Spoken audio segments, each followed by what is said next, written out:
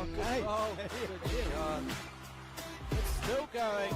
He's done it. Oh, what a shot. Beautiful ball. Either shoulder, he might just pick the jack up. Look at this. Look at this. Oh, yeah. This. Oh, what a ball. This could be look, good. that is an outstanding ball. Oh, and he's tucked it in.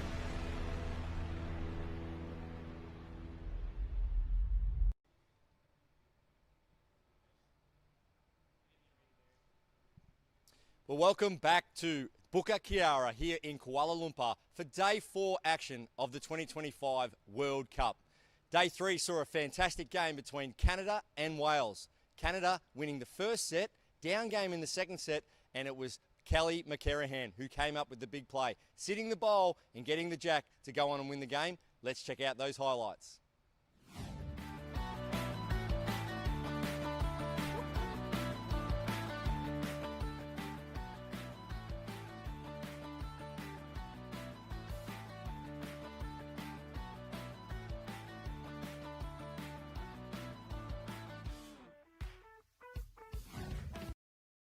Yep, it was an absolutely fantastic day of bowls yesterday here in Malaysia for the 2025 World Cup.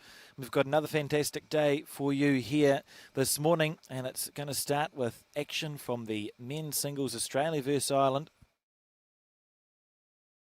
This is Ryan McElroy, the Irish representative, taking on Corey Wedlock from Australia. And I can tell you that the ladder in this particular section, every player has played 2 games. It's Isaac Zukepli who leads the section on 2 wins out of 2. At the bottom of the section is Putul Sunawal from India with 0 wins out of 2. And the other players are all one each way. New Zealand's Finbar McGuigan in second place. So at the moment would qualify if you stopped it. Corey Wedlock in third position, due to a count back, and Ryan McElroy here said 1 win and 1 loss but sits in 5th, so an important way to start the day for both of these players if they can notch up a win on the board. 4 sections of singles at this event. The top 2 qualifiers in each section go through to the quarterfinals. Steve Sargent, the ITO, indicating 1.5.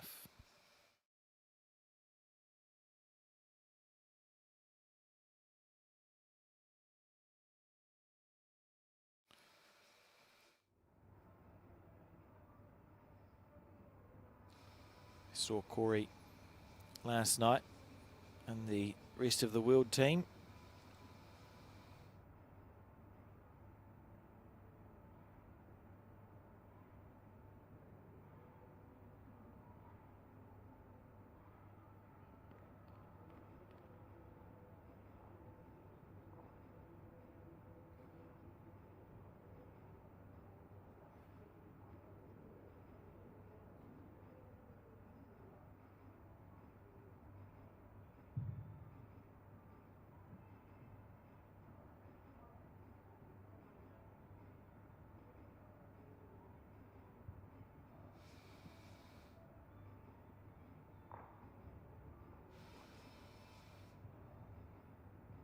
How's this on the forehand from Ryan?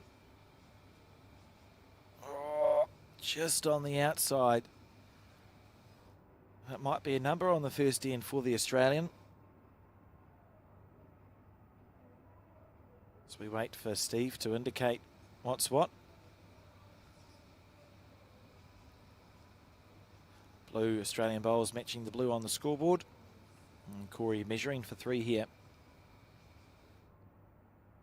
2 sets of 7 ends, with the 1 end tiebreak if required.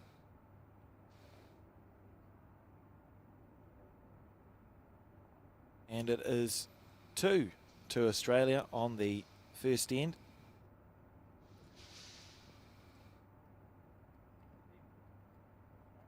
Remember,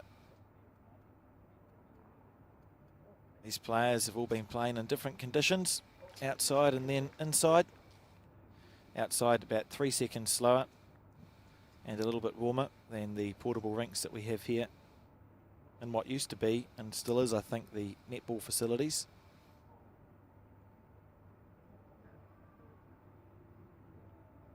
So Corey Wedlock opting to have the jack up quite short.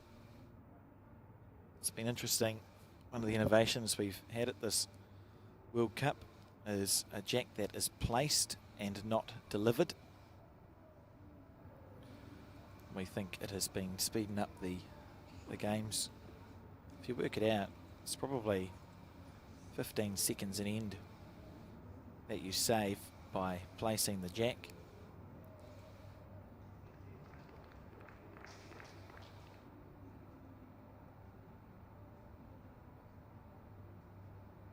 So that's 210 seconds in this game,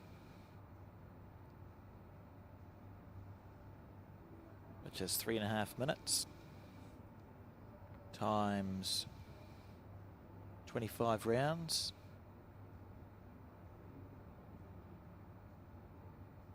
Something like an hour and a half has been saved by having the jacks placed.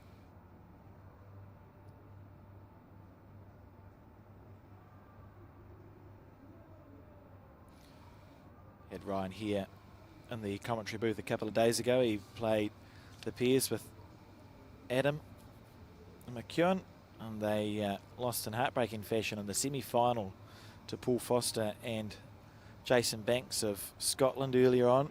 Final end, Paul Foster bidding the jack for the win. Outside edge of that one, Corey not quite. So Ryan still holding the shot. Just be looking to draw another one close. Started playing bowls in 2008. Home clubs, Dunbarton Bowling Club and the Jim Baker Stadium. Oh, nice bowl. Tucking it around the corner and sitting it down. That's a lot harder to get to now. Jim Baker, of course, a famous Irish international bowler. As Corey on the backhand. Oh, it's just slightly overcooked. Well, that was 2 to Australia on the first end. And there's actually room here. You'd expect to see Ryan draw third shot.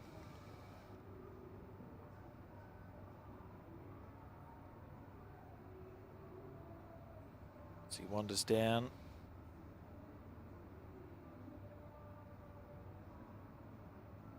Really wants to make this one count. These are the opportunities you have to take at this level. And there's a few feet to draw in for third.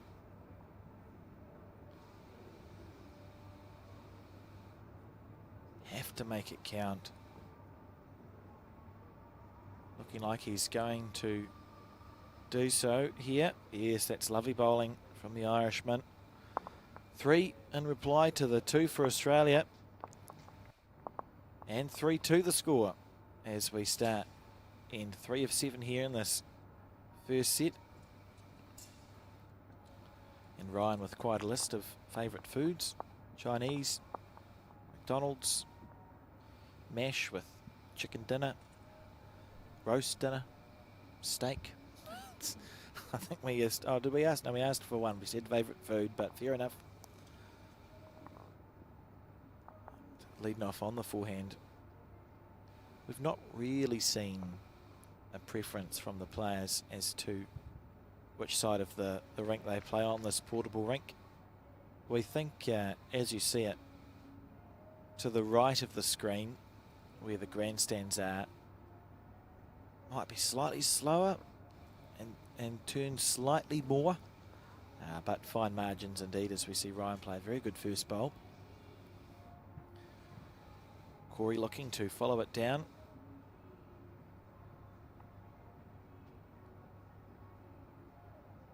Great touch player is Corey Wedlock. Started playing bowls in 2006.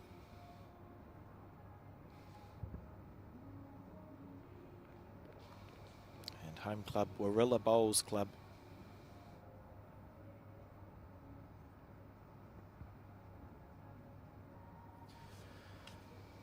disappointed with that bowl. Corey straight into his work. You know, the bowl's barely finished from Ireland before Corey delivers his one. Knows where he wants it to go. Oh, this is interesting. I wonder if we'll see Ryan switch to the backhand here, or if he's going to persist on the forehand side. Yeah, I think the backhand looks like it's got more opportunities. Even an inside out. Through the bowl at 10 o'clock. Anything there's good. Whereas on the forehand, it's just a dead draw available to him. That is a delightful bowl. Yeah, well played regardless. He is one down, but that's such a nice shot. And opens up some options for his last bowl, as Corey has already played his. Wonder if Ryan will consider playing across the head on the backhand. Just see if Corey's bowl changes anything. Don't think it does, so there's half a chance here. Ryan may look to play inside out off that bowl, or could go even quicker, just straight at it.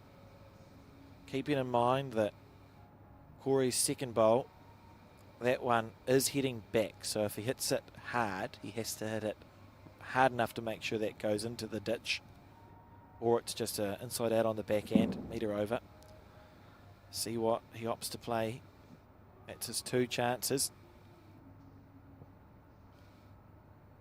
On the backhand, leading 3-2. Yeah, opting for discretion being the better part of valour, and that's fair enough here. Oh, he's stalking it down. He's stalking it down. Well, didn't even talk about that shot. What a bowl. Very challenging shot to play, and he's absolutely nailed it there. Now it's Corey with the work to do.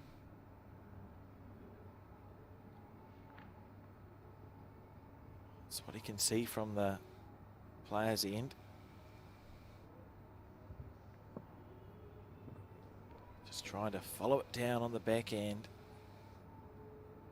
There's not much else on really with those staggered bowls up the front. I don't think he's going to make it back all the way. So one more to Ireland, courtesy of that brilliant shot of Ryan's. And on the fourth end, the score 4-2 now.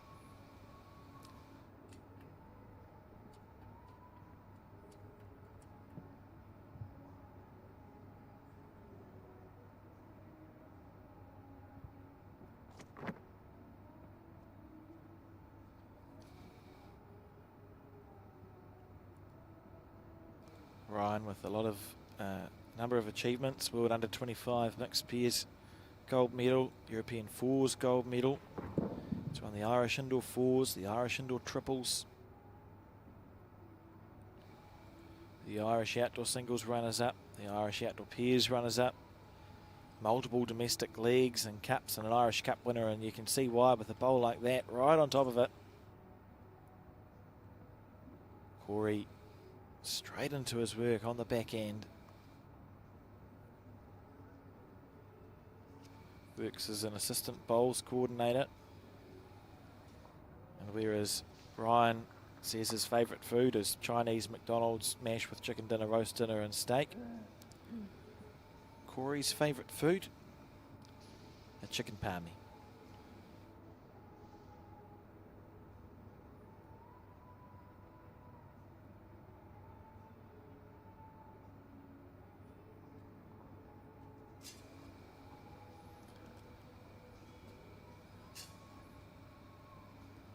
Oh, lovely shot.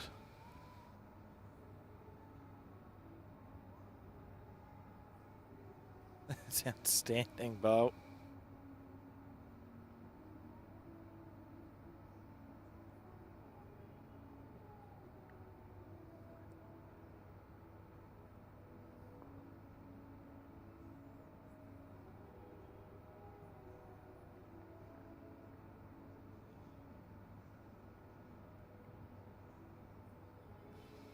Following it down, so it's 2 right on the jack.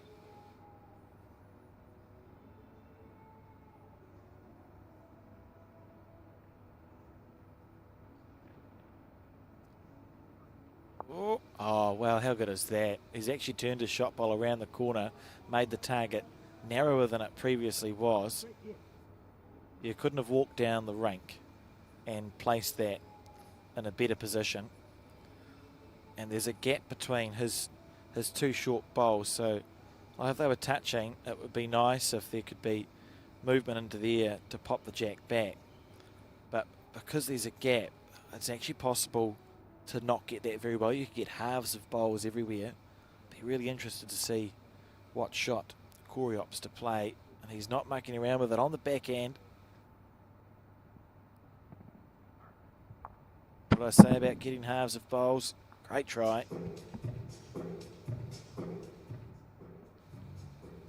It's an interesting one now for the Irishman. He's leading 4-2 on the 4th end, holding 2 shots. And it's probably good fishing here, is what he'll be thinking. Like, if you hold on to the 2, you lead by 4. So I suspect it's thinking, well, what is my opposition going to play? And it's still a hard bowl for Corey, but there's a chance to get movement on the jack. So I wonder if we'll see a cover bowl of some description here.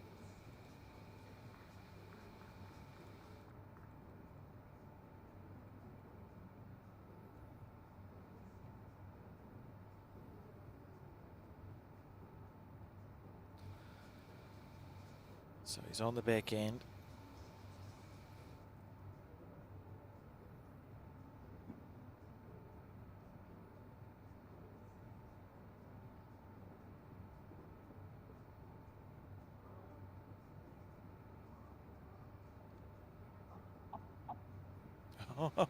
Putting another one close. Fair enough.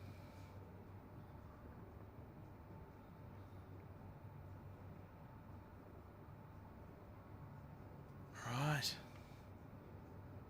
So Corey will go big again. No, he won't. I'm making a liar of myself. He's going to try and draw the shot. This would hurt, wouldn't it? This would hurt. Well, it won't hurt because he's missed it, but fair enough. Deciding that it was easier to try and draw the shot rather than hit, and it's because there's all these halves available. So 3 to Ireland. Absolutely on fire. 7 shots to 2 as we start the 5th end here. Ryan has forgotten how to miss just at the moment.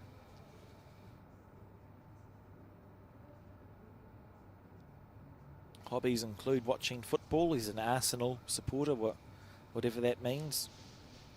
If Barry was here, he would tell me. I presume Arsenal's a football club. Must be a good one.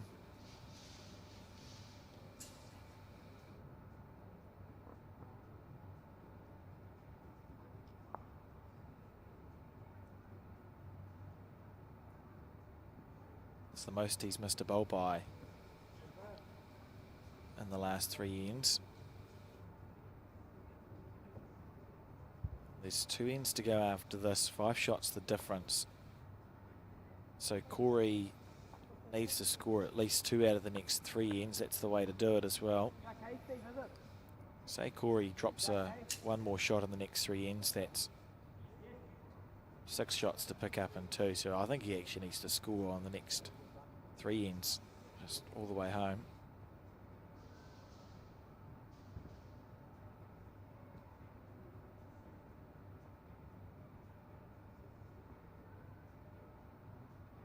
Well, how's this bowl? If it holds just a smidgen. Snicked the jack on the way past, but still 1 to Corey.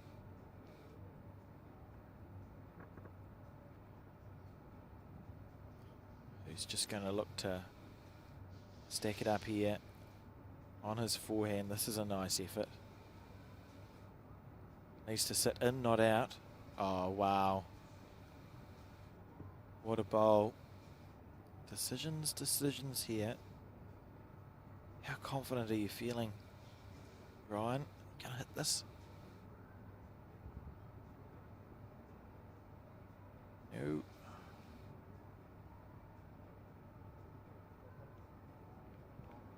I wonder if he was in two minds there. Because he's been playing really well. He may have thought, oh, I could just wind up at that on my third bowl. And then thought, actually, I should draw it. And then you take the drive shot green. Oh, he's made it 3. I think you have to hit this now. You're not going to draw within that.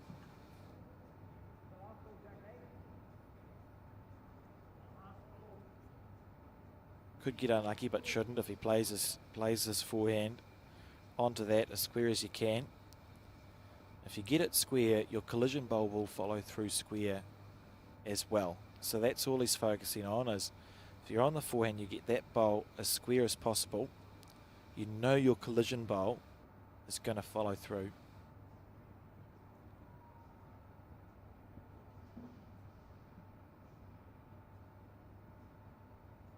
Here we go.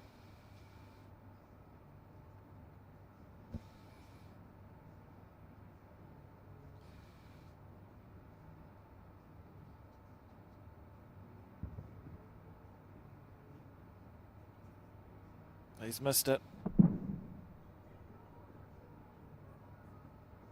Oh, disappointed with that.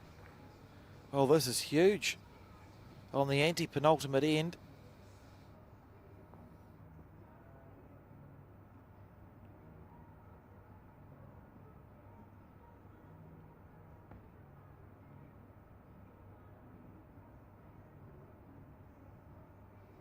How's this? Is it going to be 4 shots for Corey Wedlock, who's pulled this out of absolutely nowhere at the right time? Oh, you wouldn't hit that dead square, would you? Goodness, that would have been a stressful moment, but a beautiful 3 for the Australian. 5-7 now as we start the penultimate end. He only needs to score 2 shots to draw the set. That is outstanding bowling from Corey Wedlock to get himself right back in the set. Ryan McElroy had been flying, played 2 okay first bowls. Corey drew essentially 2 touches. Then we saw Ryan undecided with his third bowl, fall short and narrow. And then he went to hit it with his last one. It just didn't get it away as nicely as he would have liked. And now only leading by the 2. This is a huge bowl from Corey Wedlock. If he can draw a front toucher here, all the pressure in the world will go on Ryan's shoulders. He hasn't. Now, I know it's not far away, but Ryan will be grateful that it isn't to touch it. Back himself to draw the shot with his first one here and work from that.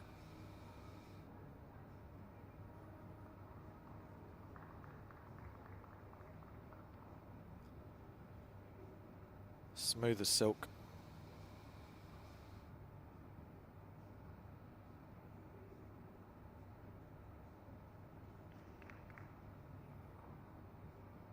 Good bowl.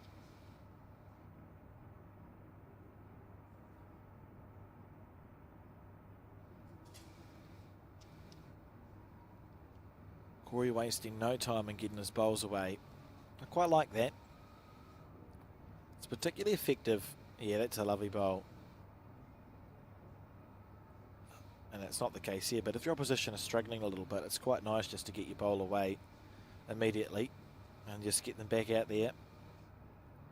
Don't get time to reset, can change the rhythm sometimes. So Corey holding the shot, Ryan just pinching it a little. Oh, this has got an interesting feel to it, this game. That last bowl of Ryan's is going to be very important because it'll be the difference between being 3 or 4 up last end and a very stressful last end. Corey gutted with that bowl through the gap. He's left a chance here, and we'll see him stay on the backhand. He'll just draw the shot on the backhand, I'm sure. The 4th bowl might be a switch to the forehand reaching through. No need to change yet.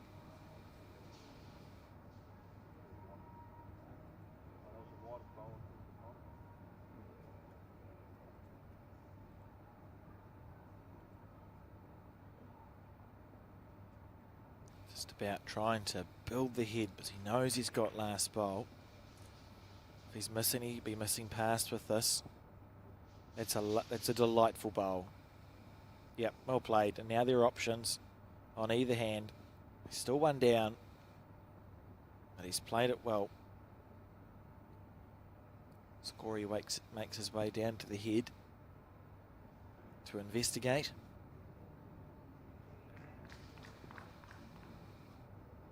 And I think it's just a rinse and repeat for Corey, but play it better. And look, if he could snick the jack to the left as we see it on the way to that back bowl, if he can snick the jack to there and rest on the bowl of Ryan's, it'll be good fishing.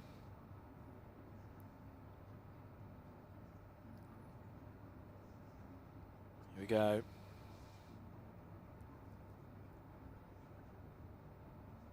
He's in the area. Onto that one. Oh, unlucky. That's an unlucky bowl from Corey Wedlock. Depending on how you look at it, he was either too heavy or too wide. Probably an inch wide, I think. Be interested to see what Ryan opts to play here. Sometimes in this situation you might see on the back end, but oh, it's a bit wide. On the back end, but on the narrower side into the air, so that you get bowls coming through with your collision bowl as well. That's a way to make a two, or he may just opt just for the clean draw.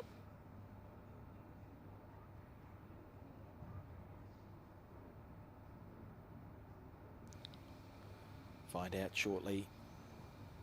One down on the head.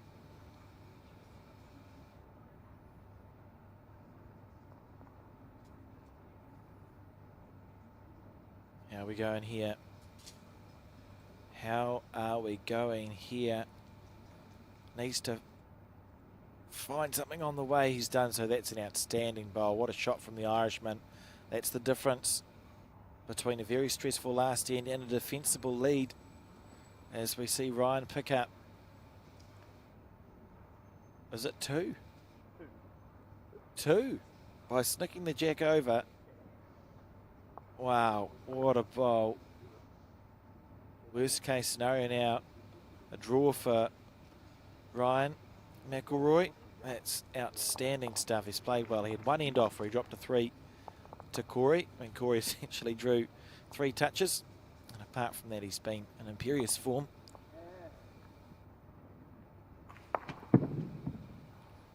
Knowing that he dropped a 3 the last time he played in this direction, we'll be aware he needs to still play a good end. There's a world where he drops 4 shots. Don't think a very likely world, but it's a world nonetheless.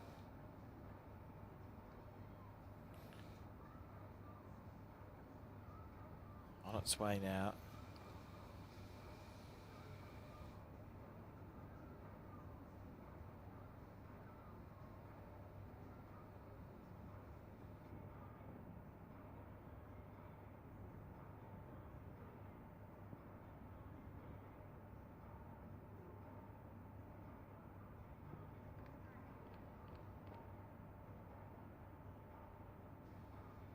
On the forehand.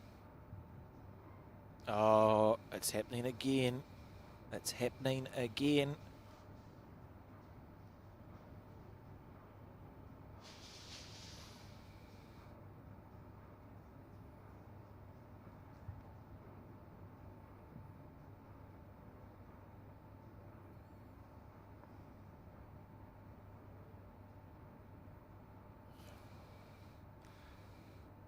It's still enough room.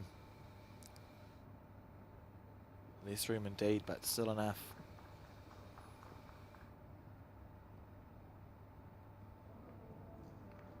If this one counts as 2, the blood pressure will start to increase. Don't tap it. Well, that's just unlucky, right? That's just unlucky. Half a bowl more green. Yeah, happy days, you snuck around it. He couldn't have done much more than that, and the set's probably over for Corey Wedlock here. Should be feeling confident with his bowls. He's playing well.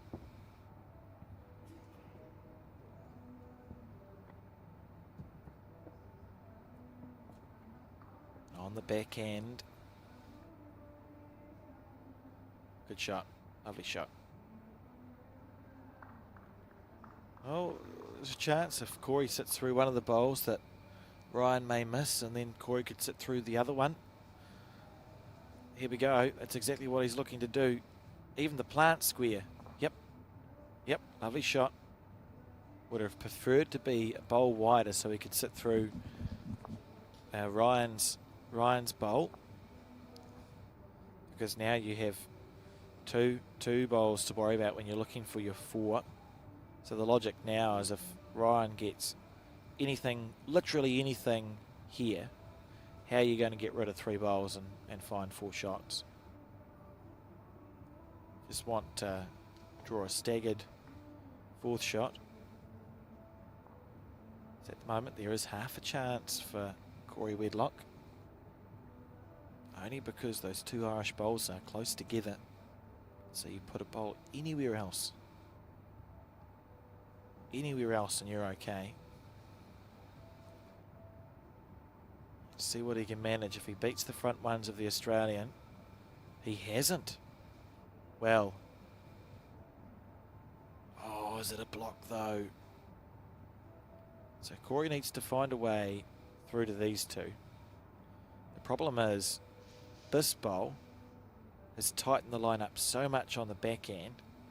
I'm not actually sure if it's possible to get this bowl at the right angle to clear both of them out and hang around for 4. You could clear them off for 3, but 3's not enough. It would be 8, 9. Don't know.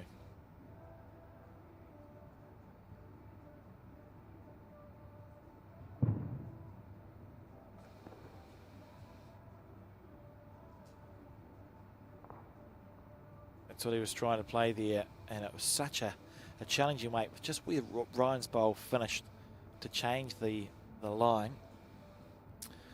So 1 to the Australian there on the final end of the set as we start set 2. 9-6 win to Ireland to begin.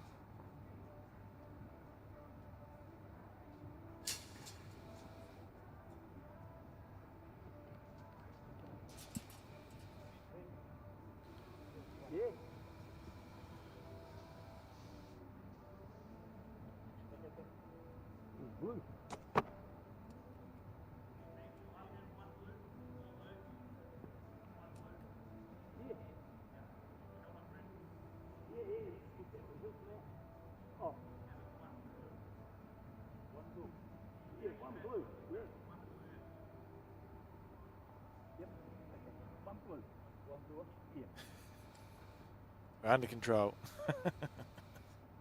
Look, it's been a long 3 days here at whatever the name of the stadium is. Can't pronounce it. A good stadium for lawn bowls in Malaysia. Built for the 1998 Commonwealth Games.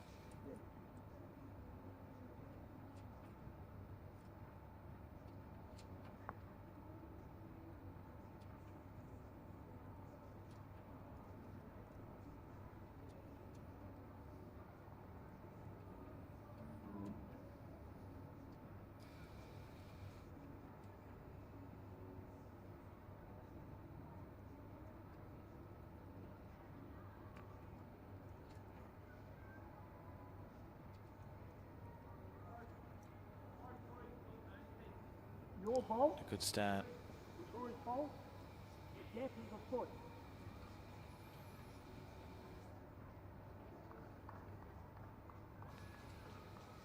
So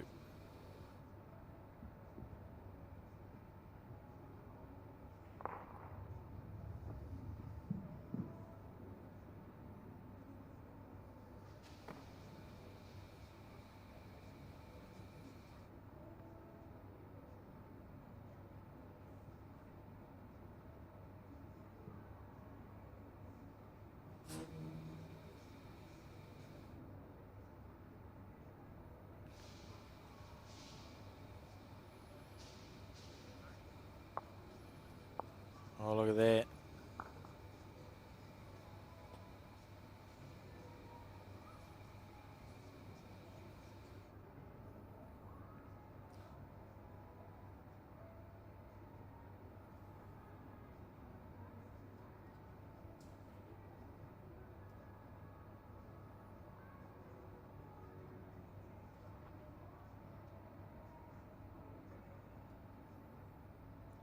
Staying on the, or playing on the forehand.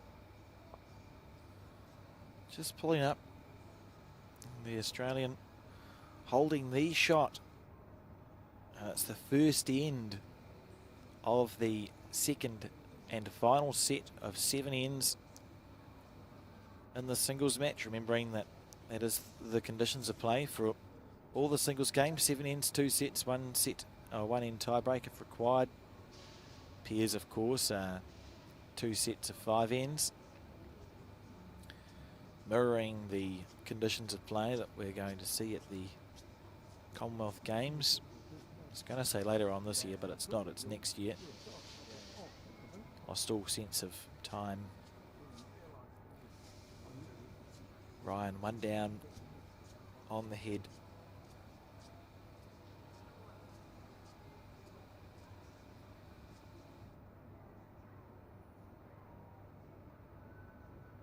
Out absolutely perfectly. Hoping the jack or bowl's going to jump in front of him. Look at it turn, look at it turn. Oh, turned enough onto Corey's bowl. Nice shot. I mean, he's not going to play it because he shouldn't, but wouldn't it be nice to see that little plant for one? For one. Whereas if you draw around the corner on the forehand, you can roll the bowl out for 2. I just think plants are just prettier to watch. And in this case, not necessary, and all comes down to when is Corey's bowl going to turn. The answer, not in time. He'll be disappointed with that shot. Bit of frustration, and it's 1 to Ireland.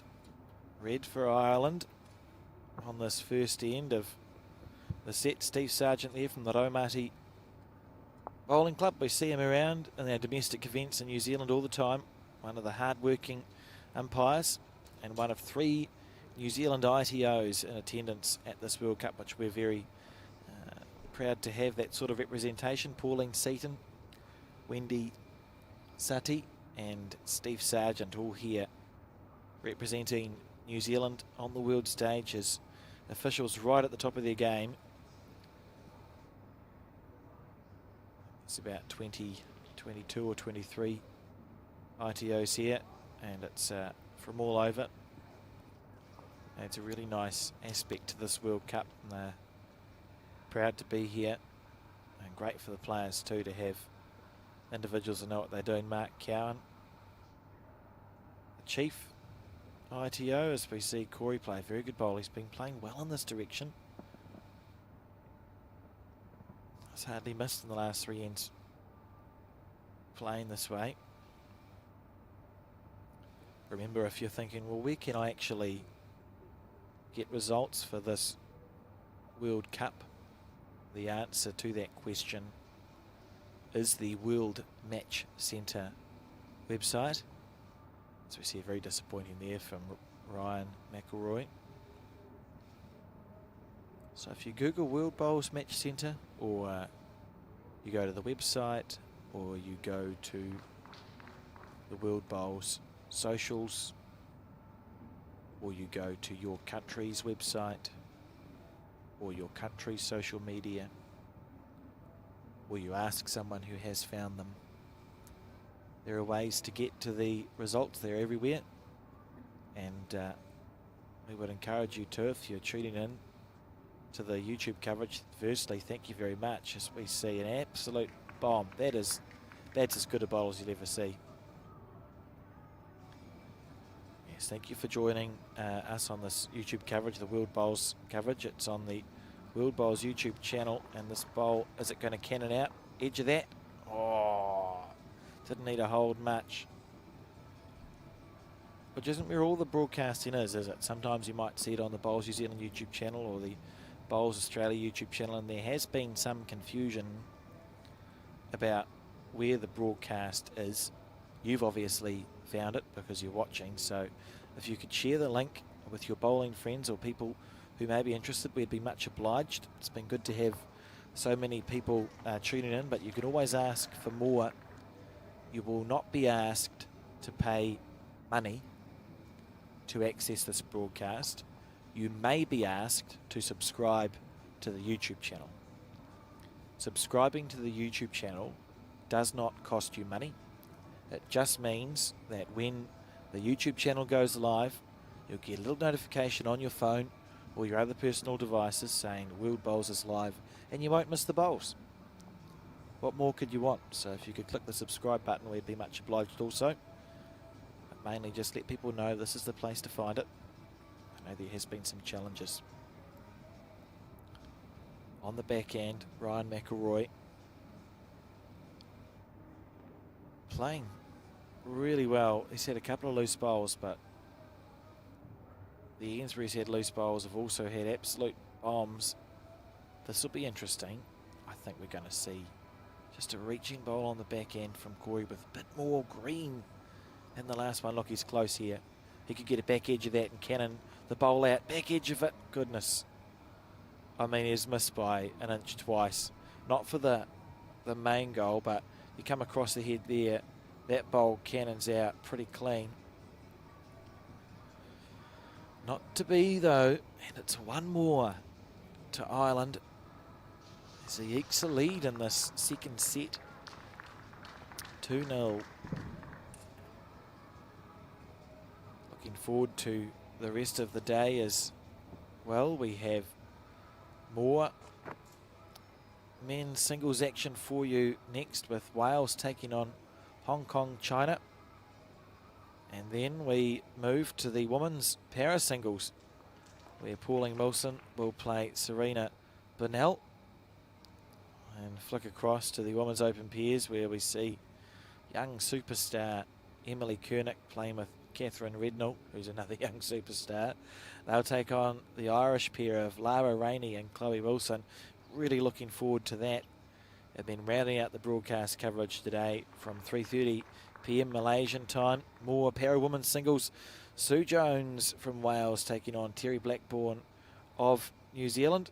And then we see Malaysia playing South Africa to finish off with. And tomorrow, of course, the finals day. And my understanding is that there'll be two broadcast rinks tomorrow. There'll be one, or there'll be our one, and there'll be the other one. So keep your eyes peeled on the Build Bowls socials for more information about that. I think Bowls Malaysia will also be broadcasting the finals rink, so there'll be a plethora of bowls to watch if you should feel so inclined. And for the New Zealand viewers, of course, we are live on Sky Sport from Game 2. Good first bowl from Corey Wedlock, who's played well this game. Hasn't been quite enough to combat the Irishman. Now here's a bowl. To be honest, backhand ball, Corey. No, that's Corey just played that bowl. I thought backhand for Ryan, sorry. Through there, 4 or 5 rolls.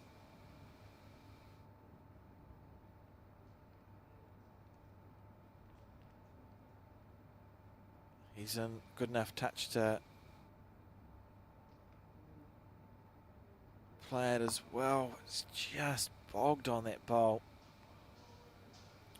Look, it's still there to play.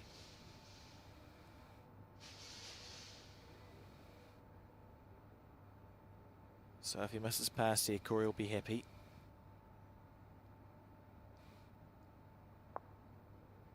Well, he's holding to it. It may mean that we see Ryan change hands, though, because it looks like there's an opportunity on the forehand now. Both of those blue bowls of Australia's are low of the jack, one bowl low of the jack. So either of them means your collision bowl is coming onto the jack. Ireland's got all the bowls at the back.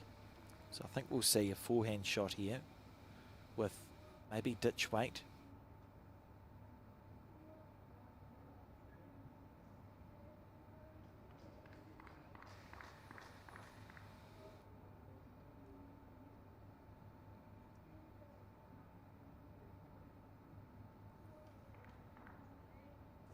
He's very close.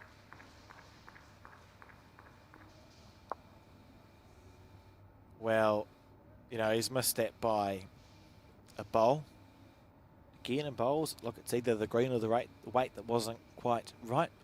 could have played it with more weight to make the bowl hold up, but that comes with its own risks of whether the jack's going to hang around, or he could have taken a smidgen more green, but at the end of the day, he did neither of those things, and it's just chipped off the front one, and it's Corey Wedlock with a golden opportunity to score a 3 here. Needs to make the 3 count for this to be psychologically painful. Needs to make it count. Oh, you wouldn't believe it, would you? He's trying to give himself that chance of resting through the 3rd shot bowl. Hasn't done so, and it's only the 2 for the Australian. Psychological point of view, instead of Ryan going, oh no, I've dropped 3 shots when I feel like I shouldn't have, he'll be thinking, thank goodness that was only the 2. So you feel like you've been sort of let off the hook in those situations. Such as the psychology of the sport we're all silly enough to play, as we see Corey on the forehand.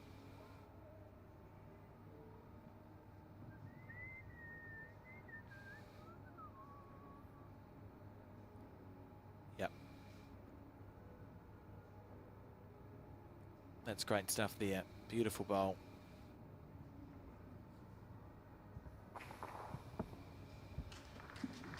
Really battling away.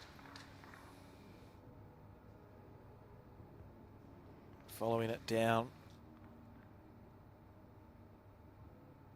Little snick of the jack. He'll be disappointed with that result. Snick of the bowl, excuse me. Corey switching straight away to the backhand.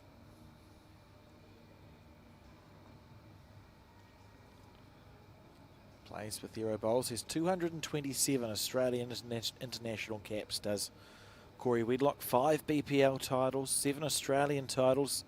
Won the Golden Nugget singles in 2019. What a CV, a glittering CV that is for someone born in 1996.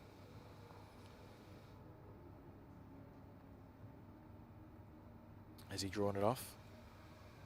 No. Missed it by that much.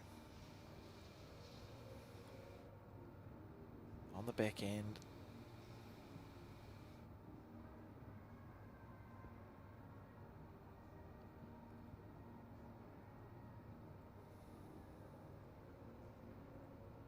Yeah, this is great stuff here from Corey Wedlock. Oh, he set out and made the target slightly bigger, but because he's level with the jack, it's not horrific. Wonder what weight we'll see. Just controlled weight. So his collision bowl will have to be the shot here. Watch his collision bowl inside half of that. Well, that's as good as it gets, folks. Beautiful bowl. I'd be interested to see on this plant, where's the jack going? Is it going back square, or is it going back in that direction? Because if it's going back square, we may see Corey Wedlock play through the plant. If it's not, he'll be on his forehand.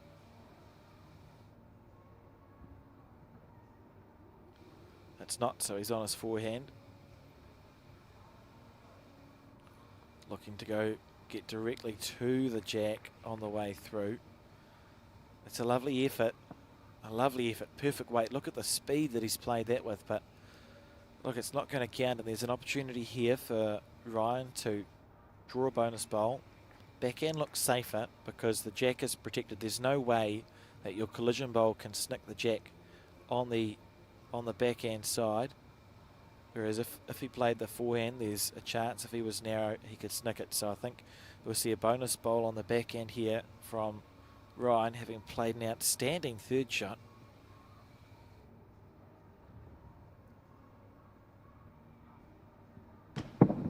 Oh, just about fell off my seat. There was a bit of a noise. I think drive shot finding fresh here.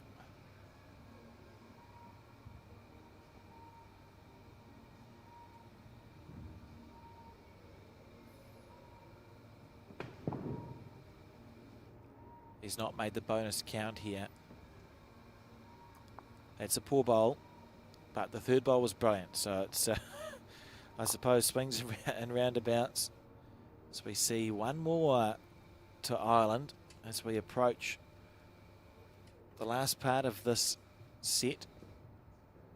Ryan leading 3 shots to 2 on the anti-penultimate end.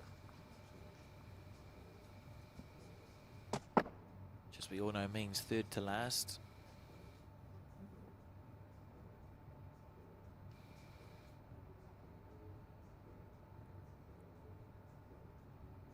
On the back end.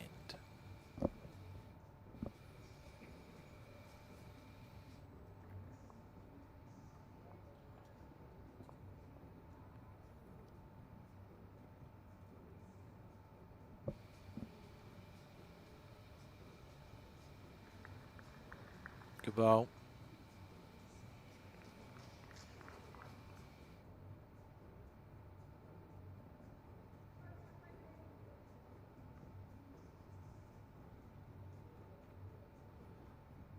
Now on the forehand side.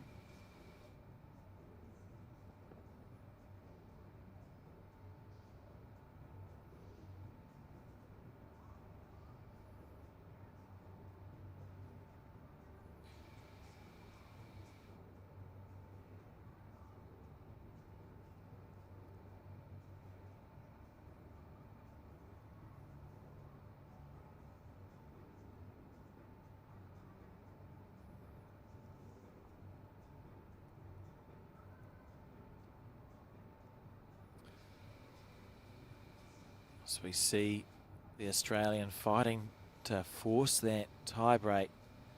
It's a handy bowl, so he's drawn 2. Neither past the head, which may cause issues in the last half of this end.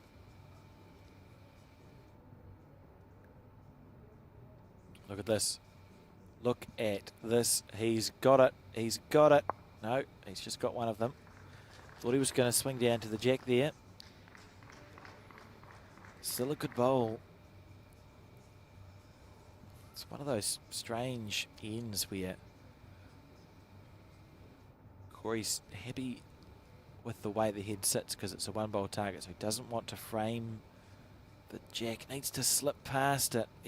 I mean, it's a good bowl, but it's an inviting bowl, isn't it? The only thing being, the one time we saw Ryan properly attack, he missed it by about a metre. He's played amazing, incredible bowls. Beautiful run shots, beautiful draw bowls. But the one time Ryan actually wound up wasn't so good. And the way it's set, you almost want to be quicker rather than not. He'll be on his backhand. You got an option of coming inside out onto there to clear the 2 blues. If he's wide, he kills the jack, and it's on the respot. Probably looking to kill the jack action. If he's narrow, it's okay. If he's really fast, it's on its forehand, and that guarantees a kill. So I suppose we'll be able to tell the speed based on what hand he lines up on. Backhand, it's a runner. Forehand, it's very, very quick.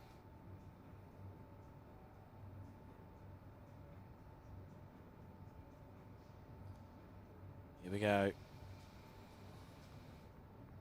Oh, okay. Yeah, draw the shot. Fair enough. It's not very exciting, but probably a reasonable call. Although, based on the way he's played that, he might be wishing he was more attacking.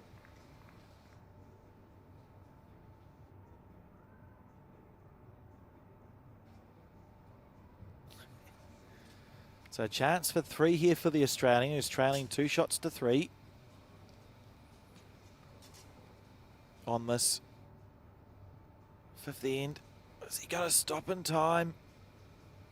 Yes, but he didn't waste any weight. He would have been hoping to draw a closer third than that. There we have it. So that's 3 to Australia. And the score now 5-3 on the penultimate end. So Corey will be looking to score on if he scores on this even a 1 shot. He's 3 up last end. That's defensible. He'll be thinking, look, I can defend that and force a tie break. Ryan I'll just be thinking, if I score twice in ones and twos, the game's over. On the forehand, Corey Wedlock. That's a very, very handy start. He has hardly missed a bowl coming in this direction.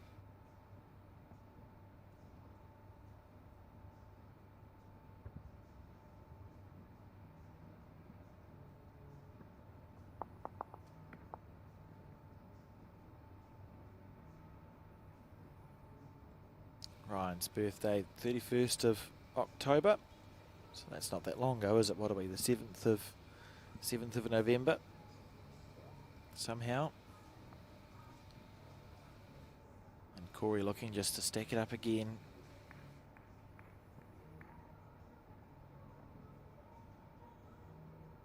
Well, that's good stuff. Holding two. Putting pressure on Ryan in this direction in particular with his first two bowls has been really good.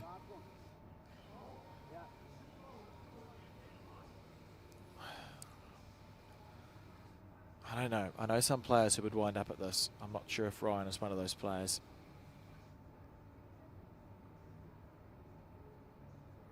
Probably a more Southern Hemisphere style game where we do tend to drive early and end our top bowlers. Because on the quick greens you get rewarded for the drive shots, whereas in the Northern Hemisphere it's about pushing through. And Ryan McElroy is just, that's such a good bowl. He's drawing the shot. So for Corey now, you're staying on the forehand, up and over on the bowl at 10 o'clock. This is the call. Two rolls is probably better than one, but any movement's happy days, and he's very close here. He's very close. But no cigar. Be happy with where it's finished. He was looking just one bowl narrower onto that to sit it up onto the jack. I think Ryan has to stay on his backhand here. It'd be interesting to know if his bowl is touching Corey's bowl. If it isn't, the backhand makes more sense because the bowl can then sit down. His other option is to just cover on the forehand and wait patiently, because Ryan's got last bowl in this end. And there isn't really, if, say Ryan puts a bowl back here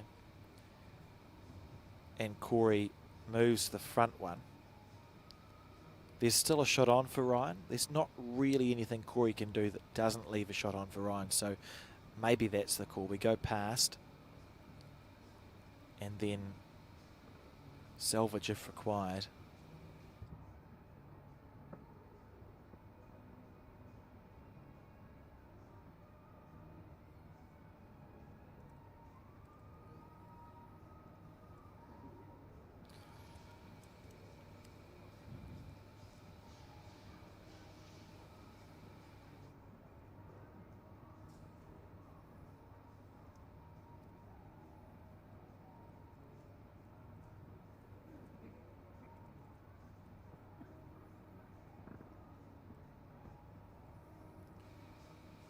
Rightio.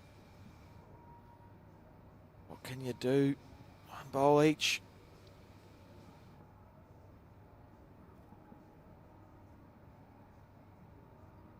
He's close here. So, are they touching? Yes. You can see in that they were.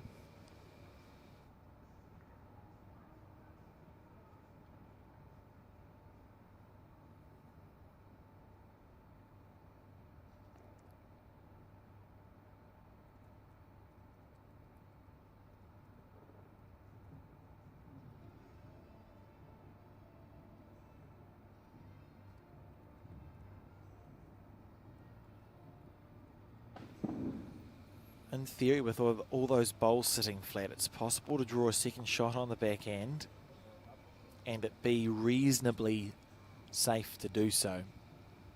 Because the bowls are sitting flat, you actually have to have missed your line and length by a margin for it to go badly wrong. And And that's possibly the conversation here. Do I draw a bonus? If so, what hand? I think it's quite safe to draw on the back end because these two bowls are sitting flat. So it's not like they're on the roll. If you tap them, they're not going anywhere. And he's just played the back end, hasn't he? So in theory, it's easier to do that. Of course, he may feel that it's safer to play a bonus shot on the forehand.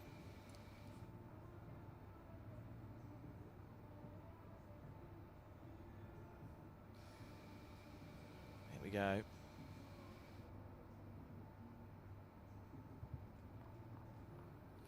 Opting to play the backhand, which I've claimed as safe as houses. We'll find out shortly. Safe as houses. Yeah, told you. Nothing to worry about.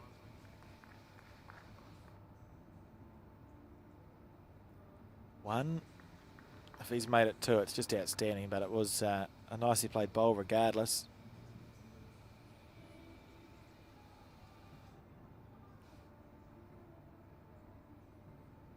Because there's a bowl. Oh, I was going to say that's the one that would worry me because it's sitting on an angle, but obviously not.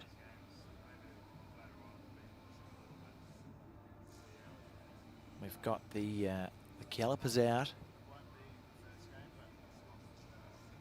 How good are the calipers? Great to have these ITOs here.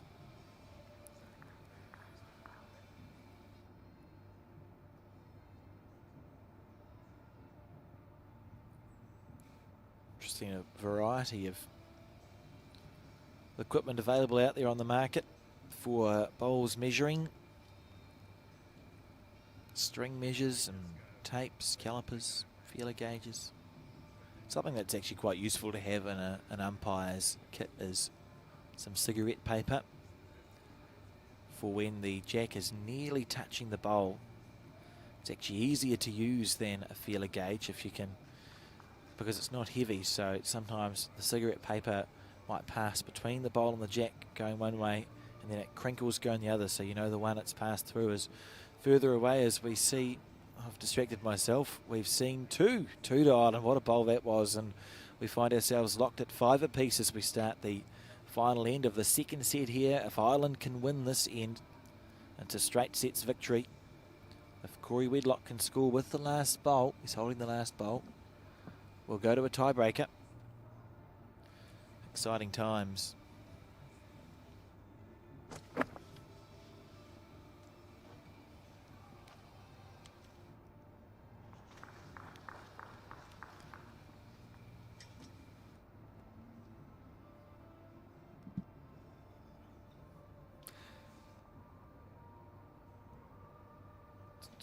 I'm not sure if to lead off with talking of Ireland or talking a load of bowls, but welcome back into the commentary booth, and thank you.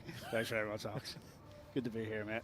You look like you needed a bit of help, so I thought I'd come and save you. I always look like I need a bit of help. Poor Barry's out there shaking hands and kissing babies' heads, doing the usual stuff. So he's busy, teaching bowls to a group of very keen Malaysians outside. Mate, he's got a full green out there. That's incredible. He does some good work. So where are we up to? So Ireland first set. Tied this set so far. Yeah, so you're either going to join me for a straight sets victory, or you're going to join me for a very exciting tiebreaker. Goodness, it's been a good game. Yeah, two good players. Ryan's been absolutely on fire. Look at this. Great response there from Corey's first one. Superb. It's just pretty bowls, eh? It is. Corey got playing on this rink last night too in the Brisbane game, didn't he? Yeah, that was a good game. It was another good exhibition match in the Bowls for Brisbane campaign. Rest of the world getting up on this occasion. Getting up on this occasion, yeah. They went down to the Aussies the week before over in the BPL. I was pretty stressed most of the way. Corey got MVP in that too, didn't he? Yes, he did, yeah, and rightly so. It was great, and a great crowd too that the Malaysians provided for that game. I think we're going to see a very similar thing tomorrow for the finals day. I think so, man, especially we get a couple of the Malaysians playing in the latter stages. I mean, the semi-final of the women's the other night was packed out too. They all came out to support, so that was good. Bit of a Loose one there from Ryan. It's interesting because it's a bad bowl, but it's made Corey's job a lot more challenging, hasn't it? Because that's the hand Corey's been playing, so he's coming up to have a look. It's one of those sort of frustrating ones when you put yourself on Corey's shoes. You go, well, this guy hasn't missed a bowl against me, No. and now he has missed a bowl against me, and it's actually in my way. It's in my way. Yeah. Wonder if we see a little bit more weight just on the forehand. Now that he's got that back one, there's every chance of that. So there is. It'll be interesting. Well, I'm assuming the hand's playing similar to when I was with you the other day, and that is the wide side. So there is an opportunity for him to come around, just crack on his own, or just get inside it. But Corey's not usually too shy and going for the aggressive shot if he needs to. He's got 2 to go as well. Yeah. Yep, he's going for the more controlled shot. Yeah, fair enough. I suppose if he could double up a second shot here, it makes it more inviting. Or you just draw a toucher. Keep going. Yeah, that's pretty good Can there. you imagine being that good at bowls? No. Neither. I dreamed of it one time, but it didn't quite pan out that way. But yeah, no. Corey's just one of the most consistent competitors around, isn't he? Look at that. Look at that and tell me how you draw the shot around Ryan's bowl. That's just outstanding. Ryan's having a chat to Coach Neil at the minute. I wonder, is he thinking, having a run? Yeah. Edge of that one onto the other one. Hopefully the jack doesn't move. He might sacrifice his own ball, but he'll still have another one in the head there. Yep. Could be what he's looking at. Or similar to what Corey played, he could get off the edge of that ball on the wide side and come in the way the hand's playing. Certainly looks like if he goes as close as he can to his own short bowl on the forehand, you give yourself every chance. And I suppose he knows, worst case scenario for Ryan, it's a tie break. So there's less pressure on this than it might feel, because it's not to save the game. Yeah. You're just giving yourself a chance of holding the win.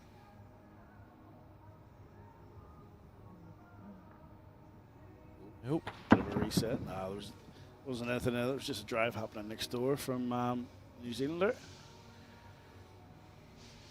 Finbar McGuigan. Mate, I don't know if you listened to the podcast the other week after I told you, but I capped the New Zealand men's pair as the best named team in the event, with Bo Darby and Finbar McGuigan. That's 2 of the best names I've ever heard. Oh, I agree with you. Yeah. Fantastic. As Ryan tries here, he's very close. Look at this. What a shot. That's as good as it gets. Fantastic. Even Corey's giving him a low 5 there for that one. I got nothing. Well, that's just as good as it gets. What a bowl. I'm saving your podcast for the 11-hour flight. Yeah, good luck. Flight home. Long way to go. Last bowl of this set. I think we'll see some aggression from Corey here. There's not a big lot of room to draw. He'll be straight out this jack in the pit or 2 balls. Don't think he likes it. He's given up on it pretty early. Needs a lucky result. Oh, didn't get it. And not to be. Well, thank you for joining me for 8 bowls. No worries, man. I'll hang around for a bit while Barry's out there doing his thing, so it's fine. That would be ideal. So we see straight sets victory to Ireland, 9-6, 6-5. We are back. We actually get a 20-minute break. We're back at 10 o'clock with more coverage of the men's singles. We'll see you then.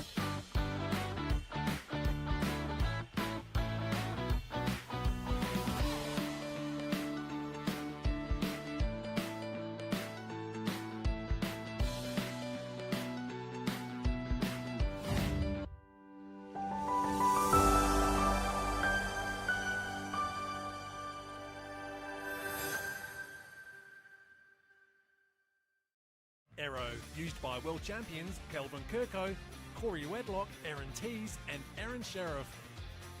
Swirl, Arrow's new colourway, easy on the eye and in over 65 colours. Arrow's enhanced grip allows you to go up 1 to 2 sizes, shaped to give maximum comfort and control. Made in Australia, machined with robotics for unparalleled accuracy. Arrow provide the most accurate of bowls. Arrow, same line every time.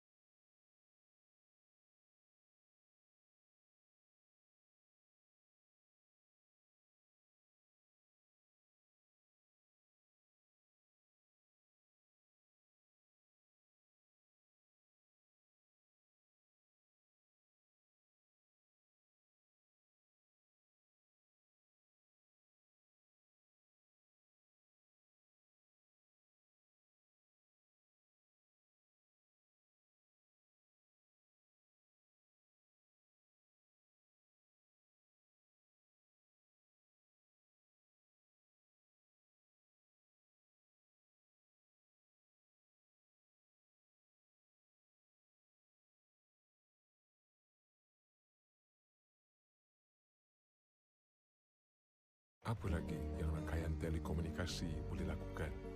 Bolehkah ia lindungi kehidupan yang terancam?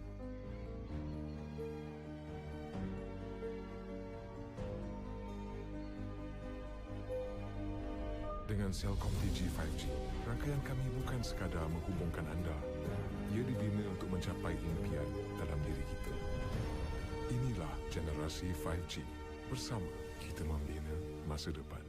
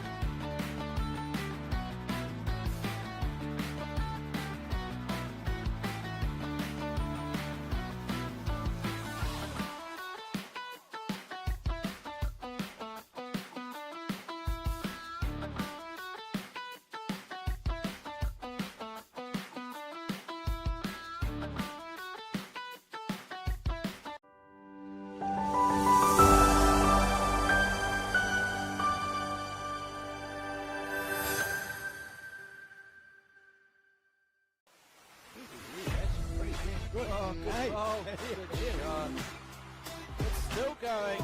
He's done it. Oh, what a shot. Beautiful ball. Need a shoulder, he might just pick the jack up. Look at this. Look at this. Oh, yeah. What a ball. Look at this. Could be good. That is an outstanding ball. Oh, and he's tucked it in.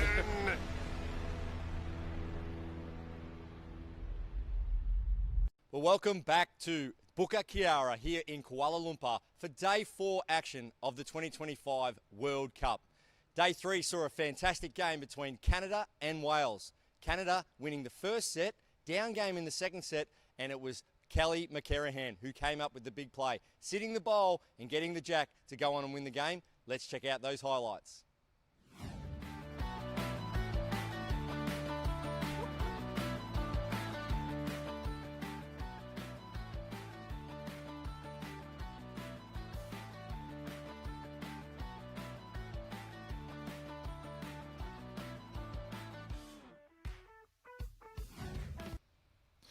Certainly has been great stuff here at the 2025 World Cup as we see some highlights from yesterday, and it's the section play of the men's pairs that we join. Men's pairs. What a start, Alex. Men's singles that we join you with here today. We've got Daniel Davies Jr. taking on James Poe, Wales versus Hong Kong, China, and the situation is that the ladder at the very top, there's someone with 2 wins. At the very bottom, there's someone with 2 losses, and everyone else is in between, DJ. So, yep, all to play for still plenty of time to go in the section. So, yeah, on for another good game of bowls here by the looks of it with Daniel and James. Daniel using the blue bowls, red stickers, and James is on the yellow bowls and blue stickers. Yeah. We're on fire here this morning. We need Barry back. What a start. We have had a few questions about the stickers, and I think we've been very unlucky. Because our scoreboard matches the sticker schedule, and the stickers make sense because the players and teams have been allowed to bring their own bowls, right? Yes, so 100%. one country has blue, one country has red.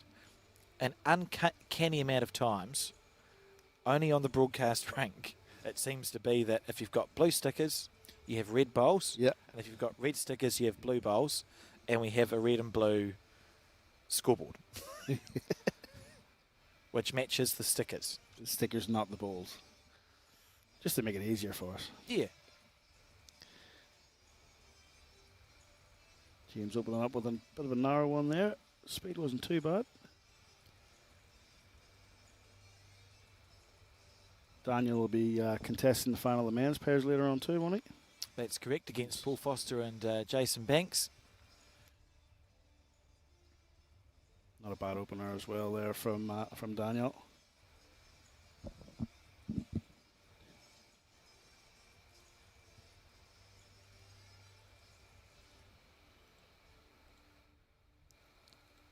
It's been interesting with these 7-end sets. It's not a huge amount of time.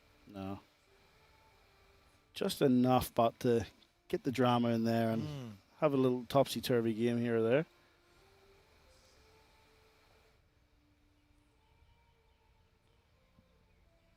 Both players have settled into their line pretty quickly. We'll be finding the weight now just. Certainly makes it interesting with only the one roll-up end. Everyone's used to having at least the 2 and maybe a bit extra time on the rink beforehand. Just taking an end or 2 for these 2 to settle into that.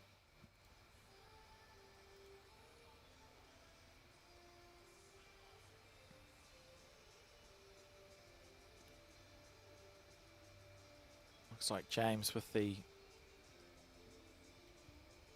Actually, I've got no idea what those bowls are. I'm going to put my neck on the line and say they're both playing with hand lights. Just not sure which ones.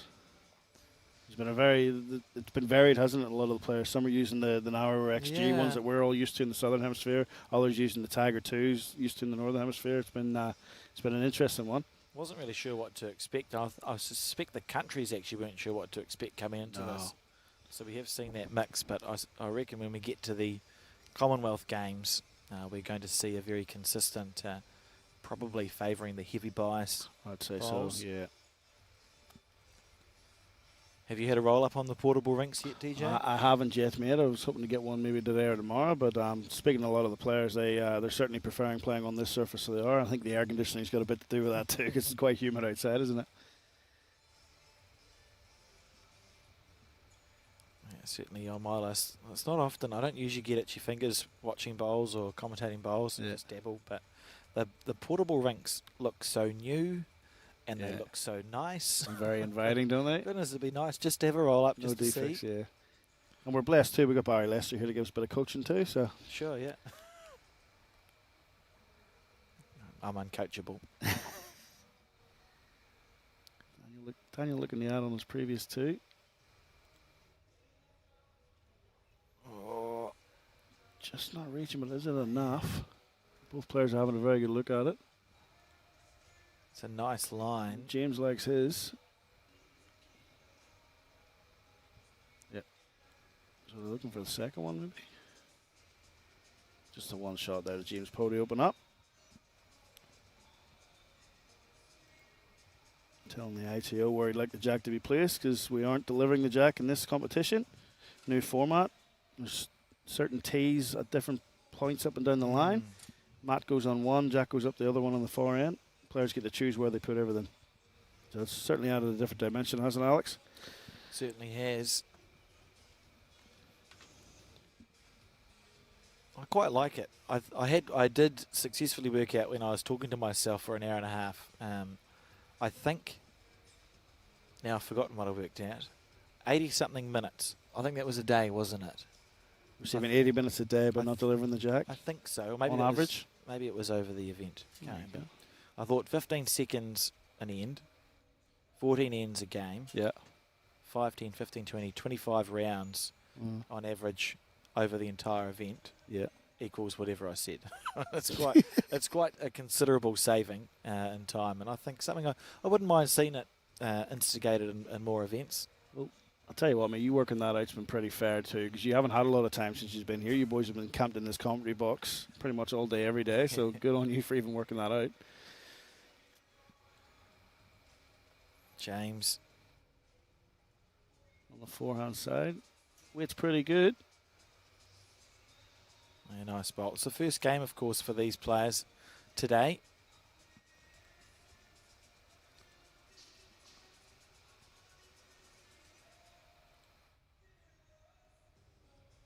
And very different conditions, as we spoke about, from inside to outside. So it's not unusual to see just a couple of ends warming up as Daniel plays a lovely bowl on the back end.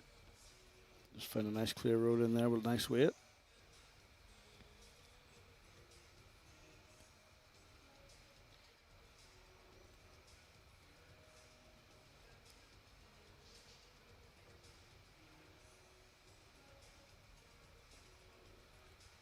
Clean run. Needs to miss that one, I think. The weight's pretty good. It's coming round. And sit. I would say that's the shot. Pretty close. Zakaria. ITO signaling for a measure. Not brave enough to make a call on it. Daniel can just take a bit more grass from his, or a wider line from his last one, because we're not playing on the grass with more carpet yet. We'll get there, we'll get there. Similar again. Oh, just got that edge off the front. When we're on the blue carpets, do we still call it green, or how does that work? It's just getting so confusing, isn't it? Wait until we start getting patterns on the carpets. Yeah. Change of hand from James. Interesting. Down to his weight now, isn't it?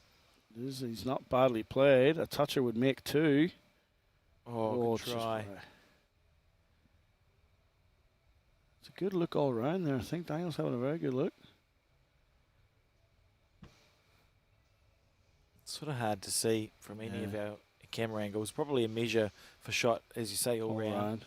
It's good when they're playing in a team event, though, too, because he would have looked at that and signaled to his opposition what he thought, or his partners what he thought, and we would have knew. But yeah, pretty close all round. Well, he's played 3 balls down this backhand. He'll just look to make that correction again. Speed was pretty good on the last one. This one's got a little bit wider. It's got away nicely. Yeah, just needs to get around that front one. Don't think he's up. No. Oh, that's a disappointing bowl. Yeah, he'll not be happy with that. Somewhere in the last end, he had a bit of room there. He would have backed himself into the draw there. Yeah, it was like having a day of practice. 9 times out of 10, you'd make that. Yeah. Daniel seems confident that it's his. Yep. James agrees. 1 to Wales. All square now as we start in 3 of 7.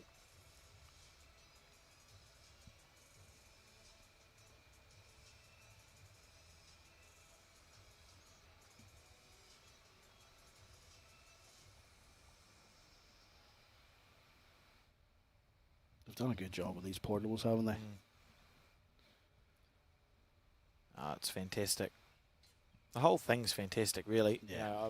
I haven't noticed, and there's been a lot of play on these portables. They've not changed since our first broadcast 4 days ago, so that's a good sign because it means nothing's shifting underneath.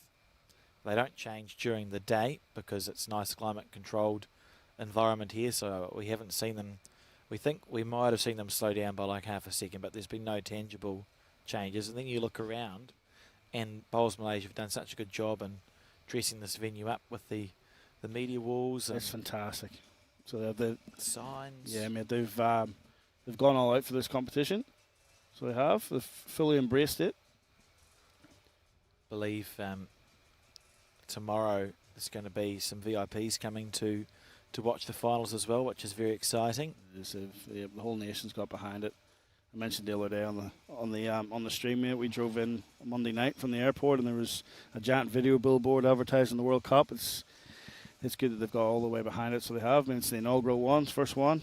You know, you can only be the first ever host once. So they've got right behind it, and all credit to them. James reaching on the forehand. If he turns, it's amazing. No. Great effort.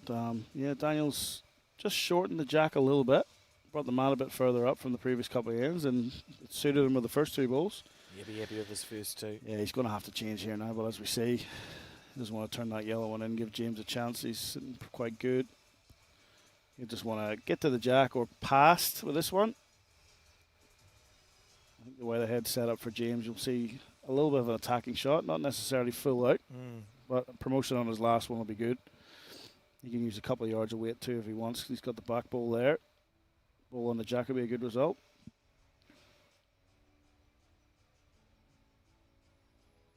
Lovely delivery. It's textbook. Not much can go wrong with that. He's in the area too. He wants his own. Look at up that. and over. And he's played it well. Oh, that's as good as it gets. Yep. We'll see Daniel go back to his forehand now. Sit the ball out, turn the jack himself. Quite aggressive at it. Give up on it. No, just going to sit wide on him. That was quite big weight, really. It was a bit more aggressive than I anticipated him to do. But if he kills it, he has the respot at the back. Yeah, he knows he's got the back. Maybe it felt like a percentage bowl to play. 100%. James will just play a careful draw, I'd say here, mate. He'll not be looking to do anything too fancy. If he reaches, he reaches. He's not badly played. Just wants to get down and run it out. Oh, that deserved a better fate. It did, but he played it well, didn't he? He was on the safe side. He played nice weight to it. He was never going to do any damage. So, yeah, well played there from James. Gives us 2-1 after 3 ends of the 7-end set.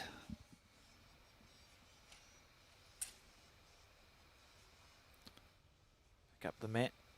That's interesting. I haven't really commented on it, so I don't know what it's like in Australia, but back home in New Zealand, probably 90% of the singles games say I was playing you in a game of singles.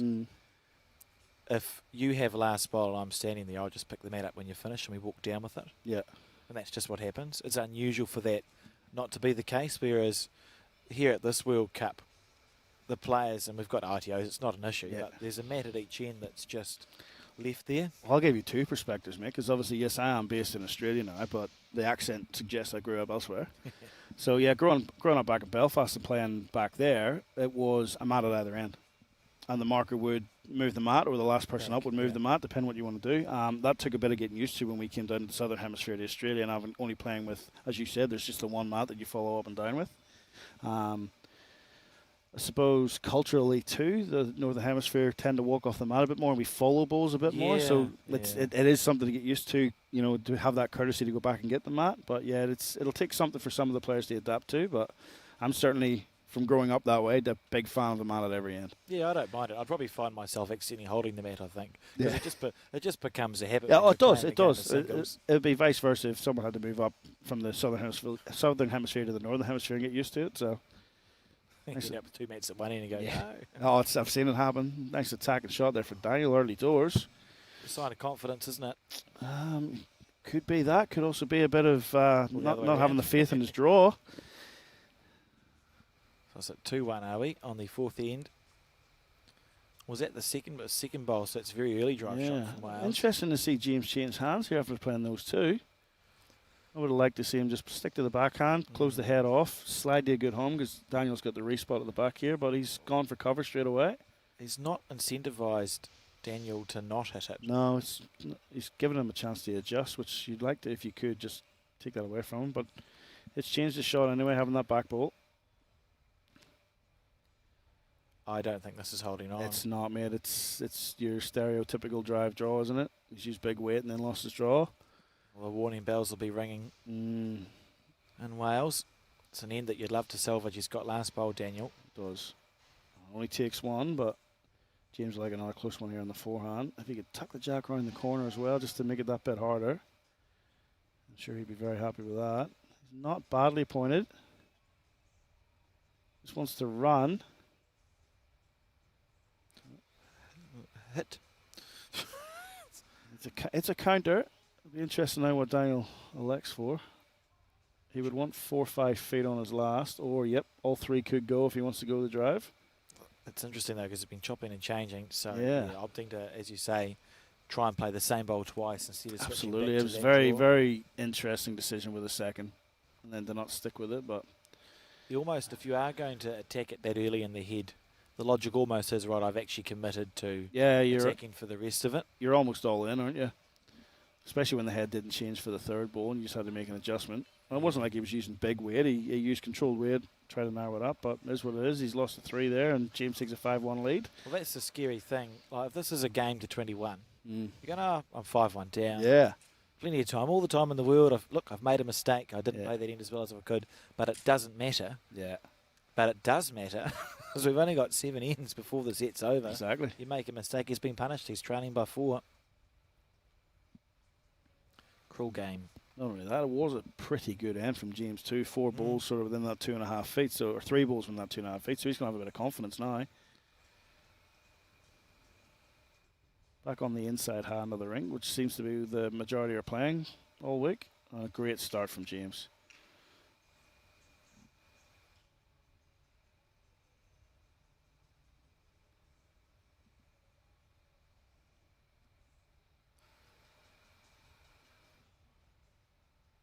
Daniel, he's just not quite found his line and length yet.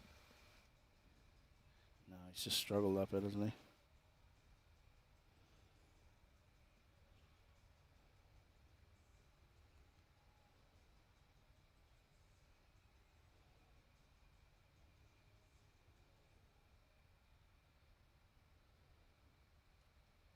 Oh, that's a lovely bowl from James.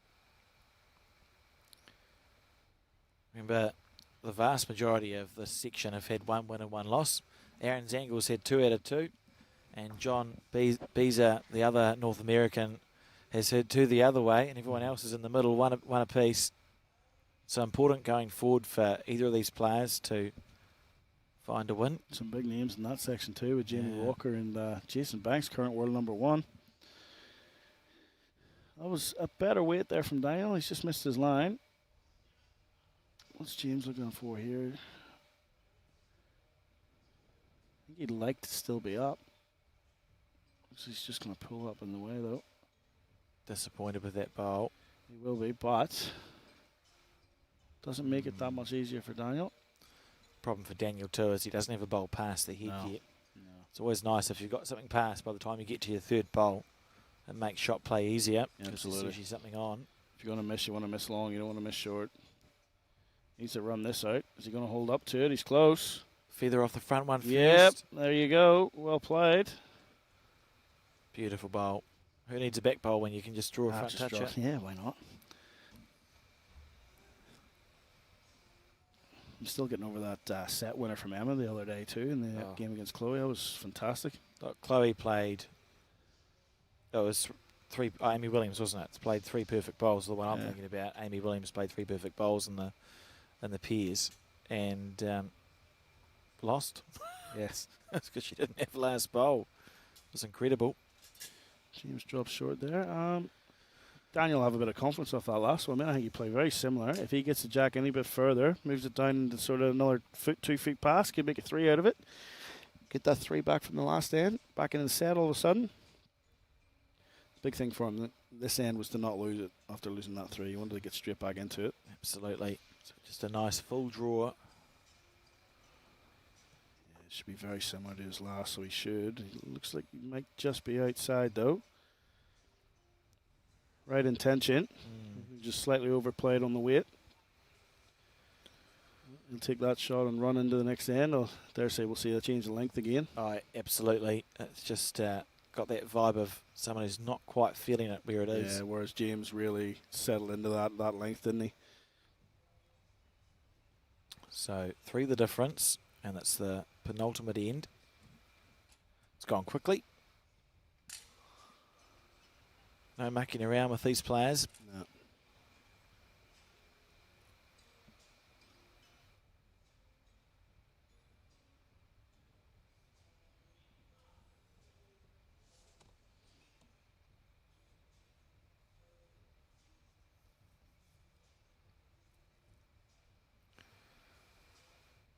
Just dropping too many short at this stage. He'll need to change that up.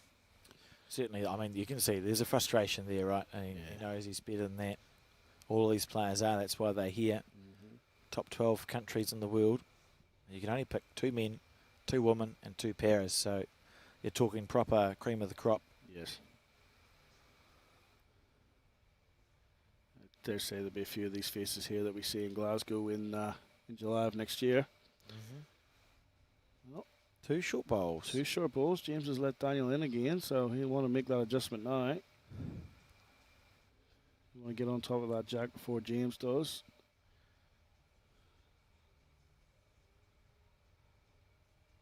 Doesn't want to be chasing 4 on the last end to try and tie a set, so we want to win this end.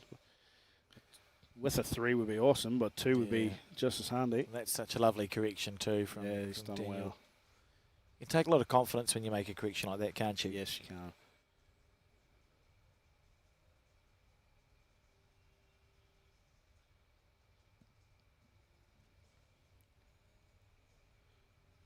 James has dropped one underneath again. Well, interesting. We've seen this happen. I don't know why it is. We've seen this happen a lot on the portable rink, and James may finish with 2 good bowls. But there seems to be a tendency of the leading player to just blink. I've seen a number of 3s and 4s in the pairs and the singles where you've got someone near the end of a set, up by a few, just blinking and dropping a bundle. It's happened a lot of the games in the last 3 days. Don't know why. Certainly wants to make his correction this time.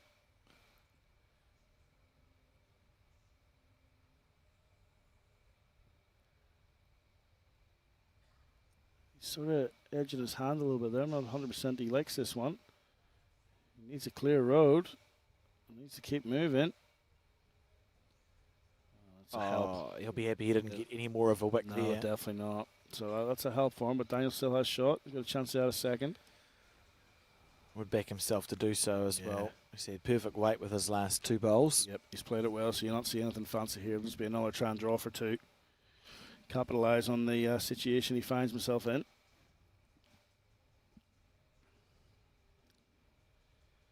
Just dropped that one short too.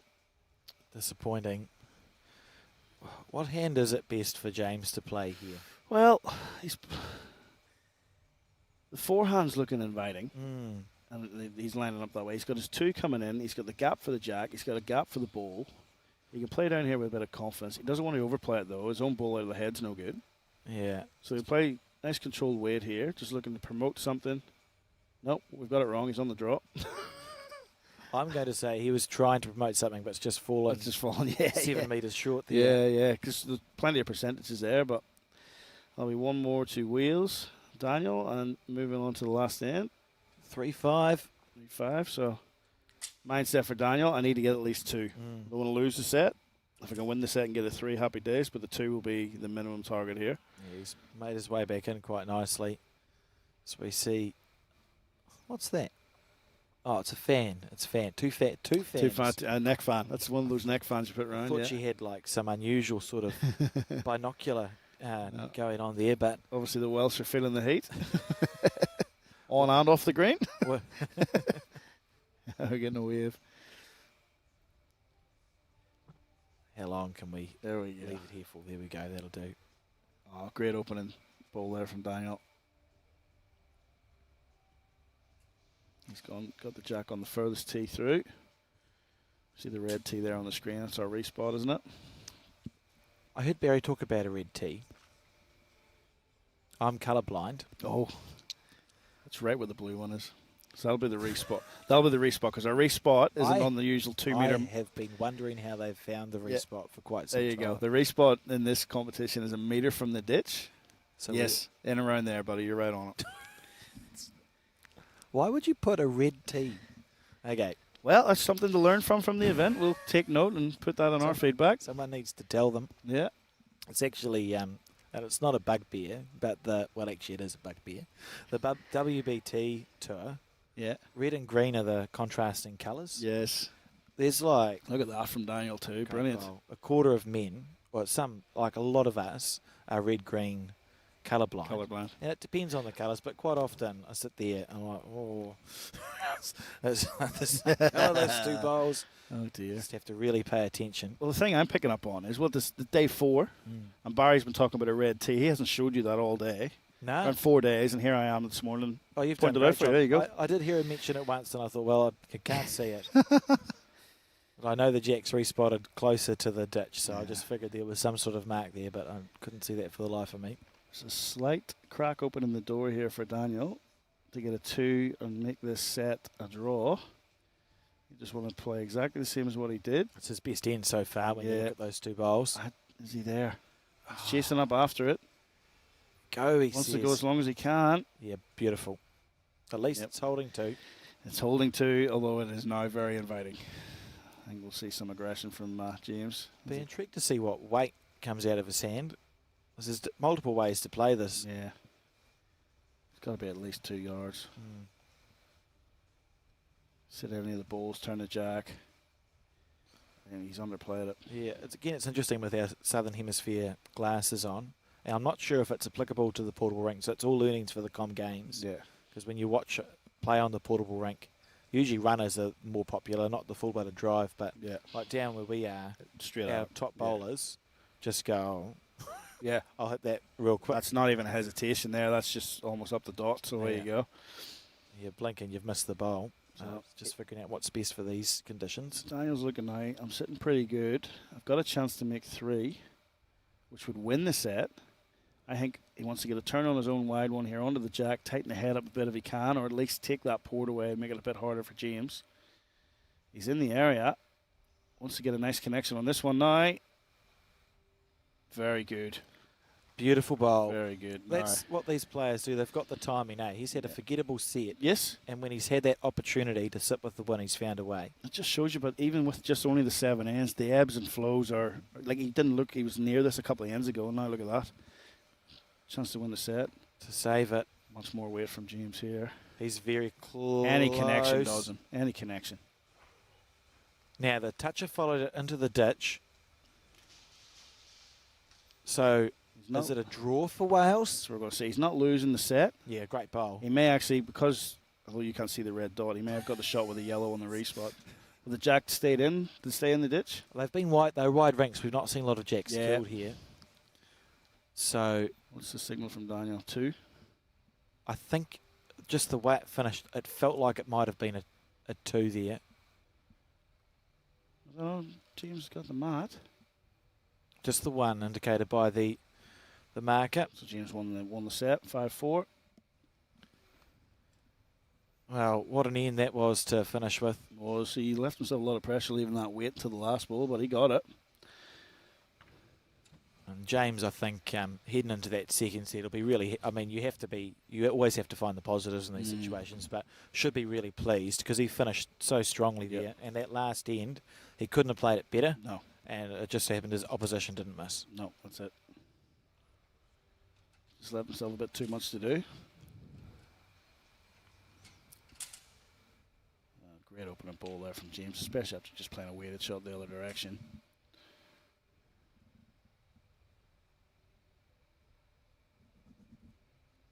Daniel looking to respond, something similar.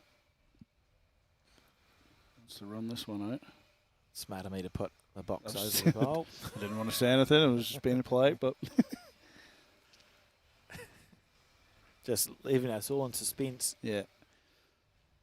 Switching to the back end. No, he played backhand first. He was considering a switch to the forehand, which I'm glad to see he didn't do. He's going to have to do something about those socks, though. With a Liverpool crest on it, we can't be having that. I was going to say you Northern Hemisphere people on the football, but I'm in a flat with the Liverpool supporter, unfortunately. Oh, dear. Apparently. I do know, I mean, if Very good, James. The Kiwis tend to, some stupid time in the morning, these people watching the football get up and watch it. So there must be something to the game. This is a great start from James. It is, and Daniel's just let it go there. Yeah, it's so frustrating as a player. Oh, there you go. That's nice of our camera person. Yep. He's a football fan too. Very good. Is there a name for football fans? I don't know. Probably some that are unbroadcast. Well, some countries they're hooligans, but we'll not get into that, will we? Oh, look at this. 3 great balls from James. And you got a short bowl right in the way. We'll see some aggression on the forehand from Daniel. Yep, here we go. In the area too, he's got some sort of connection. Oh. Can you imagine hitting a short bowl in the middle? Yeah. And only getting away with that, yeah. Half a bowl either way would have been good news. Yep. So there's no back bowls for Wales. No, he would have even took 2 out of that. Might have got the jack, killed it, changed the length a bit.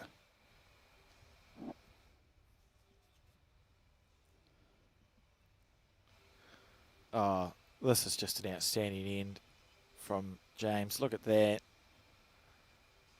Hasn't made it any easier at all. No. And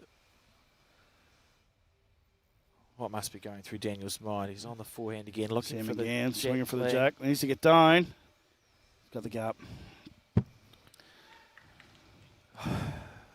That'll be so disappointing now. You're in the vicinity, but you just gotta be accurate in these times. It's a sick feeling as a player, and really hard to manage your emotions. Yeah. He's still reeling from a held set last end. Last end I was holding set after chasing it down. It's got turned around, he's lost the set, and then he's just dropped a 3 and they open the next set. So just to try and he need to regather himself pretty quickly here. Yeah. It's a real challenge.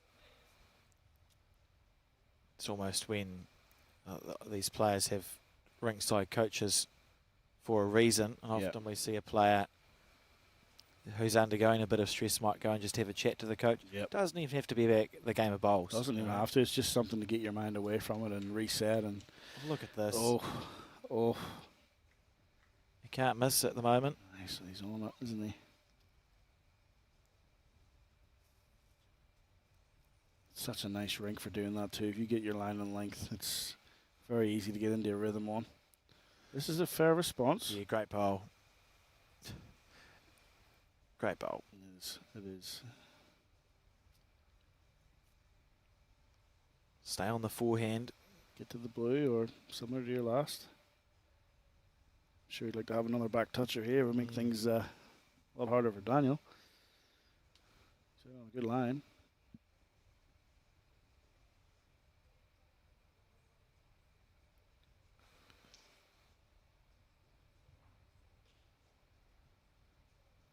Well, it's interesting. Daniel sticking with the forehand. Well, there would have been a real temptation to switch. It would have been a real temptation, especially second ball in. Gives you a couple of balls at it. I just wonder if he was talked out of it because, well, one, he played the first one so well, but two, just where James has fell, it's maybe just got in his eye a bit and put him off. Yeah, you can see there from the players' end, that's exactly what's happened. It can feel like everything's against you sometimes in this game. So obviously James wasn't hoping to be short. He was short. He's in your way, and you think, really? Yeah. Wants to run this one out. Looks a bit better than his last. It certainly is. Oh, beautiful bowling. Super play from James Paul. Yeah, oh, this is just outstanding stuff. It doesn't get any better.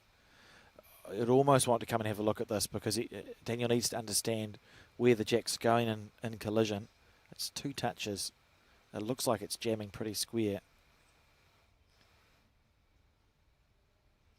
Opting to try and work a way through on the back end. Maybe he'll follow the bowl up. Down you come. Once you get down, just, let's see how they narrow that up. Or probably a little bit of weight off just to make sure you get that bend at the end. Yeah, he's in a world of pain here.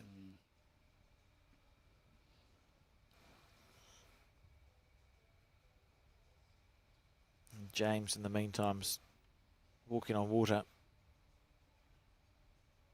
Would you better get some drawing a third shot? I think the blue ball's the target.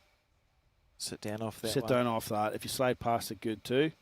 I think the blue ball's got to be his jack here and just somewhere in that area, and that's what he's done very, very well. Yeah. Pretty much perfect. Yep. Daniel's really only got just over the draw now. He was very quickly on the mat. He's corrected his weight. Is it enough? Wants to get down harder. Beautiful bowl. Good result. He would have liked to get the shot given the position he's in, but better than losing a 2. Yeah, beautiful bowl. So one more to Hong Kong, China. 4's up the score as we start the third end here.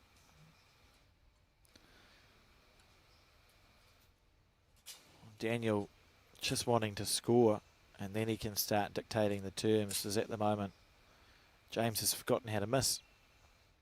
Yeah, he's really dialed in on that weight for the draw, hasn't he? He's just got onto this inside hand of the rink and just got into his rhythm. Such a lovely delivery, isn't it? That would be nice. Just sent this one out a little bit wide.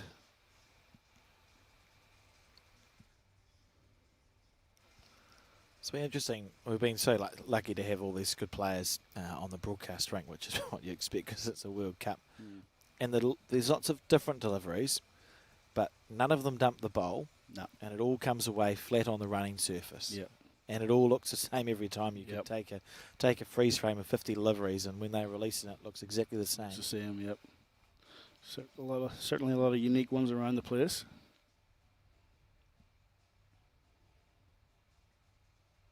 Yeah, look at that. It's the one time he's actually turned his hand. yeah. Oh, I did it again. He corrected his line, but he's dropped his weight. Daniel's got to take this opportunity now. 4-0 down in the set. Yeah. Holding one. Opponent's let you in with another one, so... And he knows it's not like he's not capable of lifting. He did it in that previous end, his last 2 ends. He held set. He held set at the end of the day. Exceptional. Forced James into playing a shot to win it. He's not too fussed on this one, but it is there. Not as bad as he thinks. No, it wasn't, was it? You had me concerned there when he started scratching the head, but maybe it was just itchy. So here comes the pressure in lawn bowls, right? If James misses this, it's a totally different kettle of fish for this end. So the third bowl becomes very important. Mister's only got one more chance. He's urging this one a little bit. Looks like he's still pulled up short, has he? It's not a funny game. Yeah. This is now looking like it could be a 4 for Wales. Yeah. Daniel draws a front toucher here, and James would be just good just to drop a 2. Yeah. No back bowls, no position. Daniel's just taking his time. He knows the magnitude of this ball. Pretty big in the scheme of things. And it's come absolutely out of nowhere this end. For no particular reason. Just that blink that you were talking about, leading in the set, 3 or 4 ahead. It's pretty well played here too. Oh, this bowl of James is the biggest bowl we're going to see all game. Yep. So if he misses it, it's all on. Signal from the ITO is 3. Oh, that's not good body language. No, bit of a chat to himself there, but we'll see if it does the right thing. Oh, dropped the head straight away. He dropped the head straight away, didn't he? He knew. That, I mean, it's unusual because it's a man who's looking incredibly under pressure, and he won the first set and he's 4-0 up in the second. I was peppering the jack. And hadn't missed for just one end. For 2 ends. And because of the level you're playing at, your opponent gets his. How badly will he want to make this a 4? Staring down the barrel of a 4 now. Beautiful. Oh, that's just beautiful stuff. Just draw to the jack. Daniel didn't do a lot different to what he has been doing, but James sort of... Look at the 4 balls over in the line. Fell off there. Yeah, beautiful stuff. Well, there we go. 4 apiece. This game got plenty of life left in it. James will need to now reset himself pretty quick. Daniel's got the momentum, got the confidence. Just out of nowhere, that end.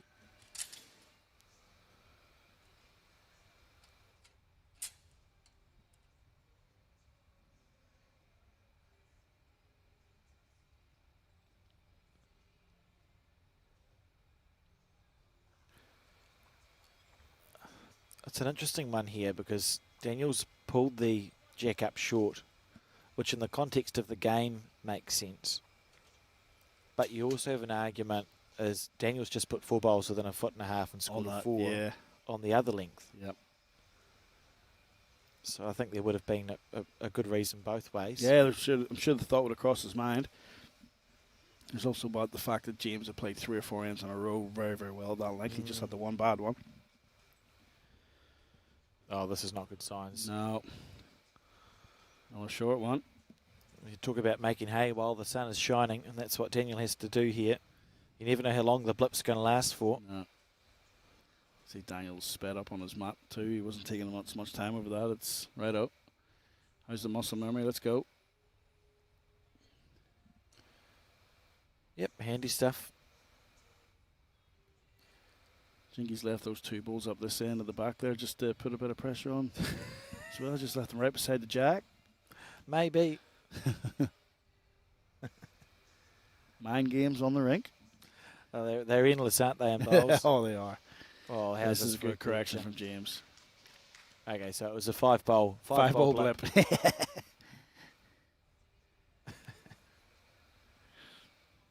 Daniel won't mind that though. It's a shoulder to work off. Yeah, level with the jack, so. James is still getting he's still a bit touchy at the back there, isn't he? Talking to himself and needs to settle down quick. Daniel's close again. All on speed now. How good's that? That is absolutely beautiful bowl. He's just taking his chances more in this more in this set.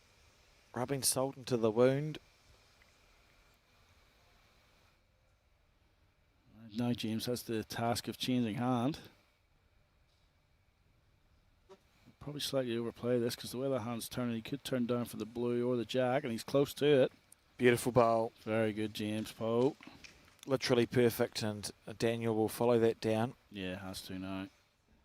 Which is tricky in itself. He's played 3 very good ones on the forehand. No, he's going to go have a look. So, what's he looking for? Is he deciding what weight to play? Possibly what weight to play. There's the only thing on the forehand. I mean, blue ball plant, blew up, yeah. To try and cannon that through, but that seems... It's probably just a case of, you know yourself too, Alex, the angles and the distances look different from the mat end. Yeah. It's probably just, and it's all right getting instruction from an ITO or a marker, but to be able to go down there yourself and actually just see how the lay of the land and make a decision from there, it probably just helps him. It could be a tactic too. He's changed hand. He just wants to settle himself down. Take your time, go up there, have a look, reassess. But I think it's just a backhand draw, isn't it? Yeah. Got it out nicely. He's got a bowl or a jack. Does not want the gap. No. And he doesn't have the weight, I don't think. Unless he slides off the front. Well, it would have got most of the way. Yeah, I think the weight was about right. Yeah. Just on the tight side.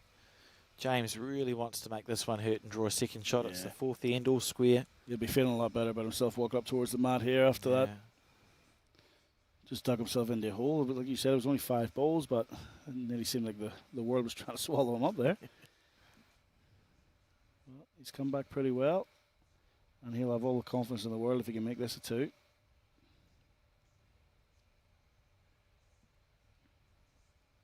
He's turned his back on it pretty quick. I don't know if that's a good sign or a bad sign. Seems to be coming most of the way. What's wrong with that? Horrible bowl. I know some players, they know and they don't watch it, but James's body language definitely suggested he wasn't a big fan of that one. But yeah, it is 2. He's already placed the jack where he wants it himself up this end as well. He's not even letting the ITO do it. So 2 the difference. We're on end 5 now. 2 to go after this. Fascinating game of bowls. Overall, the score would be 11-8 in favour of Hong Kong, China if it was a traditional game. It's a nice and tight game anyway. On the back end.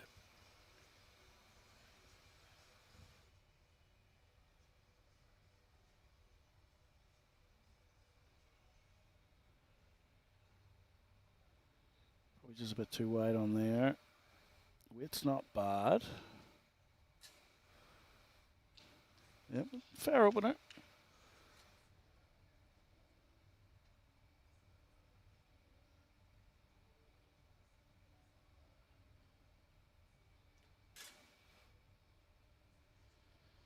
I think Daniel would really like to score on this end.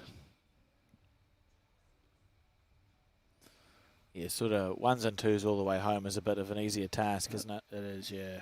Yeah, he doesn't want to go chasing. Otherwise, he's going to have to look for another 3 or a 4 sort of thing to roll over the top. So he'd just be thinking, oh, if I can just get 1s and 2s. Just the added pressure of knowing that you have to win this set.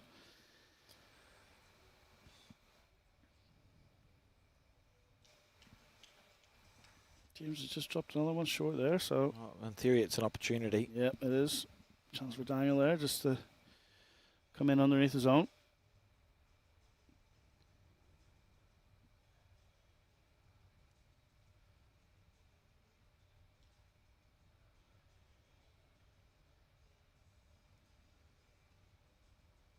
Very good, Daniel.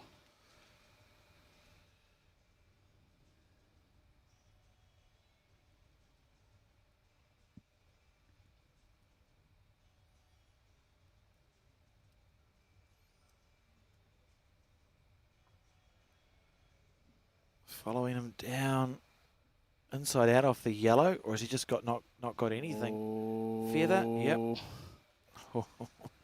Daniel was holding his breath there for a second. I'd love to know what the physics are of a big chunk. Your bowl dies, but when you get a little feather off a short bowl, it seems to be that it adds an extra. Gathers a little bit of momentum. Yeah. There must be some scientific reason for it.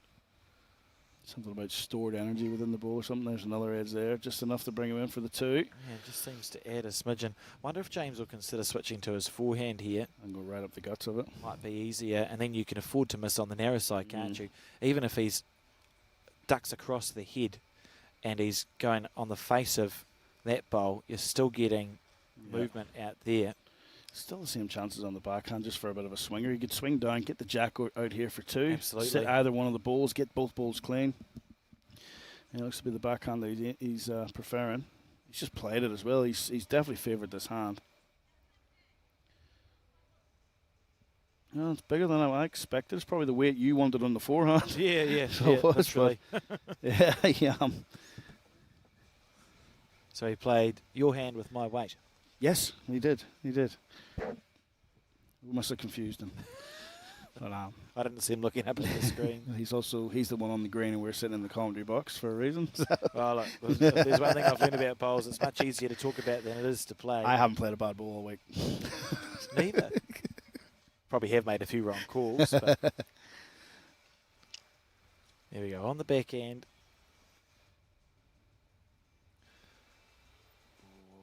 He's right on that borderline. He's not going to get back. I hope he doesn't rue that. Well, Well, he's got the 2 to level him up. He's probably feeling a bit better about himself. See David Rees-Jones David Rees-Jones in the background. What a legend that man is. In the bottom left-hand corner, another Hall of Fame inductee there with Robert Whale. Oh, no, that's great. Commonwealth Games gold medalist. It's got. They're all starting to arrive. Yeah, talking of unique deliveries, Robert Wheel certainly got one, doesn't he? He does. Big long backswing. What happened there? Was it 2 to Wales? 2 to Wales, so got distracted. all square. You got your autograph book ready for tomorrow night. All the Hall of Fame inductees arriving into town over the next couple of days. It's going to be a who's who of bowls. Yeah. It's delightful to share a commentary booth with David Rees-Jones yesterday afternoon. It'll be an experience, that.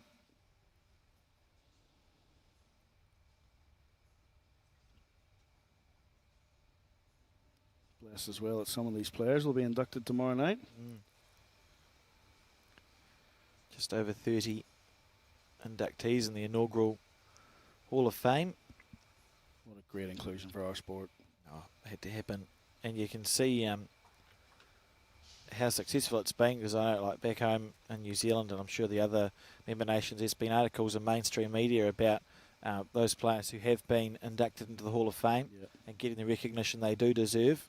Yep. Talking to Neil last night, there's going to be 340 in attendance, so it's a big deal. Oh, fantastic.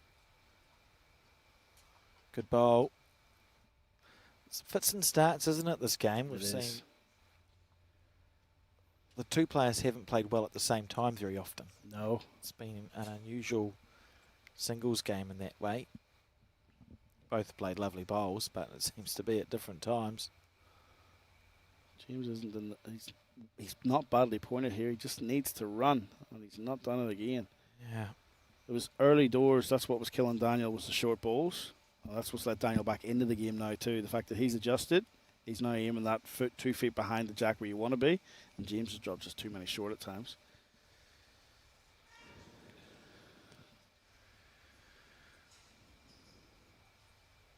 Nail in the coffin here. It could be. He's pretty well pointed again. Wants to just slow it down a little. Well played. Very good bowl. Yeah.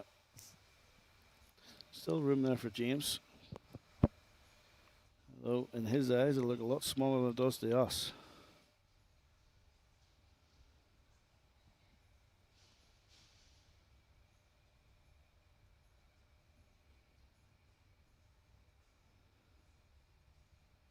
He's well played here. Just going to get down enough, is he? Yes. Beautiful bowl. Very well played. And sit down as well. Are we on the back end now? He's having a good look at it. If he wants the ball clean, it's got to be backhand, I think. Forehand, I don't know if the forehand will get down there with the weight that you need. It seems to hold that little bit more with the weight. Yeah, and no chance really of popping the jack back on the forehand. All he's really got is to fall off that ball. He is level in the set. He doesn't need to do anything fancy, but he could fall off that ball with a shot. He may even draw a touch around the corner for 2 or 3. That's what he's looking for, just over the draw, I would imagine. About clearing the front bowl. He needs to miss the front butt. I don't think he has. Now you really want to miss the front bowl. Yeah. It would have been a massive concern that he's going to get that bowl square. Yeah. Well, James has just pulled that shot out of the hat there for one on the penultimate end. If he can make it 2, it's going to be really hard for Daniel to roll over the top. It's possible to score 2 with the last bowl. 3's a bit more challenging. So then this bowl becomes one of the more important ones we've seen so far in this game. Yeah, this could set James up for the victory, this one here. Just looking to draw again like he did with the last one. Probably only a roll or 2 out of his front one if he manages to catch it. Really wants it to count. Again, he's turned his back on it pretty quick.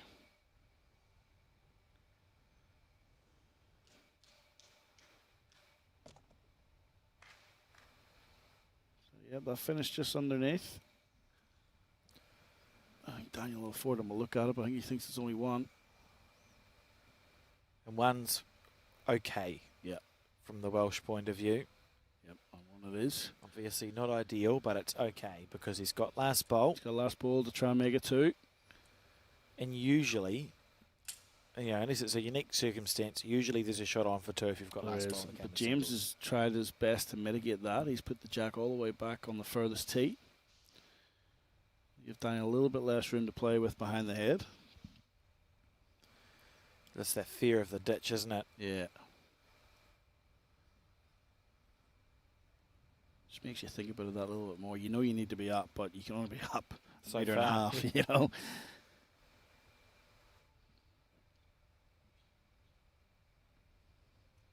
Pretty fair opener here from James. Good ball.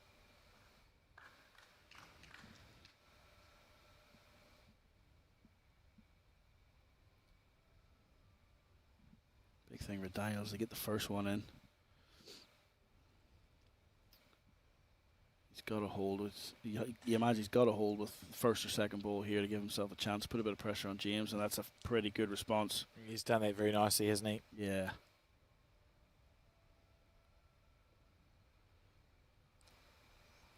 James won't try to make too much of a correction, something similar. If he ducks under the jack, he sits the ball, gets the jack even, or slips you a good home again.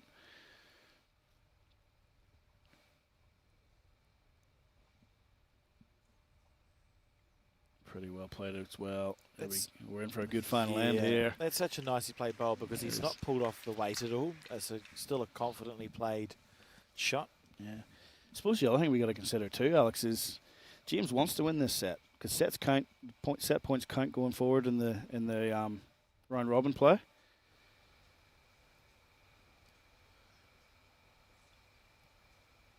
Well, Okay, clean run pass then. has it stayed on deck? If it stayed on deck, he's in a good Good spot. bowl, yeah. Played it well. Just giving James a little bit of food for thought there. So I think we'll see this, maybe a little bit of a wider line. Try and just get one past, cover the other corner. Interesting developments here.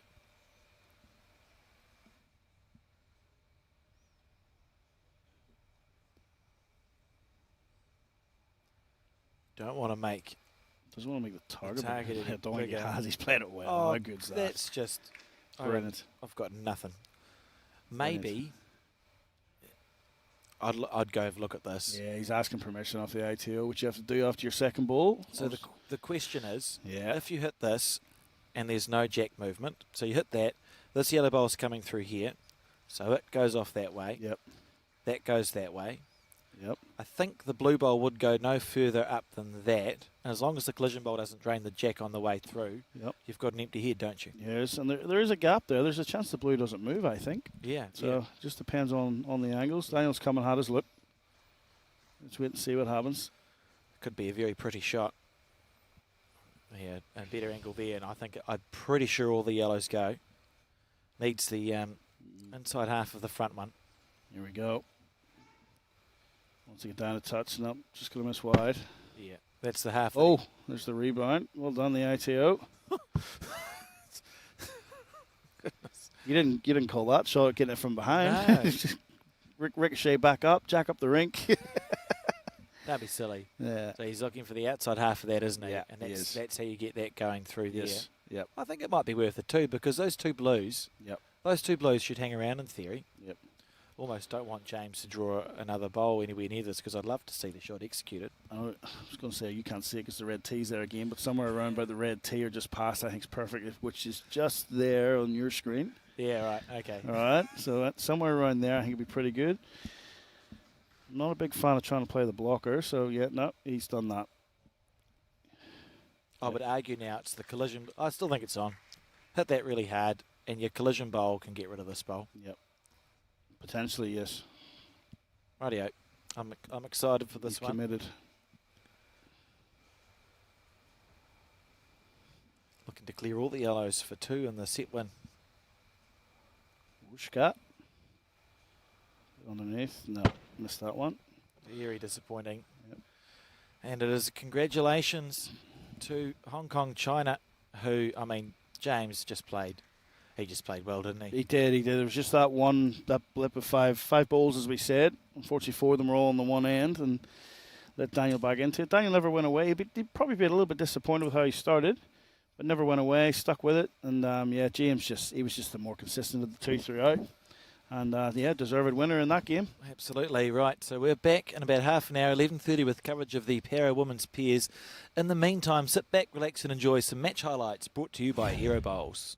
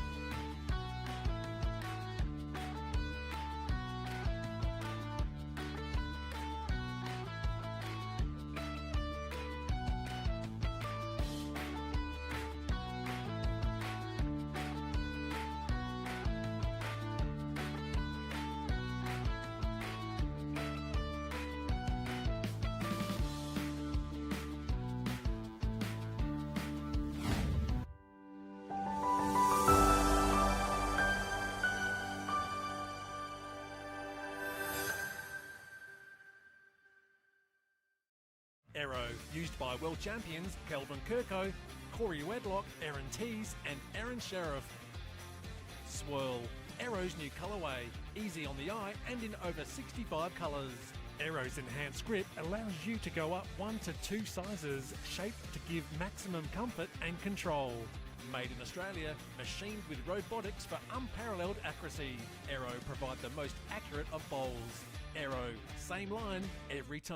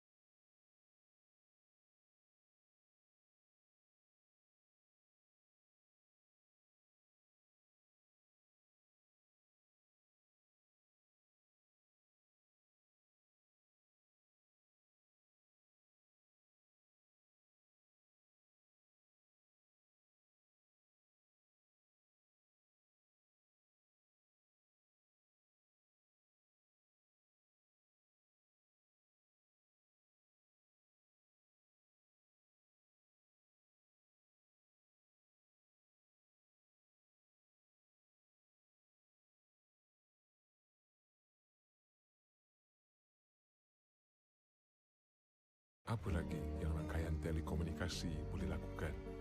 Bolehkah ia lindungi kehidupan yang terancam?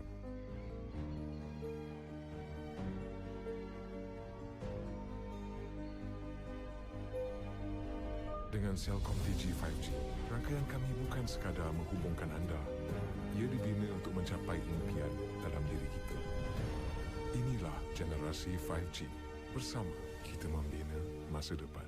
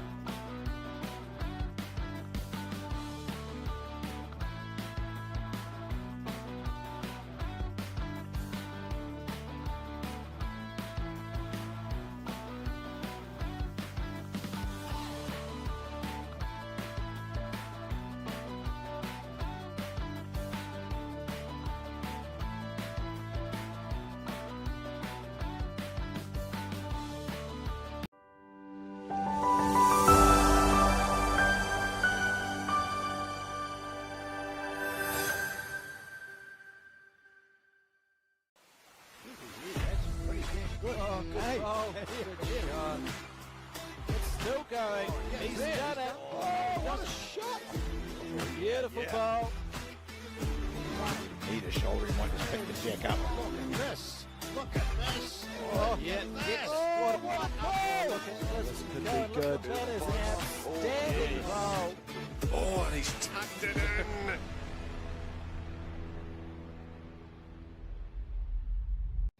Oh, welcome back to the World Bowls coverage of the 2025 World Cup, broadcasting live from here in Malaysia. We've seen 2 games of men's singles thus far. We're about to start off with a round of the para women's singles. Barry, you've been outside. What's the temperature like out there? Something different, pretty warm. It is. It's lovely. I must admit, I do like it hot. Yeah, there's places around Australia where it's quite warm, and I really do like it. Now, I've got a favourite place of mine, Ely Beach. With some days you get up there and it's a bit humid, a bit warm, and yeah, I really like it. So, but no, I love it out there. It was good. We had 60 kids along today. We did a clinic. Some kids had travelled 5 hours. 5 hours? Yeah, groups. That's amazing. Yeah, groups that do their training and coaching, 5 hours away. So it was good to have 60 kids along today, and junior bowls in Malaysia is very strong, and it's good to see. And I tell you what, I was very impressed, technique-wise, the manners and everything. Their work ethic was very good. So good to get in out of the heat and sit next to you guys and commentate some quality matches as we sit here in the penultimate day of the World Cup. How good has it been? Oh, it's been fantastic, and the standard of bowls really, really high. A full range of disciplines as well. We've featured, of course, this morning the men's singles, open singles sectional play. It's a little segue this afternoon, and the first game we're going to see, is it this afternoon? Doesn't matter. Is Scotland taking on Australia. So Pauline Wilson taking on Serena Bonnell in the para women's singles. I will get those ladders up for you shortly. So that's Pauline there and Serena in the background. Serena needs no introduction to audiences in the Southern Hemisphere who will have seen her around, Barry. What do you know about Serena? Yeah, Serena's, coming off a great performance in Birmingham. She's puts in a lot of time and effort. Yeah, quality, consistent performer, strong work ethic. And that's a common denominator with these players. They didn't get here just by, getting a couple of good results here or there. They've trained hard, they put in the effort, and Serena absolutely loves the game, and she does put a lot back into the sport off the green as well. Yeah, I see.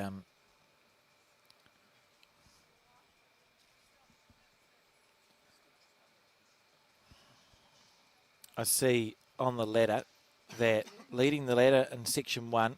So remember, we've just got the 2 sections in the para event. So it's the top 2 qualifiers go through to the semi-final.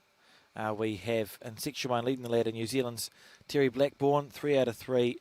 And in second place at the moment, Scotland's Pauline Wilson, who is seen here with two games won, 1 game lost. In the same boat with 2 games won and 1 game lost, Desiree Lim, who's currently playing Teri Blackbourn out on the other portable rink, and Serena Bonnell with 2 wins and 1 loss. Wales and Ireland rounding out the bottom of the section. So for Serena and Pauline, this is a very important game. Serena's lost 1, Pauline's lost 1. The winner of this will put themselves in a really good position to finish top 2 of that section and be featuring in the semi-finals later on.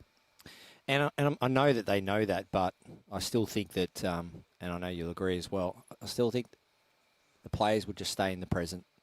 They'll just play game by game, keep enjoying the opportunity. They'll keep just trying to get the best out of themselves and know that the ultimate prize is winning this, but, geez, being selected for the Commonwealth Games is the one that's sort of playing on their minds. But I'm sure the coaches are just saying, hey, let's just see how this week goes. Do your best. Put that out of your mind, and we'll go from there. Absolutely.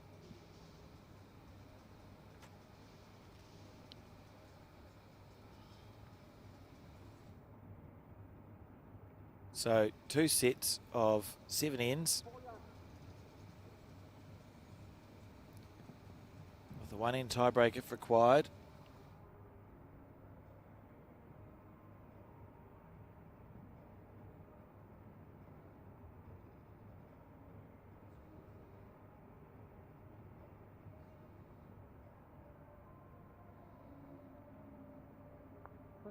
Never want to waste them in the trial ends, but you'll be pleased to have kept it on the rink.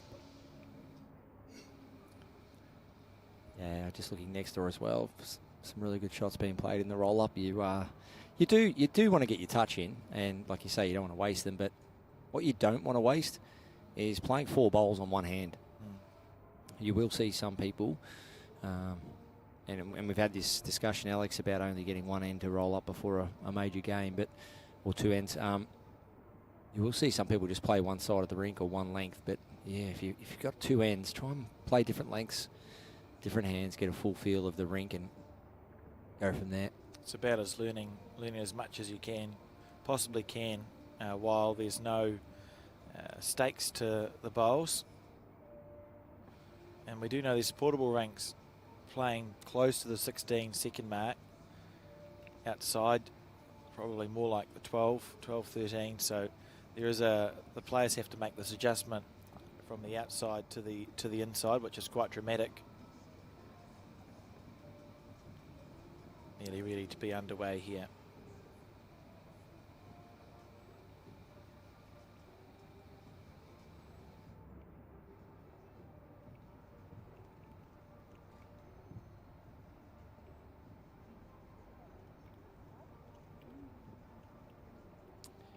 Both players just walking up the green. This is where the mental prep starts now. Start to think about if it is your length, your mat. Have you got a go-to hand you'll open on? What's been working in your game throughout the tournament? Is it forehand, backhand, weighted shots? Be prepared for a weighted shot. Will it be a forehand or backhand weighted shot? So just that mental prep, just getting everything set and ready so that you're not uncomfortable, or too uncomfortable anyway, when something presents itself. I always recommend, everyone's different, but I always recommend, if you can, just get a couple of minutes on your own pre-game. Sit down, or if you like to walk around, that's fine, but just be at one with yourself, get to know the surface, get to know the conditions, and then start actually mentally picturing yourself going out there and putting in a good performance. And that will just put yourself in a really strong, positive mindset. Versus if you're playing in a tournament and you're playing multiple games in a day and you've just come off maybe a loss, it's easy to take that emotion into that next game. So just resetting, getting that time on your own is super important. And that mental prep pre-game, so important.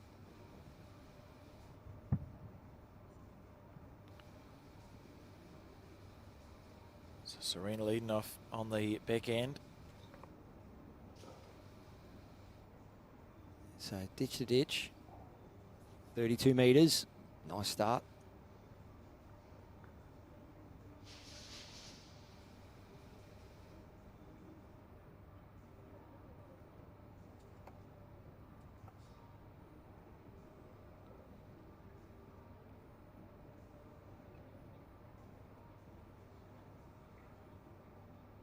How's the weight?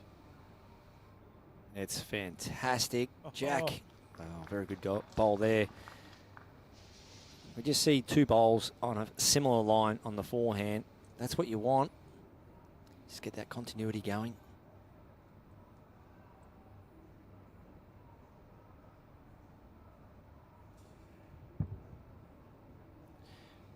There's Serena, she's having to switch hands now. Backhand to forehand. The way this head shapes up, it does suit the forehand. Does she have the answers? Oh, it's very close. Beautiful bowl. Nearly a toucher. Don't think it quite touched. But the shot, anyway, it's a nice bowl.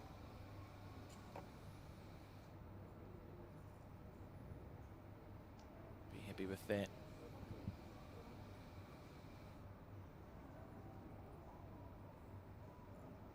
Pauline. Overcooked there, I think. Good intent.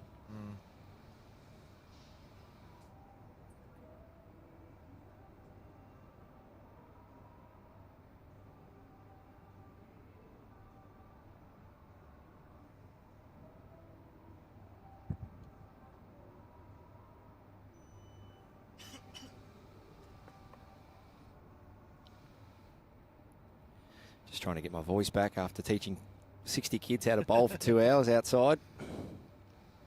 It's amazing how you pretty much don't get a breath in for 2 hours just going from rink to rink. It was a great experience. I'll mention it off the top, but it's a huge focus for world bowls at the moment. Coaching. Good to have that enthusiasm there at the grassroots level too, Barry. Absolutely. There's there's so many players out there that can improve their game by 10 or 20%. It just starts with reaching out, getting a coach, either your own coach or someone come to your club, reaching out to some coaches online, etc.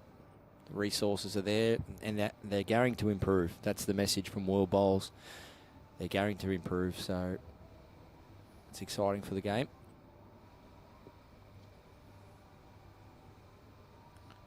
Don't want the outside half. Onto the jack, though, might help. Yes, it does. She survived, it's okay. You don't want it, but then you do want the jack. Briefly panic stations. So the purpose there was to sit that bowl. Well,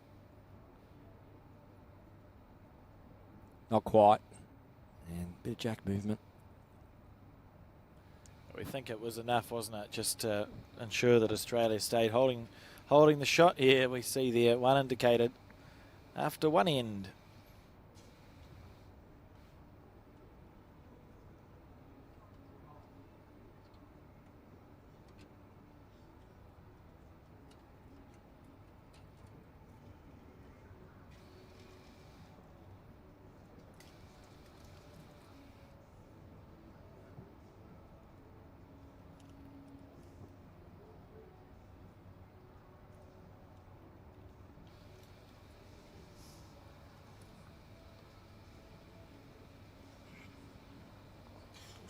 See where the jack is placed.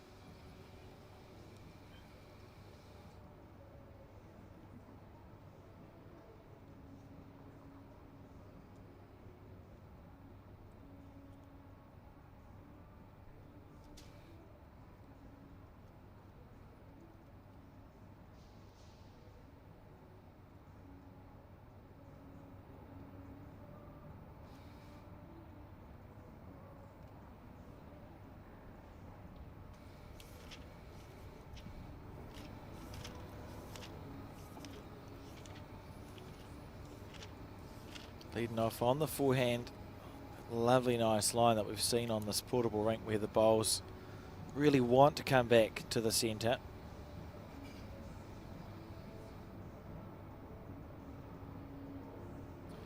Pauline, interesting, opting to follow Serena down on the forehand side, even though Serena's bowl is a little bit low, but it's not very low for the jack. Should still be very drawable there.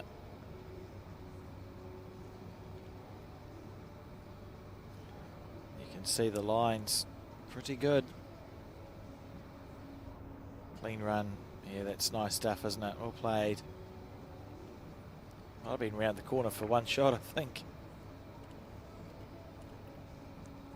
See what the ITO tells us. 1 to Australia. Well, I've got my Utopias on today, Alex, because I've been out on the bowling green. Euro Absorb. Fantastic. And they're nice flat soles too, aren't they, when you look at the shoe, the sole of the Utopia. Yeah, fantastic. Aero Bowls, of course, major partner of World Bowls for the 2025 World Cup. 60 colours, 5 different grips. And we're seeing some fantastic design bowls now over the last, I guess, 10 plus years now. Aero bowls have been in operation, so if you want a modern style looking accurate set of bowls, aerobowls.com. Yeah, the first ones to really start innovating past just the solid colours and a factory where everything's robotic. There's no hand lathing or anything like that, which ensures that all the bowls are exactly the same. Just missing wide there. That was a good idea, just to sit, trail, disrupt, but Would have preferred that to stay on.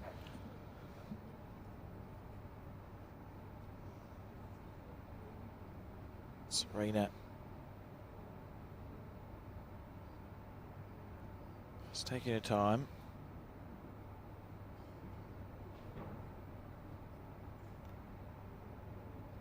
On the forehand.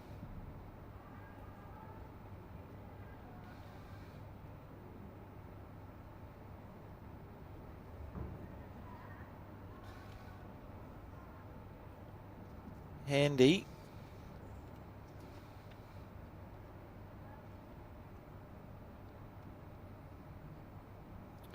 Not taking too much grass, those bowls of Serena's. We've seen a heap of different lines being used on this portable rink. Well, not happy with that release, Pauline. She gave up on it almost immediately upon release, and you can see why. Yeah, she just seemed to hold on to that a little bit too long. See, they're trying to dry her hand or maybe remove a little bit of sweat.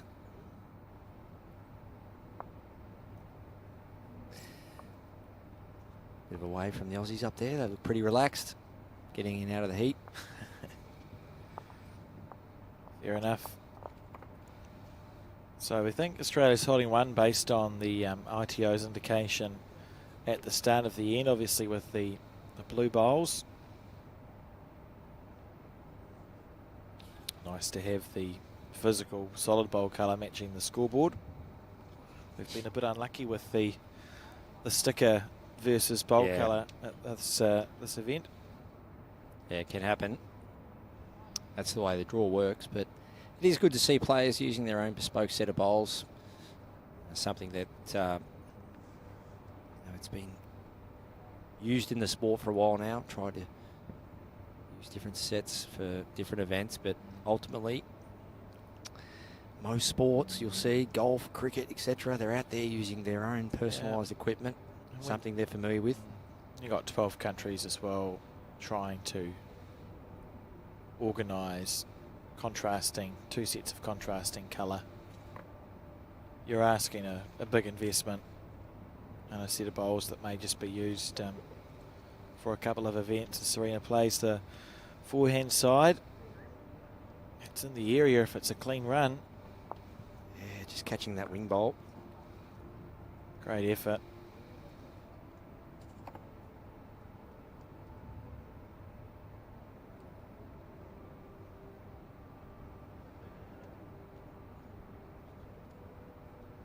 So this is the stage of the tournament where there's a saying I like to use, where you don't want to start dragging your feet. And what I mean by that is going through the motions.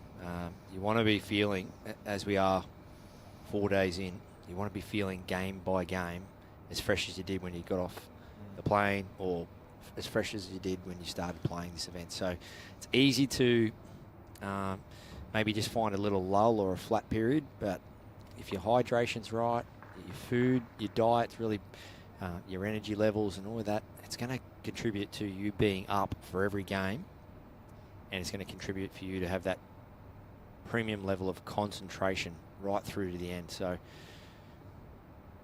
it's, I say it's like driving a motor vehicle over a long distance.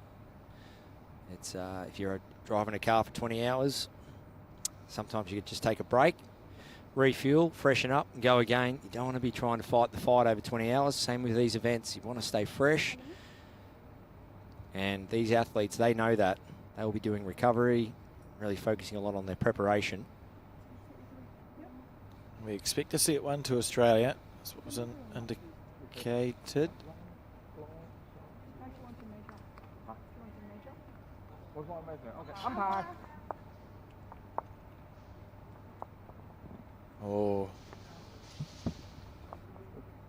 Oh, who knows?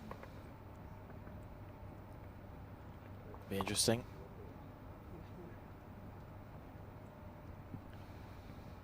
Pauline from New Zealand with the calipers out.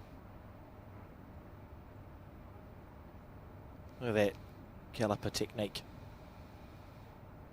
Nice and stable start. And you'll see closest point between the bowl and the jack, so it's at a slight angle. Yeah, knuckles to the ground. That's how I was taught when I did my training. And that's what helps keep your hand steady. So obviously, if you've got your knuckles in the air, there's too much room for error.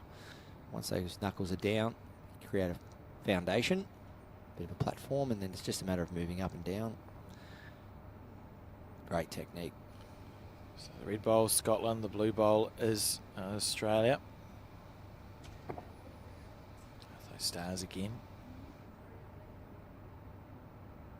Karen, very entertaining on the commentary last night with the rest of the world versus Malaysia game. Great conversation. And right, Pauline's gone in between the red and the jack. And now this is the Australian bowl, the blue and the jack, and back again to check. So that's what they're taught to do. So if you missed last night's game, Alex, where do you go?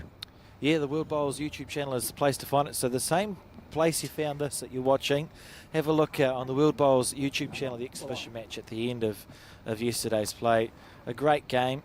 It went all the way, as we see, one indicated to Australia. So no need to panic, Australians. The ITO was correct when he indicated that Serena was holding the shot. But what a crowd it was last night, Barry. Yeah, Hasley, he almost played that match winner. Corey Wedlock, side resting toucher. Hasley comes down, halves the jack, doesn't stay with it. Crowd went wild, sort of anticipating that was going to be the winner. And the rest of the world went on to win it. But, yeah, it was a good spectacle. I mean, for quite a large auditorium, it's not an intimate space. We tried to make it as intimate as we could, and I think we did a pretty good job. And broadcast looked really good. And afterwards, we awarded the players their trophy, and Corey Wedlock MVP, and some raffle prizes, and it was all going on, wasn't it? It was plenty of music. It was good fun. It was good fun, and all those stands you see there, they were full last night. We were missing the karaoke stand, but that can be added to the list for next time. So Pauline's a toucher down. Good to see yourself just reset there. See, distracted by something. There are doors, aren't there? And the players' periphery to the left and the right sometimes get opened and people wander through.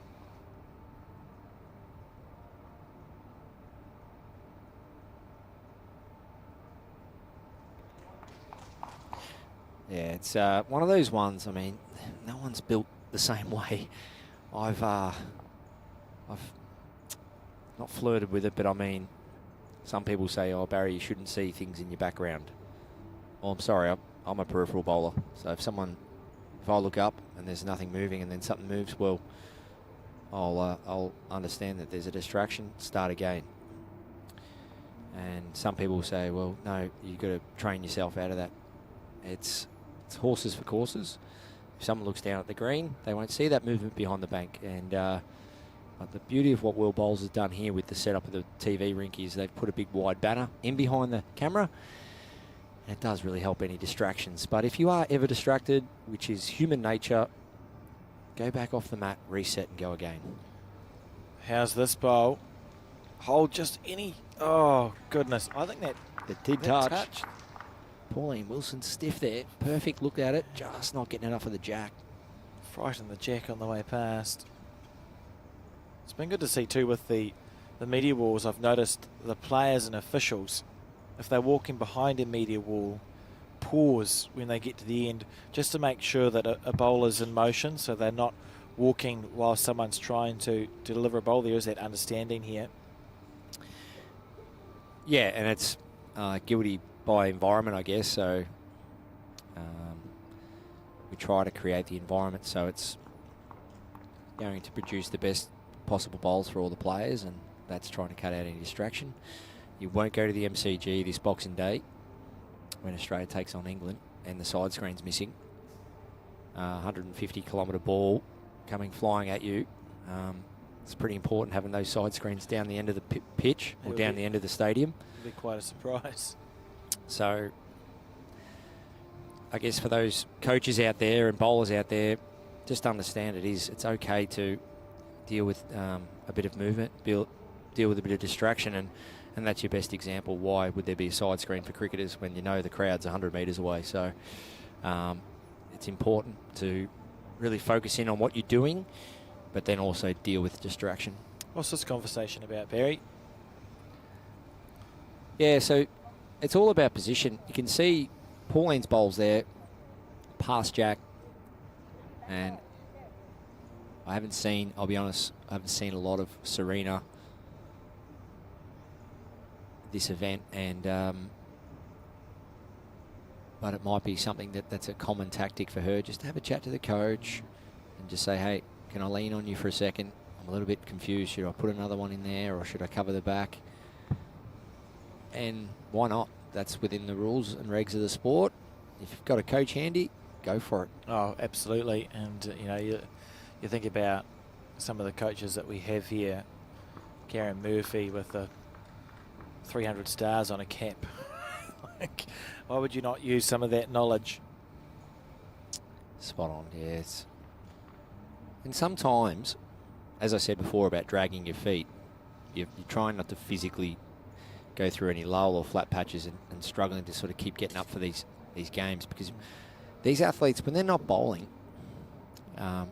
it's not like the accommodation is 50 metres away. They're going back 2 and 3 hours resting. They're not playing one game a day, going away for, like I say, 24 hours and coming back. They're playing multiple games a day. And in their downtime, the majority of their downtime, they're supporting their fellow countrymen. So they are staying up for a fair bit of the event. And when they are, it's important to find that rest. So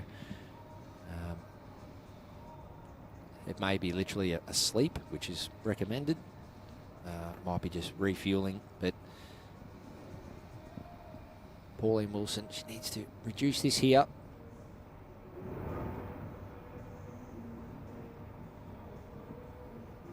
Opting to try and do that on the back end.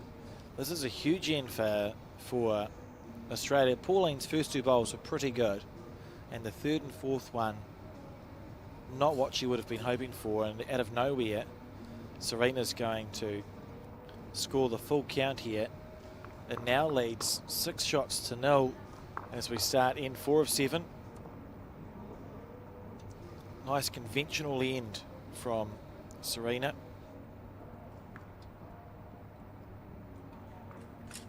Did everything right. Just added the pressure, and Scotland unable on this occasion to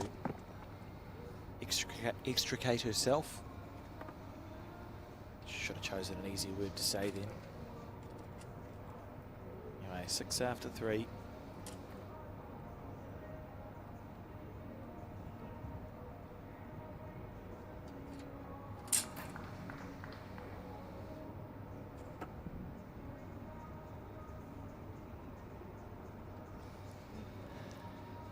Yeah, ditch the ditch again here. I like that play.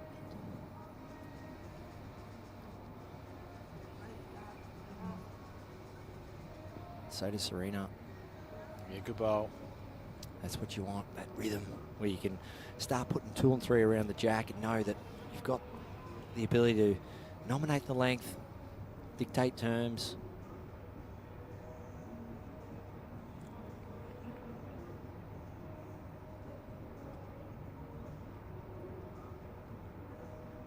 Good attempt from Pauline in around the back. Needs to stay on though. Be disappointed with that here. Tried to stop. Serena just into her work.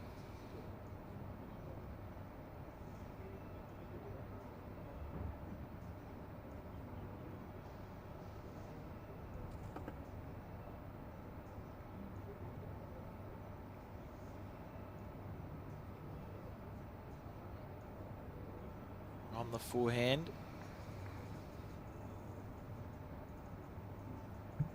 Oh.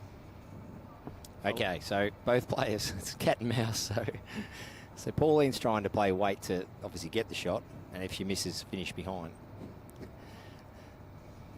Serena's trying to count, but not go anywhere near the head, if that makes sense. So she also wants to cover, and they've just both cooked it.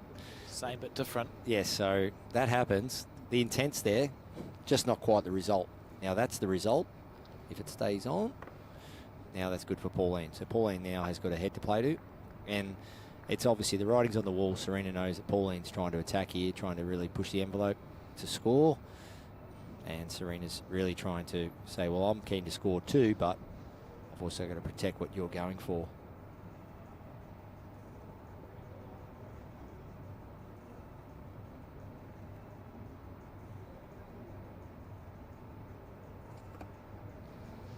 Woo, woo. Oh, I suppose it's a narrow target. Nothing much changed. Be interesting to see what hand Pauline opts to play, staying on that forehand side, even though the shot bowler's a little low of the jack. Maybe quite an attacking bowl here. Yeah, narrow line, isn't it? Is it going to hold on, though? It's not. Not wasted. Still in the game out the back there. Oh, it couldn't, could it? Oh, it did. Oh. Well, there you go. So it's that in-between weight, isn't it? Because she was too heavy to keep the bowl on the rink. In which case you want to be making connection, because you're not. It's not that giving yourself a two-chance situation. Anyway, Serena now looking to add to it. And will it get there? That's enough. Holes for bowls as well. It hasn't made the target easier to play to. Holding 2.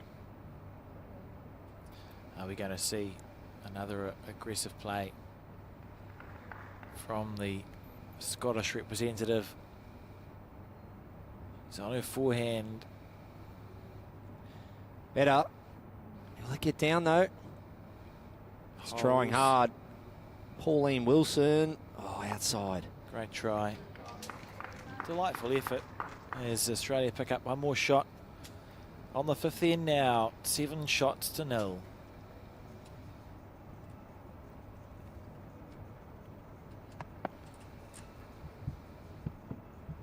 Mixture of supporters in and out of the hall for the last 4 days. I think a lot of family and friends have flown out in support of the players, and also we've noticed as we move closer and closer to that Hall of Fame induction tomorrow evening, some Hall of Fame inductees have popped in to have a look at the bowls. Yeah, saw I think it was a couple of hours ago at least, saw Mark Casey and Aaron Sheriff. Going to be a who's who of bowls at the dinner. I think I heard 300 or 350 attendees at the Hall of Fame dinner tomorrow. Big VIP table, some important guests. Very important. Yeah, looking forward to that. Will there be comfy chairs is my question. World Bowls Hall of Fame, another great initiative, never been done before.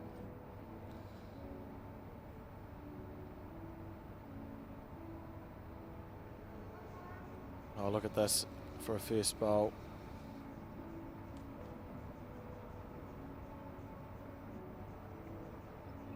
Nice start there.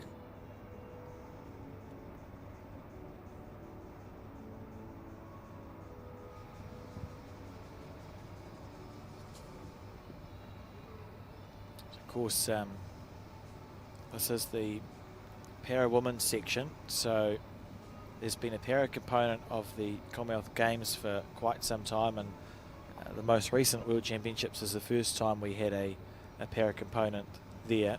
The way the ratings work, gradings work in para bowls, you go from B1s through to B8s. B1s to 4s are those who have visual impairments. B5 through to B8 are those who have physical challenges.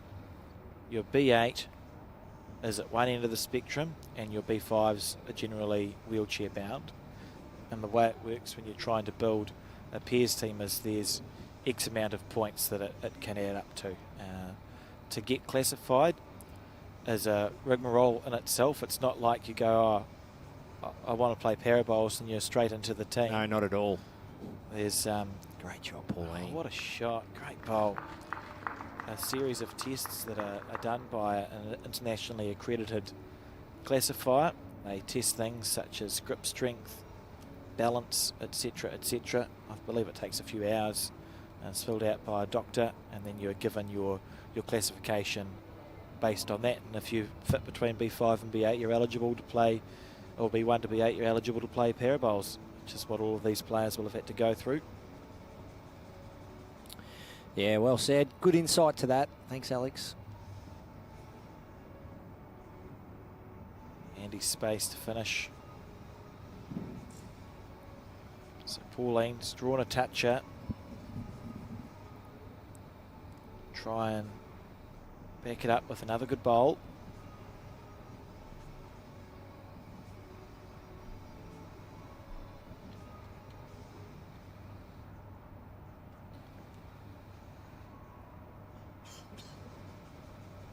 Yep, handy enough. In for third shot. Both players just playing into the good areas at the moment. As we see, not too many short bowls.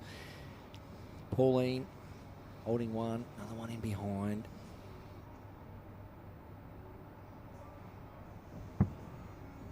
Serena there, she gets that back knee out of the way. Nice clear road for her arm just to move through on that plane.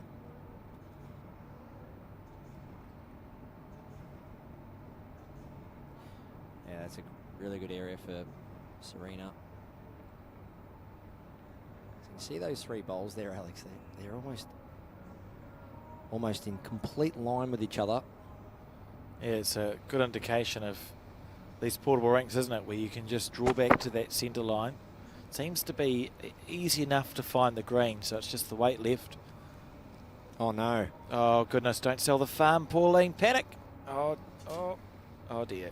Oh, her shoulders just dropped. Oh, Pauline Wilson. Trying to do the right thing. Just put another one in there or slide in behind. That's giving at least one away here. That's so disappointing as a player. And it's a reasonably played bowl. Did all the hard work. Side resting touch-up.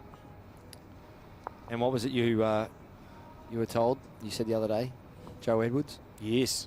Yeah, if you're holding this wide, like narrow and heavy when you're holding the shot doesn't usually result in a positive outcome. Disappointing for Pauline Wilson. On the penultimate end now, 8 shots the difference, so she'll be looking forward to finishing this set strongly and rolling into that second set, try and force a tie-break. Serena just has to keep doing what she's doing. She's got a busy schedule coming up where she had a grab with Serena on the way home from that international rest of the world versus Malaysia yesterday evening, and she was telling us straight after this she's on a plane to Tasmania for a big 5-day event. So I said to her, "You're going to get any sleep in between, like here and now?" And she said, "I can have a sleep after the nationals is finished." So very busy at the moment with the bowls. Sure is. I mean, we were chatting to Corey Wedlock yesterday, and it just, to be at the top, it can have its challenges, but once you upskill in certain areas, you can really combat it well. And I've already spoken about preparation and recovery. I remember leading into Birmingham 3 years ago, we went to the Australian Institute of Sport and we learned all about how to prepare for long flights, how to recover for long flights, how to, what do you do on the plane? What does your hydration look like, your nutrition look like on the plane? How often are you stretching? So we had actually a bit of an exercise strategy, get up every 2-3 hours, move around, stretch. Reason being, within a day or two of getting off the plane and getting to Birmingham, you had to, whether it was a trial or comp, you had to get out and basically be at your best. Yeah. And there was no, but it was a long flight, excuses. No, we've prepared properly here.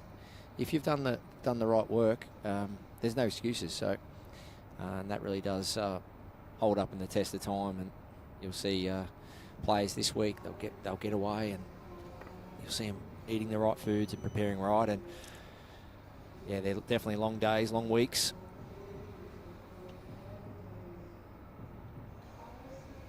So Pauline just looking to try and finish strongly in the set with 2 ends to go. 2 full counts required. Nice shot. To draw. Well, she's holding 2/8 of what she requires in the next 2 ends. Not convinced Serena's going to leave it alone though. On the forehand.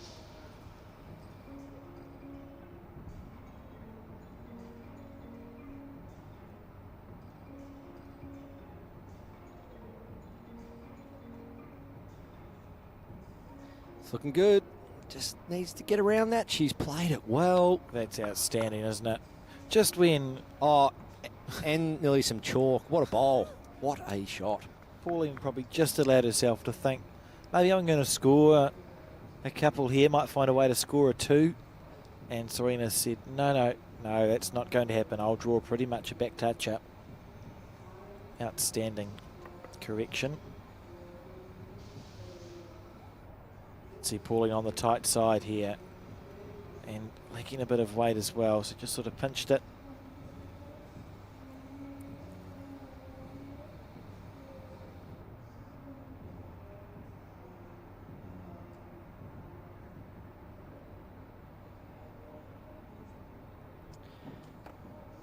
Almost impossible to do that again. I mean, to get around that front one and then come back and draw a shot. Should be trying. Push this one higher. Well,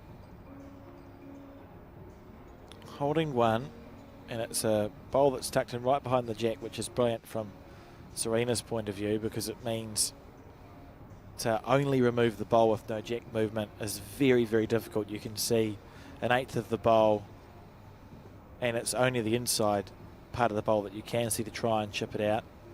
So she'll be thinking, well, even if Pauline does try and remove me, it's very likely the jack's screwing out the side and getting re-spotted. Yeah, you sometimes get asked, Barry, if you could have a dream bowl or you had to draw a shot, do you want front or back?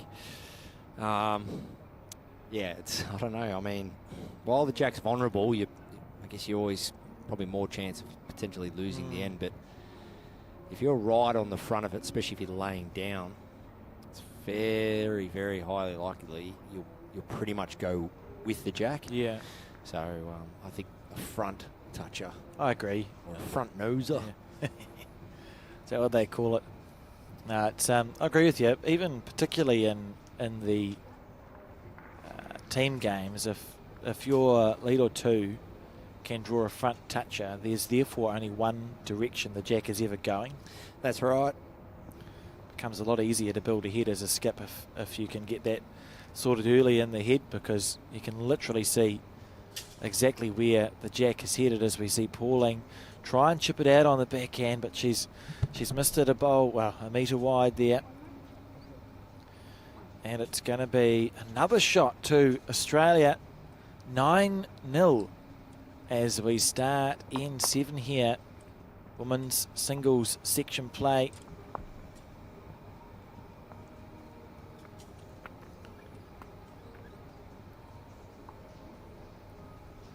Remembering the ladder situation is that Serena and Pauline have both lost one game leading into this round's play. So important for both of them to try and find a way to win. Teri Blackbourn sitting top of the section thus far with 4 out of 4. Has dropped one set, which is not a bad effort. We'll see her in the next round take on Sue Jones from Wales.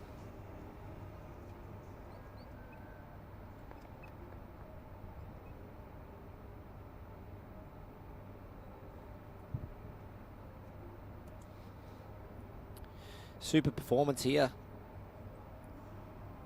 Serena is on fire. Just been so steady, hasn't she? And the 1 or 2 times she's been in any sort of strife, she's got herself out of it absolutely immediately. Beautiful bowls. Both, like, all the heads have been decent, and it was just heartbreaking to see Pauline holding that side toucher and then giving it away. I mean, just from your confidence alone, it can really deflate you. And I mean, you don't really want to look forward to the second set. You want to stay where you are. But yeah, Pauline's got to reset. Yeah, it's unhelpful. As we see Serena again on the back end. Beautiful green here. Tap that one. Yep.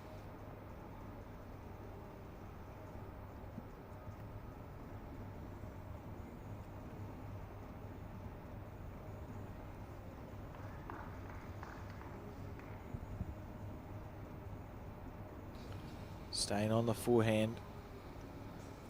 Yeah, good line. 2 feet required here.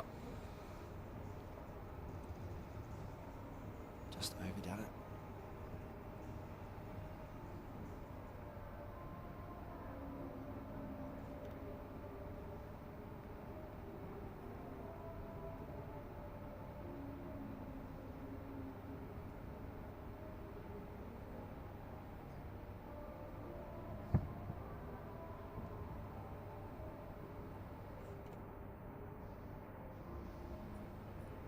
Watching this one on.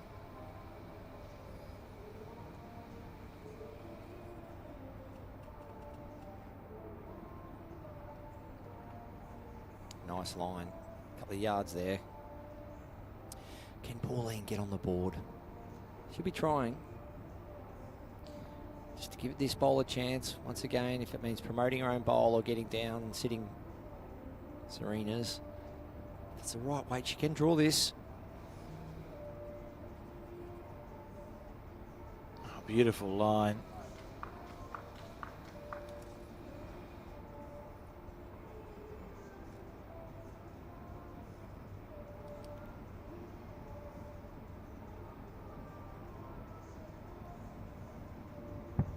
You see Serena there. Gets that back knee out of the way. It was always coached for me growing up anyway, and I'm sure when you think of great players in the game, Peter Bellis for me, and we rattled off some names before, Mark Casey, Aaron Sheriff, and we've got Karen Murphy over there. They all get their knees out of the way, especially that back knee. See Pauline just turning that back knee in. You don't want to turn it into a position where it's under strain or under any certain pressure. You want to turn it into a fairly natural position, but yeah, you do want to get it out of the way. And if anyone's having trouble out there, especially on their forehand, as you're stepping forward and taking your bowl back, keep that nice clean plane, that nice clean swing. Just get that knee in out of the way, and I'm sure it'll help set you up for getting those lines, hitting those lines more consistently. It's interesting too, like with the foot that steps forward, as we see one more to Australia. So 10-0 in that first set. Serena will be very pleased with the way that has gone, but it's starting from scratch now. As we begin set 2.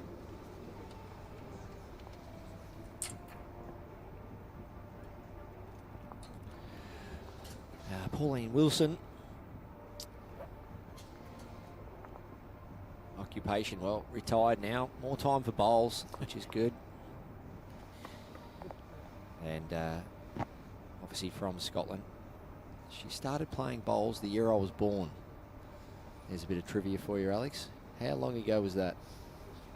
Oh, I couldn't possibly comment, Barry. Oh, come on, I don't mind. I'll take the hits.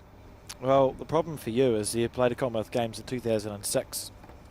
But you wouldn't know my age, would you? No, but I know you played in 2000. Okay, Com Games in 2006. You're probably quite good when you were younger than you are now.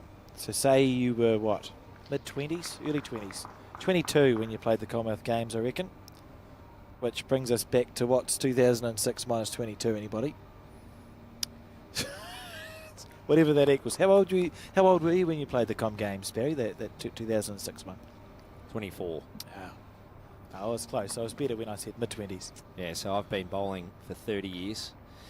And Pauline's been bowling the years I've been alive, so 43 years. That's a big stint. A lot of experience in there. So her home club, shout out to them. White Inch indoors, Willow Bank outdoors. Love seeing that in different indoor and outdoor clubs. Yeah, we just don't get that from our corner of the world, but very popular, isn't it, up in the Northern Hemisphere. And Pauline, her husband Dougie, plays bowls. So that's great to see. Husband-wife combination. I wonder if they play mixed pairs. It's either extremely successful or it isn't. When we see partners play mixed pairs together, it seems to be the two extremes. And when you look at these players, you look at some of their resumes, Alex. I'm just so glad we've got some extra paperwork. We look at Pauline, Commonwealth Games gold in the ladies para pairs 2022. That's the big one. World Championship silver in 2023. So from gold in Birmingham to silver on the Gold Coast. It's not bad going. Back-to-back majors, back-to-back medals. Just medaling at those championships is extremely hard. High-level comps, big sections, a lot of games. And when you see them get through to the medal stages... So had to come through so much to get to there alone. That's right. Serena on the forehand. New set, remember. So the last set's been consigned to the dustbin of history.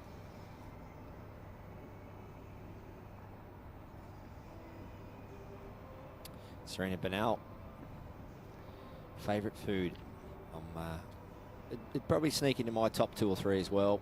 Mexican. Pretty popular Mexican food, isn't it? Yeah, it's quite. I always find it quite refreshing. Doesn't sit too heavy in your stomach. Did we get a favourite food from Pauline? We did. Thai food. Yeah. Favourite drink, cup of tea. And she's What a got bowl. the shot. Okay, so the reset is happening. First end of the second set. And husband Anthony Bonnell, Tony Bonnell, gold medalist 2018. Gold Coast defeating New Zealand. What a match that was. Last bowl, Ken Hansen. And they teamed up with Josh Thornton to win gold. Serena's husband, Tony Bonnell, also a high-credentialed bowler, para bowler. And Serena is just like, if you get shot, I'll just get it back. Oh, every time.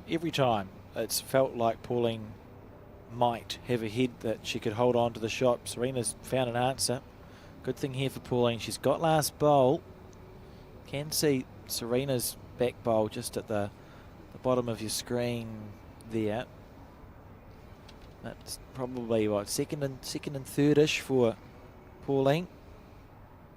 That's what she's having a look at. So to come down and really, study the head. Is it 2 seconds? And then, obviously, if we keep it on that frame there, that respot. Have a chat with the coach. If I get both bowls, it's 2. If I go bowl onto jack and it happens to go out of bounds, it's 1 on the respot.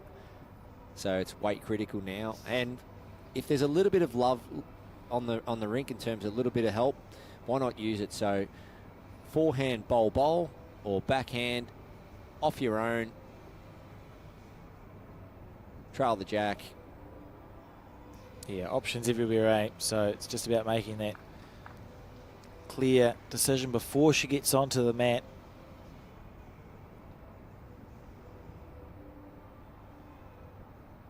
Forehand it is.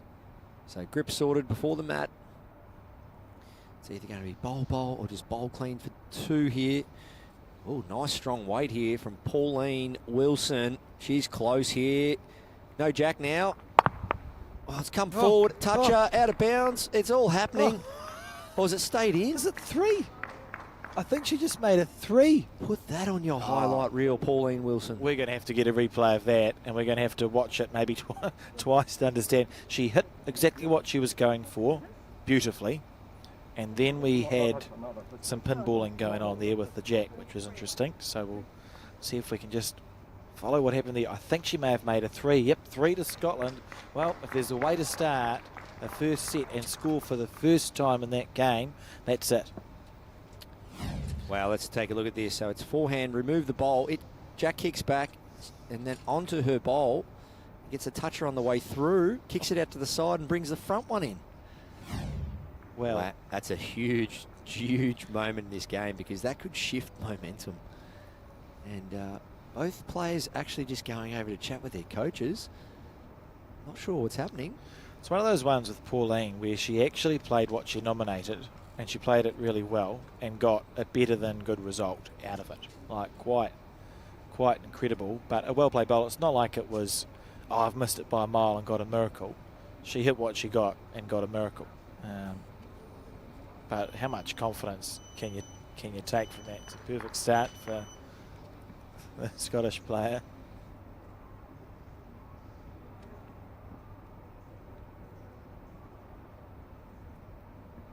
It's crazy how you don't score a set and then you get multiple. It's like the gods upstairs are saying, no, I'm going to make you work for this one. And test out that attitude and that resilience. And that's what it is. It's if you're not willing to be tested in this game or in sport in general, don't play. Yeah, maybe go fishing instead or something. Well, that's a test as well. That's just as frustrating.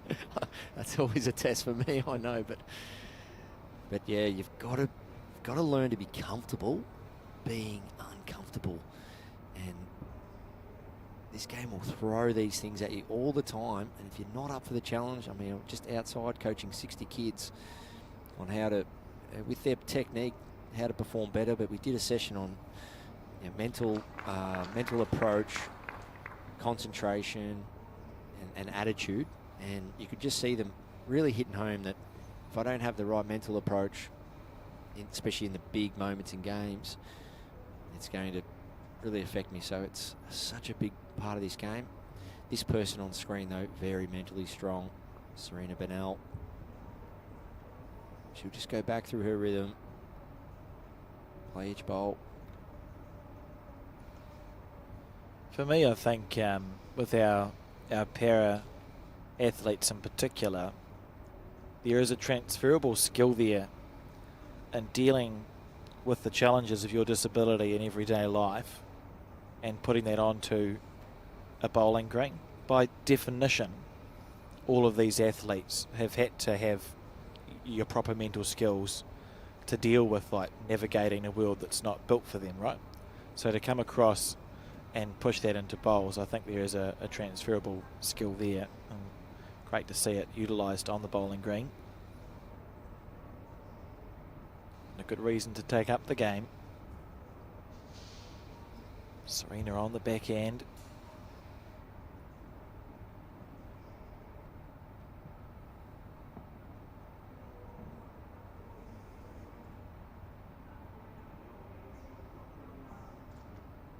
Lovely bowl.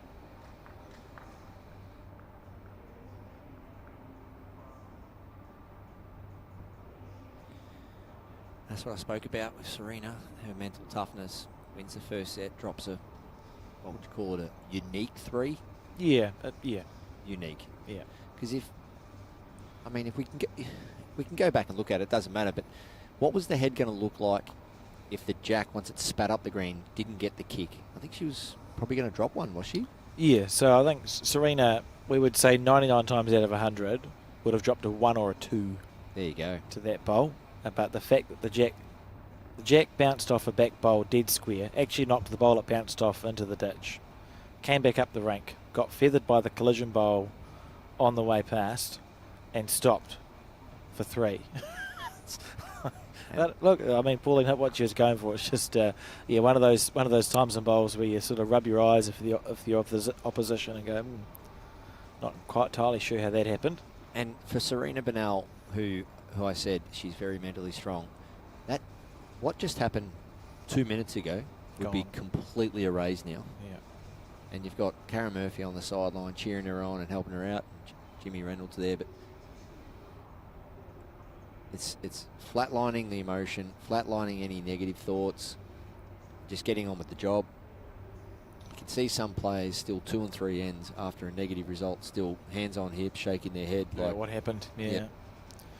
Whereas now, she's actually got an opportunity. She's dropped a 3 on the first end, and with her last bowl of the second end, should pick a 3 back up again, or maybe not. Sorry, that's my bad commentator's curse, unless their bowl to the left is counting.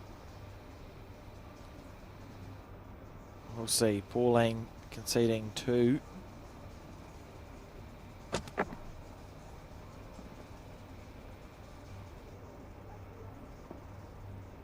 Three it is. So 3 up, then 3 down. All square after 2 ends. And it all starts upstairs, Alex. That approach, got on the mat, got the job done. Will we see ditch to ditch again here? Serena Bonnell. Serena Bonnell's achievements. Well, need a couple of pages.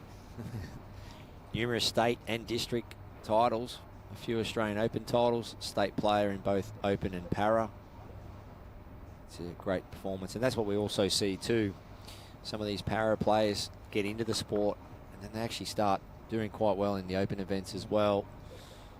Birmingham, she won silver at the Commonwealth Games, and then bronze at the World Champs. So, can she pick up a gold in this inaugural World Cup? It's exciting to see where this event is going. Yeah, great concept from World Bowls. Can't hurt to have more international competitions. And we can't do and run these events without our partners, Alex. Absolutely. You can see on the media wall behind them some of the logos. Aero Bowls are a massive supporter of World Bowls, and we've seen them used by a number of the players this week. Unique in that they are the only bowls manufactured solely by robotics, so it is the same line every time. Can take any bowl of the same model and it will do the same thing. Which is quite nice as a player, isn't it, Barry? And I think useful too for events now where we see different bowls required to be used by the players all the time. If you're playing with Aeros, you'd actually have confidence that if you left a set of Optimas home at a size 4 and you come to Malaysia and use another size 4 set of Optimas, they're going to do the same thing. So we see the first bowl. Second bowl.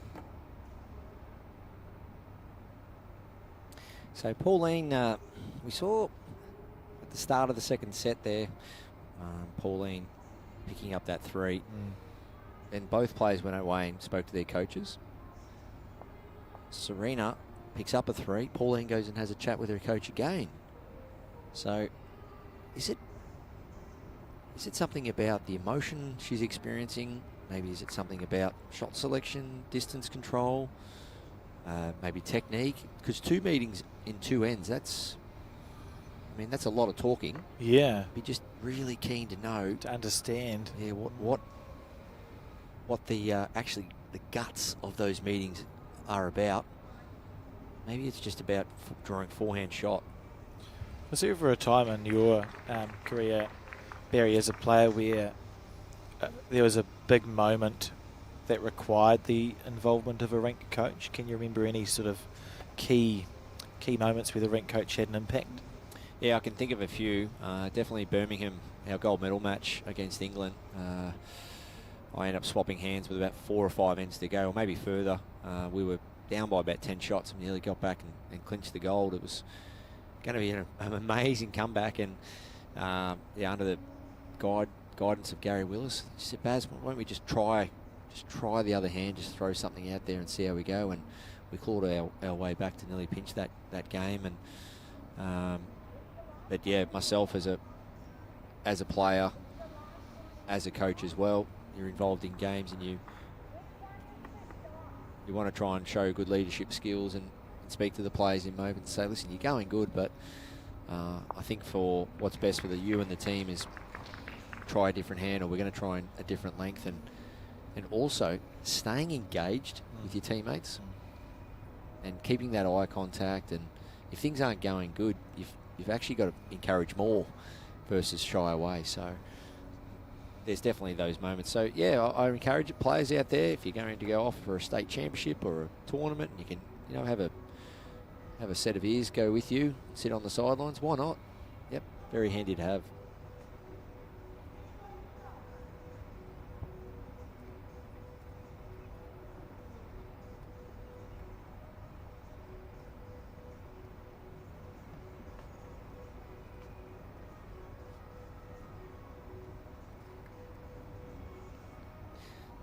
Serena coming down for a look, as we can see there.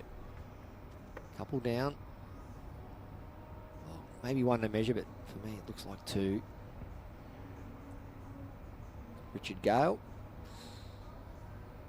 Had a lot to do with Bowls India over the years.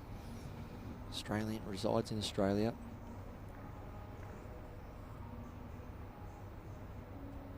Former old clubmate of mine, Mooney Ponds. Good memory at Mooney Ponds. A really nice part of Melbourne and quite unique.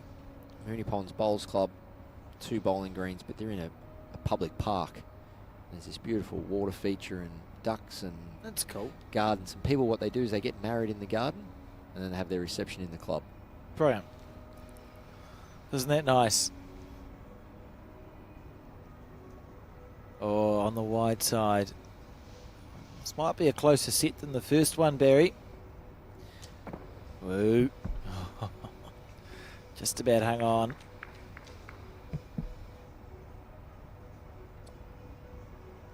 So far, back-to-back threes in this second set. One in the way of Scotland, the second one in the way of Australia. Hence the 3-all. Can it be another 3? 3 threes in a row. Yep. Quite staggering. Pauline, look at the focus. Oh, not sure if the weight is there. Willing it back in. She's overcooked that one. But 2 to Scotland on this end. Sees the score move. 5 shots to 3 after 3 ends.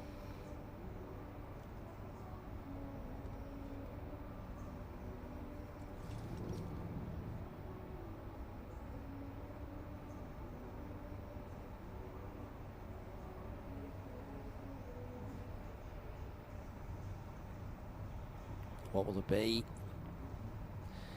Take that one out there.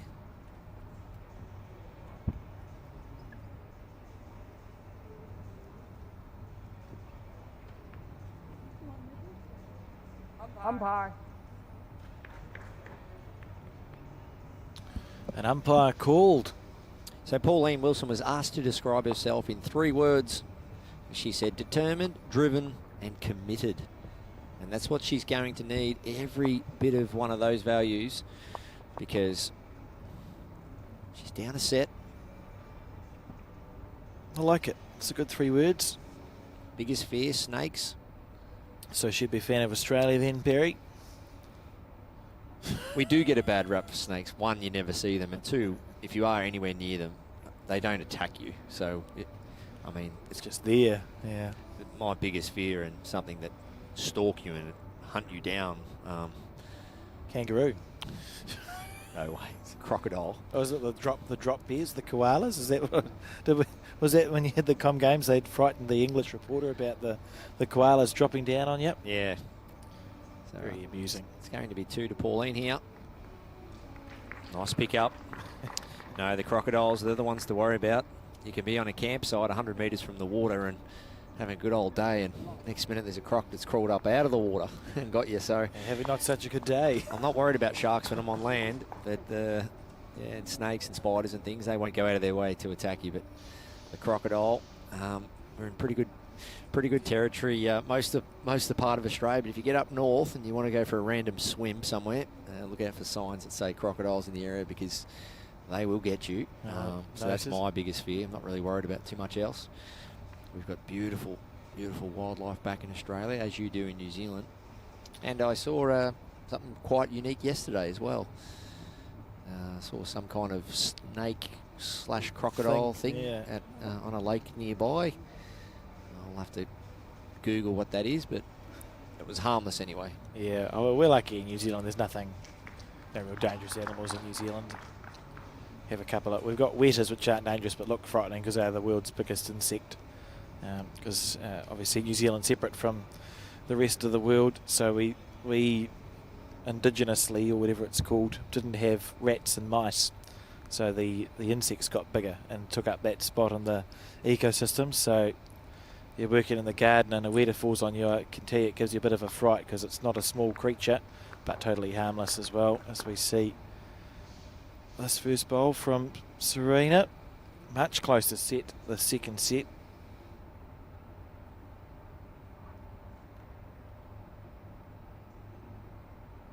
Pauline on the backhand, out nicely with that bowl.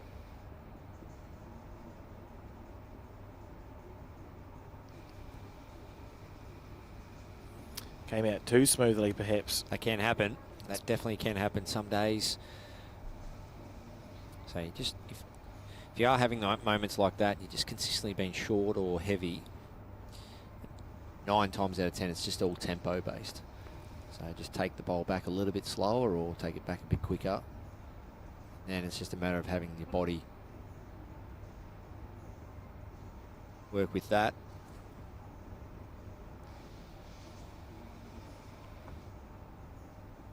So just missing through.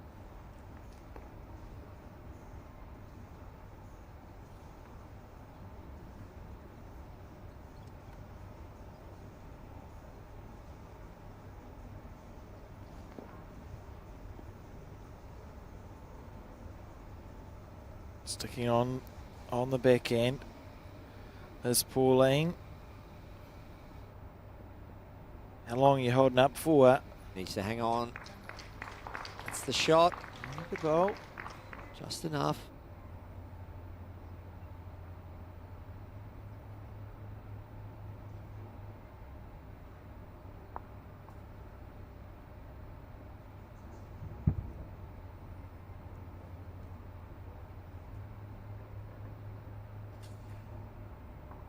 This looks on a good track.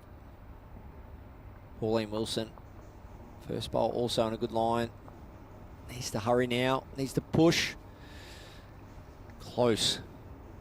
Serena Bonnell, sorry. It's a 3-way tie, but maybe I'm probably favouring Pauline Wilson's wing bowl at 9 o'clock. Yeah, I think it's probably, it's the shot. And then that one.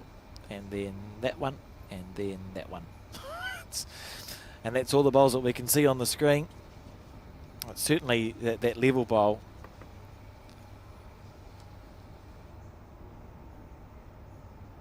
Where are we? And there's been 6 bowls played. So 1 on the bank, 1 on the ditch. So a little bit spread out this end, but Pauline's got to make the most of this.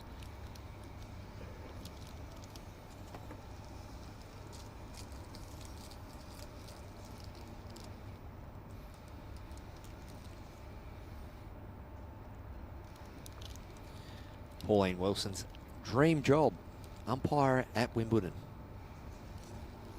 She must love her tennis. Fair enough. I just go to watch at Wimbledon. Why would you? There's a problem though. She likes pineapple on pizza. Pauline. Look, we can't all be perfect, Barry. So she's pushed that one wide. You obviously see what these players are capable of on the green.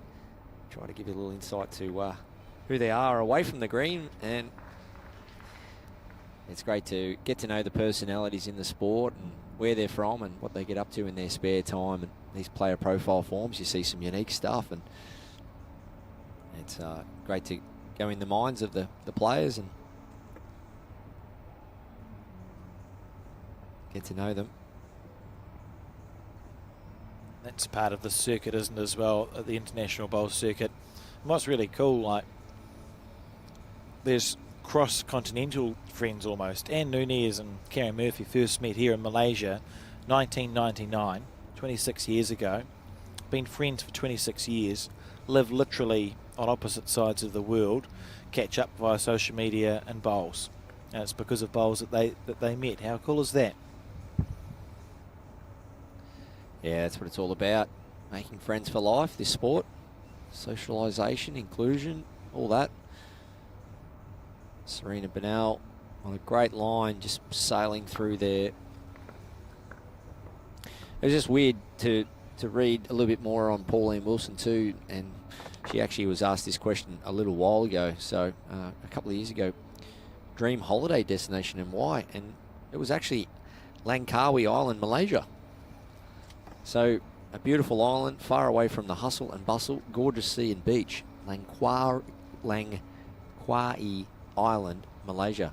Well, there you go. And I wonder if her plan this trip is to get there.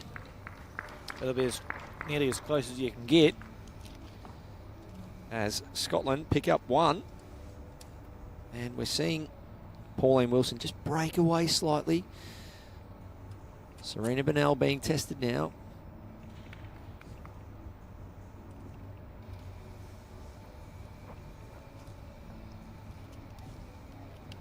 Six plays 3.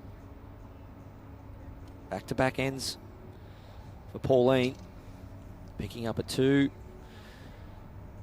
on the third end and a 1 just then. So Pauline Wilson, 3 on the first end, 3 to Serena Bonnell on the second end, and then Pauline going 2 and 1 to lead 6-3. See there, great weight control. Out on a high line. Totally different first set.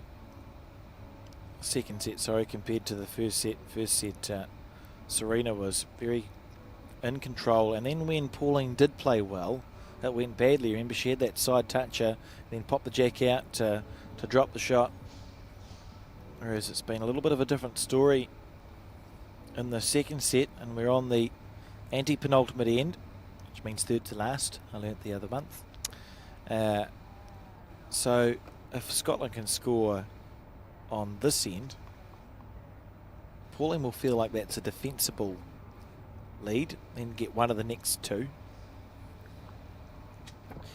And a fair bit of Pauline's play in terms of improving in this match has come from a couple of chats with the coach.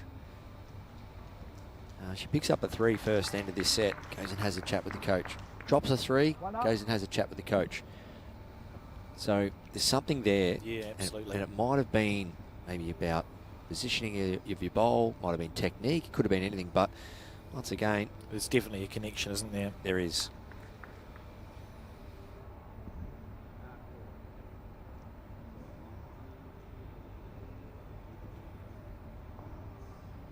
How's the weight?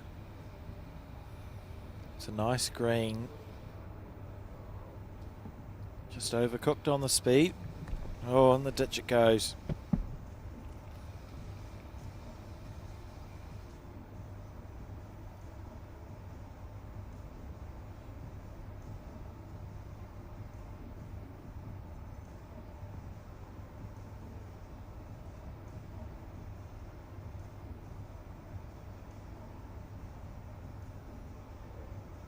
Pauline looking for a bowl to get in the way. She's done it. Oh, that's outstanding. Nicely played. Knew the bowls were there to be used. Much better head now.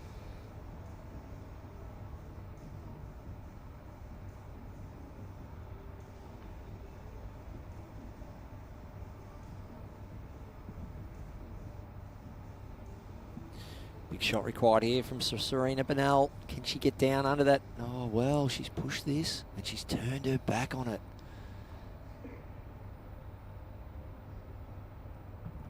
Not happy. Pauline, she's definitely got a bit of energy about her at the moment. Just feels like the momentum's totally shifted here, doesn't it? It was a gradual momentum change as well. You can see, look at the body language there. rink ownership, up and about. Get down after her bowl. She needs just to rest off her wing one here. Fall in for 2. Oh. She flops over. She should nearly count. Got her for 2 from here. Thought she was just going to get a little feather off that one first and finish right in. But certainly does look like she's holding 2 here. And plenty of holes for bowls. So we sort of hark back to that shot she played and scored the 3 on the first, and it felt like the set was just going to have a different vibe to it, and that has been the case. What's the story, says Serena. 1 and a measure down. It's worth having a look here.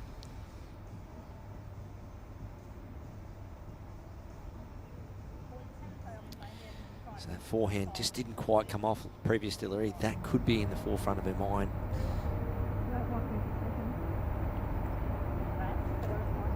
I think I like backhand. I like backhand. Just come down, turn her own bowl, 2 rolls. If she misses, she slides up onto the jack or misses just under for shot. There is a secondary result, of course. If she is maybe 2 bowls tight, she can sit the shot bowl out. 3 chances, all with the same weight, isn't it? That's the key, is that you're playing a similar weight, probably to there at the minimum, maybe to there-ish on the backhand. Whereas if you swap those, if you mirrored those arrows to forehand, as you can see, there's less results if she's tight. Yeah, I don't have a button for that, Barry, but oh, you got to work on that, Alex. You're not wrong. I'm sure you'll get it done. Colin can figure it out. It's the copy, paste, flip. Control something. I'll probably turn off the computer. So it is backhand. I'm probably talking too loud, maybe, but Serena playing the right shot here. Obviously Karen as well, Karen Murphy. Having a chat with her then. So out, turn her own bowl up for shot. And work under for the jack or the shot bowl. Good areas here. Chances everywhere, Barry. Oh, you wouldn't find the gap. Well, that's a well-played bowl, isn't it? It is a well-played bowl. Put it in the area 10 times, should get a result 7. And so you have to think to yourself, I actually did most of what I needed to do there. I've just found the gap. Yeah, good speed, good release. Everything was good intention, but just not the result she was after. So we see now the score tick over as we wait to confirm how many it was. Quite a remarkable second set this has been. Umpire. Get the back one away, Serena.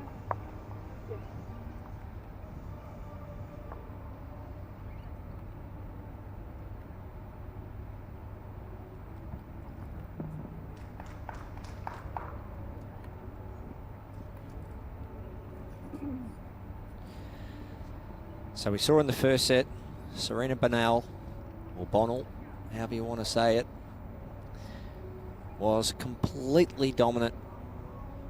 First end 1, second end 1, then the multiple of a 4 to lead 6-0. And then finished off the set with 4 ones to win 10-0. See there, 10-0. Now, finds herself potentially, well, we're waiting for this measure. One's been taken out. What will it be? That's close. So it is 2. 2 to Scotland. So Scotland now lead Australia 8-3.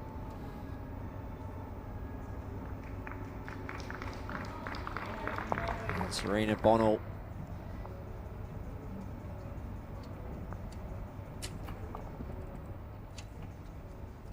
see there, just so relaxed, but very mentally strong. She won't be far away. She'll be pushing all the way here. A lot of grit, a lot of determination. And there you see Pauline. Well, she's bouncing around this rink. She's excited. She's really bringing the energy. Always catches the eyes of your opponent, how your energy is, your body language.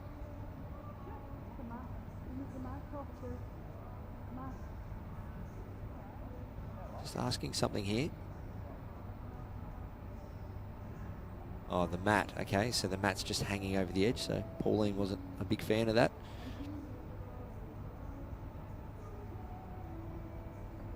And we reset and go again.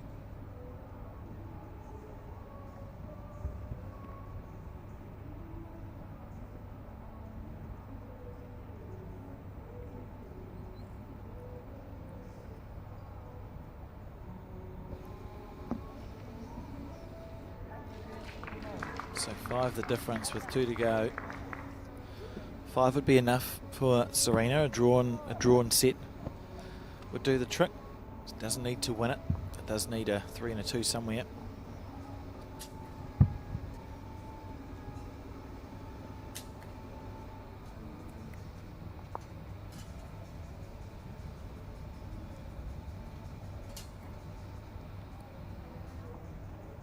Yeah, it's pretty competitive. So it's in the catchments. That's in the area.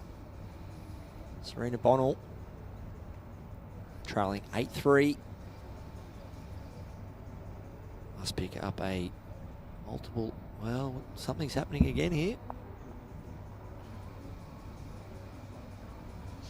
I can't see anything. Oh yeah, we got a gentleman just walking past out the back. Oh, yeah. You know, she picked up a different bowl. Yeah, you see that a little bit. I don't mind it. Yeah, it's a total reset then, isn't it? Yeah, just to pick up a fresh bowl, start again. Fresh new delivery. Has it worked? It's worked line-wise, not weight-wise.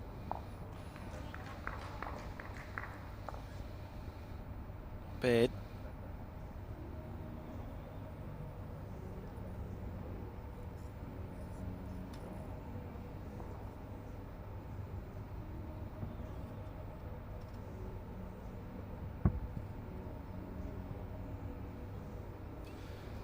Serena spoke about her going on to event. It's the Nationals, the 2025 Australian Nationals. 30 national titles set to be awarded, and it's the first time in its history it's been held in Tasmania, Barry. What is bowls like in Tasmania?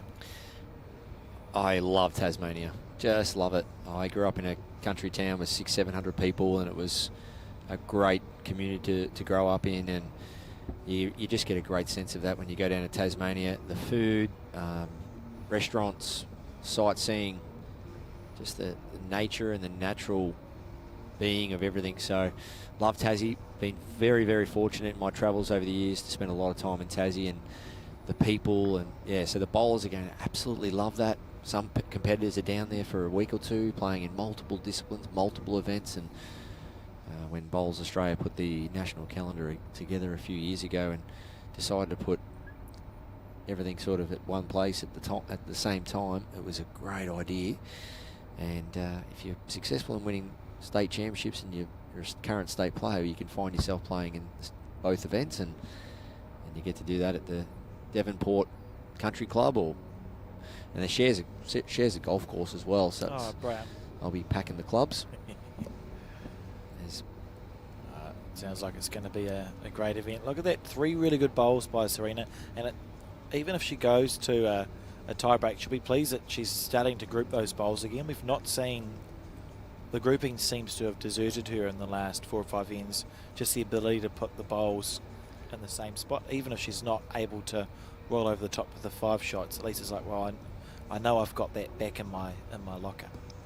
Yeah, and I've mentioned a couple of times how mentally strong Serena is, and her ability just to stay calm in this situation. All of a sudden, the head's starting to favour her pretty well. Sit that bowl, make a number, trail the jack, make a number. It's because she's just staying composed and keeping that self-belief. Whereas you start chasing for numbers, start really searching for different things and not staying in the moment, that's when you play erratic bowls and you don't have as many opportunities. Pauline Wilson missing high there. Serena Bonnell on the forehand, I believe now. Working, sit the bowl, 2 or 3 rolls, makes 4, trail the jack with that same kind of weight, and you make 4. So it's a similar idea to what she played on the back end last time, isn't it? Just give yourself that chance with nice weight. It is, and I'm sure she's having that chat with Karen now. And the only thing, I guess the only negative about this shot to try and trail the jack for 4 is that she has to swap hands. And that's generally what the confusion is.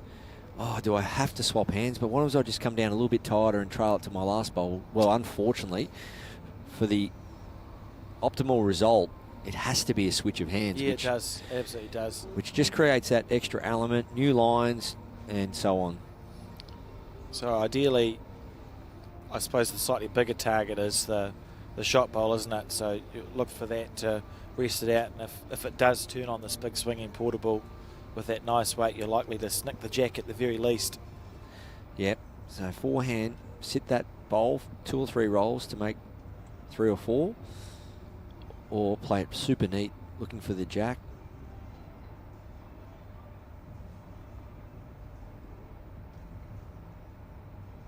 There we go. It is forehand. This would be a huge moment in this match. It's on its way. Serena, Bonnell looking for this bowl. She's getting down to it. Not quite. Big effort. Just about. Just about. Yeah, clap from Karen Murphy there. So I'm never a big fan of that. I must admit, Pauline's taking bowls out of the head before Serena's even down at the head. I know she just left the head, but that's not on for me. Yeah. You shouldn't be touching anything until your oppositions come down. I understand the marker put the bowls on the back. That's fine, but anytime it might have been just a little oversight from Pauline. But I mean, it's just not a good thing to do. I mean, you go to pick up a bowl and you drop it, and then it hits something. I've seen people go to pick up a mat, and it's blown out of the hand and wrecked a head, and jacks have moved. Just not touching anything until your opposition's down at the head with you. And that's a good tip for our listeners as well. So we're on the final end now.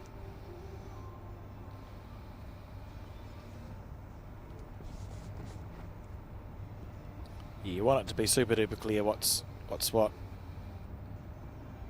Serena on the forehand.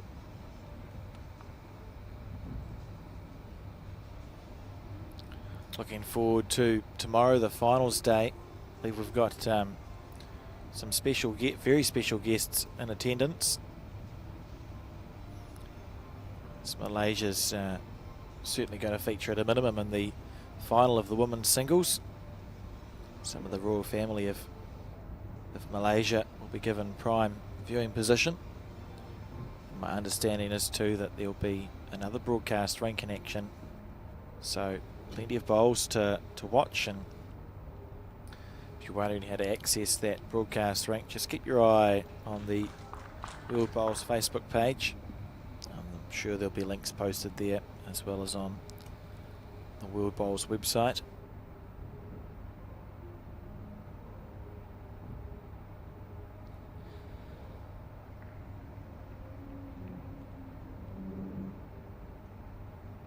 So needing the full count of 4, Serena, and unfortunately, with the first bowl short and the second bowl on the ditch, it's now thinking about the tiebreak, isn't it? It's not ideal.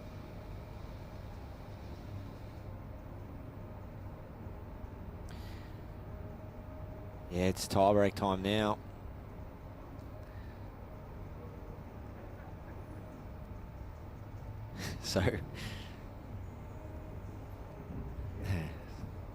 So Pauline Wilson's last bowl, it can be the result of the distraction of the moment. Yeah. Just knowing that, wait a minute, we're going to a tiebreak. And I'll just sort of look up and put this one down. Going right back through your routine, even adding in a second or two. Pauline, bang, rushed onto the mat then, boom, straight into it. Right now it's time to really own everything you want to do come tiebreak time. Own that routine, and when I coach, I always coach people to try and be around the same second mark from the time the routine starts to the completion of the delivery. And this is the time where, knowing the tiebreak is inevitable, you really want to completely own how the bowl's feeling, how you're feeling. And we're seeing, one of the roughest heads we've seen this week when we're going into a tiebreak. Quite out, well, yeah, strange. So it is a tie-break time as we see one, I think, to Scotland. So interesting. We saw the first set 10-0 to Australia. And a bowl to go. Is there a bowl to go? What are we doing? Don't understand. I just want to get into the tie-break, Barry.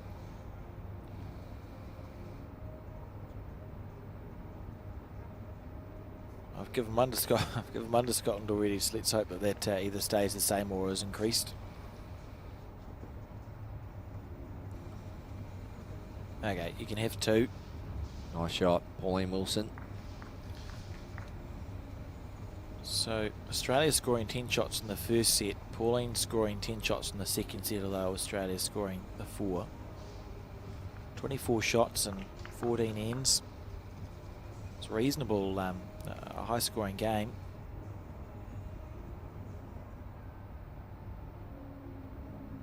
And here's this conversation. What do you think's going on here, Barry, Karen, and Serena?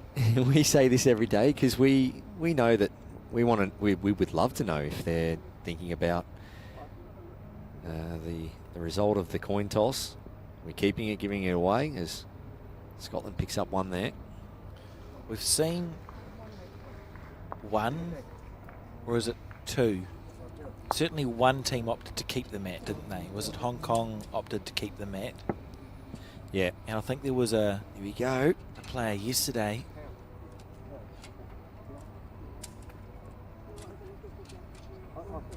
So Scotland's won the mat and given it to Australia. That's how I read it. And now Serena, she'll go and chat with Kaz. It's my mat.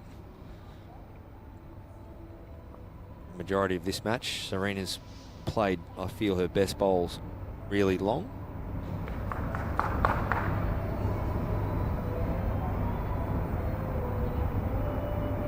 Can't quite listen to hear what they're saying.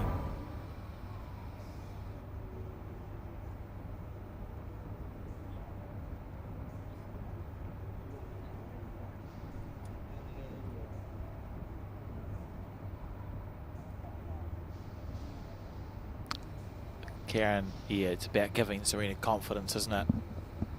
Isn't that great ringside coaching there? You could almost, you don't need to be able to lip read.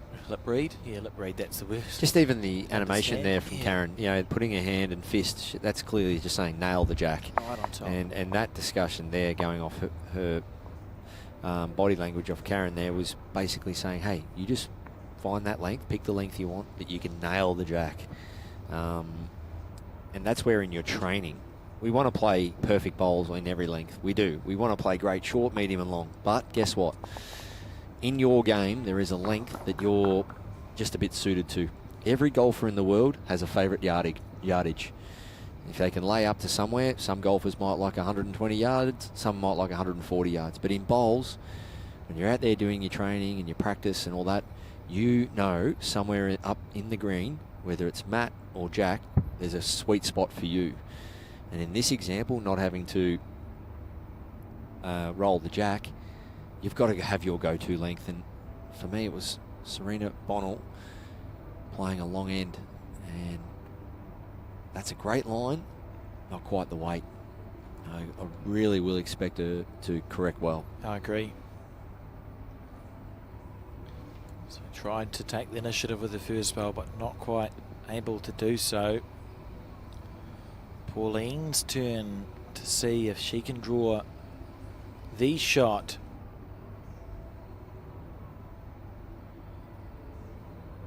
No.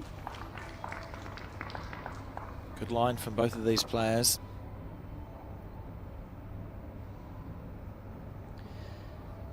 So the winner hasn't been played yet.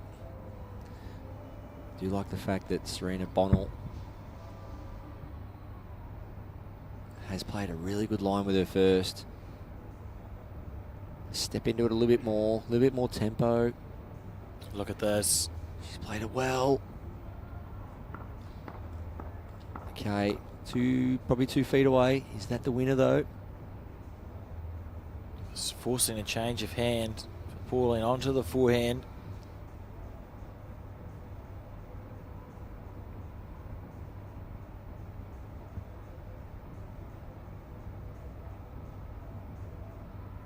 Okay, needs to hold on for me, unless it's got real good weight to draw under the jack. Oh, you wouldn't. Well, it's actually hanging on a lot. She's nailed it. Stays up. That's more attractive to Serena. That was a very holding line. Yeah, if that had fallen over, Alex, that would have been hard to get off, but at this stage, Serena, Bonnell, has got a nice shot on here. Be looking to reach past. Well, that's it. So can she get to the tee? She can. So if she plays 1 yard of weight and misses high, she goes into a really good area. Oh, she's got great body language with this. She's stalking this. Serena, Bonnell, she's all over it. Amazing. She's got it. Oh, what a bowl. What a bowl. Out of the hand, stalking it. Well, this game is as much about timing as it is anything else, and what great timing that was from Serena Bonnell to pull out a brilliant shot. Can Pauline repeat the dose on the forehand? Speaking about body language, Pauline, she likes this. She smashes the jack. She's trailed the jack back. Has it stayed on? It has. Okay. Absolutely powering into that jack. Actually unlucky for the jack to stay. It's better for Serena. Much better for Serena, isn't it? Because now there is an ultimate shot. Jack in the bin on the backhand. This is a dream. I mean, this is like kicking a goal after the siren in AFL football, or hitting the home run in baseball, or the winning runs in cricket, which Australia's done a little bit over New Zealand over the years. Thanks, Barry.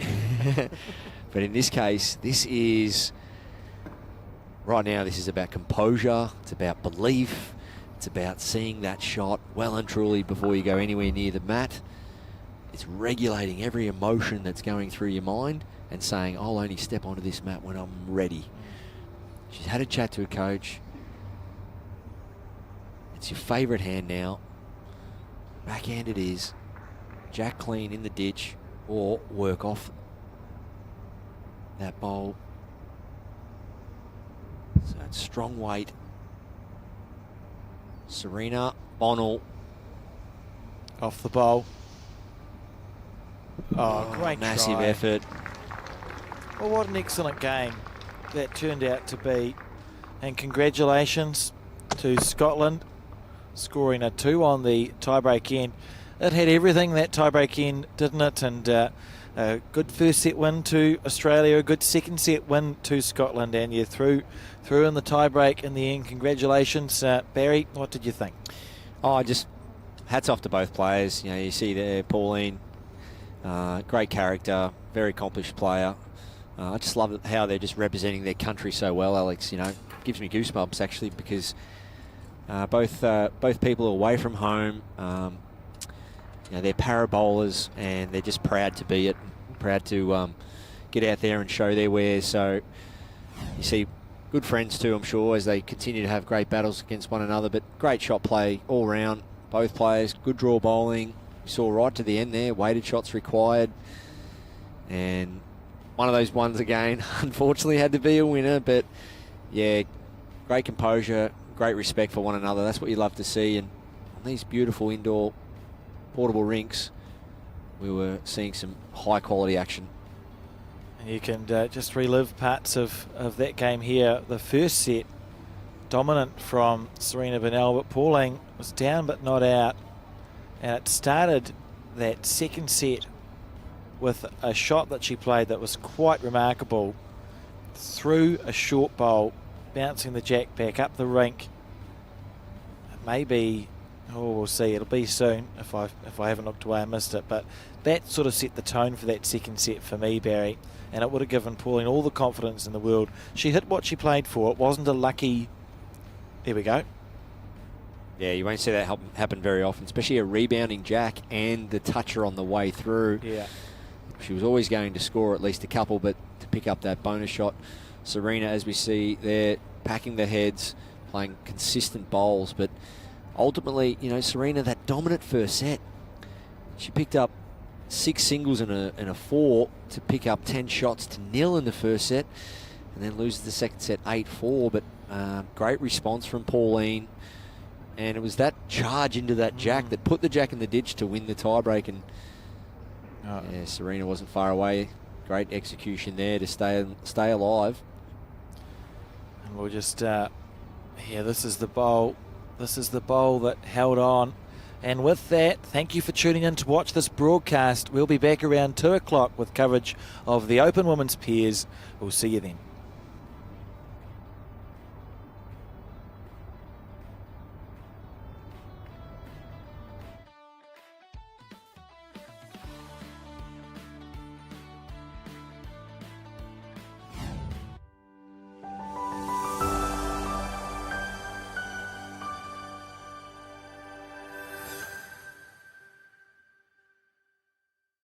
Arrow, used by world champions Kelvin Kirko, Corey Wedlock, Aaron Tees and Aaron Sheriff.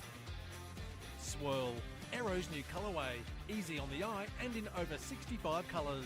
Arrow's enhanced grip allows you to go up 1 to 2 sizes, shaped to give maximum comfort and control. Made in Australia, machined with robotics for unparalleled accuracy. Arrow provide the most accurate of bowls. Arrow, same line every time.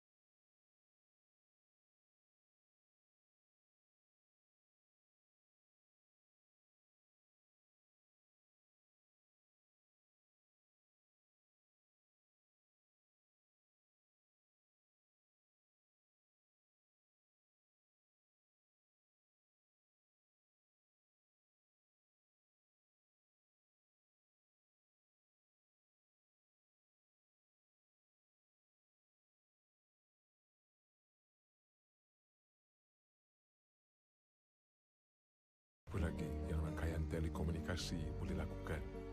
Bolehkah ia lindungi kehidupan yang terancam?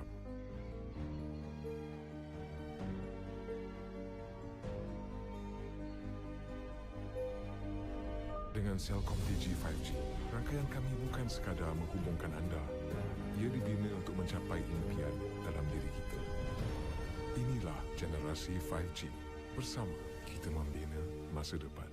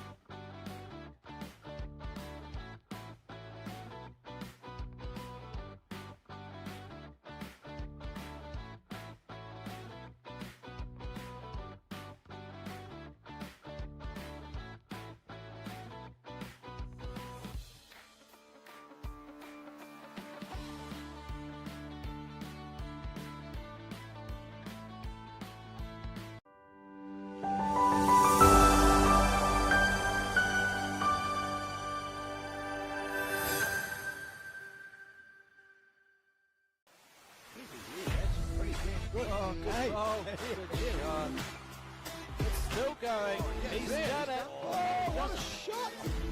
Beautiful ball. Need a shoulder, he might just pick the jack up. Look at this. Look at this. Oh, yeah. Yes. Oh, What a ball. Look at this. Could be good. That is an outstanding ball. Oh, and he's tucked it in.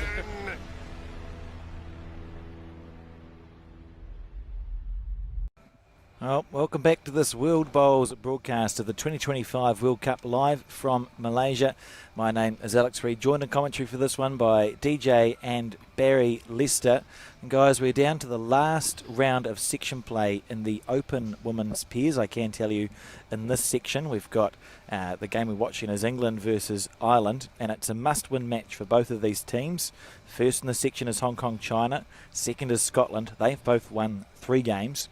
England and Ireland have won 2, so the winner needs to win, and they need to win well, DJ. Yes, and probably relying on another result to go their way too with that Scotland game. So, yeah, all to play for still. It wasn't too long ago we saw Emily Koenig. She was out on this rink for the World versus Malaysia experience, or 2032 Brisbane showcase match last night. She was indeed. Played very well too, I thought. Yeah, she did. She did. Corey Wedlock getting the MVP. Votes were very tight. There was a lot of deliberation. They took a 10-minute break to go through all the votes, and they finally came up with Corey Wedlock. But to play that big one in the tie break. Yeah. But no, it was a great game, great experience. And geez, look at this. Look at the class on this green. Yeah. You got Ireland, England, Australia, Scotland. Yeah. It's a shame we can't just put a camera over every bowl that goes down Just over these watch 2 everything rinks. happen, yeah, absolutely. With that game last night too, how good was City Zelina? Yeah. She was unreal last night too for Malaysia as well. Absolute legend of the game. It's almost like she's won a thing or two, isn't Yeah, it? just a thing or two, but yeah, she was super last night. Dare say if they had got up and that, the MVP would have went that way, but... Well, the skipper in the tiebreak, Hasley, he came back on after Idaman. He went off and he played that trail. Yeah. And the crowd erupted and almost won it for Malaysia. But what a hot start we're seeing here. Oh, how good. 3 bowls right down the spine. We see Catherine Redknapp, first bowl inside a foot, right down the middle. So the Irish pair, a young pair. Either the lead or the skipper's the youngest player at this event. It's one or t'other. 21. That'll be Lara, I believe. Chloe's 23. Yeah. Well, there you go. But it's quite a young, so a combined age of 40-something or other. Yeah, but they've got a bit of experience behind them. It's one thing I think Irish Bowls has done well. Yes. Recently, there was a bit. I spoke about it the other day in the columns. That there was a bit of a lull in the ladies' side of things for a while, but they've got a group of young girls here that they're backing and sticking to and sending out to all these events to gain experience, and it's really paying off. I mean, bronze medal in the the most recent World Championships and stuff we got there, so going well. A nice reply there from Lara. Against Catherine Redknapp, who's not too shabby on the carpets back in the UK. Oh, it makes it look so effortless when she plays her bowl as well. Watched a couple of her singles games out here too, and she has been on fire. Undefeated into the final, isn't she? Yeah, she is. Yep. That's right. That title, this title would look very fitting on her resume. But there's a lot of good quality players out there, as we see. What do we got? 1 bowl maybe outside a metre? Yeah, I was going to say, as a skipper, Barry, 3 bowl pairs, you'd be pretty happy with that head, wouldn't you? Absolutely. Having had a break as well, so there was a pause in proceedings. You could see the players. We went over to the mall and just chatting to a few of the players there.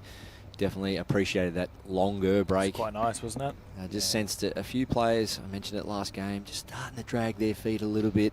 And it's so important to stay fresh, get off your feet a little bit, get some downtime, both physically and mentally. I was just having that conversation, actually, Buzz. I was on the phone with my co-host in the podcast, Simon Little. This is one thing that's just added to this event, is the challenge of just the chaotic schedule. And by all means, you 3 as well, sitting here, have done an excellent job in the last 4 days. I've missed the New Zealand coffee. Oh, and Baz this morning, mate, did all right with that 60-odd kids out there? Yeah, it was fantastic. Great experience. I must admit, I hadn't coached any groups as such from another country. I had a small couple of groups at a couple of clubs I visited in Hong Kong earlier this year, but not of that size. And they were so responsive and courteous and respectful, and they just were a sponge for information, and I really got a kick out of it, and so did they. And it was a really good little clinic. So well done to World Bowls and Bowls Malaysia for collaborating there. Great shot there from Emily. Oh, no, sorry, that was Chloe, wasn't it? It was Chloe's ball. Yeah, she's chased after it and then left the rink. See a little bit of that. They get caught watching, and then next minute you've got to get off the side. As long as you step over. Yes. Over the Toblerones. Yeah. Yeah, we saw Nairul from India the other day. Went close. Oh. Yeah. That's a solid wooden floor on the other side to fall down on too if you get it wrong. And because it's a raised platform as well, it's further away than you'd think, the ground. Looks like 2 shots. 2 shots to Ireland at this stage.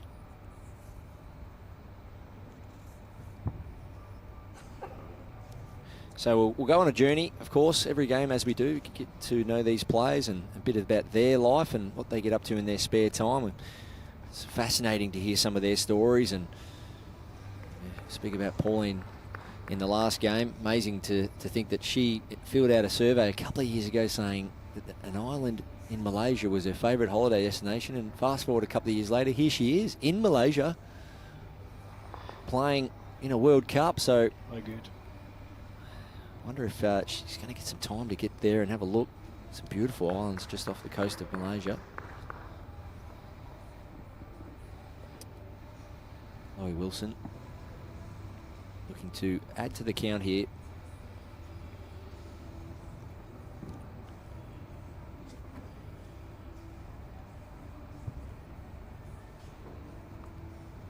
Snatched at it just a little bit. Just looks like on a very high line, doesn't it? Yeah, just push that wide. Shouldn't be too disappointed there.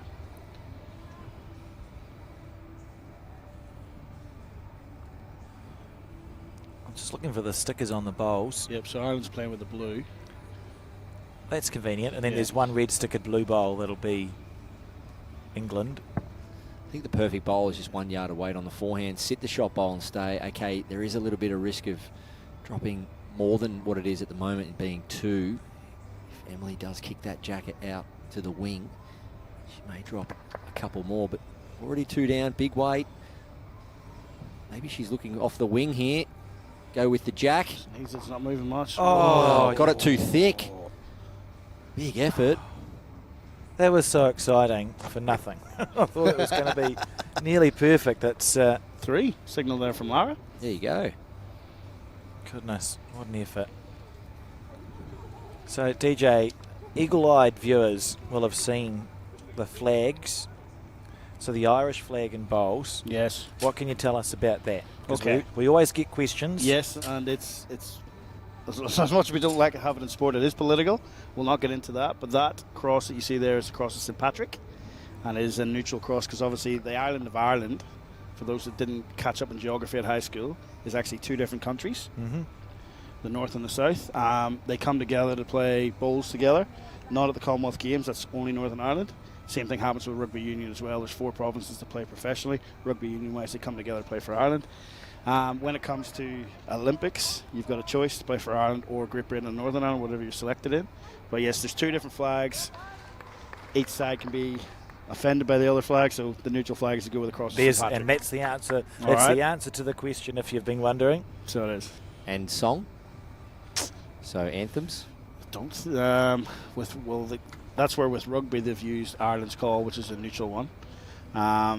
With us, it's London Jariah that they play at the Commonwealth Games. Okay. It's a neutral one. So there you go. Good insight from DJ Dilworth. He's made the trip over from Australia, doing some R&D for his home club and some big plans there, mate. Tell us about your club and what you're looking to do. Yes, mate, Club Mate in the City. Been there the best part of 12 years now and loved every second of it. We've built the club. Well, the club was always a big club, but they had a few years there where sort of standards had dropped off a bit, and I've come in and helped that by my own credit. But we're certainly making inroads, and we want to do some big things. The club's investing heavily now in our facility.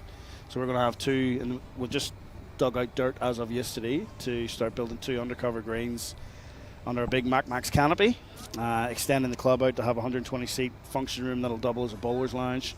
New facilities for the bowlers in terms of toilets, access to greens, locker rooms, and all the things, all the bells and whistles there. A couple of new bowls offices, new bar downstairs to service the players. And yeah, we're not just doing it to help our members, it's doing it as a wider community thing, but also if we can get these type of events, this is what we want to be doing to showcase our club at the highest level. So yeah, as you said, it's a bit of a fishing exercise out here, just see what's going on, see how this thing's run, meet and greet a few people, rub shoulders with the big wigs, and yeah, see what we can establish from there. Once again, only maybe just one bowl outside of a metre. So that's from the front end crew, that's 2 bowls out of 12 outside of a metre so far. And Lara Rini, I'm sorry, I have not seen much of her yet, and I'm impressed. Great technique, gets the bowl away beautiful, and as you see there, one in behind the jack, yes, it got bumped, but you can see why these teams are performing so well. Front end pressure, both from Catherine and Lara. So well done to both players.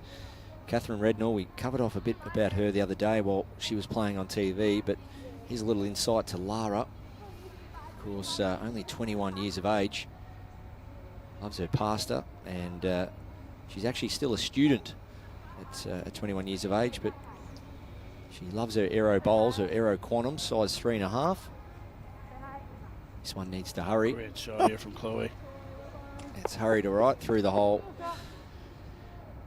And she's got her granddad that plays bowls. How good's that? We hear a fair bit of that. And she's played a bit of short mat as well. 2009 outdoor, 2015. And County Antrim Indoor Bowling Club is her home club. Commonly known as the Jim Baker Stadium back at home. Yeah, love that. Love hearing bowls clubs named after greats. And the stadium. I love hearing that stadium word. So I know my home club at Club Kuala, we're going forward with some big plans, looking to maybe name some greens after people and some club championships. So I really love when you win the club pairs. You've won the club pairs when named after someone. Yes. Yeah, or someone's. Just keeps that history in the game. Oh, it does. It's a great recognition. So if your club currently just hands out the club singles, the club pairs, as Chloe Wilson. Chloe. Wow. That is phenomenal bowling. That one definitely counts. Yes, if you win the club singles, you win the such and such club singles, someone that maybe won it a dozen times or something. And yeah, love that. But look at this head of bowls, ladies and gentlemen. Ridiculous. It is. You want to see some aggression here. Lots of bowls in motion. Emily looking to get on her own. She's under. Oh, disappointing. That's a sider. I think she's got another one to go still. Yeah, it's about winning that respot if things go sour now. So it's again already 2 down. You can see there, middle of the screen, red disc bowl of England's. It's their nearest. It's somehow got to get the shot and stay near the respot if Emily's going to continue to play that weight. Chloe's played 2 absolute clangers there. You'd be tempted nearly to go again, because is there a gap on the bowl to just draw that jack into that cluster there, which is all Ireland, and make it really tough, or do you just run for cover, Baz? Well, like you say, she's just played 2 rippers. Can she repeat the dose or run for cover? As we see, the right-hand side of the screen, Ireland are outnumbered. It heavily favours England, so if the jack was to kick out there, the percentages aren't in their favour. So I think Chloe may look to cover that, put something out on the high line. If Emily squirts the jack out there and it hangs around, you see that, if we can go back to that, Alex, if you see this green bowl of Emily's, if it was to go through the jack at 10 yards of weight, jack spits out to 3 o'clock, England find themselves holding 3 shots. What an incredible head of bowls this is. It is brilliant, isn't it? Oh my God. She's played it pretty well. Chloe Wilson. Down to this one. Well, that's a really good home. I think she played with all that in mind, Baz. She used the percentages. She had 2 red balls to sit there and get a good home. If she did come underneath, she was going to move the jack like we talked about. If she missed wide, she's come into where she is now, which I learnt this morning, the respot. Alex can't see it. Oh yeah, I haven't told you that, Barry. I'm colourblind. So you've been talking about this. You've been talking about it for 4 days, and he's only just. I trusted you. I know there's a respot. I know there is a respot. I just wasn't entirely sure where it was. It's fine. But we got on to that today. So the same result is, as I mentioned, is what Catherine's called Emily on. Less weight, but backhand. So it's still up through that front split, but just missing under. Holding. Is there something else happening? No, there isn't. It's really, it's disappointing as a player because you've got this nice head to play to, just missing on the forehand and then the backhand. Yeah, interesting change up after having played the first one beforehand. I just wonder if Chloe's cover ball maybe talked her into that. She didn't want the respot. She wanted to maybe get the kick out to that right hand side of the screen like Baz showed. The angles were maybe just better on the backhand. Has I haven't seen the results. Has Emily been skipping the entire time? Does anyone know? Because they're both very competent. Yeah, as far as competent at both ends, eh? Yep. So the front end pressure winning this match so far. Skips have had a little bit to do, but we spoke about the quality of the heads on the changeover. So that's just that very important part of the game where you're trying to win that front end battle, set your skip up, and then force the opposition skipper into playing those shots that Emily Koenig was playing then. Ideally, hang on to them. So critical mass, bowls around the head, get out there, pack the bowls in, and set up your teammates. Beautiful shot, Catherine Rednall. Lara Reaney from Ireland. Let's look at this unbelievable list of achievements. 2025 Irish Indoor Fours Champion, European Fours Gold Medalist, and Irish Fours Champion 2024. It just goes on and on and on. And she's 21 years of age.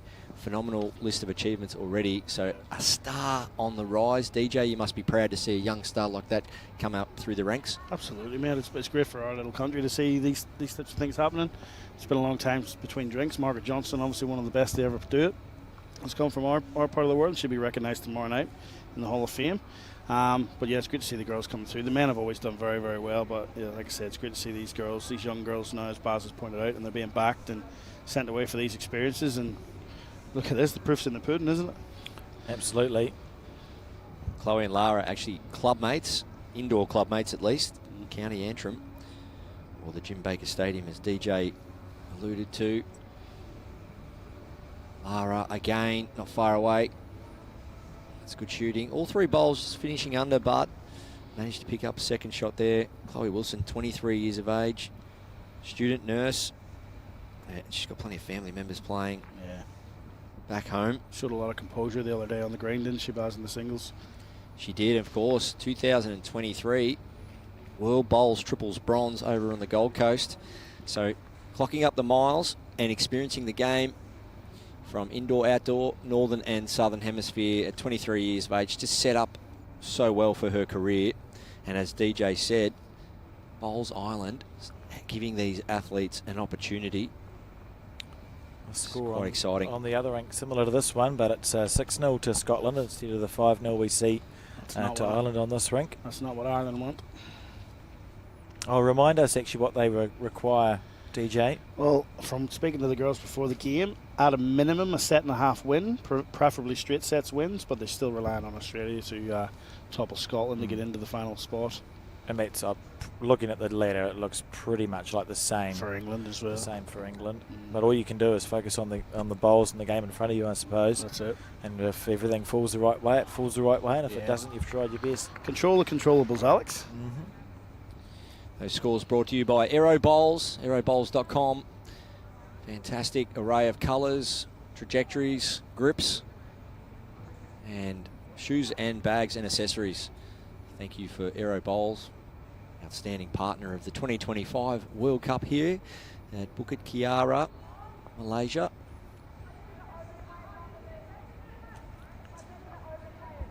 Good discussion here. Plenty of transparency between both players. They know each other's game very well. There's a little bit of traffic in the way on the forehand, or is it open draw on the backhand here for Chloe?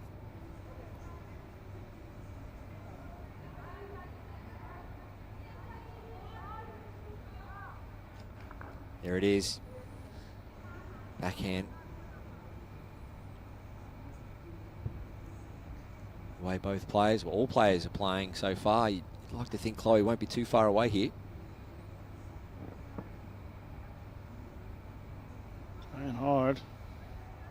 Solara's bull's coming down too. Well Fall played. over. Well, it's as close as any.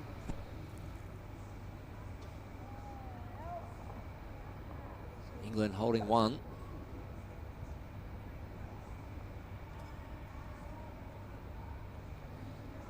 Now, I often talk about percentages in the way some heads shape up, and we're seeing that right now. So one side of the beautiful bowl. Yeah, great shot, Emily. One side of the screen is England, one side of the screen is Ireland. So when we look at this head of bowls, you see the left-hand side of the screen, it's all red stickers, and the right hand, other than this one here on its back. So we talk about percentage. So the left-hand side is obviously nearly all England, bar one, this bowl here, and that whole right-hand side is majority of Ireland. So somehow and sometimes heads shape up that way. Knowing that too is super important, and you want to be playing ideally all your bowls towards where your bowls are. But as it sits, that front bowl of Emily, it's forcing Chloe Wilson onto the backhand here. She needs to keep her weight and just bring her line in a touch. Let's see how she goes.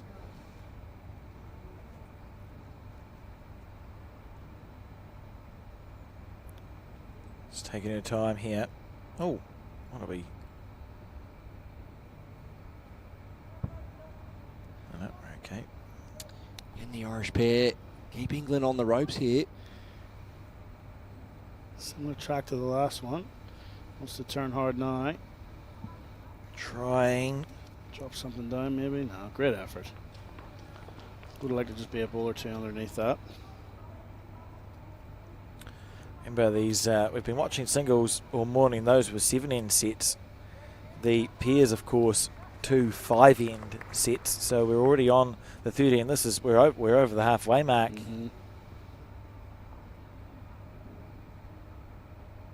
Watch most players, pretty much every player before they get on the mat, they set their grip. See Emily getting back off as she prepares and get that grip sorted pre-mat. Less distraction the better on the mat. Okay, on the backhand it is. She can get back for a little trail. Would be nice. If she does. She's trying hard here. Oh, look at this. Emily Koenig. Drop, drop, drop. Oh. My goodness, what an effort. Looks like another. Oh, she knows how close she was there. That was a big opportunity, and she couldn't have played it much better. They're on the board. Are we going to see a loose head at all, or some bad bowls at all soon? This is top quality. No signs at all. It was brilliant. They're dialed in, all 4 players. We are at that stage of the tournament. Very conditioned now, the players, both with the temperatures and the day-to-day schedule. It's a very forgiving ring too, isn't it, Baz? It's easy to get your rhythm on, and once you do, this is what you see.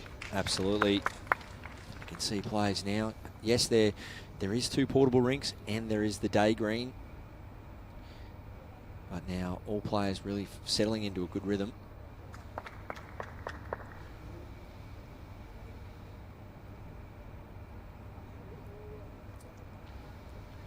That is entirely your fault, Barry. Look what you've done. That's why I did it. I wanted to see one bad bowl. Just to make things interesting.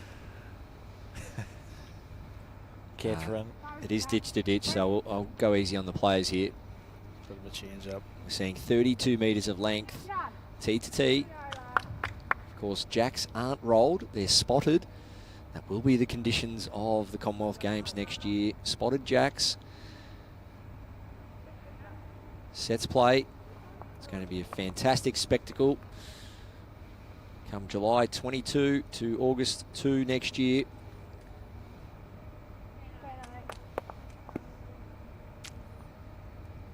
Not quite. So I enjoy the 3-bowl pairs because as a lead, if you've put 2 short ones, you actually do get that. That's the 3rd time lucky, isn't it? And how often do we see that last bowl be the one that is effective? This is a very good one from Catherine too. Lovely shot. All the pressure in the world on Ireland now. 6 times world indoor singles champion. Something silly like that. Silly. Not even 30 yet. So no surprise to see Catherine has made her way through to the final to be played tomorrow. Lara's corrected her weight here, just slightly over, but Good miss, isn't it? it is, and it's down towards that respot. So it is. That's I pointed out to Alex. Yep, Somewhere in there. Yep. I just know it's not on the 2 metre, so I understand where it is. It's a metre back, so it is. So. Can't see it for love nor money. Just something different for a respot as well in this format. I quite like it a bit closer to the ditch than what we would usually see. Yeah. Well, how many times do you see respots played on a T2T format and then it's got to go back to where it originally was? It just adds that extra dimension to it.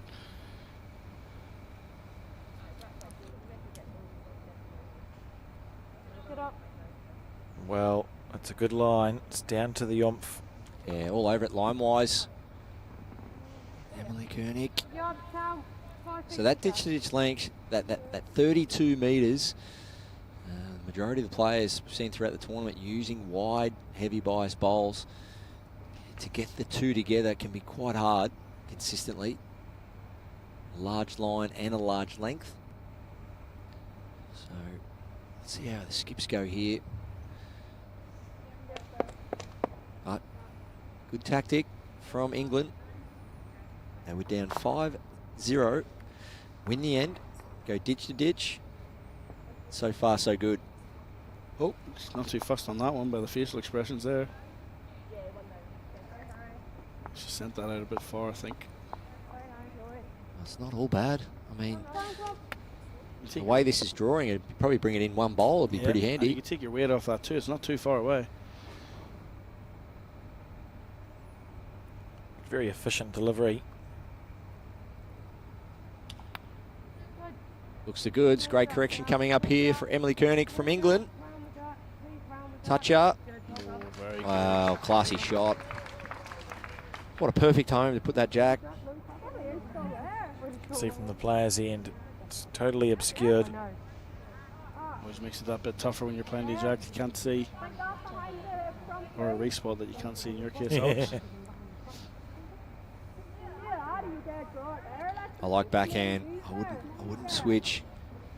Keep it fresh. Keep it in your mind. That backhand release, that backhand setup. Make the correction. Always hard to start fresh on a new hand.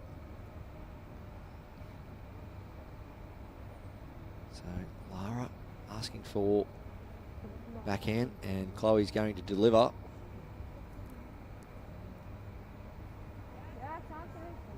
Lara's likes it. This is very interesting. Wants to run this out. Open things up. Piece of something. No gaps. Oh no.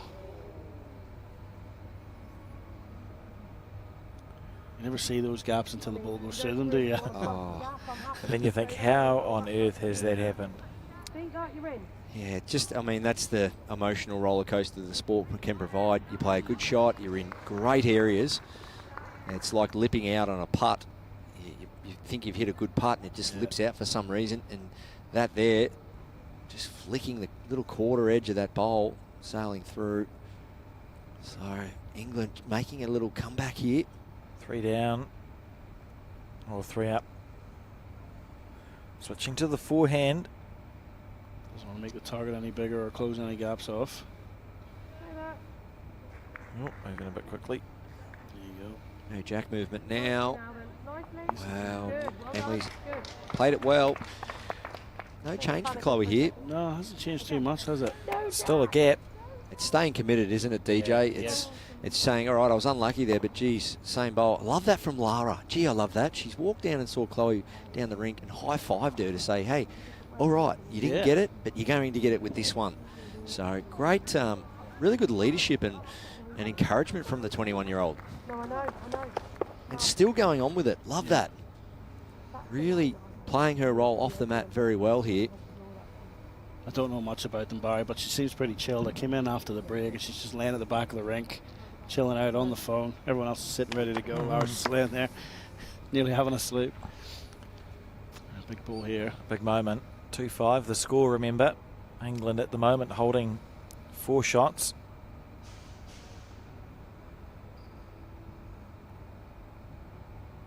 Came out nicely. So important to trust the process here. She's watching it. Don't play for the result, play for the Wants it to process. hold. It's got the hand out there, signaling for it to hold. It's trying. Ball through Jack. Full of it. Oh, Might have cut two out. that's a good result. It's a delightful effort. I wish you would have liked no Jack there. Would have been a big difference, but you got to take the positives where they come. You're 4 down. 2 it is. You're 4 down and made it only 2 down. That's a big positive. Which means you still lead going into this, the final end of the set now. Yes, last end. Yep. Great set of bowls we've seen. Very good. Such a high standard. Catherine Redknapp couldn't wait to put that mat down. No. T to T, come on Ireland. Are you up for the challenge? We're going to really push you here and we're going to do it on our length. Catherine, obviously very experienced player. She's settling in on this long end. Familiar with portable rinks, haven't played a lot of potters. Unless I've jinxed her. Oh, no, that's over that distance. I'll give that to Catherine. It's only a yard.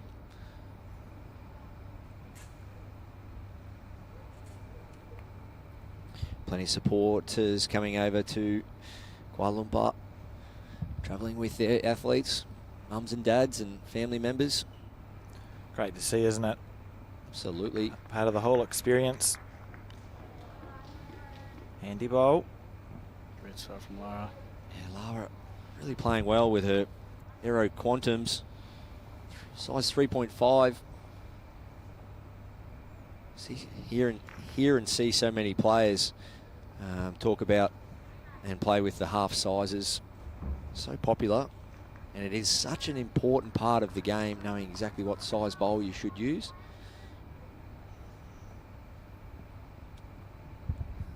Is it something that can change over time, Barry? Absolutely. I'm down to a 3 now. Aaron Wilson, he used size 2s in Birmingham. He preferred the smaller bowl with the higher velocity, so your arm's moving at a quicker rate on the slower green. And he found that the size 2 were a better bowl for the slower greens over in Birmingham. And whereas last week he used a 3 over there at the BPL, and I'm down to a 3. So my left hand of 30 years of bowling sits under strain now, whereas my right hand doesn't. So I've got much more tension in my hand than I did 20 years ago, and I just can't hold a 4. I used a 4 nearly all my career, and I can't do it anymore, not comfortably. So my goal now is just to stay around a 3. But you'll see players, they'll change biases, they'll change sizes, but most of all, they need to be comfortable and have plenty of control. Absolutely. Oh. Good home. As it stays up. I would have been a little bit stressed out watching that bowl go down the rink.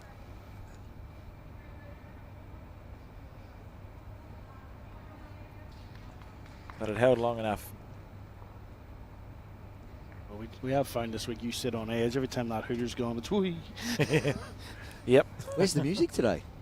Don't. Alex, Don't tempt them, Barry. I think what we should do tonight, Alex, for the last day, we'll make up a playlist. Okay. And we'll say, here you go, here's our commentary playlist, what we want to hear in the background when we're commentating. And there'd just be no commentary, it'd just be sort of humming along to the music all of tomorrow. So if I never hear the World Cup song again, it will be too soon. Emily Koenig looking to reduce.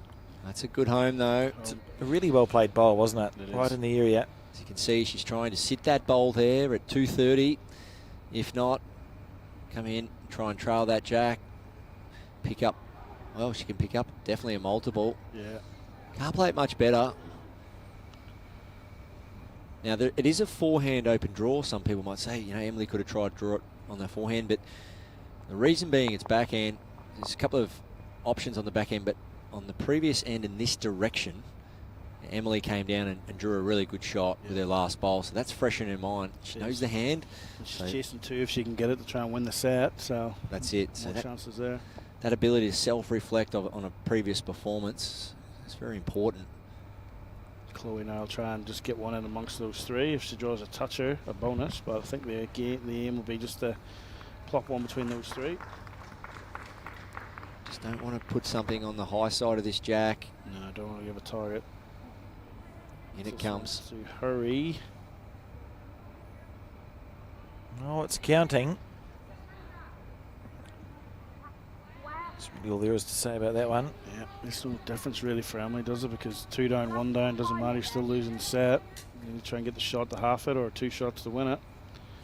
Yeah, like this play. Forehand's nice, no result, forehand high. Backhand, if you're narrow or wide, there's results everywhere. Yep. Just about clearing the front bowl, and it should be happy days here. Such a good release. She's tighter, but she's quicker. There's another one in there. Such a nice effort.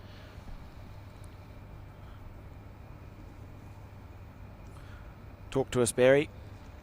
Well, here we are again. We see it all the time, and it's really good to isolate it.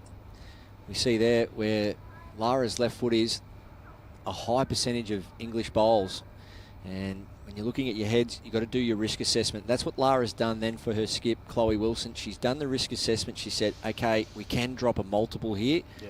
I need to put my foot down here and tell my skip we need a bowl here where there's a group of English bowls. Just Sit and stay there is pretty handy. So before that, there was a real nice little cluster of English bowls, Team England bowls, and Lara, once again, 21 years of age. She's showing a lot of maturity out on the rink today. So you're now a conversation about switching to the forehand for England. I saw some gesticulating in that direction. Interesting. Hard bowl to play. Still like backhand because you played it twice. So that's the pros and cons, isn't it? So well, yeah, you could trail it a few feet on the forehand for 2 or 3. She was so close at the last. Barry said last end she was so close to turning that around the corner. No, she's changed it to the 4. Yeah. Obviously backs herself. I think I saw Catherine just sort of indicate that was the shot she wanted to play. Yeah, I think Just trying to turn it around the corner for 3 there by the looks of it. it's out there. This will have to be dead weight to get back from there. Emily Koenig to save this set. She is trying hard. Any touch of the jack. My goodness. Oh, you're joking. What an effort. 3 balls clustered together. It's just missing the little white thing. Look, she's played 3 great bowls. That's such a hard bowl to play. Yeah. She gave it every chance to get back to the jack. Look at the clumping. Her 3 bowls all in the same place.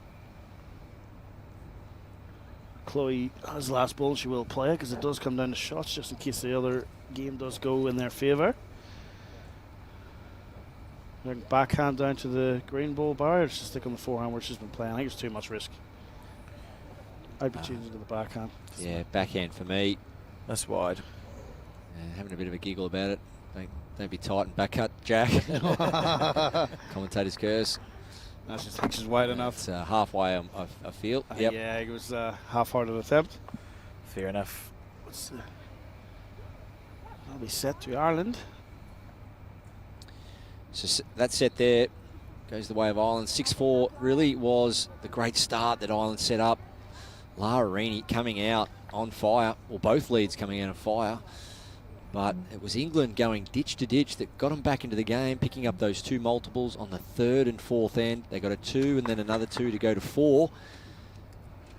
And Ireland picking up that last shot there to go 6-4 up. So 3 ends to 2 in the way of Ireland. You win more ends, usually you win more games, and that was the case for the first set. You've been focusing a lot on the deliveries, Baz. If I put you on spot, is there anyone here this week, or if you had a newbie come in, you'd say this is the delivery you want to try and replicate? There's a lot of unique ones out there. Have you got a favourite amongst the group? I was actually not in this actual event. I was pretty impressed with Idaham's delivery last night. Yep. Young Malaysian. I've seen him around the traps for maybe the last 5 to 10 years, coming up through the ranks in bowls Malaysia. I really feel he's got a nice delivery. But yeah, I mean, I'm with Alex a little bit. I do like Emily's motion. I just like seeing the bent arm it's set up. So you'll hear me talk about a lot of these girls, at least Dawn Heyman. You'll see Chloe. They'll set up with a bend in the knees and a bend in the arm, and that really does take off any load anywhere. So if anything's straight, something's going to be under load. So if you're holding a bowl with a straight arm, your shoulder's holding the bowl. And then if you've got straight legs, probably your lower back's going to be taking the load. So when I see this, the bent arms and the bent legs and the nice relaxed setup, I think that really does set up the players for good performance. And the position of the hands we spoke about too. So Lara, see fingers to the sky there. All right, but when she gets the bowl down, then her fingers get back to where her target is. So quite a Gary Kelly sort of style, fingers to the sky, palm or knuckles to the target. But as long as you get your bowl and your fingers back towards pointing at your target, that's so important. Catherine similar too, fingers to the sky.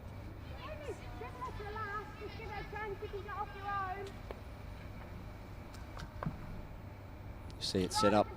I've seen people look more convinced. So just, what's this conversation? We're just talking about what shot Catherine's better to play.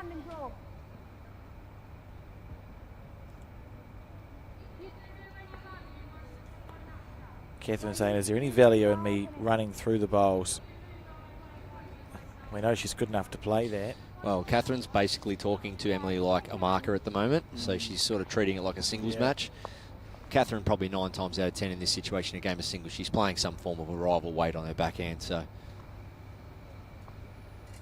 just to promote her own bowl, work underneath, pick up the jack. She's definitely in the vicinity. Square through that one would be amazing. There you go. Oh, what a bowl. Lovely and shot. Flop down. Perfect weight.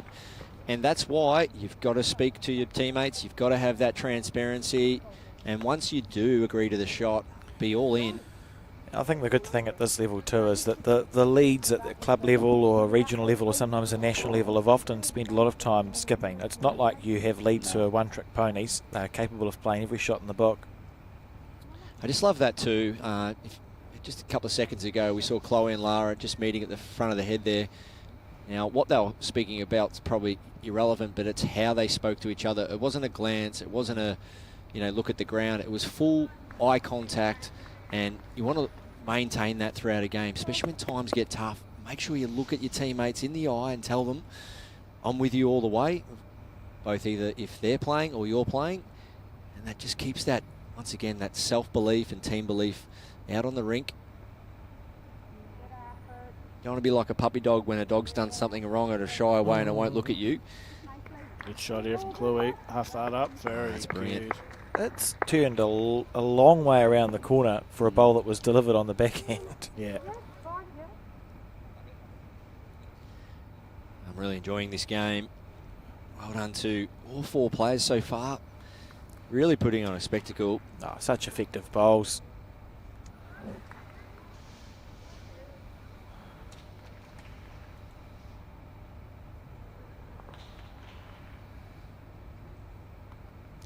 So Catherine Rednall, 29 years of age, all 4 players in their 20s. It's just brilliant to see, and the way they're acting out on the rink there. A lot of these players, okay, they might be young, but they've been playing since they're single-digit age. I can't understand how Lara could have been playing bowls in 2009 when she was born in 2004. So, but that DJ back home in Ireland with the indoor centres and that, short mat, etc., you can get out and give the go. Yeah, you can. Game a go. Yeah, oh, look, I remember knocking around 5 and 6 years of age and rolling down. Dad would get a 2p piece and put it halfway between the stick and the edge, and that's where you roll over. And the best part of that was it would flip. I remember getting into that. But yeah, by all means, you can get obviously we play a lot indoors, and the short mat is the more populated event of that. The indoor long mat, or as we call it, stadium back at home. Not quite as many would play that now. It's definitely on the increase with with these formats and these events that are coming in. We need to have more people playing on the carpets more regular. So that's bringing along young girls like this and getting them into the sport and putting Ireland back on the map in the ladies game. Just couldn't squeeze past that one. Fair effort. Such tight heads. We've had just these heads packed full of bowls every end. It's an exciting game. Nice high five there at the back, bit of confidence.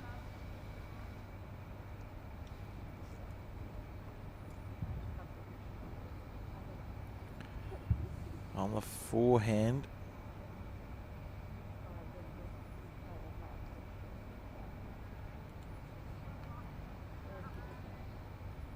Not sure if it's going to hold.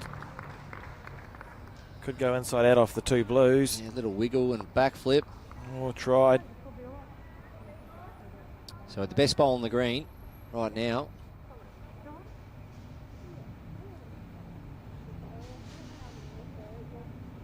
is obviously the shot bowl, but Emily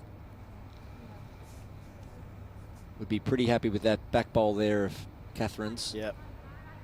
I think that she'll be attacking.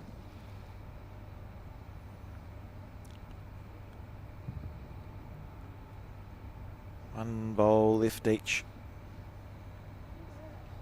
That's a great addition you've got there, Alex, with that macro. Just being able to show people at home what we're talking about, drawing the lines and stuff. Yeah, it's very entertaining. I have to control myself sometimes because I want to scribble all over the screen.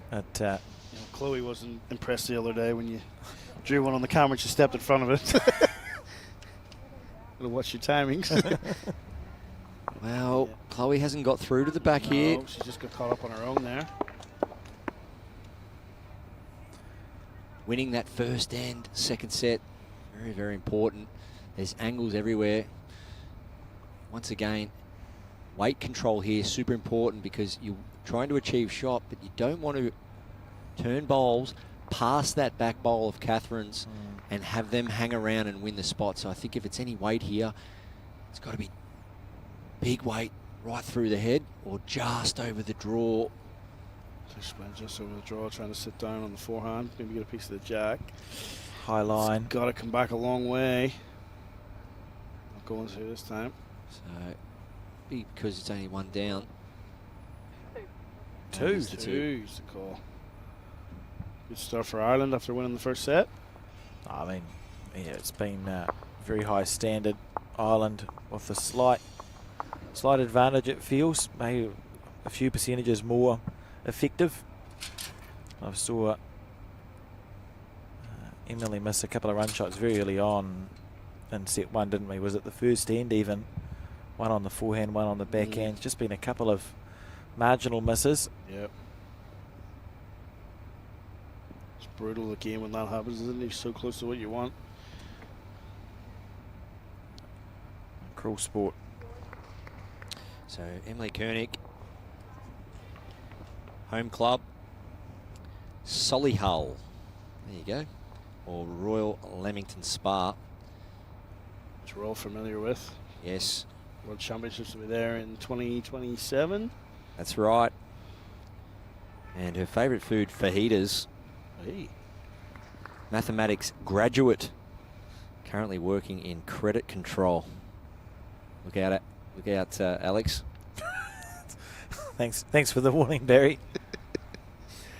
In 2008, Crown Green, she took up bowls. Crown Green. In 2016, indoors, and 2025, outdoor flat. Mum plays indoor and outdoor flat.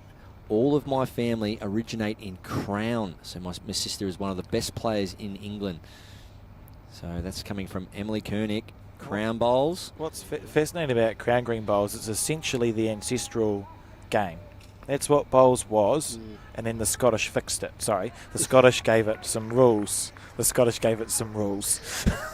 I've just accidentally offended all the Crown Green bowlers. Bit of Scottish ancestry have you there, Alex? Or? Oh, probably somewhere. It came out wrong. But you take my point. It's the ancestral game, and it's on an undulating surface. The jack has a bias, so the jack's like a 4-inch indoor bowl. The jack's almost like a 00 size bowl. It is, So yeah. it is, yeah. And they play off a circular mat. Correct. And they play any direction they want. Correct. Whereas the Scottish went, no, we won't be doing that. So they gave it some sort of more firm rules. Crown Green with the background in working men's clubs and the more social side of things. Lots of Crown greens are next to hotels and pubs, aren't they? Yes, they are. And there's a very famous one sort of around the Blackpool and Manchester area, where they hold the English Championships, but it's almost a World Championship.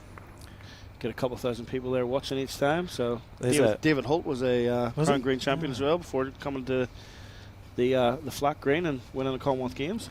There's a great singles game somewhere on YouTube from the early noughties in Crown Green. It's 2-bowl singles. Yep. It might be 25 up or 31 up or something.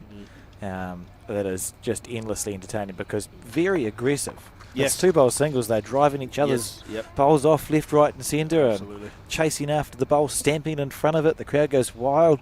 So if you're, well, obviously after you finish watching this broadcast, I'd recommend just having a look at that.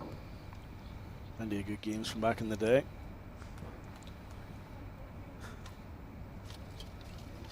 Peter Bellis, Willie Wood, World Singles Final is always a good one to go back to. Yes, it is, yeah.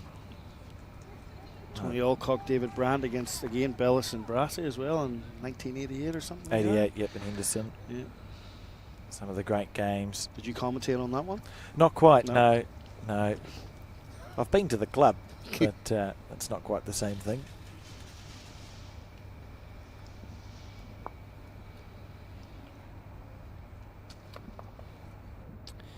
So, Lara winning that lead battle on this occasion. Not quite what we've come to see of Catherine Rednall over the years. She is allowed to have an end-off, though. Give her that opportunity, but nice response from the Englishwoman in Emily Koenig. We spoke about crown greens and flat greens and all the different surfaces, but there's only one bowl, and that's aerobowls.com. Thanks to Aero Bowls for being a fantastic partner. World Bowls inaugural 2025 World Cup. Same line every time. Decisions to be made here. Really enjoying the communication in both of these pairings. Yep.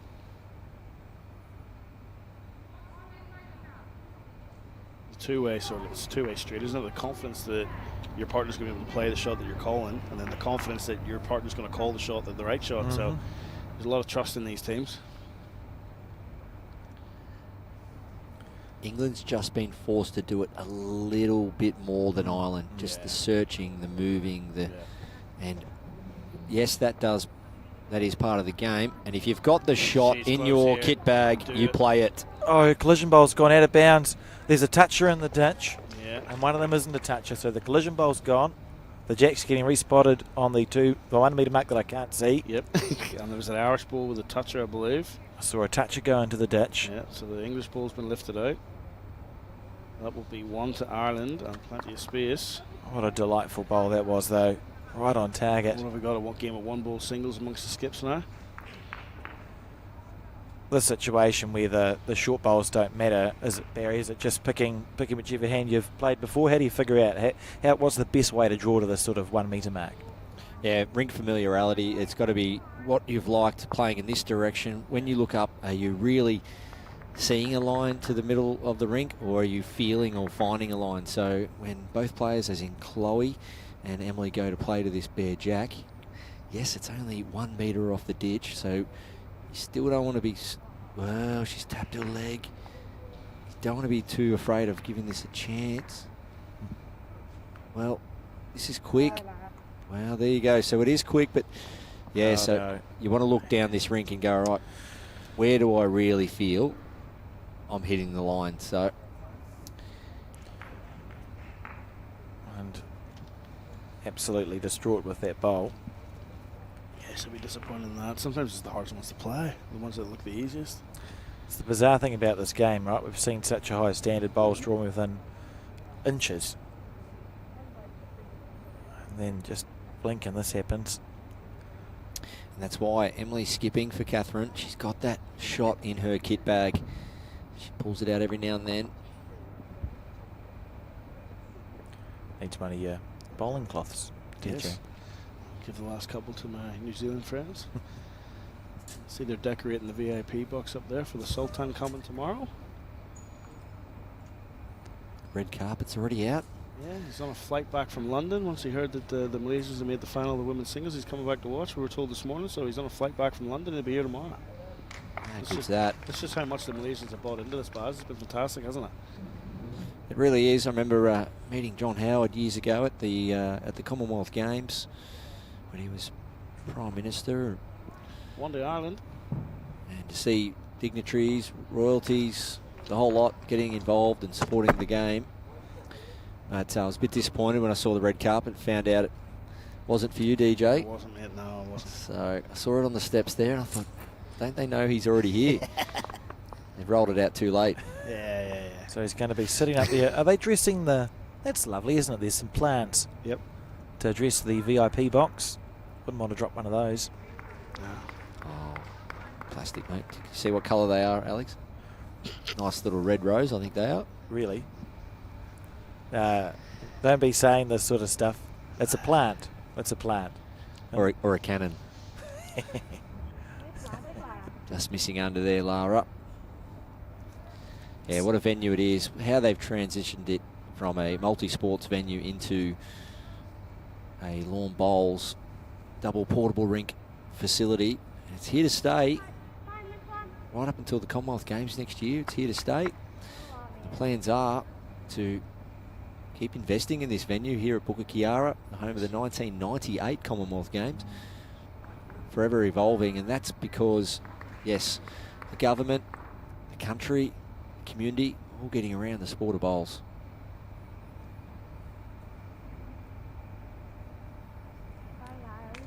I was on a bowling green once, Barry, and we're actually playing the people, and the guy said, "Oh, should I play this plant up here on the forehand?" And his three said, "You couldn't plant a tree.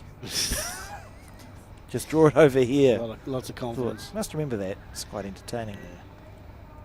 I like the one when a player yells out after they've had a short bowl or a heavy bowl, "What do I need?" And the teammate yells out, "Ability." Write it down. What's that bowl worth? Oh, about 150 bucks. 50 bucks. That's a classic, that one. Yeah, you hear that a lot. So, very important part of this match here for England. Just going down. 6-4 in the first. Currently 3-0 down here.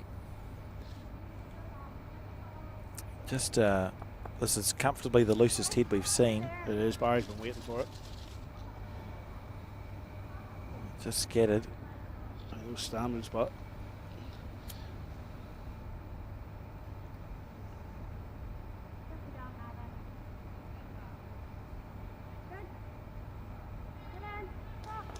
Very good from Catherine. Yeah, good bowl. Door was open and she walked through it.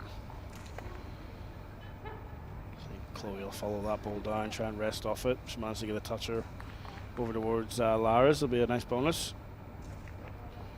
Don't need to do anything silly out. Just got to keep winning ends. It's up to England to try and win this set.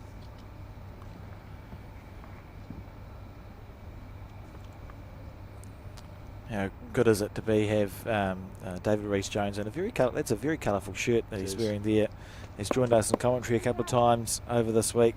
The voice of bowls for many years on the BBC. If you've watched any of those classic games, you probably heard David's dulcet tones shining through. He's just realised he's on the screen too. Wave. No, okay, good try.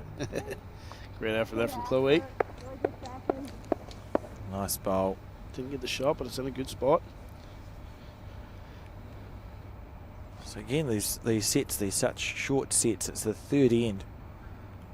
So your default bowls brain is thinking, "Oh, England's still in with a real chance here," but in reality, probably have to score on this end. Yes. Yes. You got to overturn that 3-shot deficit and win this set to get them into the tiebreak. Do we have a score from the next door rink? We'll see if we can get our camera up to pop over there. As we see that beautiful bowl. There you go. So the first set went the way of Scotland, but Australia in front at the moment. That has a bearing on the winner of this game too, because that opens the door for them to qualify. Remembering if anyone wants to do all the mathematics, the place to go and find the results is the World Bowls Match Centre, as we see this from Emily. Emily play an absolute stunner. She has, especially after the one Chloe just played. She's played 2 good ones. Perfect bowl. Yeah. Set herself up for a 3. Yeah. Wonder will we see big weight straight down the forehand through the 2 balls. Too sure where the, because I believe Lara's got the respot back. No, she doesn't. It's an English ball back there. I beg your pardon. There's 2 back there on the respot. You could play a metre of weight on the forehand if you didn't want. If you were frightened of an ugly result on the respot. Be interesting to see. If they're only 1 down 2, there's every chance that they'll only play a couple of feet for it. Just try and move it a little, ever so slightly. See in a second. It's amazing sometimes the angles that we see on the television don't necessarily match the angles that exist in reality. That's why the players come and actually have a look at the head. Opting for the backhand. Yep.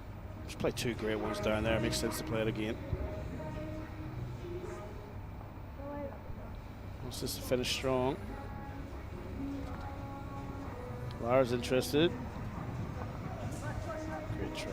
Oh, I think she's been really unlucky there and made 2 out of it. Just the way the balls fell around.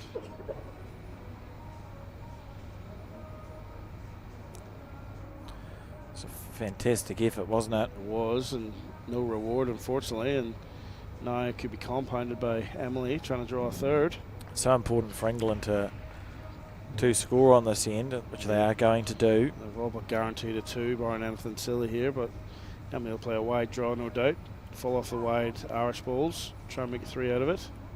Again, just level this set up. Makes it look so effortless. Yeah. We'll finish now. Catherine's urging it. Look down. at this. Here it comes. Just effortless. That is fantastic. You won't see better. Fantastic. 3 shots to England. That's why she's skipping for her country at 26 years of age. Emily Koenig, skipping for the world team last night. Successful over Malaysia. Bowls for Brisbane, 20-32. Can we do it? Seen that drive a couple of times in that game too, Mitch. She's definitely got it in the locker. Well, we talk about bowls being one of those sports where there's that longevity of career. These players here are in the first quarter of what they are capable of doing in the sport. That's the beauty of our game, isn't it?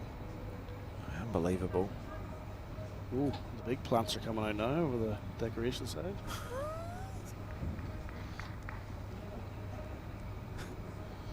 You boys were talking about your sledges that you had heard on the green. One of the best ones I've ever heard was when I first came to Australia. I was actually watching back when the Bulls used to be on the TV bar. I think it was a test match.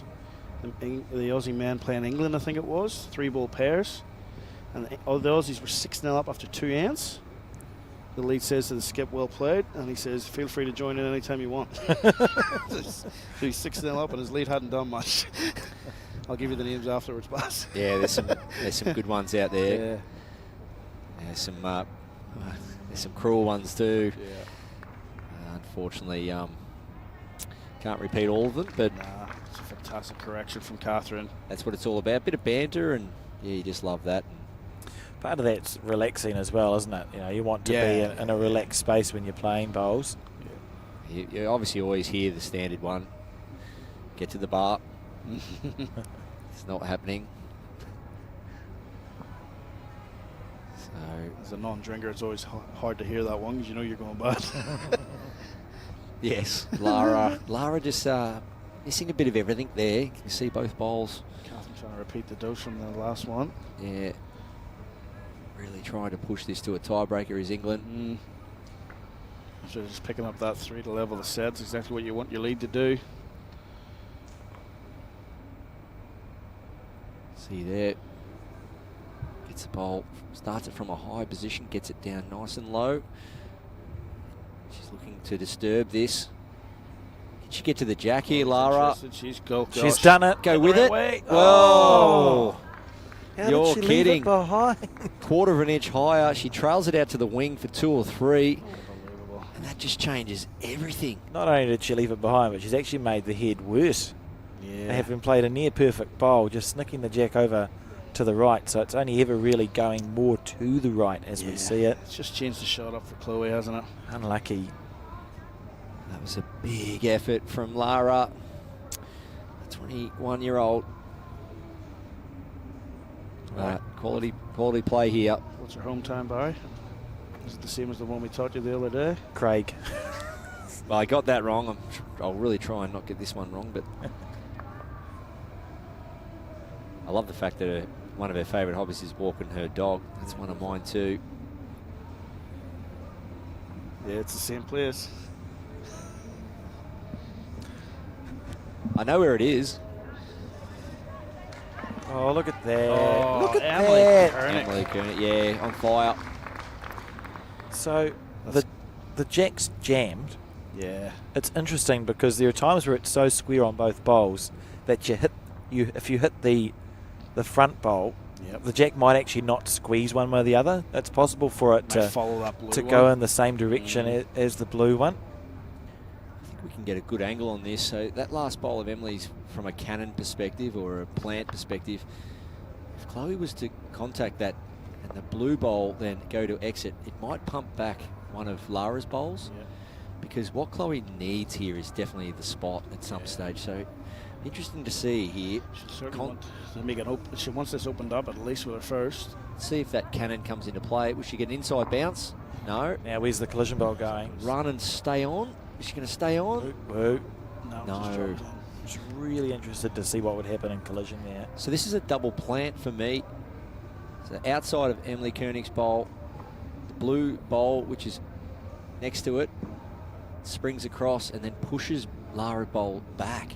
So I know it's there are a little bit of a gap, but the primary role is just to hit that bowl of Emily's and see what happens after that. The rest of it takes care of itself. Look, So is Emily running to the spot now? Or is she trying to just get one? She is. She's running to the spot very much so.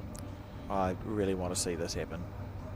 Just out of pure curiosity to see what's happening with the jack and collision. I do too, but it's no longer forehand for me. I think it has to be backhand. Forehand, you run the risk of taking your own bowls out if you're tight. So it's backhand looking for the edge of both bowls. Yep. A little stun and stay, 10 feet of weight. And once again, if you get through the head, you get through to the back. Possible to actually remove both of those bowls clean, to be fair. Your collision bowl sort of hang There's a around if you get a feather off that shortest bowl first. Yeah, I think she wants to give it a chance too because she does have another chance after this. So if she slides through into a good home, it gives her that other bit of insurance and maybe a bit more confidence to play the shot. So 10 feet, 15 feet of weight, backhand looking for the split. Just a quarter of Emily's and then a quarter of Catherine's. Sounds easy. And maybe I'm talking too loud, but looks like she is shaping up on the backhand. We also have a giant screen that we've been drawing on. that's a good point. No, it's disappointing. So arriving On the backhand. Lara moving in for a better look here. Get down. Can Chloe Wilson play this? Chloe. Oh, what a shot. Well, I mean, that's outstanding regardless, isn't it? England holding on to one. I'll tell you what, if that ball had flopped down, it gives some other angles to get the jack out this side of the rink again where all the Irish balls are. Big effort. Massive. I mean, how often the heads have been just changing so often in this match, such has the standard been. You can sometimes watch a game of bowls and the lead draws the shot and then nothing changes for the next 11, whereas this match has just been effective bowls left, right and centre. We speak about those areas where you can drop a loose number. Emily getting out there and amongst those Irish bowls. That's a pretty good effort. We're right into the business end of this match. Obviously, second last end. Same hand, Baz. Just over the draw. Try and crack on the turquoise ball. I think so. Half Emily's shot bowl. If she gets it square, I think the jack could just sit on Chloe's bowl. Having just played a bowl that was so good, You you just rinse and repeat. There's no reason why there could be a miss here. Particularly, it depends. You can play with more confidence depending on where the jack's going, I suppose, because we can see it's touching Emily's shot bowl as it's springing to the left or the right. In the case where it might be overplayed, sort of thing. Pretty square back. So one set up, potentially going one down into this last set is Ireland. So you never know, but I do like just that same bowl Keep that picture in the forefront of the mind. Backhand, 10 feet away, 6 feet away. Half that shot bowl of England. Don't really want this game to finish, to be fair. A good one. Properly entertaining.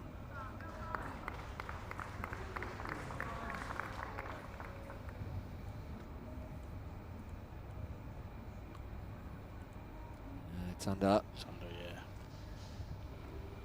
So not enough conviction there. You can see Chloe didn't really look like she was getting on the mat with a shot sold into her mind.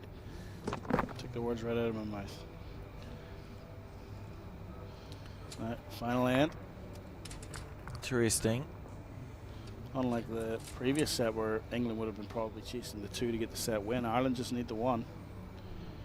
So they do to tie the set and win the game because they won that first set. And So realistically, both teams still need to win this end. yeah, odds in Ireland's favour because they do have the last bolt. The hammer. The hammer, yes. I like it.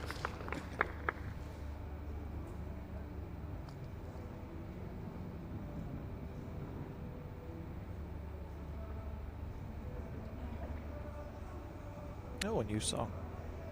Not a bad one either. How's the running on this This bowl? looks pretty fair from Lara Rini. Oh, Wants to pick it up. Good Yeah, bowl. Good. I reckon Sir Barry Lester's had his influence there on the playlist and got them to move it. thank you, Barry. Only a little bit, I must admit. There was a couple of songs that may have had some interesting words, and I just said maybe we need to type in the non or the clean version. Yeah, clean version. Was So- quite surprising. Turn the explicit filter on and there you go. See that left high elbow, Lara Rini. It's very common in the UK. You see people like Paul Foster, great Richard Corsi, left hand or right hand, whichever hand you bowl with, just staying free off the body.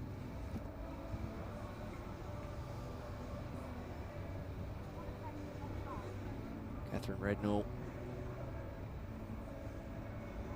needs to turn hard here. Get in behind that jack. It's enough a shot. Close.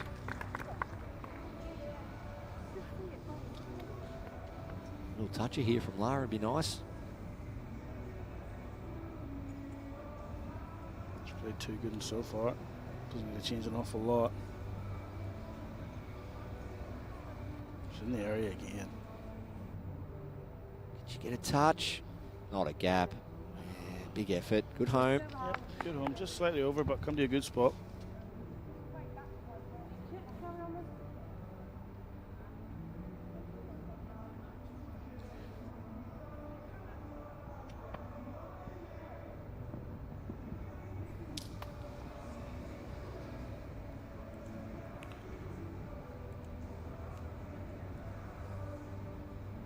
So here we go.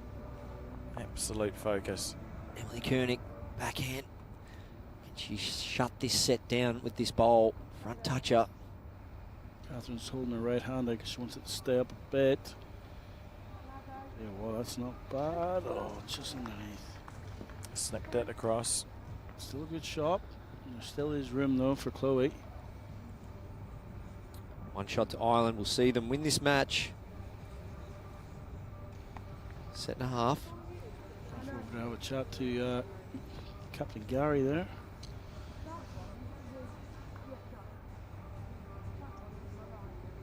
Good to see Adam paying a lot of attention there on his phone on the sideline, Barry. Just be watching the broadcast, wouldn't he? Yeah, Oh, probably. he's just giving updates for the people back home. Yeah. Why do we both jump to the fence? What fence did you jump? Oh, exactly, yeah. Chloe Wilson. It's not a good line for her balls. Weight looks good too. Oh, it does indeed. Lara's getting interested. Stop anytime you want. That'll do. Beautiful ball. One shot, Ireland.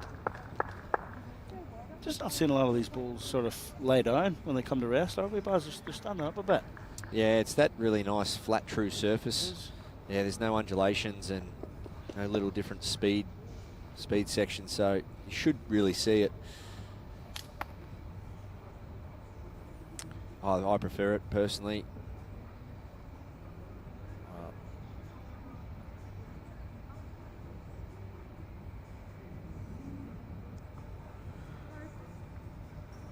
go. England needs to win the set. Catherine's got the hands up. She might be a bit quick. She's going to get a fortunate one off this one. No. Dominoes. Oh, here we go. Drop that down. She's made it that bit harder.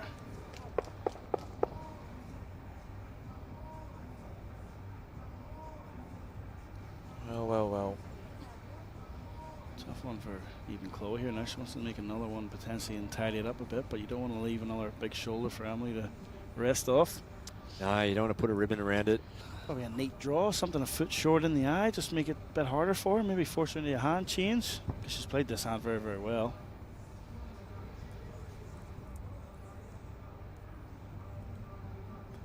Doesn't give much away in the facial expressions, does she?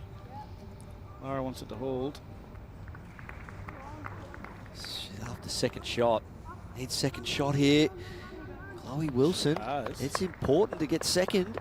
And her skip's giving her the double 5. The high 10. The high 10. Oh. Love that. It's as good as it gets. So Ireland currently holding game. Chloe Wilson can't look. No.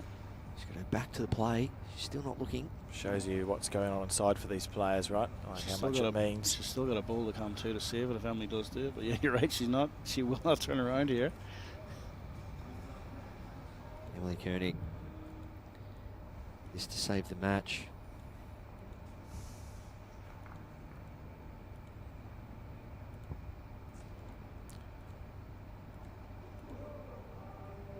Very good. Getting prepared.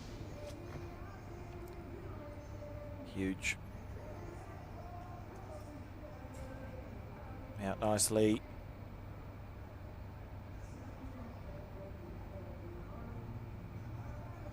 Chance. Oh, would you look at this? Is it there? It needs to run. Just didn't. Quite. Not to be, and that's that. Well, what a match we have just witnessed from both Ireland and England. Let's check out the match highlights brought to you by Aero Bowls. Yeah, so it ended up being 8-11 in favour of Ireland. And it was a hot start from all players, everyone contributing heavily. But in the end, it was just England having to force to play more weighted shots from that pressure Ireland was setting up.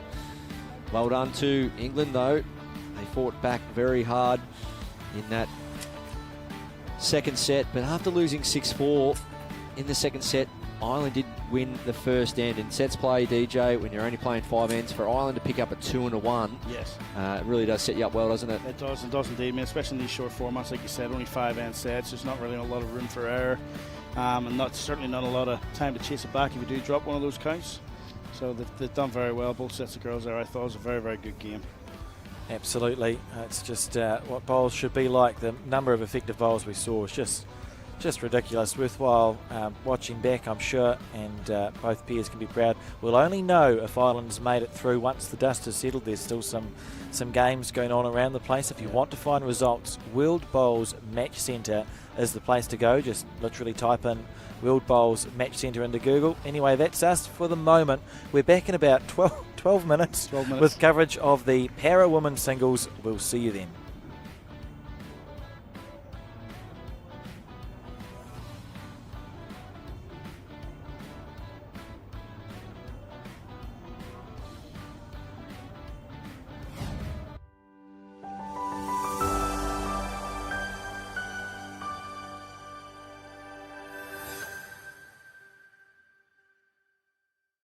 Arrow, used by world champions Kelvin Kirko, Corey Wedlock, Aaron Tees and Aaron Sheriff. Swirl, Arrow's new colourway, easy on the eye and in over 65 colours. Arrow's enhanced grip allows you to go up 1 to 2 sizes, shaped to give maximum comfort and control. Made in Australia, machined with robotics for unparalleled accuracy. Arrow provide the most accurate of bowls. Arrow, same line every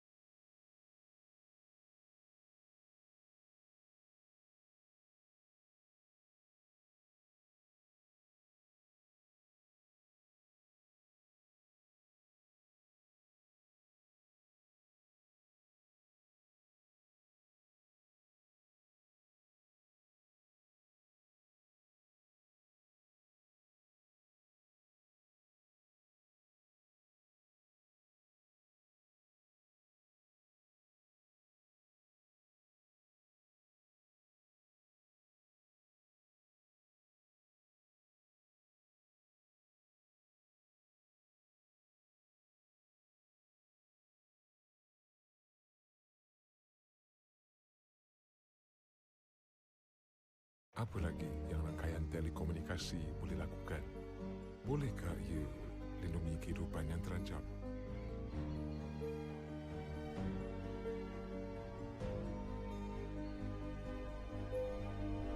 Dengan Celcom Digi 5G, rangkaian kami bukan sekadar menghubungkan anda.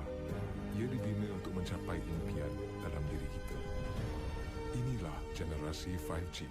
Bersama kita membina masa depan.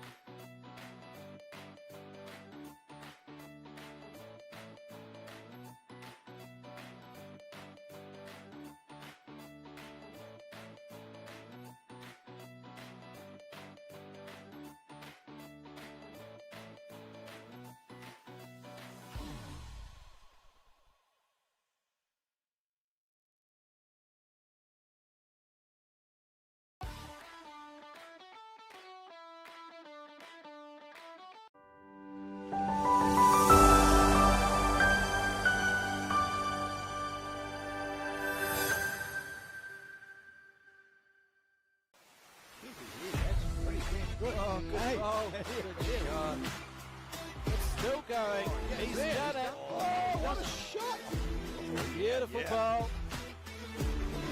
Need a shoulder, he might just pick the jack up. Look at this. Look at this. Oh, yeah. Yes. What a ball. Look at this. Could be good. That is an outstanding ball. Oh, and he's tucked it in.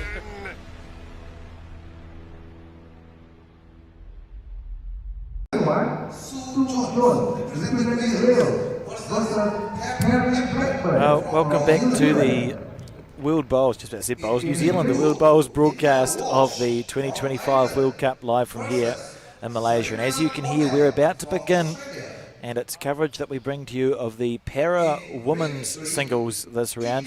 Teri Blackbourn, the Kiwi, taking on Sue Jones from Wales. Looking forward to this one. Teri, of course, a world champion, won the pairs with Julie O'Connell in 2023. I'll have a look at the World Bowls match centre and let you know how they're getting on, but I know last time I looked, Teri was 4 out of 4 topping the ladder, so very likely to qualify. They go straight into semi-finals. That'll keep the New Zealand public happy, buddy. Yes, yes. It's a great story you were telling me off air about how Teri actually come to get sort of classified and everything too, which is it's great. It's a great story out there when you hear people making that step. A lot of people are a bit maybe standoffish when they come to do it. I know I had one at my club as well, Chris Constable, who just got classified in the last 12 months, and she's now representing New South Wales. Yeah, it's fantastic, and it's a great community. There was a story on Teri back home in the media with her participation at this event, and she said, I found a community I didn't know I needed, which I thought was a really nice line. That's brilliant. Yep, that's brilliant. I'll have to look that up or get you to show me that one and follow that. But yeah, for all those out there, if you've got any doubt, go and ask the questions and get classified. You too could be representing your country. Absolutely. Just with that too, I was talking to Ian McElroy before during the last couple of days, and the Irish representative here. There's only 2 Irish ladies at home that are classified in para, and one of them's here now. She's been playing for 2 years, and only 1 year at a club. So actually, playing competitive representative. How good is she's that? here today too. Yep. So that's great to hear too.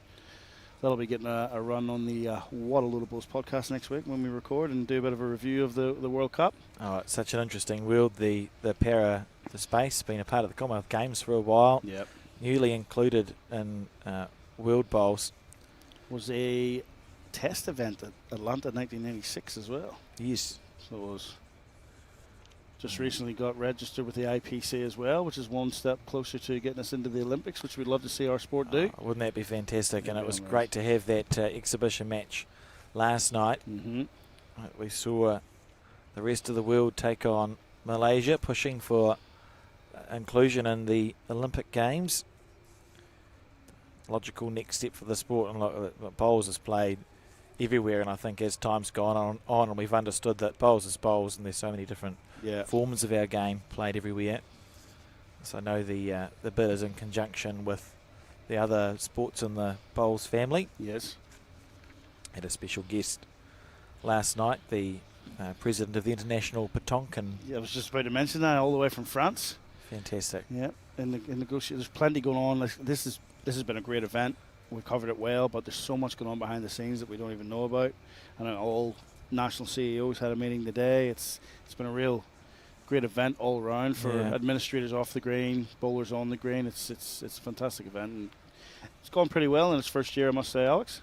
I totally agree. I think bocce is quite popular in America, isn't it? Yeah. I know I've seen some highlight reels. It's been popping up on Facebook and stuff recently, hasn't it? Yeah. Now that's an aggressive game. Yes. I think the drivers and bowls are going a bit quick. Wait till you watch that. They just rip them up there. I think there's a lot of stuff played in America that's overly aggressive at times. Oh, you're not wrong. Anyway, so it's a one-end trial that they get to have, and then straight into it, 2 sets of 7 ends for the singles. Yep. And the air-conditioned comfort of this, what used to be the netball court, apparently at the 98 Commonwealth Games, it was netball that was played in here.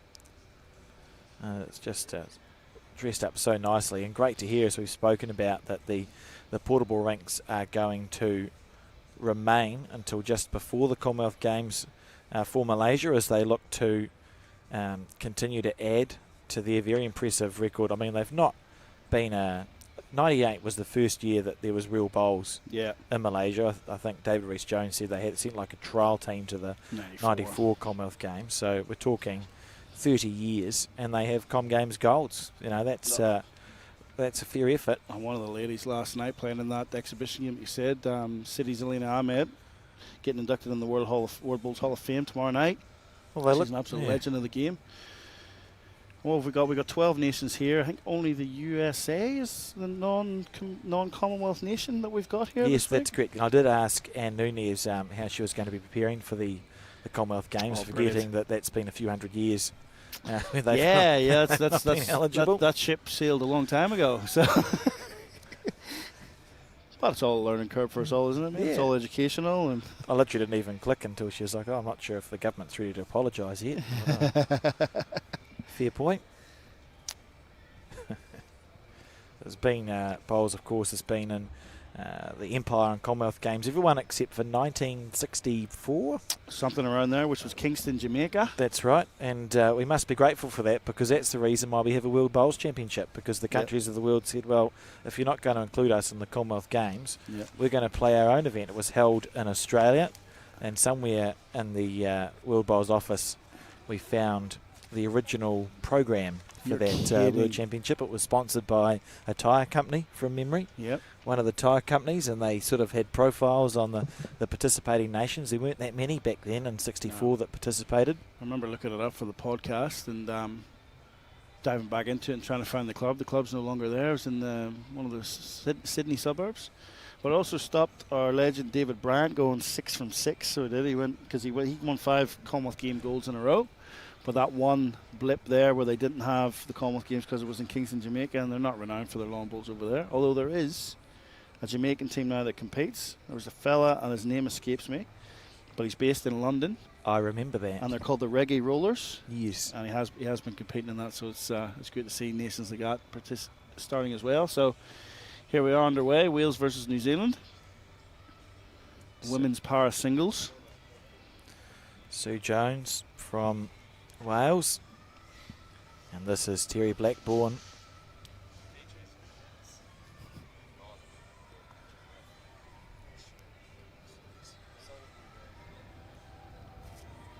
Playing with a special set of bowls. It's the new enhanced grip on Teri's Aero bowls. Nice.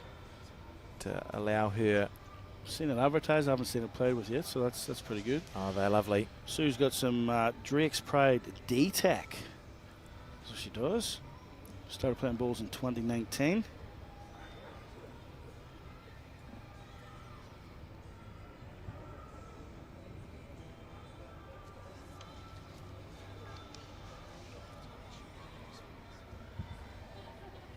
Teri Blackbourn here.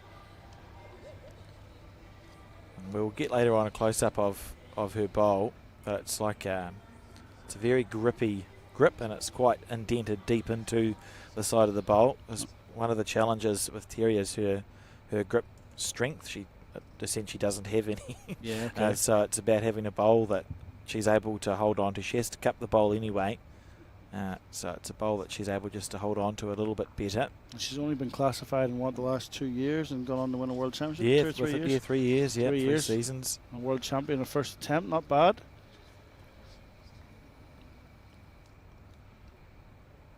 She's had plenty of representation for Wales at international events. Not short of experience. Yeah, nice delivery too on her backhand. I'll have a look at the results in the para women's singles so far, and I can tell you it's 2 sections. In section 2, which is not the section at the moment, 4 games played, of course. England and India are leading that section. Sally Ann, Lewis Hall and Nalima Ray. And then close on the tails, Malaysia and Hong Kong, China. Section 1, which is this section, Teri 4 out of 4, so she will qualify. Nice. Pauline Wilson from Scotland is one of 2 players who's played 5 games. She's won 4 and lost 1, currently sitting in second position. And I would say that's it. So this is a game for pride, because you look through the rest of it, it's 2 wins, 2 wins, 1 win. So we know that New Zealand and Scotland will be 2 of the semi-finalists. Sue Jones has played 4 games, defeated by Pauline Wilson and Serena Bonnell, and then on a tiebreak to the USA, and Sue getting up over Ireland so far. So these players that should, in theory, play with a little bit of freedom. Yep. Teri started off pretty well. I'd be happy with that. Yeah, I'd be happy with that.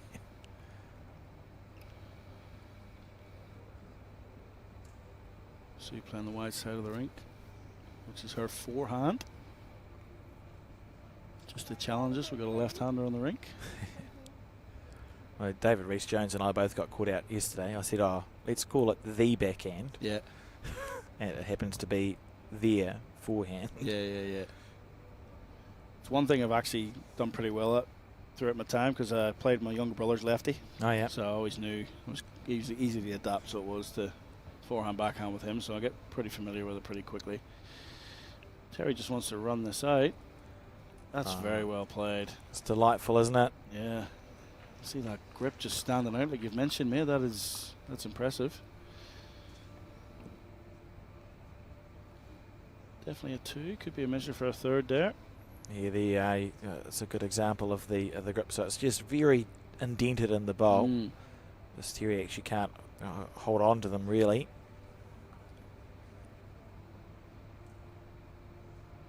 We'll see if that's a 2 or a 3. Just going to take these 2 out, and it looks like Sue's going to call for a measure with the other one. We'll be seeing umpire. Now Teri's got the tape there. She'll get down and do it herself.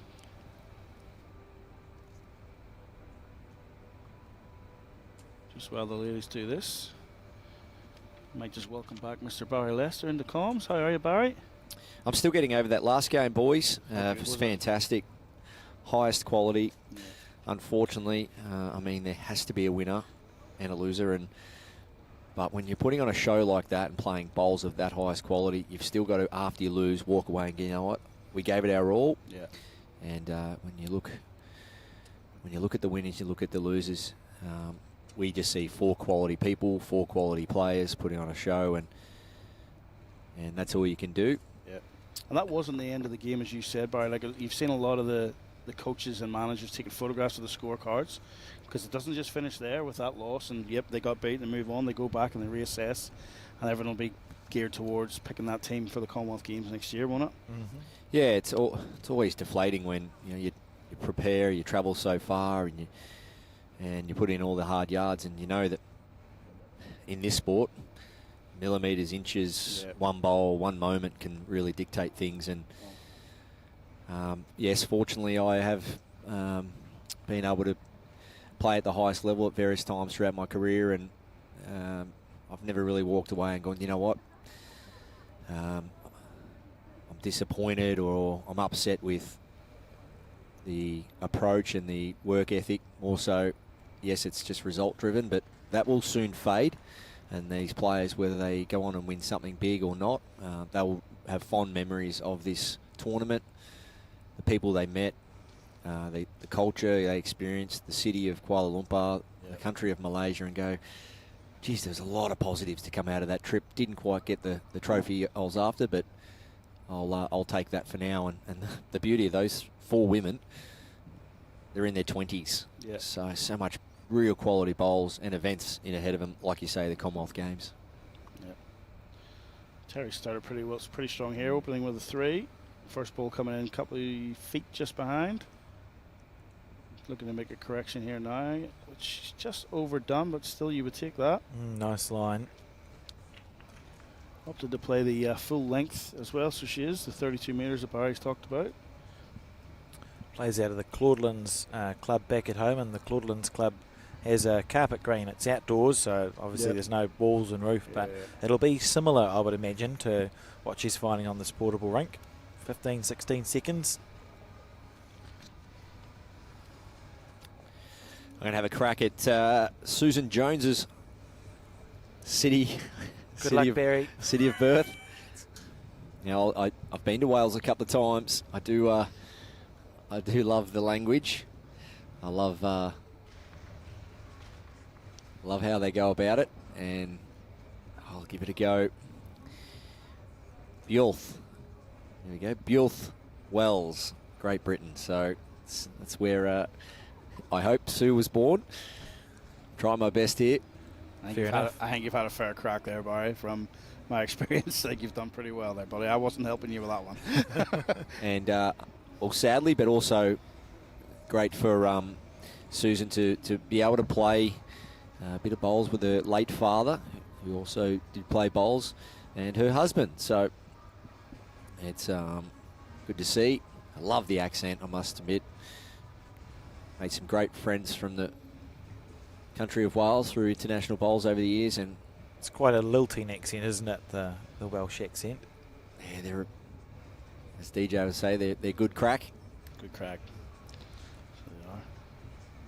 Runner-up in the Welsh National Final in Open Mixed Pairs 2023. It's good going. And Club Ladies Pairs Champion 2024. Great to showcase the ability of the power athletes whenever they do get to those open finals at international or at national level. We were just saying that before, DJ. Sport for all. The amount of players that are achieving in both para and open, it's amazing to see. James Reynolds, New South Wales champion singles winner not long ago. Still playing at the top level at Cabramatta. It's a sport for all. Yeah, and Susan, she's been playing bowls for 6 years. She's out there representing her country, so that's a great indicator. Get out there, give the game a go. You never know whether you're a disability para bowler or you're someone that's just looking to spend a bit more time out and about. Get into bowls, and if you go all right, you're willing to put in the time, you never know. Some representative honours might be just around the corner for you wherever you decide to take up this wonderful game. Favourite food, everything. Well, I don't fit that category. I cannot do coriander, so I'm out. What about you, DJ? Everything on the menu? Yeah, there's not much I turn away. Be with you with the coriander. If it sneaks in there, I'm not going to get rid of it. Mushrooms, I'm not a fan of mushrooms. So I'm not. But other than that, that's pretty about it. Fair enough. Don't get a physique like this by being fussy with your food. So a looser end there for the second end, and we'll see what it was. I think perhaps 1 to Teri Blackbourn. It was indeed. I'll give her a 4-0 lead after 2 ends. Two kids, Lockie and Tyler, back at home. Both play indoor bowls. I think Lockie is 12, 13, and Tyler is 10-ish. So indoor bowls in New Zealand's a 3 7/8 of an inch size bowl. Yeah. So it's really good for kids to start off with. So Teri still plays a bit of that at the St Andrews Club in Hamilton and is able to play with Lockie and Tyler on occasion, which is pretty cool. Great tempo in that delivery. Great size step. Everything looks to be in the right place. And being rewarded for it. Look at this for an opening bowl. Oh, outstanding. Blackbourn, everyone. Showing why she's 4 from 4.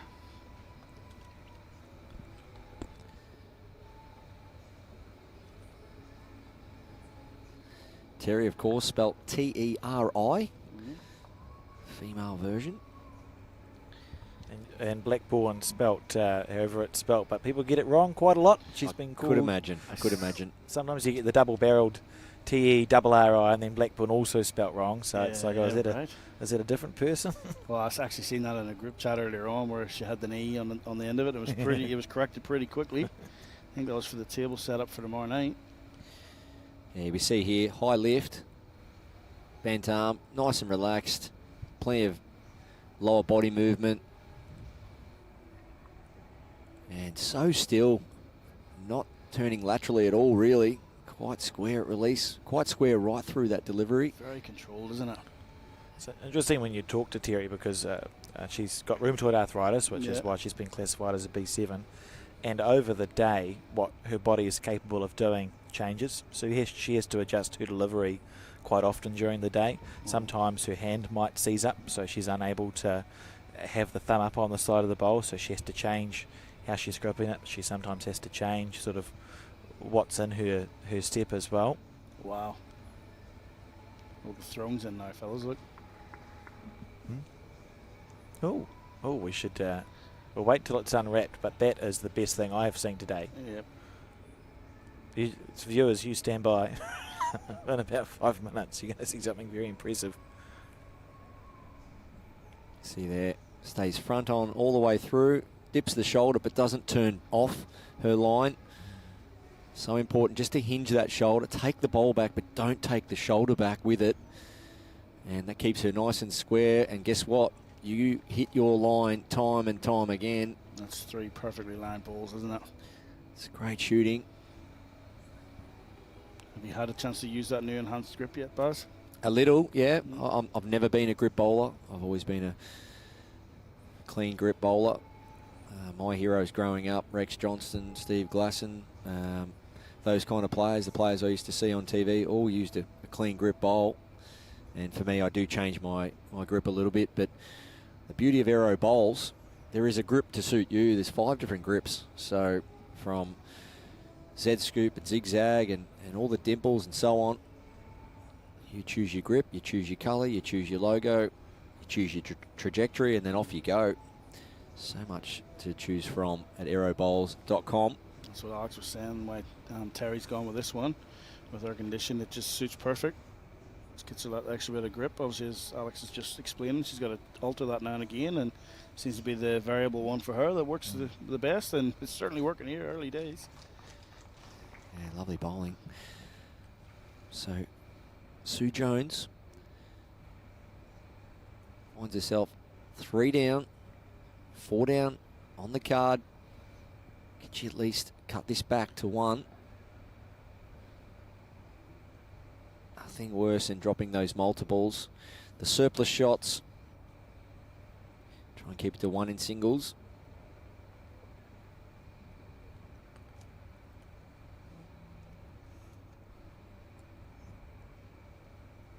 Set up, bending the knees. It's on its way. It's on the tight side. I'm just going to come underneath, isn't it? Got the weight to hold. Has it got the weight to hold? Maybe. No.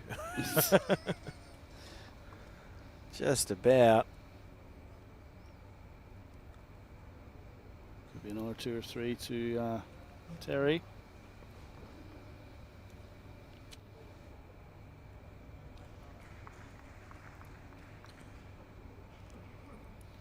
Still been unwrapped, isn't it? Yeah, we'll just. I'm not sure. That is the throne now for the Sultan, who will be here tomorrow. That's incredible. And what did we say? Flying over from London, we were told earlier today, wasn't he? You'd heard that Malaysia had made the final of the women's singles, and yeah, over his camp. Fantastic. 1, 2, 3 to New Zealand on that end. Stopped whatever he was doing in the UK to hop on a plane and make sure he's here for the final. How good is that? Such a proud country, and rightly so, Malaysia.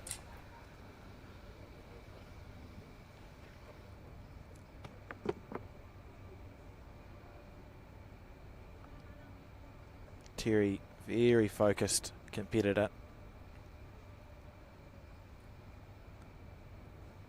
You can see the forefinger there and the thumb in the grip there, enhanced grip. And gets that bowl back on plane. Nice release, nice and smooth.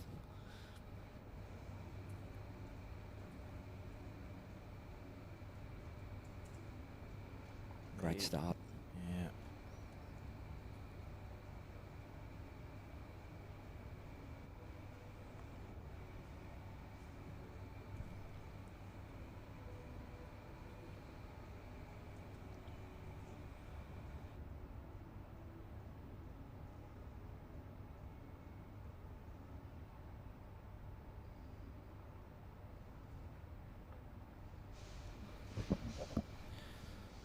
Susan Jones on the backhand.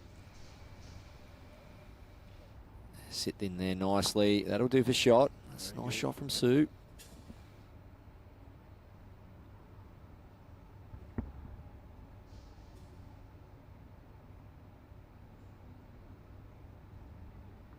Bit of a grimace there from Teri.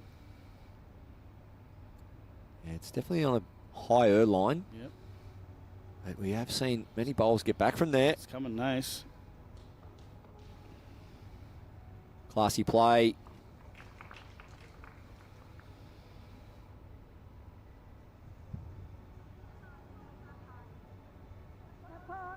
Sue Jones just asking where that bowl is positioned. Help her make up her mind for her next delivery.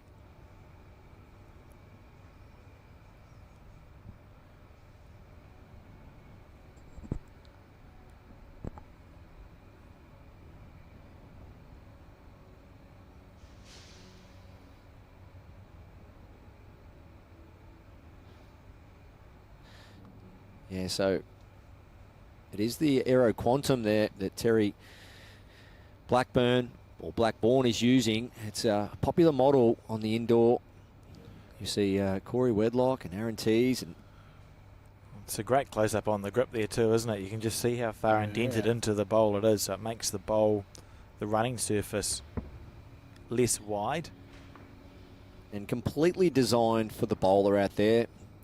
Aero bowls, listening to the bowlers out there, trying to find and help bowlers with grips and anything else they need. So, and Teri's perfect example of that. You can see she really gets the fingers into that grip, gives her confidence to hold the bowl. And I can tell you that at Teri's home club in St Andrews in Waikato, there's a tournament going on. They've got the bowls on the TV. How good's that? Shout out to that club. Oh, they've got the subtitles on. How do you pronounce that, was it, Alex? Waikato. Or Waikato, if you want something easier. Yeah. Or Hamilton. Hang around. Oh, Sue, good effort, good weight. Trying to get us to offend people now, so you are. Well, you can count that as about, well, there's 30 triples teams, so we count that as 90 viewers. Yeah, we'll take that. On the back end, Teri Blackbourn. Yeah, I'm really impressed with her technique. Teri, I can see why she's getting the runs on the board. Technique really sets her up really well. She doesn't want to spring it right back, that jack. Is it to follow? Or she's Well, done so. double toucher. Don't get anything special for a double toucher. But be pleased that the bowl followed the jack. Would have been disappointed to have sprung it. So just want to look at Sue's delivery here. She actually starts her step fairly early. Ideally, you want to give a bit more completion in the swing before you start the step. You see the foot pretty much starts moving straight away. That can just affect the timing a little bit.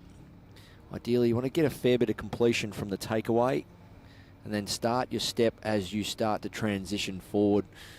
Aaron Sheriff, one of the best exponents of that in the world.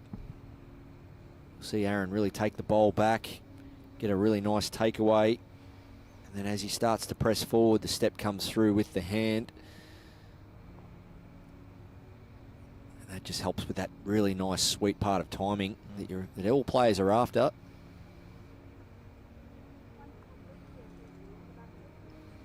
One more. So we've played 4 ends now.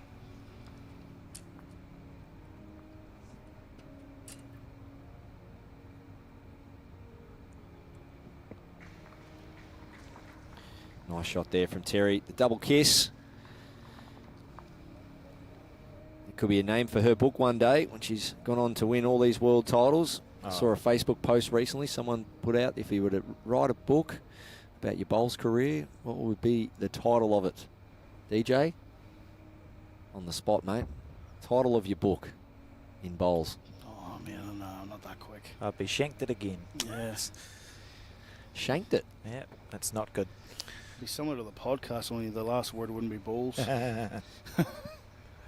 at this from Teri Blackbourn. Hasn't been playing outdoor for particularly long, maybe three or four full seasons, but had a career in the indoor game in New Zealand first, and remains the youngest ever Open national title winner at the age of 14 in 2008, where she led for Tim Veal and won the New Zealand Indoor Bowls Pairs out of a field of about 400 teams from memory. So on the back end.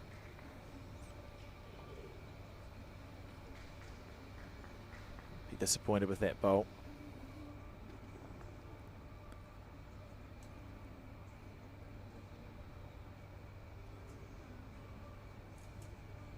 Look at that release. Pretty much the same every time, isn't it? It sure is. I'm very impressed. Caught a glimpse of both players the last couple of days, and most times I've seen Teri in action, she hasn't been far away. Which is, once again, look at Sue here, her setup. She's nice and square at setup. But ideally, we'd love that lead foot when it lands to keep straight towards her target. Just comes across a bit, you see there. Keeps, and then you see her be off balance. Yeah. Something to work on.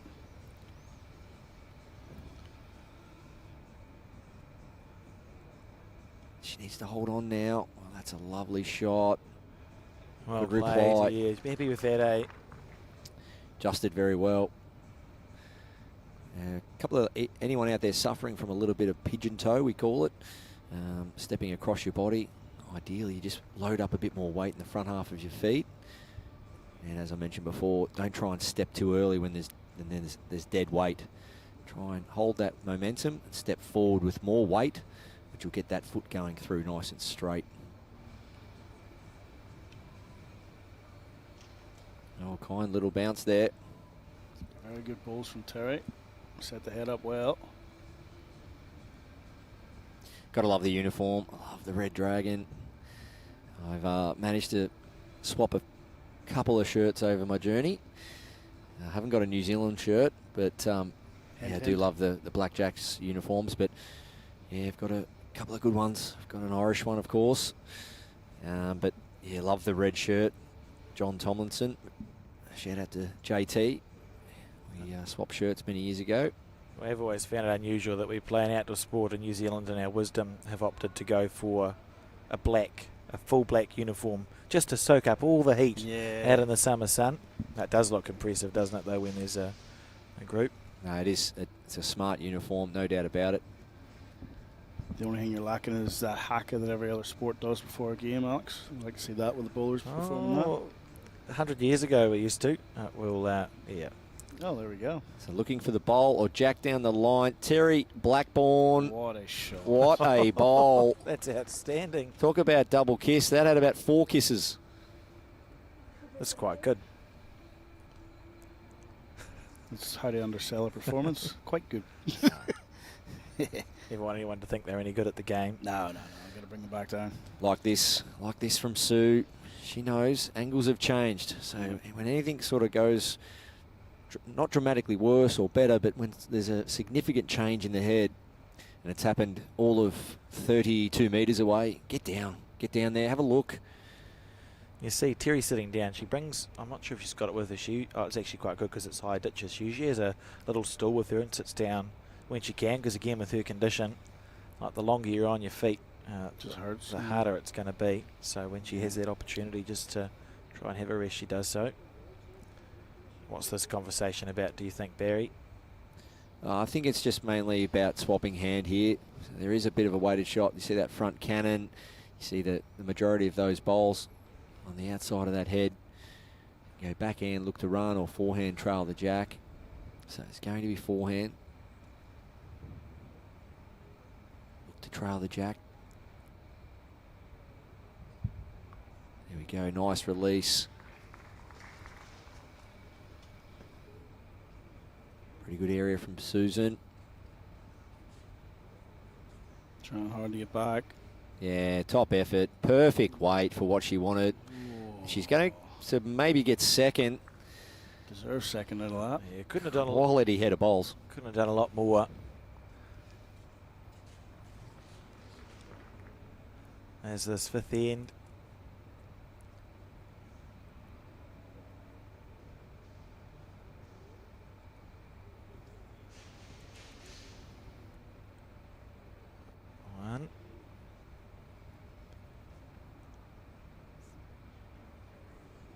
One declared.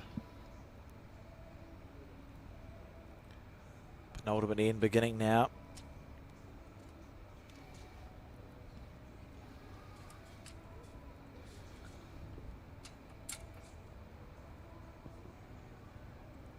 No power play in this format, but they will play the end out. Shots and everything count towards the final standings. Yeah, they do. Yeah, yeah.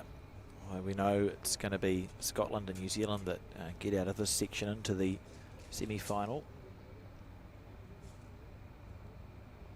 Doesn't like that one, Teri Blackbourn. Probably means it's a foot away. Or an inch. Or an inch, Alex. Horrible. What a shot. It's a noser. What a player.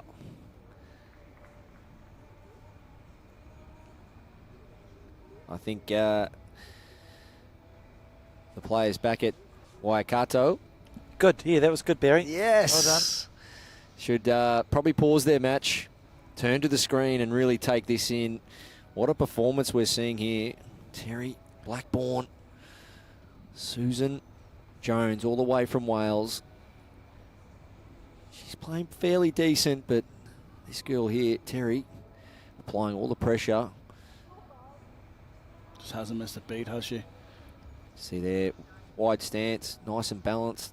Legs get involved, plenty of power there. Strong follow through. It's amazing how much easier you can reach and get your timing when you really invest in getting your legs and body pushing you up the green. Shift the focus solely from the pendulum and just make sure you're getting that body moving forward, and Teri's doing a great job of that.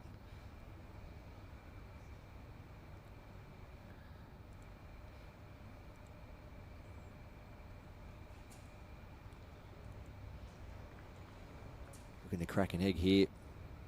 Just disturb it slightly. Susan Jones just missing high here.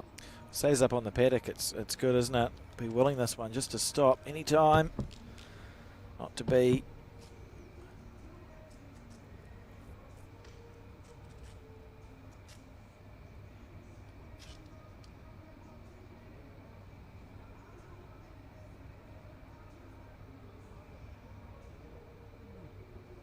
A little bit of a confused look there from Teri. Maybe doesn't quite like it as much as she should. Yep, she's pushed it out there a bit, but these quantums are coming home. It's pretty good.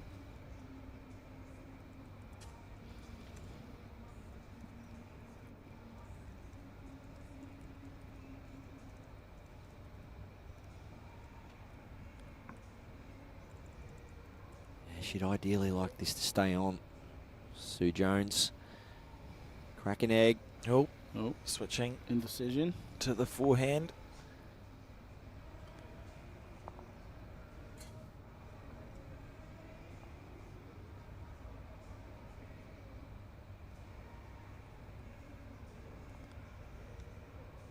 Okay, maybe a little bit of help off the shelf out there. If it stays up.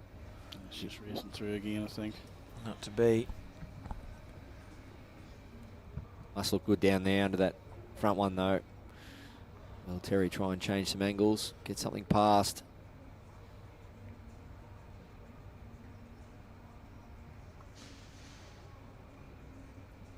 How long is it holding for? Needs to push.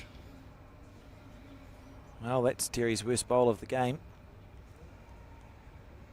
And the problem for Sue, she hasn't been able to keep a bowl on the rink past the head. So it's a collision bowl that's the ball in her hand is going to have to be one that is counting. Yep, does the damage. So it's really hard to find a shot to play. The jack's not touching the shot bowl, so there's the potential of playing on the backhand if you could get your bowl to turn enough, just sitting through that bowl or tucking the jack. Oh, that's not very well drawn. Around the corner. Unfortunately, front end pressure in most formats of the sport, whether it be singles, pairs, triples, fours, does put that pressure onto the last few bowls. And this is the situation Sue finds herself in, having gone weighted shot backhand, weighted shot forehand, and now, who knows, she could maybe go back to the backhand. Ideally, in a perfect world, she's just drawing to add to her previous bowls, but so it is. It's back to the backhand. Right.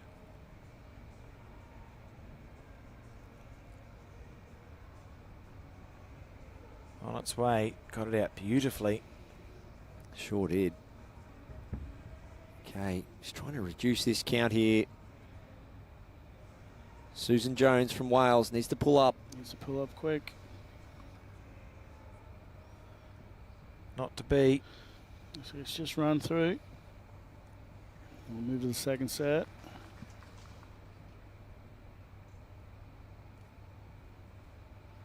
Pretty dominant display from Teri so far. Yeah, I think like she's top of the table. For Teri's point of view, knowing she's qualified for tomorrow, it probably is about, in her mind, going, well, I know I'm going to be on one of these portable rinks playing a semi-final tomorrow.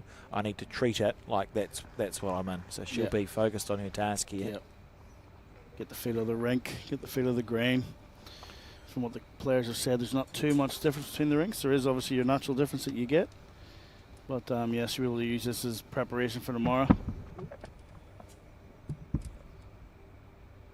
And Teri, of course, as we've spoken about, played indoor bowls in New Zealand as we know it, which is carpet bowls to you guys, or indoor bias bowls in Australia first. And there's a few bowlers that have played indoor first and have gone on to represent New Zealand at outdoor as well. Gary Lawson, Dale Rayner. Ali Forsyth. Yes, he was a very good indoor bowler first. Sandra Keith. Good interview with Ali on the Waterloadables podcast, available on brilliant. Spotify and Apple Podcast. That's where they can find it. Not as good as the interview with his partner Kelly McCarran, albeit, but yeah, it was pretty good with Ali. I think he was the youngest gold star holder in Nelson for indoor bowls. Oh, there you go. Ali Forsyth. He had a couple of good stories on there about winning it's either a regional or maybe even a national under-18s with his right hand, knowing that he's left-handed. He had an accident on his bike, fractured his hand, had to play with the other hand. Yeah, good. Yeah, still managed to win the title, so it's not really fair when you can do that, is it? You can play bowls, that man. Can do. And back-to-back indoor bowls, championship singles in the early noughties. Yep. Around the time he was being considered for selection in the Com Games. So plenty have made the jump, and I think because indoor bowls is on a 22-foot long woolen mat back home, it's a much easier game to play. So everyone is very competent. It actually helps with your head reading. Yes. Because you see so many shots played. I suppose it's similar with short mat and island. Yeah. Because it is easier. I mean, it's not 35 metres away. You just put in a bowl just over there. Yeah. So everyone's actually quite good. And you even on a club night, you'll play a game of fours, and it's proper bowls. Like there's good shots being played all the time. Anyone can beat anyone on a given day. Yeah, it helps with the head reading and the pressure, I think. So Teri's certainly taken that transferable skill through to outdoor bowls. Yeah. And Sue on the back end.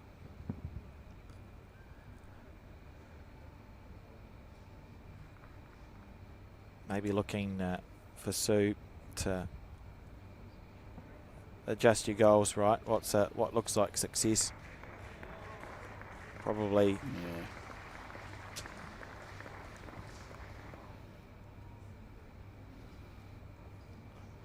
Unlikely to, well, she's not going to win this set, but if Teri keeps going the way she is, the second set might be a bit of a stretch, but you can still find some positives in the game. Maybe it's trying to settle on a consistent line. If Sue goes, right, let's just try always get back to the centre line. Yep. And work backwards from there. Just find a bit of rhythm, bit of form going into the next set. Good bowl. Try and get some confidence out of it, bit of pride out of it. Maybe jag a set, get into a tie break, because it's beauty of sets play. Doesn't matter what that score's showing now. It could be a one-shot victory to Sue in the next one, and she's into the tie break. And that's what she has to do, doesn't it? You know, like it's good to see Wales got the rank coach there. Do you think that'll be the conversation? Because this set has not gone the way that Sue would have liked it to have gone. As we see this bowl, no. But she's only been allowed to play as good as what Teri's allowed her to, but Teri's been on fire. She's been every bit as good as what them girls were previously in the women's pairs game. Like, she wouldn't have looked out of place there. It's hardly missed. No. Quirky little look Teri has there with the measure clipped onto her, well, you'd call them like leggings, activewear pants. I don't know, they've got a Blackjacks logo on them. Yeah, they're smart looking pants. Well, it's pretty trendy. She's got the measure clipped in there, and Unhappy with that bowl. I'm not Don't sure. know why. Some people like to carry measure on them. Some people don't. Boys, do you? No, I'm not a fan of it. So I'm not. I'll have it in the bag or have someone else carry it on the ring. Yeah, I'm in the bag as well. I just ask. I don't like anything in my pockets. No. You know, so ideally, but I do have to carry a bowls cloth as a comfort blanket. You know, but no measure. No. Well, Susan Jones, can she reduce this? She needs to hang around. It's a big attempt. Some reward for effort wouldn't go astray for Susan. Can she have snuck in for second there?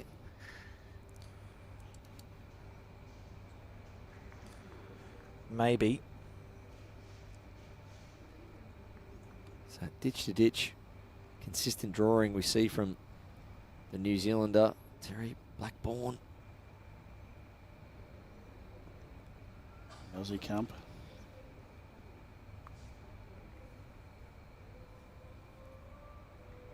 Right. So, one. For the final end of this first set. Just the one. And right, we start the quirk of the set system. We're starting from scratch. Yep.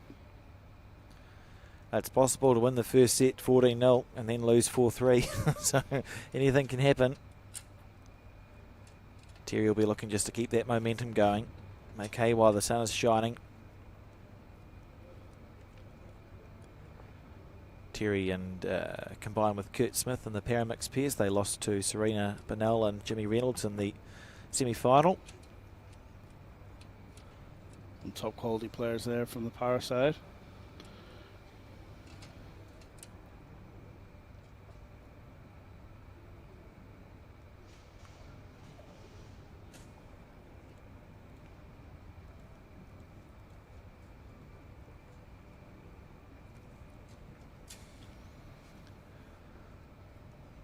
Comparatively loose bowl to what we have seen.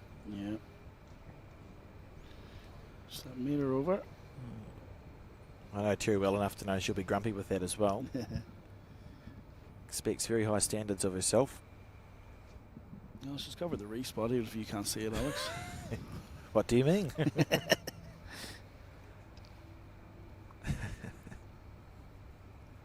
And New Zealand near Christmas time, we've got trees called Pahutakawa trees. Yep. And they have a red flower, so they're sort of synonymous with Christmas in New Zealand. And I remember growing up, someone would be like, "Oh, look at all the beautiful Pahutakawa trees," and I'd be like, "Yep, it's a tree." It's a tree. Not entirely sure what all the fuss is about. Great opening ball for Sue.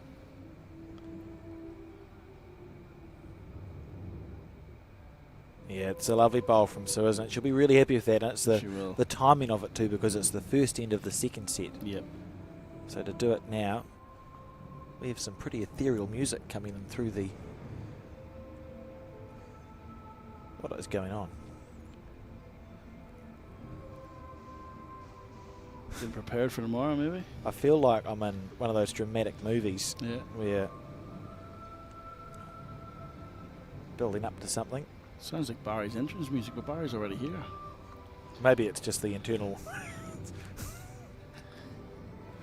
Oh dear, it's been a long Sue week. trying to repeat the first one. She's not far away. Oh, don't sell the farm. No. Panic, Dig panic, in, dig panic. in. No, go with it. There, No. Susan Jones, no reward for effort there. Can you think of a way that could have gone worse? Because I can't see a way that could have gone That worse. is, when you see how she sets up with her first bowl, looking to get another one in there, and Teri giving her a little bit of room, that is very unlucky. Yeah. Sometimes it's just not your game, is it? You know, sometimes it's just the bowl's gods. If things are going against you, they're going against you. Goodness gracious me. Like Jack could have gone anywhere else with connection, but... Talking about selling the farm, though, Alex. Susan Jones, retired bank clerk, now farmer's wife. There you go. Well, there you go. I hope she hasn't sold the farm now. You're going home to Wales in a couple of days, there's nothing there. Look, I'll be heard it on the commentary.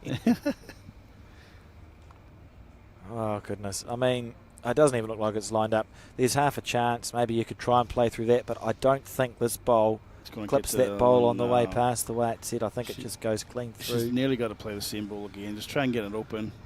She could flick off, open one ball and slide through to the back as well to give her a back bowl, but she's just got to try and make some sort of connection here and give her a chance.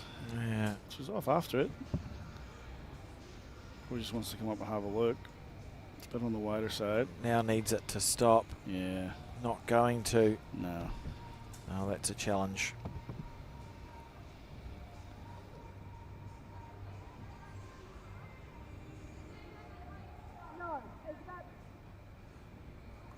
Look at the screen, Teri. Yeah, just figured it out.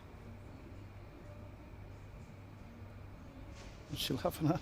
Oh, I think Mike told her to look at the screen. So Teri was asking if the jack was touching.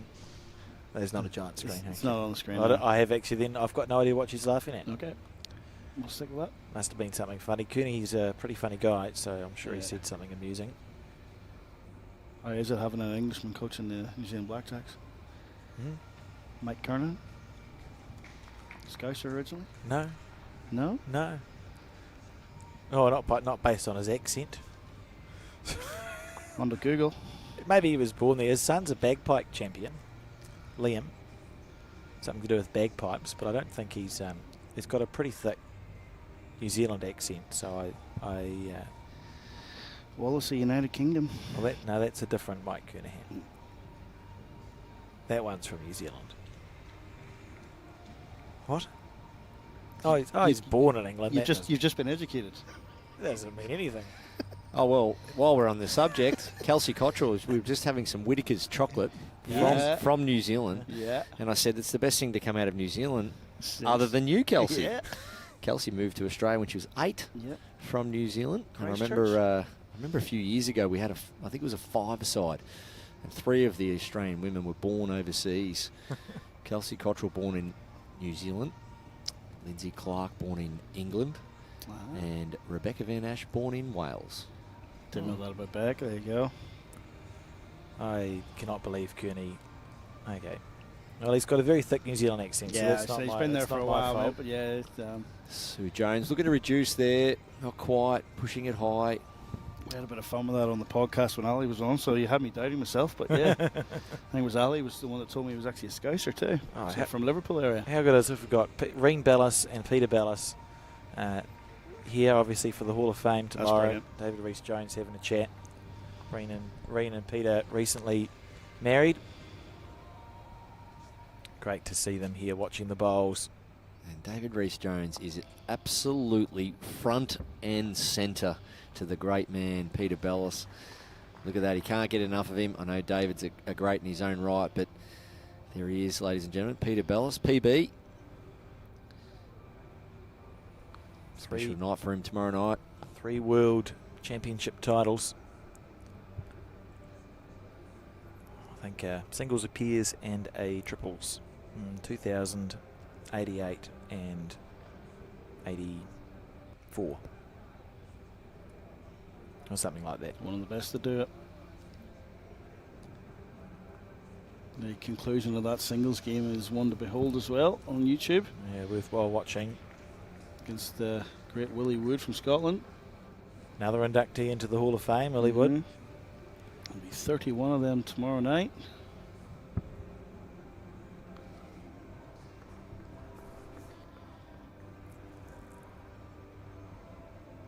Sue Jones from Wales on a good line, just going through.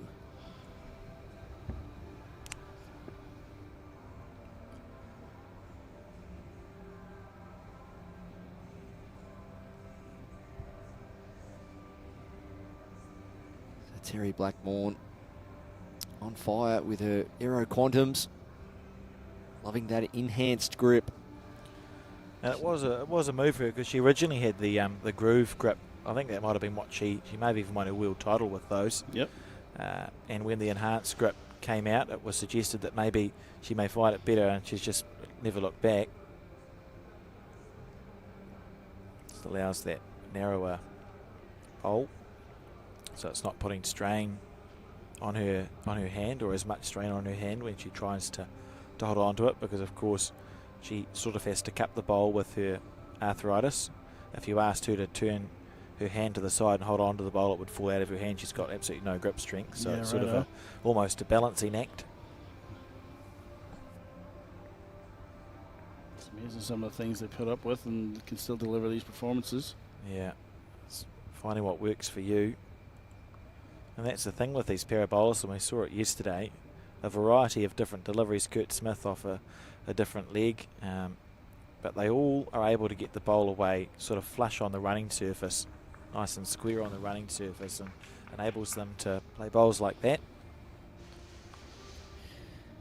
It's a major component. It's the key component. Yes, you've got to have ability and a bit of natural touch and feel and all that, but Teri's delivery is just setting her up for success. It really is. I mean, there's not much in there you'd really change. I mean, it's just a delight to watch. Not a bad effort there from Sue Jones. Good attempt. Nice bit of weight, just a sit or trail. I know too, it's been quite nice for Teri being part of this blackjack environment for the last few years, because when she was in high school in Auckland, her and Serena, I think, played in a school team together. It was sort of maybe we were potentially a member of the same club in Onehunga.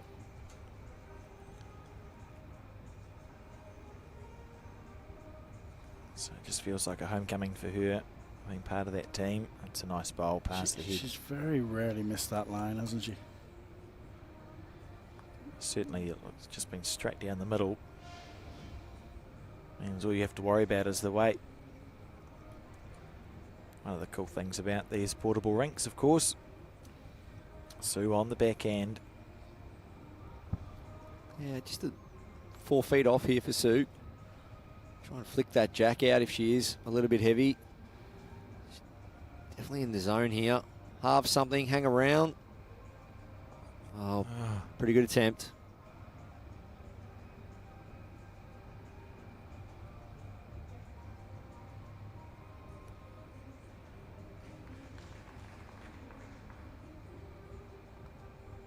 Craig Morris of Sports Build holding court there with the Jackaroos.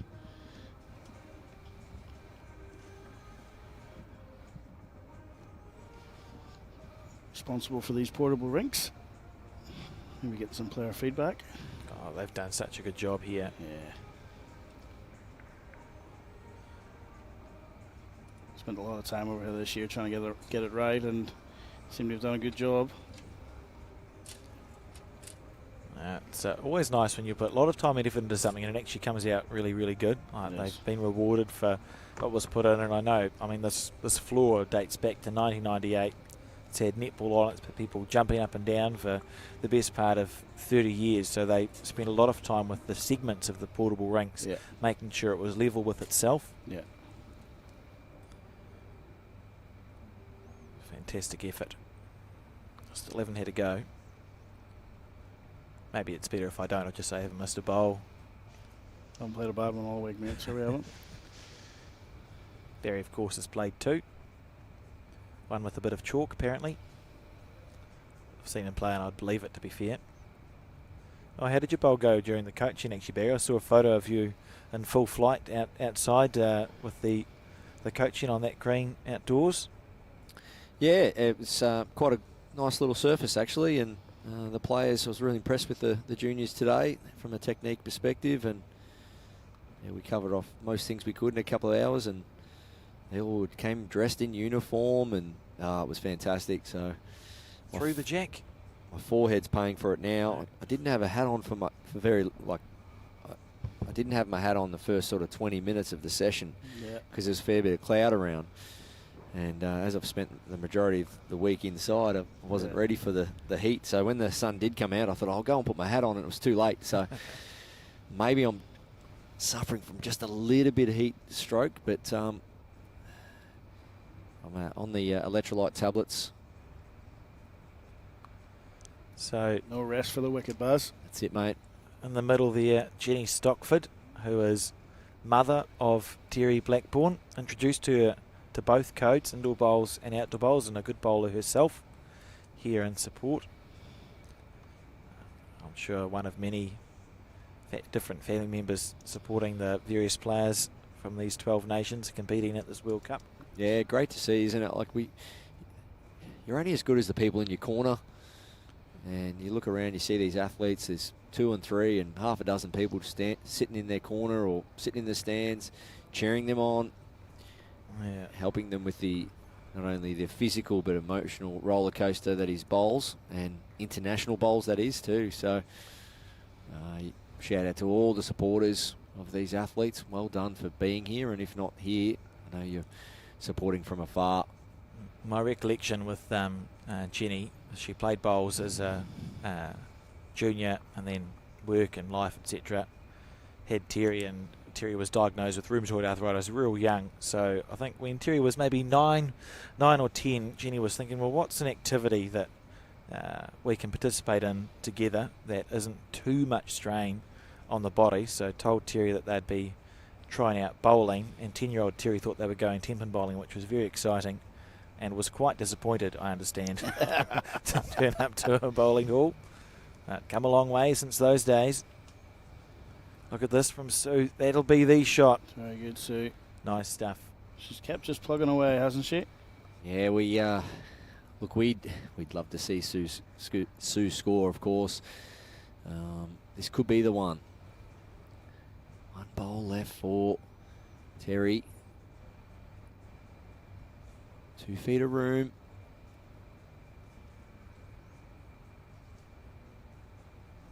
Watching it intently. It's on a nice line. Just overcooked. Right. Well, you've put 1 there. Is it possible to make it 2? And then we'd be 2-4. After 3 ends, if Sue can just back up her 3rd bowl.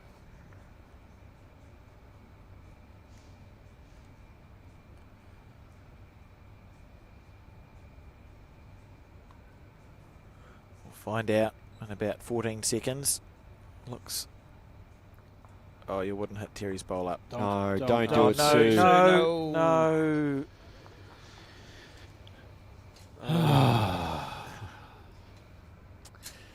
Sue Jones. That's gut-wrenching. We're feeling for you.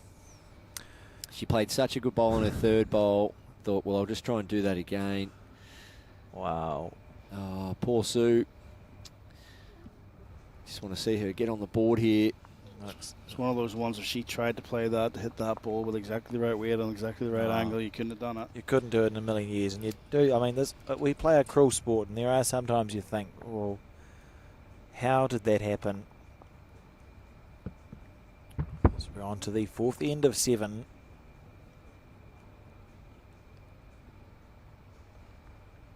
Teri on the forehand by the looks. Being very steady.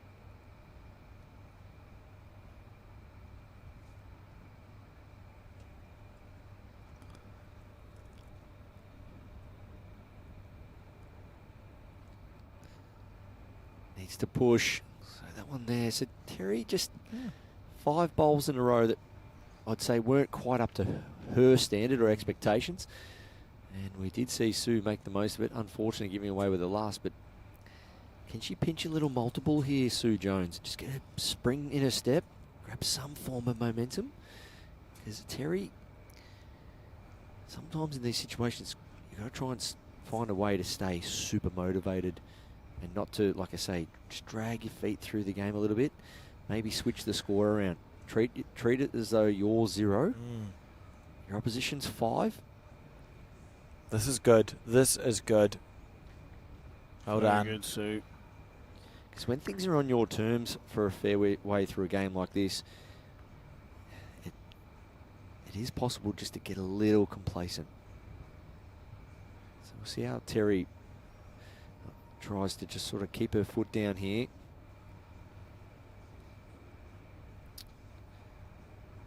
Yeah, sliding through. This is just a little period, isn't it, in this game where Sue is going to have an opportunity. She is. So the mind just drifts a little, doesn't it, DJ? So you're what are you, 19-0 up? Yeah.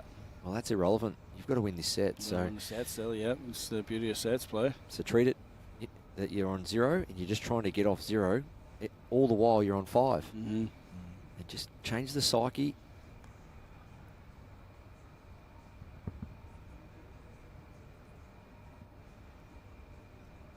Quick again from Sue, drop it in the ditch.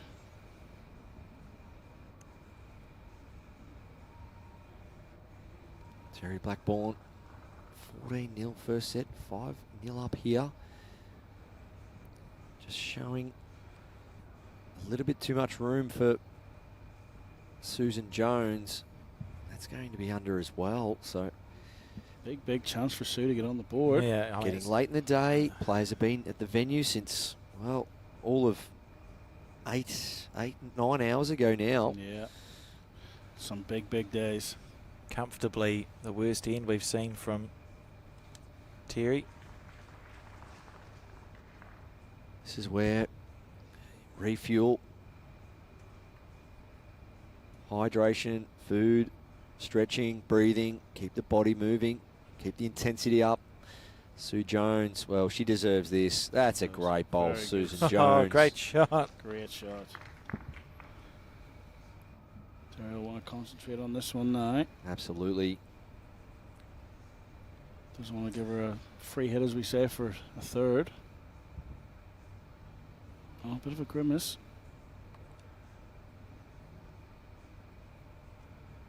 Needs to get back. Oh, out of nowhere, the set is alive and well. If Sue can add this bonus bowl in for 3, it's 3-5 after 4 ends. Very important to make this one count. I'm doing it.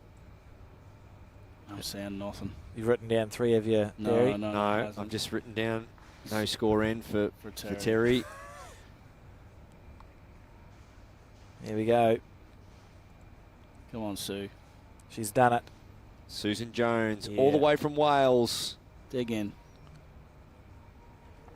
She's Beautiful. done it. The crowd goes wild. And we'll chat to a coach. I'm back. I'd walk over there and say, I'm back. Nice 3 to make Watch it me go. 5-3. Like you said, Barry, it's the beauty of the set system. Yeah, first set, it's not ideal. But you're trailing by 2 shots. It's the 5th end. There's 2 to go. Every chance in the world you could find a tie break here. Get another 3. Well, So why not? that's it. Get 1 3. Get another one. Why not? Great stuff from Sue Jones. Maybe a different jack or placement or mat placement. I think the TMO asked her where she wanted the jack, then didn't know how to answer. First time she's got to place it. Okay, mat up.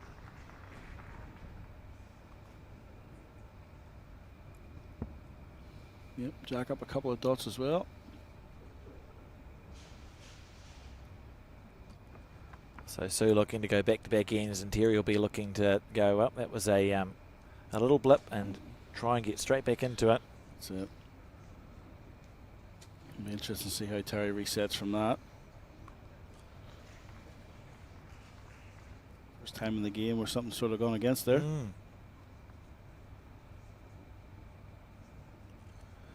So this is the bowl that'll tell us how this end goes, because you feel like if Teri can draw one within a couple of feet, it may be business as normal. If she misses, you start to think, oh, I've had two and a half bad ends in a row.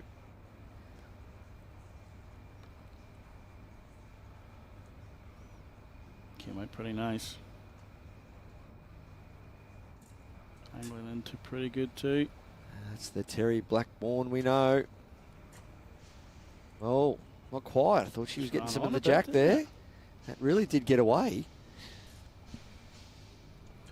So the quantum line, Barry, what's that say in comparison to an Optima, which is one of the bigger swinging bowls? Is the quantum, does it take more or less green? Yeah, well, it's definitely a wider bowl. The quantum really set up well for the slower greens or the indoor carpets. Nice wide drawing arc.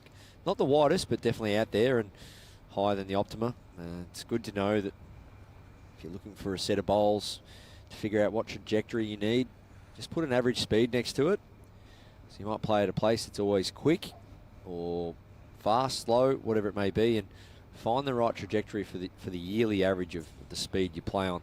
Yes, you'll get some anomalies. You might play on something quick or fast or slow, but ideally just get that bowl that suits the average condition you play And you can do this just like Teri Blackbourn. Great shot. Yeah. And the cool thing about the Euros too is that they all break at the halfway mark. It's just how far out the halfway mark is. So they're a similar idea line-wise. Yeah, you shouldn't be left guessing of the trajectory. It's the first thing you should know when purchasing equipment. You want to know everything about your bowl, what it does, where it goes, where it turns. Needs connection. Oh, good effort there, Susan Jones. And then from there, you can just pick your colours, one of 60 colours, your grips, your logos. But that's right, Alex, just with aero bowls, find the top of the harbour bridge and off you go. Never been up there myself. I've been walked across the bridge, but I've never been up on the top of the bridge. Tell me it's a great experience. Been lucky enough to do it, actually. 2009. Me and my now wife Yana went up there. Not a bad trip at all. Fair climb. Some interesting nooks and crannies you got to crawl through to get up there as well. But yeah, it's some experience when you get up there. Susan Jones, can she just trail that jack around the corner? On a high line. I think it'll get back. Decent weight though.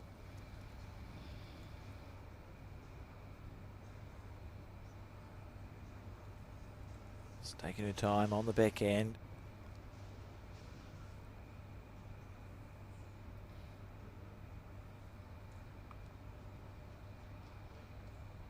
Yeah, it looks to be a bit free, this one.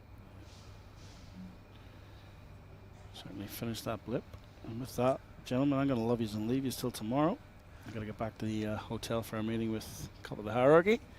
So if you'll have me back tomorrow morning, I'll be back to see you then. Yeah, it sounds like a plan. Thank you very much for your commentary and coverage. No worries. Thanks, Alex. Thanks, Buzz. Thanks, DJ.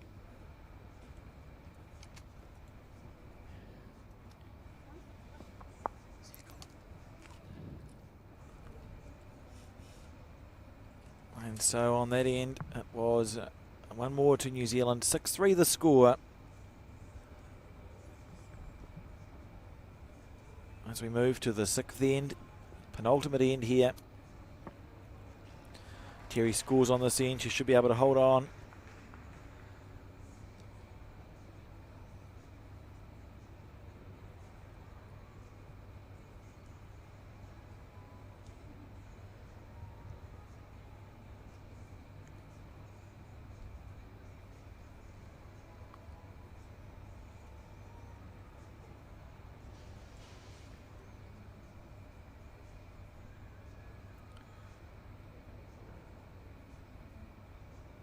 Bowl.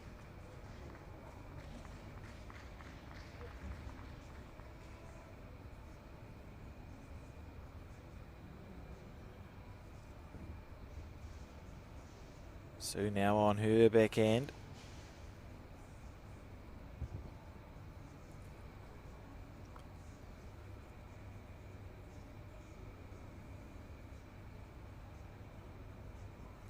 Very close if it gets down at all. Outside half of Teri's instead of the inside half.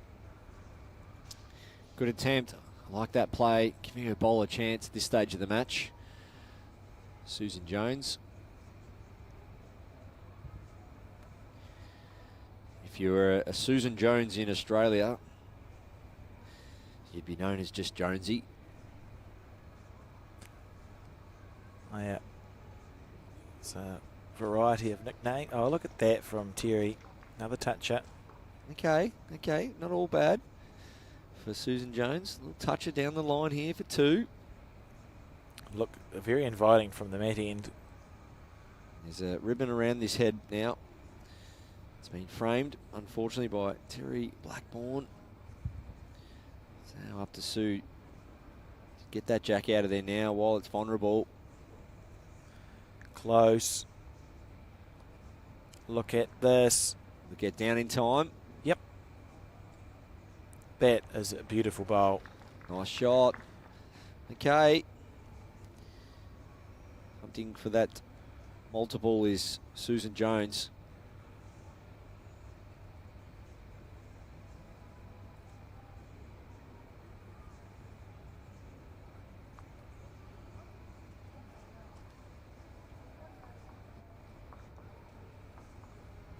definitely on a high line. If he gets back to the centre, that would be pretty good because you can see that split on or kicking the jack back. So I like that play from Teri. She hasn't quite got the shot. I think she was looking to promote that bowl just right of centre there, but worst case scenario, gets another one behind. She's done that. Yeah, and it was played with nice weight, wasn't it? So 3 the difference. Penultimate end would be nice if Teri could score here. I think she'll stay on the back end, Barry. What are we looking to reach through? To be fair, even a cutting across the head on the back end means we're getting jack movement out to the right. If she's wide, she's through her own bowl. Yeah, that's it. Probably 10 feet of weight. Sit the bowl clean. Good effort here. Needs to hang on though. Oh, goodness. Rocked it. Look at the weight that she played that with. It was lovely. Not to be. And so Sue, well, be surprised if she tries to get close here because she's got to touch her, right? And we've seen touching bowl tapped by Sue before. So I think if she's on the back end, which she is, I wouldn't be trying to get too close.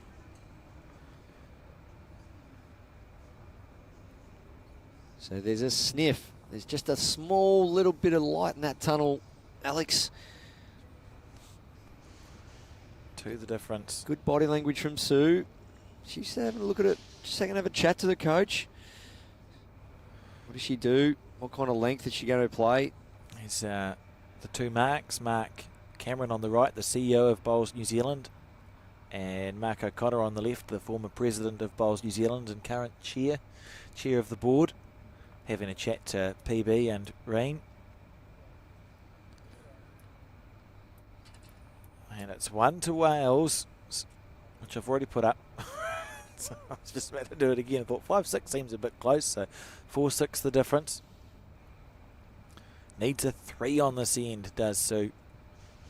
What's the most she scored on one end so far, Barry? Sue has only won the 2 ends. Yeah. 3 and a 1. That's this set. So the 3 coming on the 3rd end. That means it's possible, or she'll have to think it's possible to repeat that dose. Score a 3 again, and we go to tiebreak territory.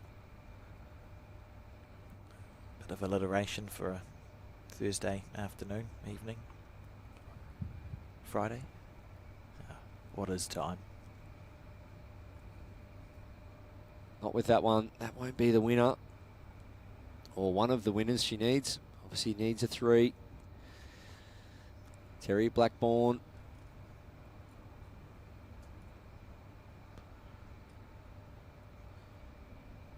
From the Waikato Bowling Club.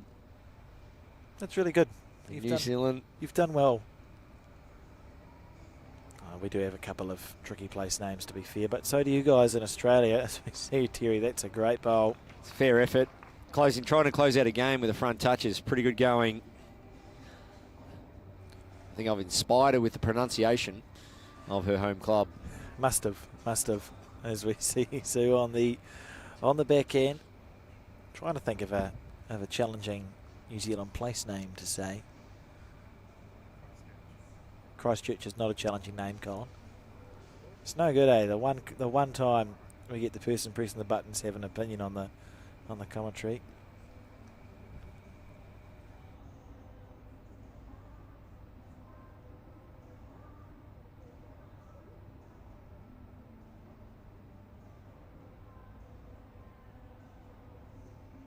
You know, we'll leave it there. That's fine. It's one of the cool things in Aussie and New Zealand. There's a lot of the sort of indigenous place names come through. Look at that from Teri Blackbourn. Bowl pass to the head. As long as tucker remains the word for food in Australia, I'm happy. Fair enough too. I want these kids coming through now. No, it's important to have. I do like that. It's interesting because you guys have got a lot of your slang as well, and so yeah, do the New sure do. Zealanders. And I love it. And I really would love. I mean, you don't need a class. Sue Jones here. Trail around the corner. Oh, what a ball. She's That's- alive. That's brilliant. All of a sudden, that cannon's on. Yeah, little chance. Little on the, pop and stay for 3. on the back end. That out there. No, I'd love, I mean, it's not a school class, but I'd love, yeah, the kids coming through these days to just be reminded on the good old Aussie slang, words like tucker for food and all that. So, yeah, some classics out there. We're pretty renowned for our slang, us Aussies. Terry Blackbourn said, sorry, Susan.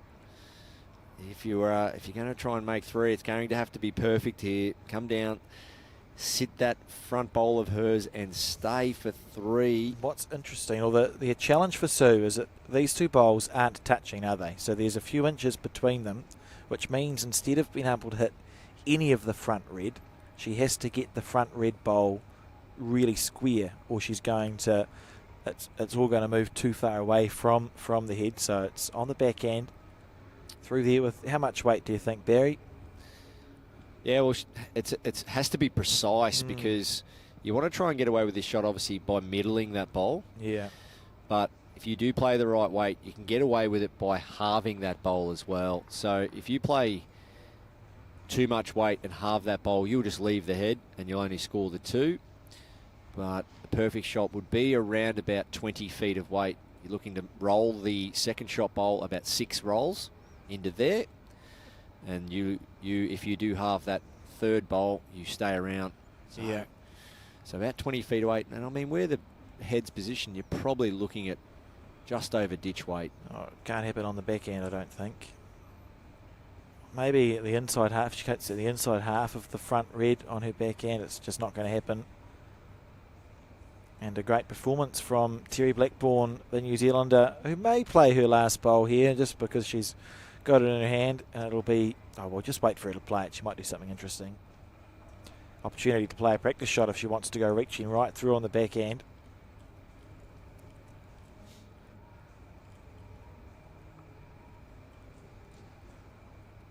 Opting just to play the draw. And there we go. The New Zealander taking that one out in straight sets, 14-0, 7 shots to 4. We'll be back in the not too distant future, maybe 10, 15 minutes. But in the meantime, sit back, relax, and enjoy some highlights from that mat brought to you by Aero Bowls. We can just...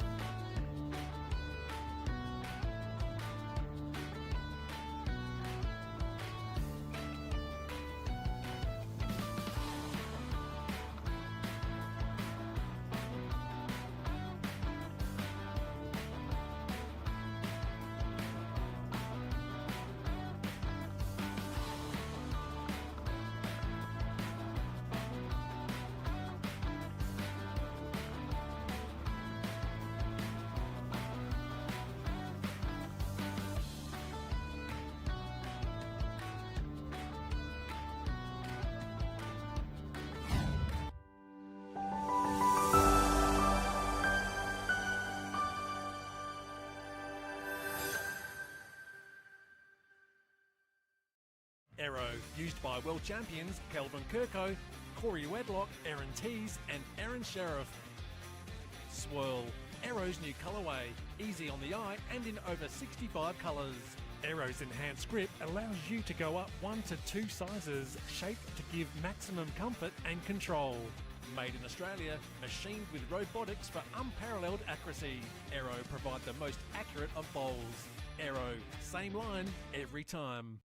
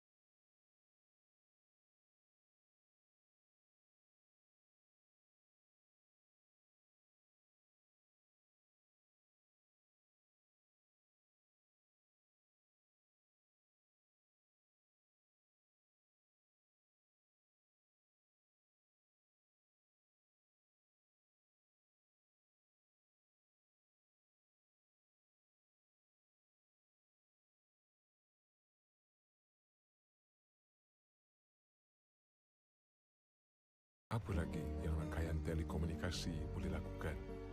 Bolehkah ia lindungi kehidupan yang terancam?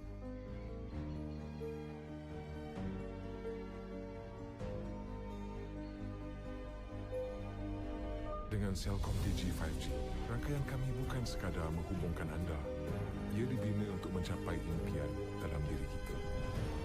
Inilah generasi 5G.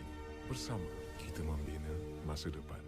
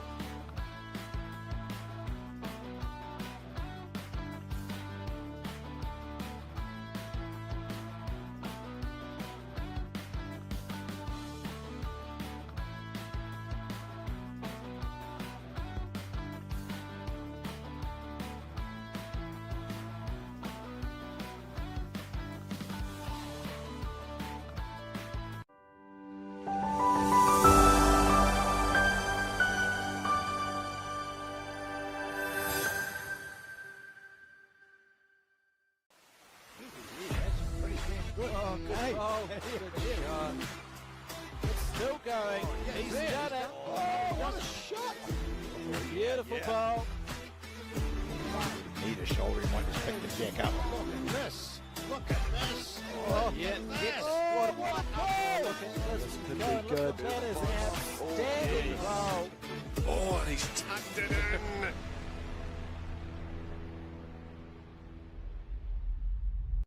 And welcome back to the World Bowls broadcast of the 2025 World Cup live from Malaysia. And we're up to the final game of the day, section play in the women's para singles. My name is Alex Reid and it's been a pleasure bringing this broadcast to you. Looking forward to the start of this one.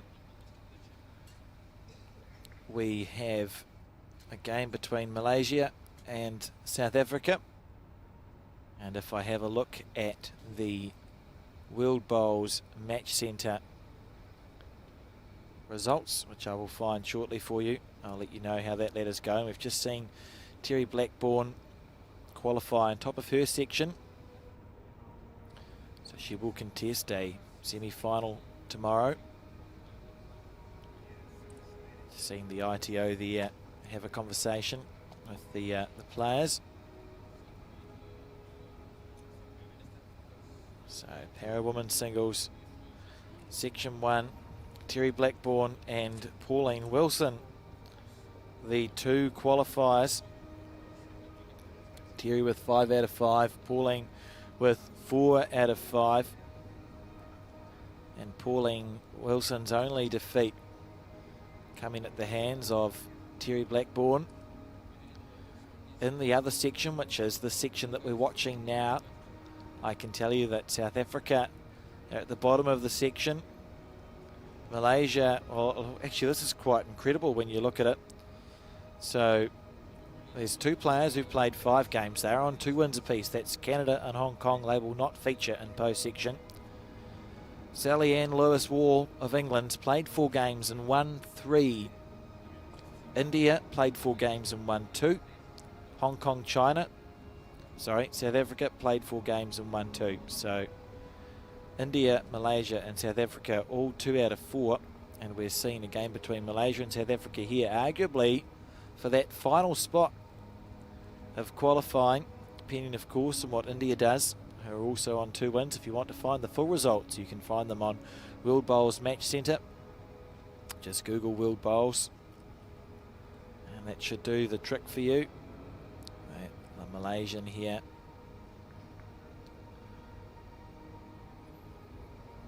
Binti and South African Margie Palmer.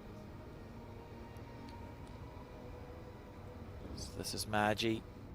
South Africa is such a proud bowling country. They've had a lot of success over the years. So they're allowed their 1 trial end. Before we begin, remembering the conditions of play, 2 sets of 7 ends with a 1 end tie break if required.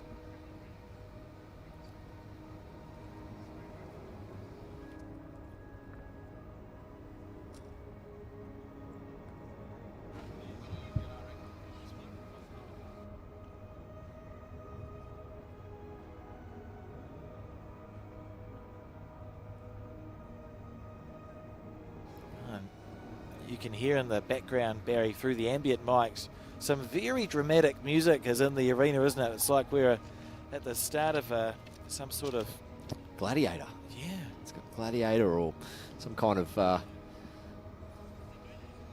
Roman times. Yeah. Drama. Who will win? Etc. etc. We've had the full range of genres actually over the last 5 days.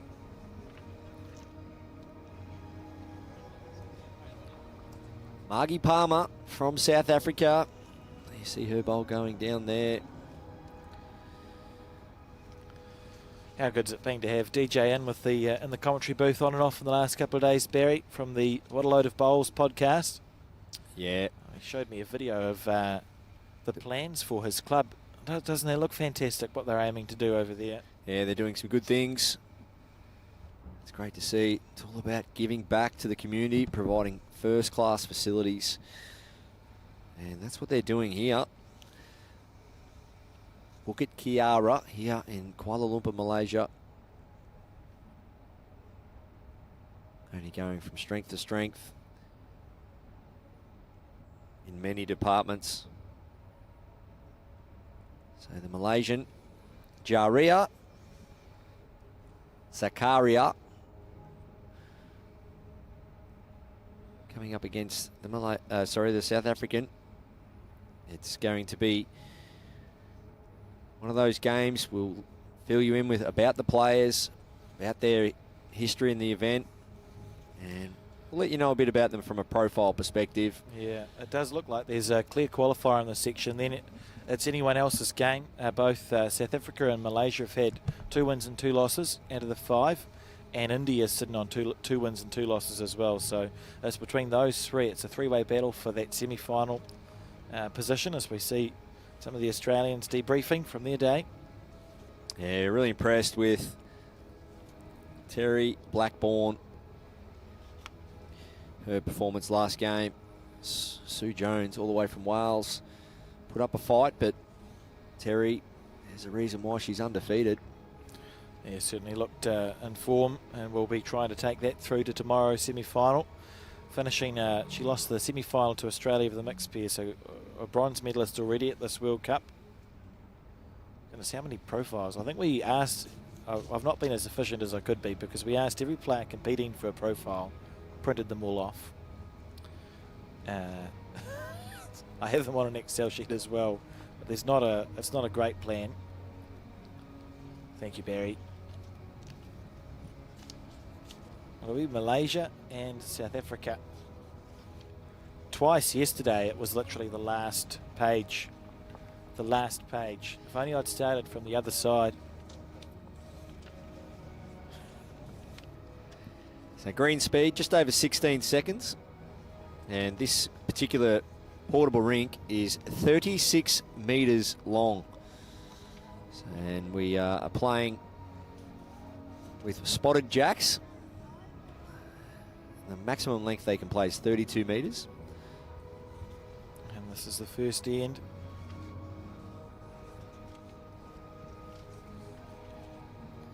Player who wins the end can nominate where they want the jack. 2 sets, 7 ends, 1 end tiebreak if required.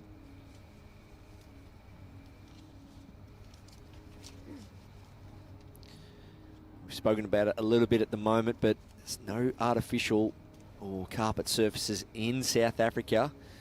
So for them to come over here, test their wares on the portable carpet. It's unusual, isn't it? Because it's it's not a small bowling country, and it's not a young bowling country. So I'm quite surprised to hear that there are no carpets in South Africa yet. Yeah, I'm sure it's in the works. Nice starter there from Margie. End 1, both players. Nice start down the middle.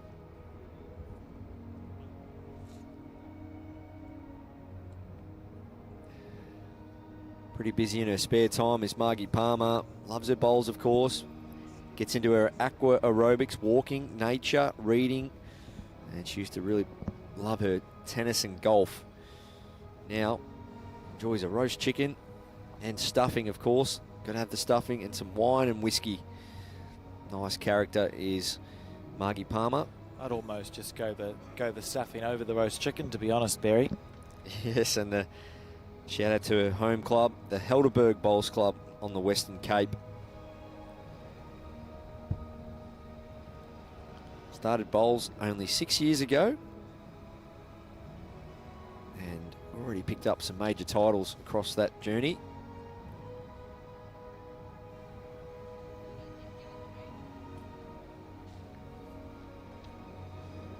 That one there, though, just not quite coming out right. Only the first end. Players just will take a little while to warm up. Out on the TV rink, everyone's watching. Important just to block out the music. Or if you like, you can embrace it.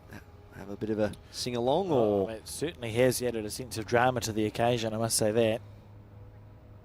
Waiting for people to come bursting through the door. It's Margie on her forehand, just looking to make that correction. Third time lucky. And Jariah, Binti, Zakaria from Malaysia.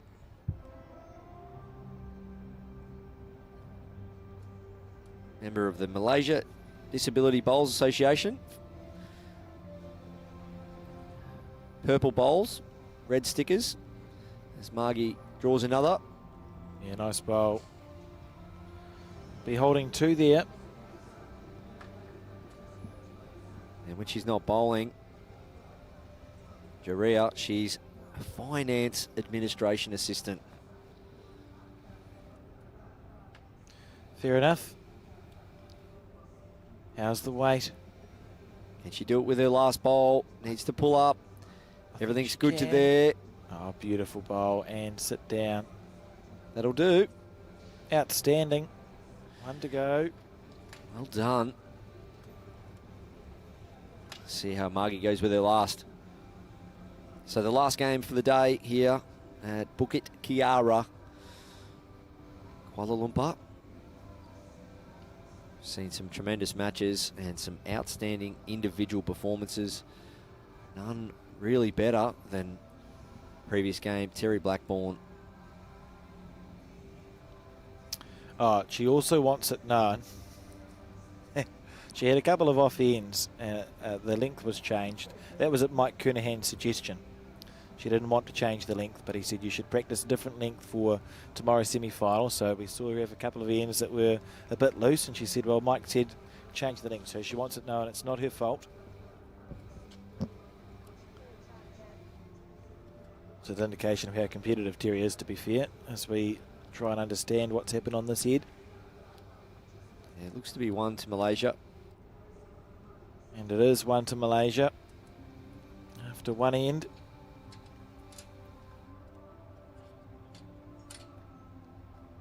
These scoreboard attendants have been absolute troopers this week. Yeah, you see there, straight on the phone. Write it down on the notepad, put it in the phone. Straight onto the match centre.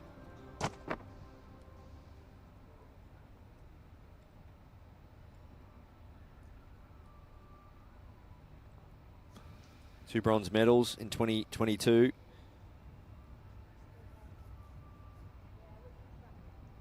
For the Malaysian at the Asian Paragames Hangzhou. Hangzhou, China. Fair enough. Fair effort. We've got a bit of Maroon 5 now after having a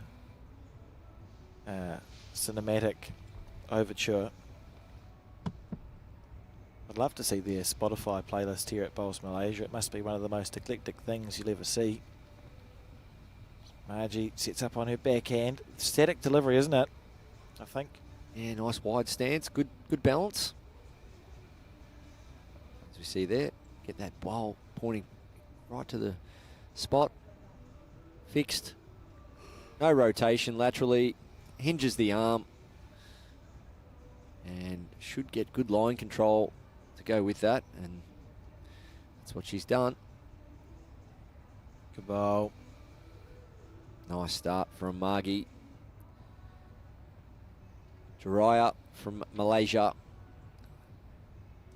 Also on her backhand.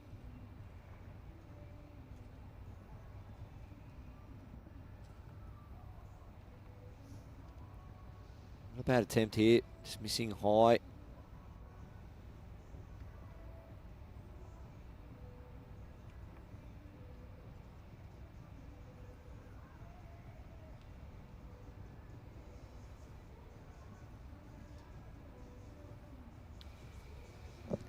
You ever used a bowls picker-upper, Perry? No, I haven't. Tripped over a few. But it's good to see those little key elements of the game. You see Jariah there with the balancing stick. Very good. I've coached a lot of people over the journey and recommended they try the balancing stick just to help them with their technique. Just gives the confidence, doesn't it?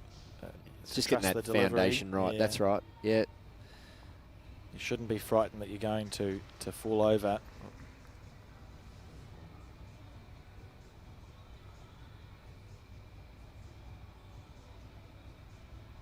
You can see nice stability there, that release.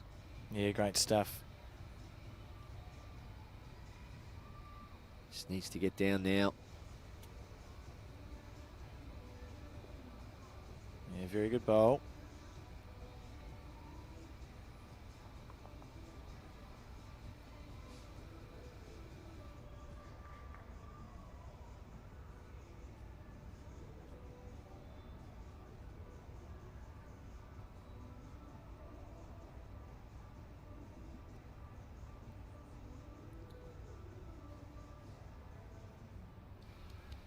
So Margie from South Africa, as we said.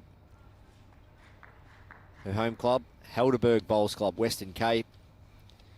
And she was born in Kadoma, Zimbabwe. All the African states love bowls. And I know they've got their African states. I think there's international competition there, and there's lots of sort of rivalry between the countries.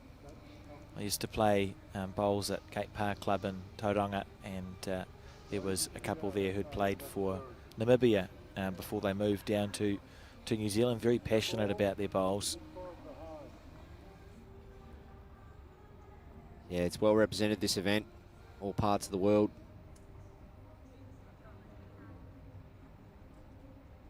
On the backhand.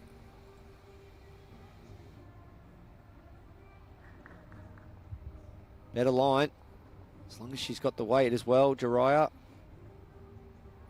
It's a better line, needs to finish. Beautiful. Oh, look at those first ones down the middle. She finally got the weight right, and she's done it.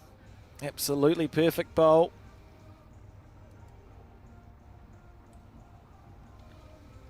Margie Palmer, South African, finds herself one down.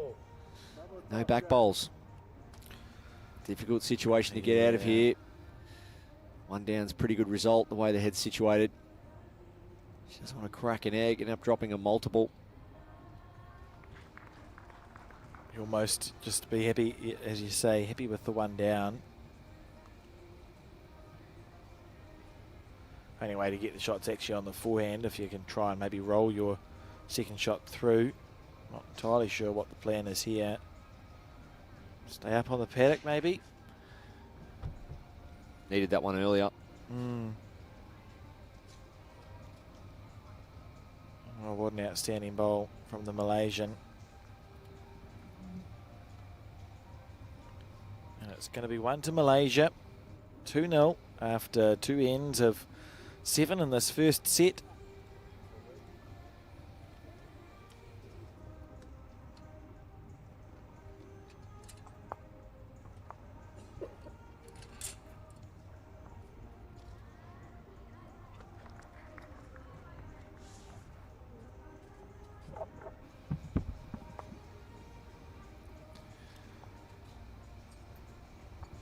Oh, look at that.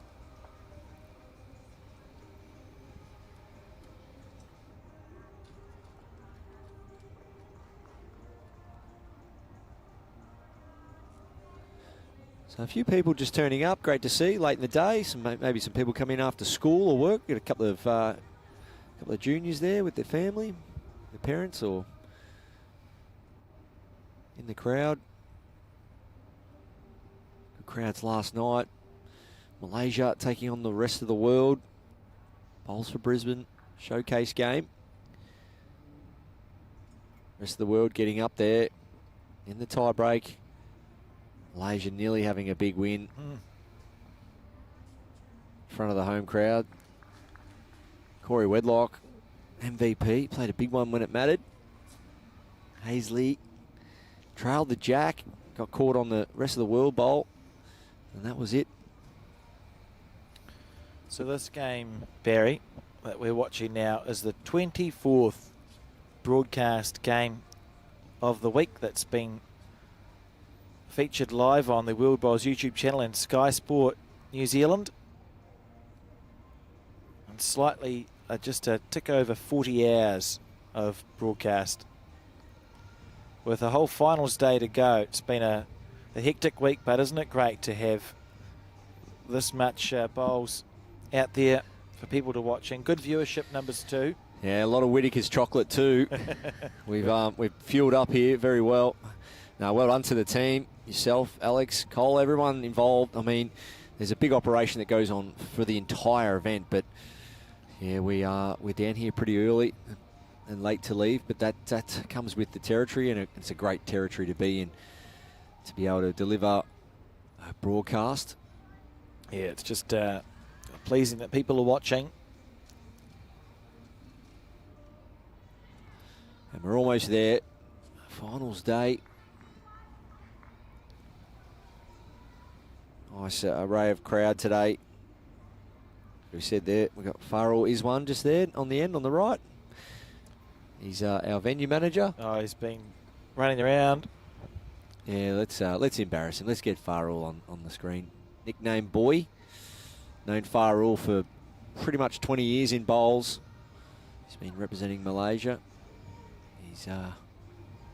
He's just taken a phone call. There you go. I feel like he knew that we were going to get there. Good timing. Yeah, he's one of many that have been part of setting this up this week.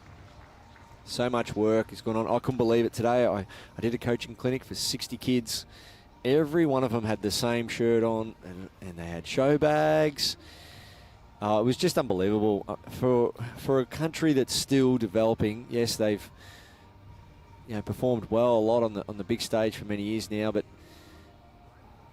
from their own T-shirts to show bags to, it was unreal. So well done, Bowls Malaysia, World Bowls. What a collaboration. Well, how good is it for? I mean, the World Cup's great for bowls in general, but for bowls in Malaysia, how good has this week actually been? You know, we've seen hundreds of people come and watch. Tomorrow's going to be a great day. A Sultan is coming to watch the bowls here tomorrow. You've got another coaching clinic booked in, so hundreds of people, thousands of people in Malaysia are being exposed to this sport. Some for the first time. They're going to see a little uptick from this event.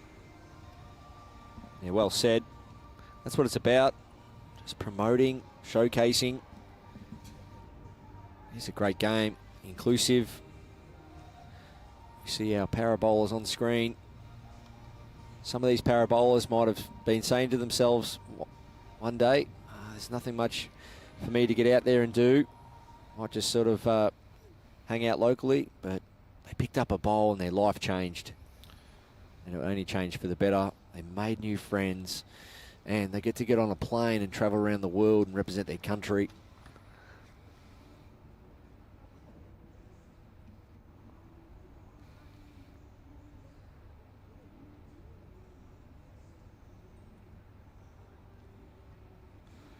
So, a loose ahead.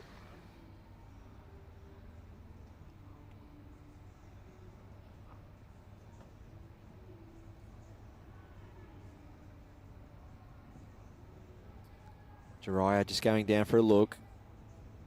Just making sure who she thinks has shot. And they can't call it just yet because Margie, she's over having chatting to her coach. She's making her way over now. Here she comes.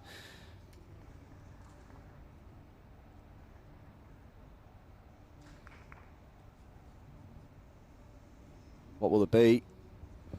Not entirely sure. No, it's good to get the ITOs working.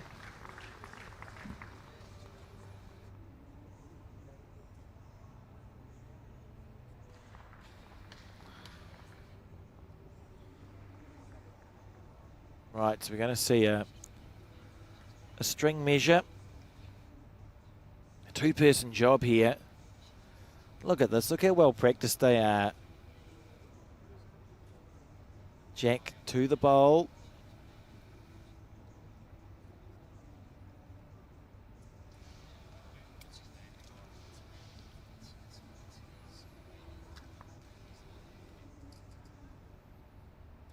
Men to that bowl. Has a decision been made?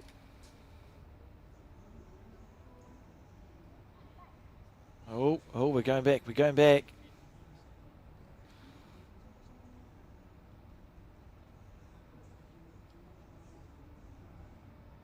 Right, so 1-2 South Africa.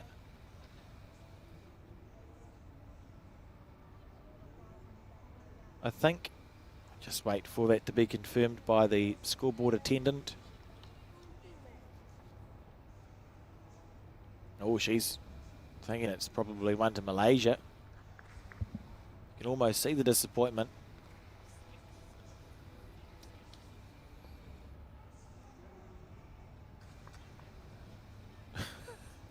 As we wait. Pretty sure it's one to South Africa. Yeah, there we go. And we're on the fourth end now.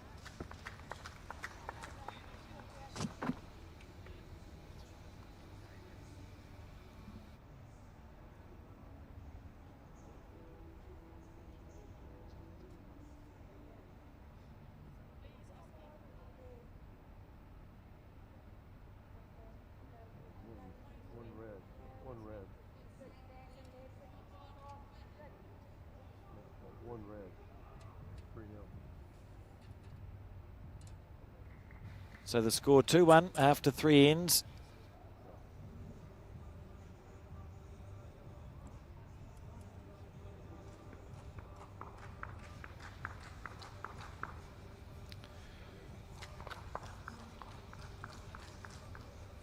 It's actually 3-0 after 3 ends. My apologies, as we see a beautiful first bowl.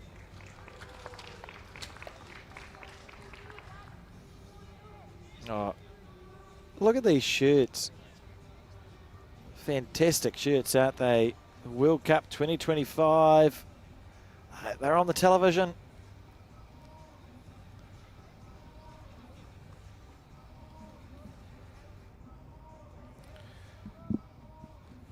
And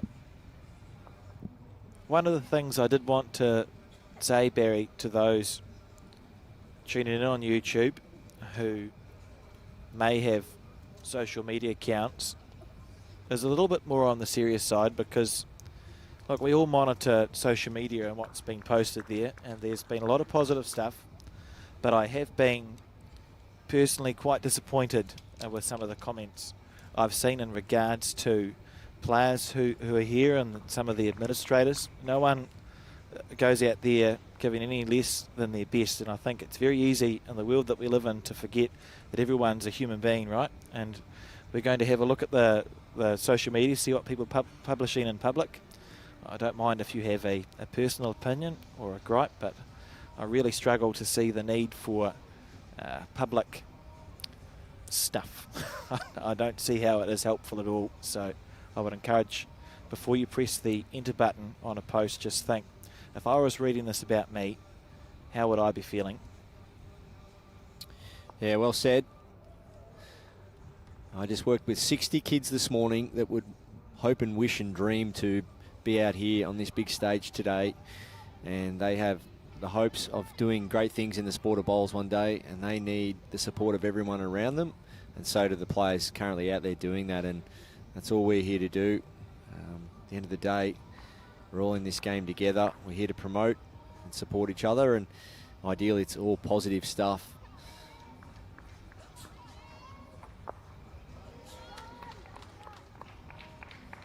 What on earth is that?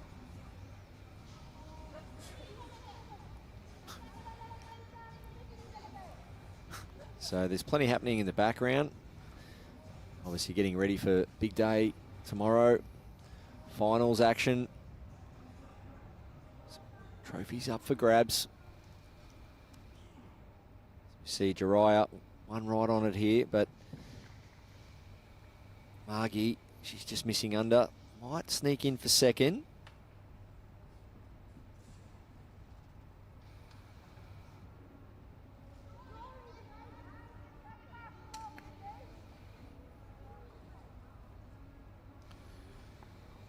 Can she draw another one?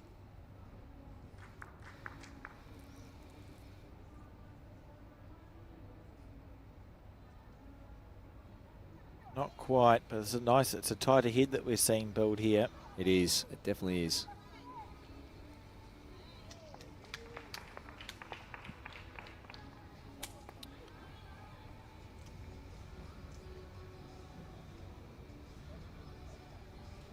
It's the final round of section play here for all events, and tension is high as teams and players compete to qualify for tomorrow's finals action.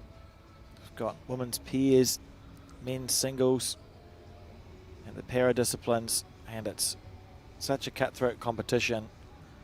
It's going to be some very fine margins when we're looking for those qualifiers in the sections. See, open singles, I think, is top 2 in each section, and the pairs, 2 sections, top 2, so just the semi-finalists go through. Yeah, battle of a big couple of countries next door. We've got Malaysia taking on Wales, and then over in the other portable, Canada v India and New Zealand v South Africa in the women's pairs. Plenty of games going on. This is looking pretty good. It's just going to miss under though. Oh, Any dear. touch. Big effort from Margie. See, it'll be 1 or 2 here.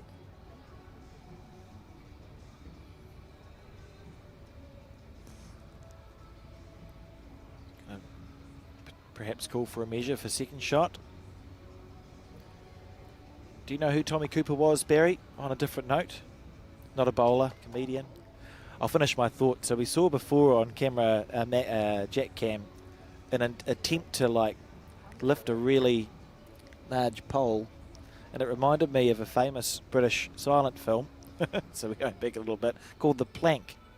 27 minutes of your life you won't regret spending watching The Plank. It's about a guy, he just wants to find a plank of wood to put in an empty space on his floor, and what an adventure he has. And it reminded me of that. Can you tell? The Plank. The Plank, yeah. It's worthwhile finding The Plank. Okay, I think you need to send me that link, mate. Yeah, it's funny. Eric Sykes wrote it. He's another famous British comedian. Morecambe and something or other. As we wait patiently for the... Now talking about banter, Alex, talking about banter and enjoyment of the sport and all that, you're looking at 3 or 4 of the biggest characters I've seen and got to know around the comp. Look at these boys. They're having a great time. Look at that. They're all mucking around last night during the... Look at this. During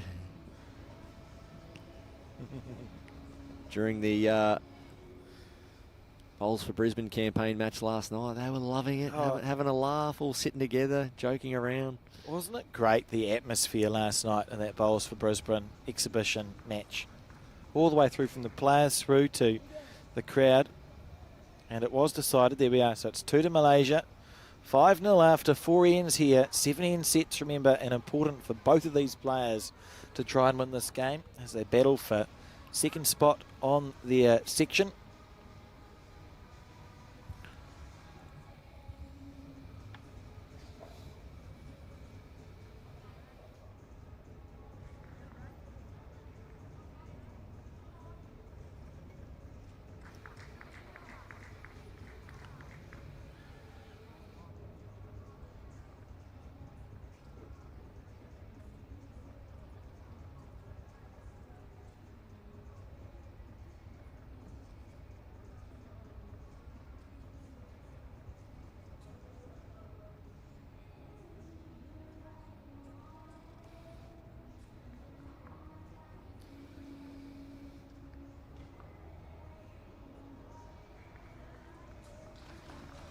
How good is this bowl? Yeah, nice shot from Margie. Yeah, be happy with that one. Margie Palmer from South Africa.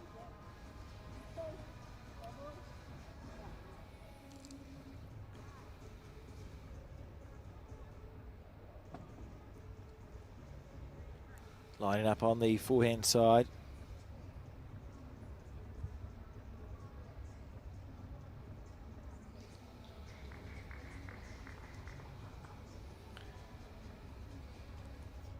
If it turns, it's good. Oh, just going to hold. Big effort.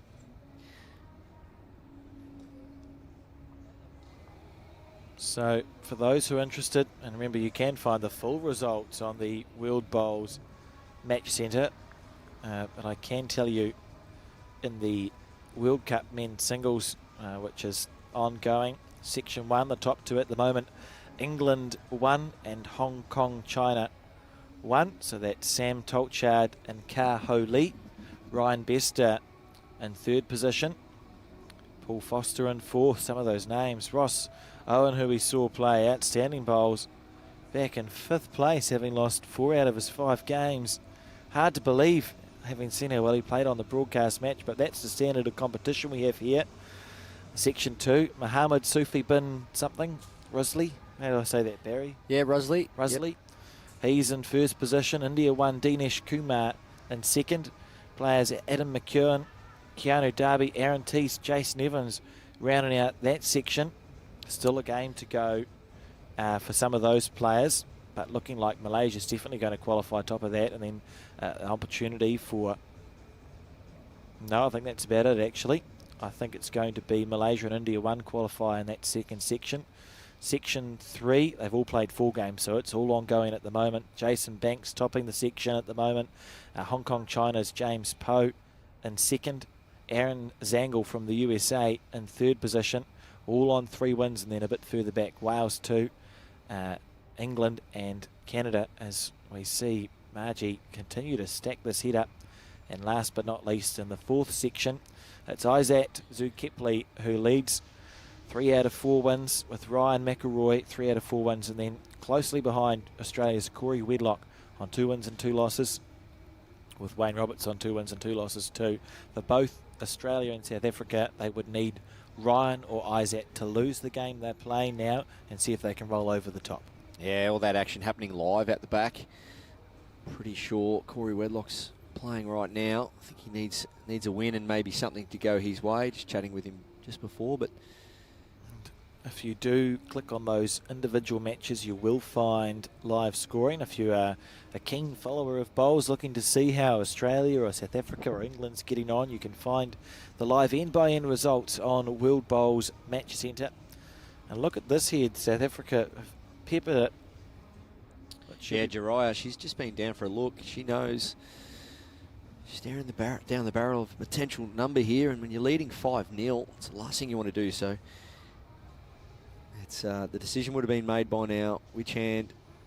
For me, she played one on the forehand just before. It pretty much went through that gap and would have connected where that bowl is at 9:30, 10 o'clock. So I think just play the same bowl as that. Work off that, get the jack.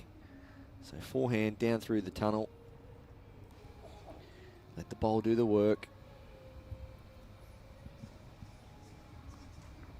Oh, if it turns, she's in the area here. When is it going to let go? Not in time. Looks like a handside XG to me with that flat finish. And she's had good weight, but finished well past. And it should be a 4 here for South Africa. Yeah, just no break, was there? There was no break. Right at the end maybe, but definitely not through that halfway area.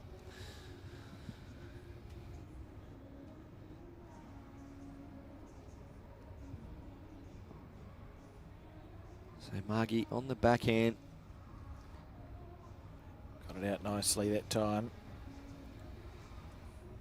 Can she make it 4? I think psychologically she has to.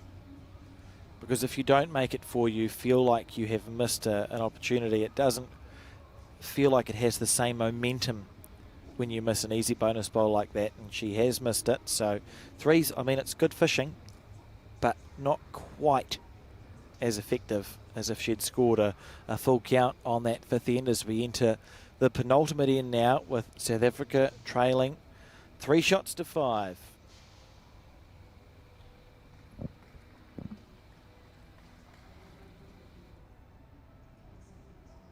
I'm really enjoying the power of being able to just put people on a giant screen and wait to see how long it takes for them to notice. Yeah, love your work. Great to see. How good were the Mexican waves we had going yesterday in the crowd? Very good. Malaysian crowd absolutely invested in that.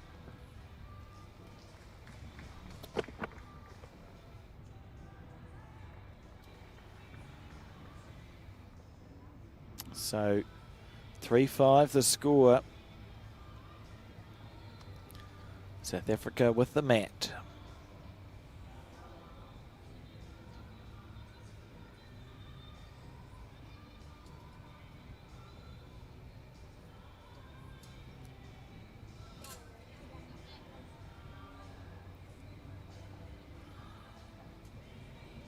So Margie shaping up on the forehand. She just played a backhand delivery. And sometimes it's maybe a preferred length or a preferred hand, but just feel her effective rate so far has been a little bit better on the backhand, but as you can see there, stays down on the follow through. So in certain directions you can have a favourite hand, and so it might be forehand in this direction and maybe backhand, so she might just like that side of the rink. Yeah, beautiful bowl. And that's a good little insight to how some players approach it. It might be just one side of the rink, or it might be one certain hand.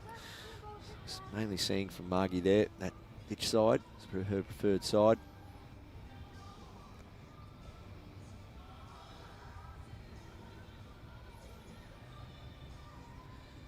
Jariah missing wide.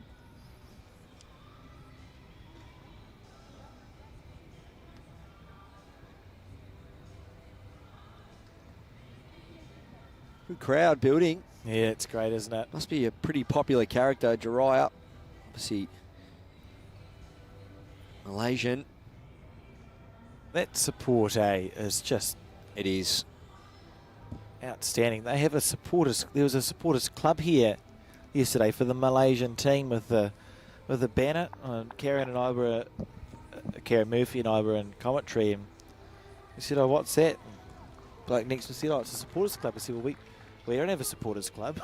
That seems like quite a nice thing to have. It's just great here in Malaysia. The English have one. What's it called? The something army in cricket? Barmy Army. That's right. Something like that. Maybe we wouldn't copy. They'll be out in full flight this summer, out in Australia. I think some of them are here actually. They've got the photographer with his tour group.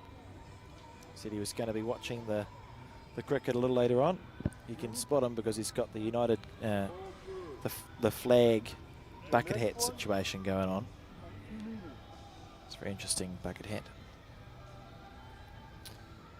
Rightio, on the forehand again. South Africa making a strong comeback in this set. Yeah, Margie, one bowl, 10 inches away. She's got about 5 feet of room to add here to at least try and level the scores. Forehand. On a high line. Yeah. Needs to get back from there. Will it get down in time? Not sure. Difficult angle to pick. The marker indicating 2.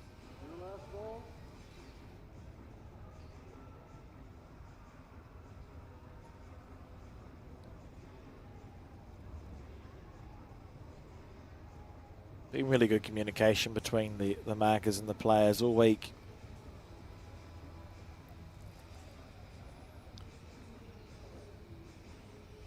How long is this holding for? Here we go. How long is this holding for? Oh, what a bowl. Crowd enjoying that. Just outstanding. That was a beautifully timed bowl from the Malaysian because she was leading by 5 shots to 3. It's the penultimate end. She was down. Hadn't really looked like salvaging the end, but to draw a front toucher now is perfect timing. Yeah, she's had a knack of doing that this game. Jariah getting one right on the front. It's been really required.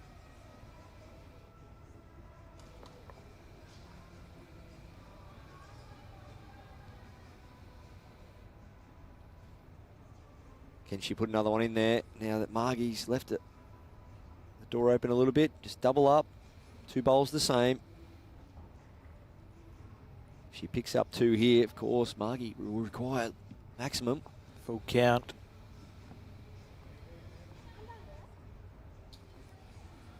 Oh, it's not a million miles away here.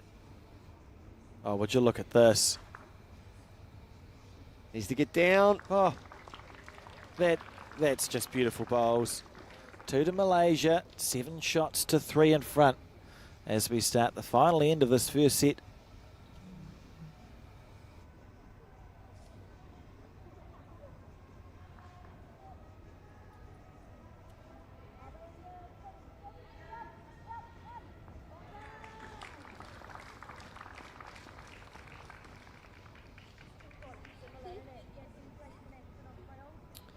Plenty of support happening.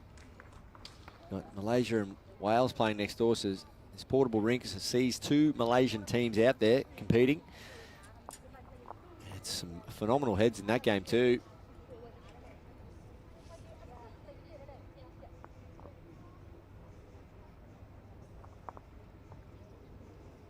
But this is the game we're covering. Jariah leading 7-3. Last end, first set. Can afford to drop a 3 to win the set, but a 4 will see a draw. And it was a big response after Margie played such a great first bowl. And Jariah came up with the answers with their last 2 deliveries.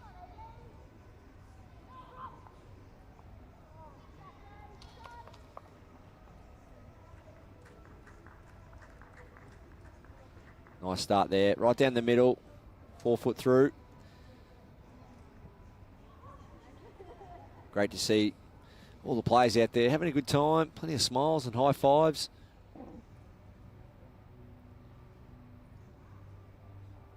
Got a good spread of countries out here at the moment, right across these 2 portables.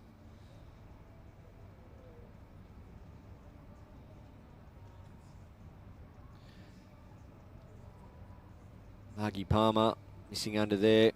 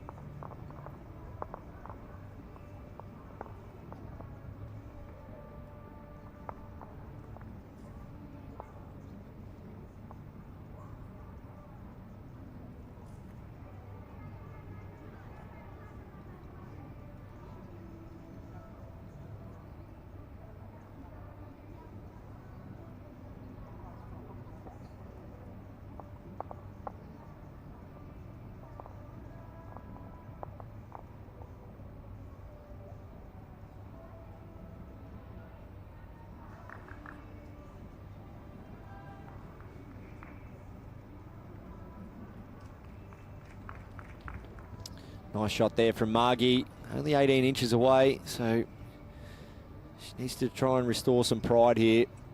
Obviously,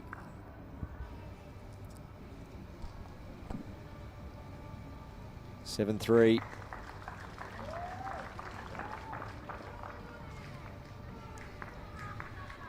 Just missing wide there for Jariah. That's a good line though. 2 bowls right down the middle.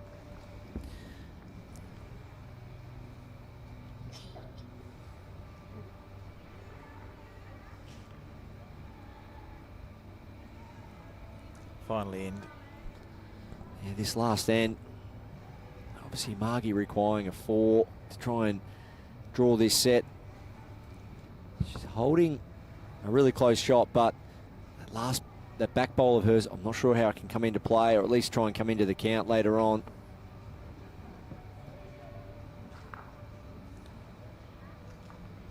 Well, that should be very hard from now on.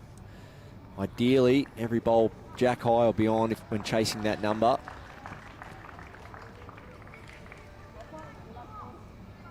So that focus will probably start to shift now towards the second set for Margie. Maybe when she gets the mat, try some different lengths or maybe a fresh approach. It's not like she's been overly outplayed this set. When you think about it, Jariah, she's come up with some big plays. A few times there, down. Either drew a front toucher or moved the jack, so Margie not doing too much wrong. As we see again, this is what Jariah has been able to do. One down to 1 up. Absolutely outstanding bowls. And it's been great to have the para-disciplines included in the World Championships in this World Cup. I'm very fortunate now to be joined by Sheila and you are the international head classifier. In fact, that's actually great news because we've been looking for someone to help explain to us and those watching sort of how it works. So our understanding is it goes from B1 through to B8, doesn't it? So shall we start? What's B1 to B4? B1 to B4 are for the bowlers with a visual impairment. So B1 being completely blind. Yeah. B1 to less blind, and B4s tend to have tunnel vision. And then B5 to B8 are for those with a physical impairment. Yeah. And again, the B5s are those with the most problems. B8s are the most able. So what we've got here is Margie and Jariah are both B7s. So classification is what sets para sport separate from able-bodied sport, if you like. Yeah. So all para sport has to have classification to create a fair and level playing field. And what does it look like when we talk about I suppose my question is, how do we classify these players? So I say I start bowls and I feel like I have a challenge that would make me eligible for para sport. What does the classification process look like? Okay, right. Well, World Bowls and what was International Bowls for the Disabled are just merging, and we will in future become World Bowls Para. Oh, cool. So, which is a great advancement for the sport.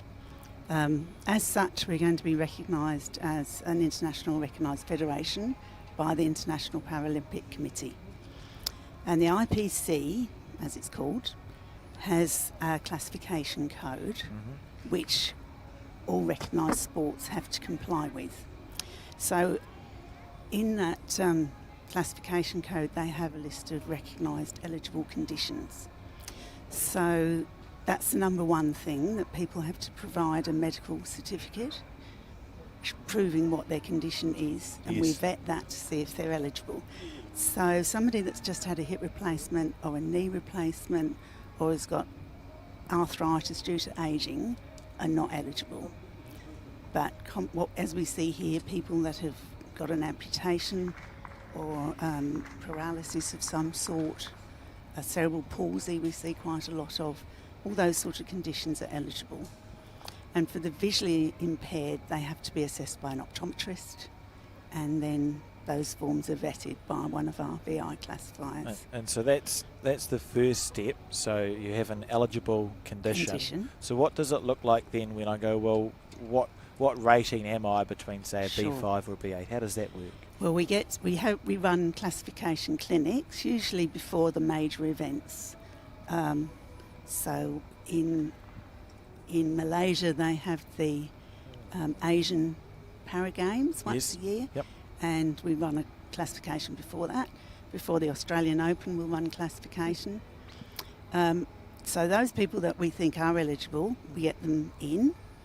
They're assessed by a medical classifier, which is someone who's either a physio, an occupational therapist, or a doctor. And how long does it take for that classification to take place? Well, usually it's about half an hour in what we call the medical room. Yeah. And that's to establish that they've lost enough points. They have to have lost a minimum of 10 points to get through to the next stage. So that's called the minimal impairment criteria. The next stage is when they're assessed on the green, watching their bowling actions. When we decide, they're assessed by technical classifiers. So there's two parts to the team, medical and technical. They put them through a barrage of tests and they decide which class their score comes out at. So it's quite an intensive process, isn't it? And the final bit is we observe them in the first performance in competition, just in case they've cheated.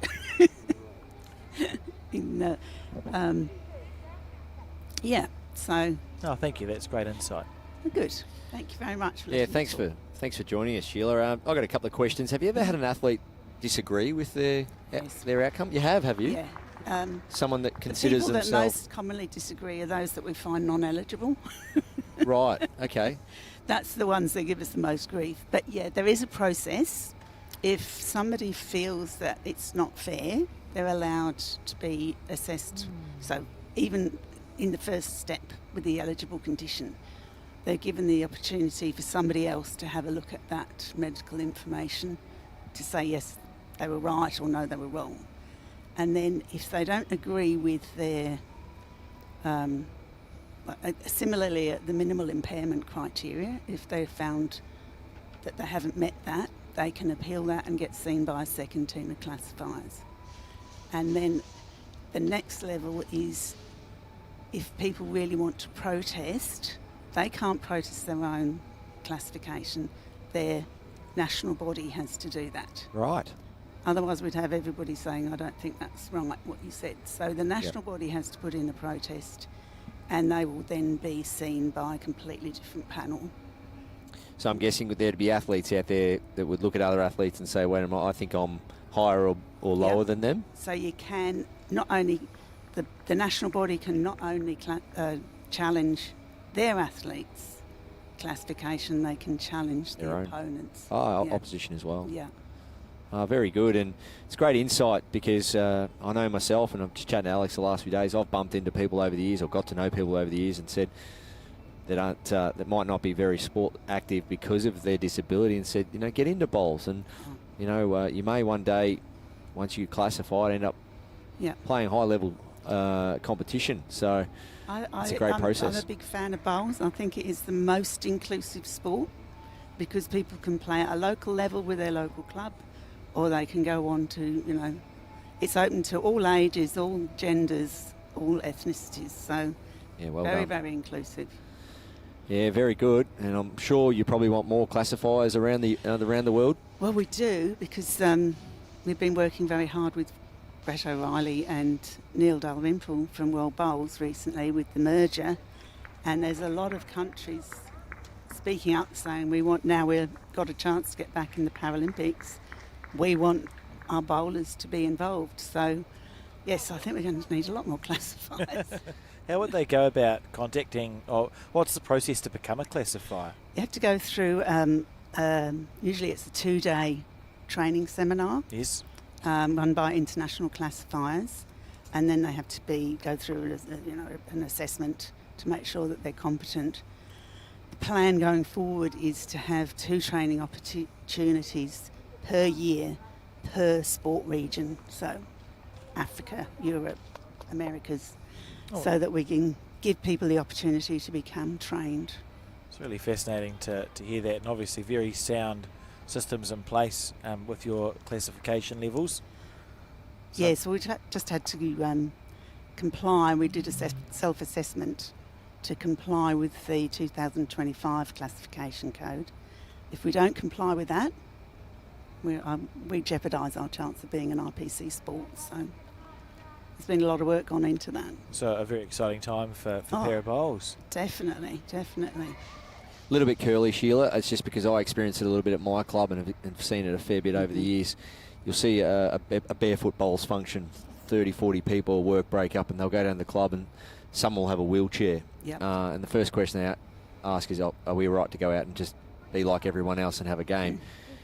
I understand they have to have certain requirements around that wheelchair, but is there some kind of method or mechanism around that which can I guess, negate not having the specific wheelchair for people just to, I guess, experience that initial game of bowls, like we're trying to promote people to get out and have a game? There are wheelchair standards. They have a certain width of rear wheels and the casters on the front. Obviously, the synthetic greens are a little bit more tolerant than the outdoor greens, the lawn greens. It's a big changing situation. There's so many add-ons coming along for wheelchairs where they can put little electric things on to help them to move up and down. It's an area that's constantly changing. I was just thinking, I'm thinking out loud here, is there something you can maybe, clubs can purchase? Yes. Some kind of wheel barrier or protectant for big barefoot bowls clubs to be prepared? I mean, we a lot of clubs have dumping mats for people that can't bowl very well, or if there's inclement weather, and I'm thinking maybe there's there's something out there someone could put together for you know, just helping that initial person get out and have a game in their wheelchair. Some clubs, Serena Bonnell runs a very good operation on the Gold Coast, and they have trial wheelchairs that they will lend to people. Oh, brilliant. But also you can put duct tape over the wheels of some tyres to make sure that they're nice and smooth. Get in the greenkeeper's shed and grab out some duct tape. Right. Yep. All right, so look over there. Greenkeepers out there listening in, beware that if anyone arrives to your club looking to have a bit of get the duct tape out. Corporate event or a Christmas breakup, have some duct tape handy, and that's what it's about, isn't it? It's evolving and moving for the people to give this great game a go. Absolutely, and it's such a good social outlet for so many people that would otherwise be isolated. Yeah, great stuff. Yeah. So we see 3 scored there by Malaysia on the first end. And what about this event, Sheila? The portable rinks, the way Bukit Kiara has put on a show here? Fantastic. I mean, the portable rinks make it much easier for us as classifiers because it's a standard surface, whereas most surfaces, the speed of the green varies. So I'd like to see all of us bowling on these. But yeah, no, it's been fantastic. And it's such a showpiece to see the para bowlers alongside the able-bodied bowlers. Yeah, it is. It's show, great. you know, this is possible. And the Vice President of the Australian Paralympic Committee said to me with the Pine Rivers event, she said, "This is fantastic." She said, "This should really be in the Paralympics." So hopefully, fingers crossed. Oh, especially when Damien Delgado started drawing touches and doing what he does best, and the talent out there. I'll be completely honest, the way Teri Blackbourn played last game, I'm very, very happy to not be out there and be in here in the commentary box, because I reckon I would have struggled to score. Yeah, no, she was superb. Yeah. So a little recap in this match. 3 shots to Malaysia. And obviously winning the first set, 7-4, now 3-0 up. As we move right into the later stages of the day, it's now 6:38 p.m. The majority, if not every athlete's been here since 9 a.m. or 8:30 a.m. Long days. And it's those players, those athletes that can withstand all those long days and long games and juggle that downtime that you'll find coming out on top. Yes, and thank you very much for joining us in the commentary booth, Sheila. It's been a delight to just get that better insight into what Parabowls is, and we certainly look forward to seeing some of the finals broadcast tomorrow. We'll let you get back to watch the bowls. Lovely. Thank you for the opportunity. Thanks very much, Sheila. Appreciate it. Thank you. How good was that? Great insight from Sheila there. Current, and she's doing a great job there. There's Sheila on camera.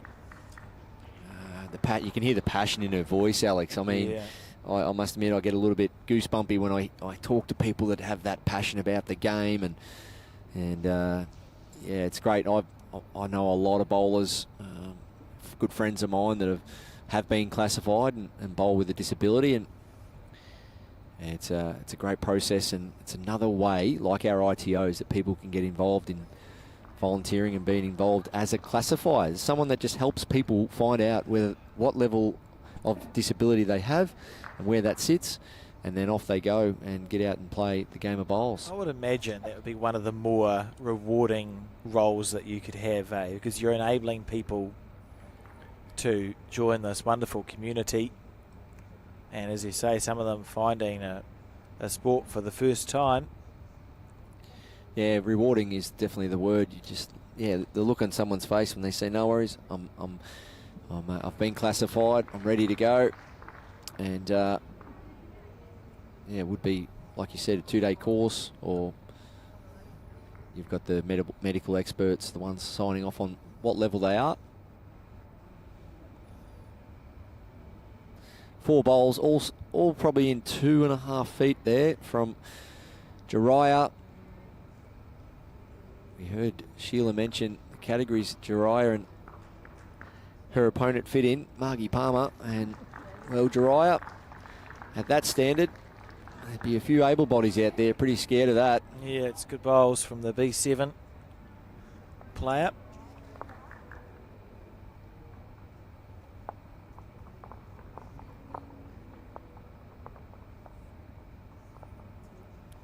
4 down is Margie Palmer from South Africa. Big bowl this one. Let's see how it goes. It's on its way. Well, looks to be on a decent line. Very close here if it's a clean run. Needs connection. But not that one. She needed connection on the shot bowl. Well, not quite cutting one out either there. I thought she was just going to get around that front one and connect on the shot bowl, but good effort from Margie Palmer. Not to be. And Malaysia doing all they need to do in this game so far to have every opportunity of scoring as we see the crowd. Been a long day, hasn't it?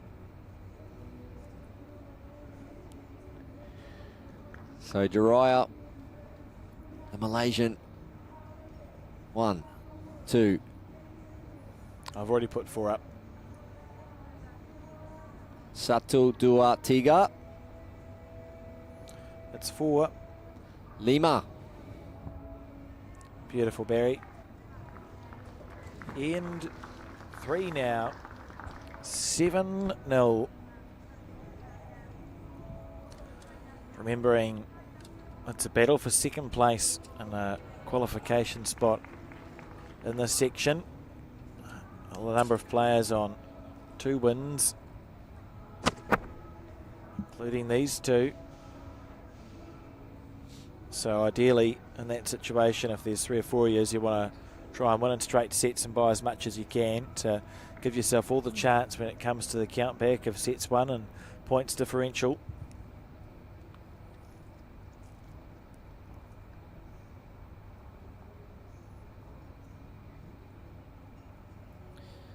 I just wanted to correct myself there. It's impossible in this format to pick up Lima. Umpat is 4. Lima is 5. Just trying to tidy up on my basic numbers here. I know kaki is feet. So you hear that a bit. You might hear dua kaki or tiga kaki. It's feet. Well, that is very interesting. You do hear that a fair bit around the venue and around the greens. Yeah. So, love to learn some of the local languages. When you were playing internationally, Barry, was that something that, what was it like when you played countries whose native language wasn't English, say, and you're listening to them communicate on the green? Because we're used, obviously, playing English-speaking countries where we have very similar communications. What's it like when you played, say, in Malaysia or in India?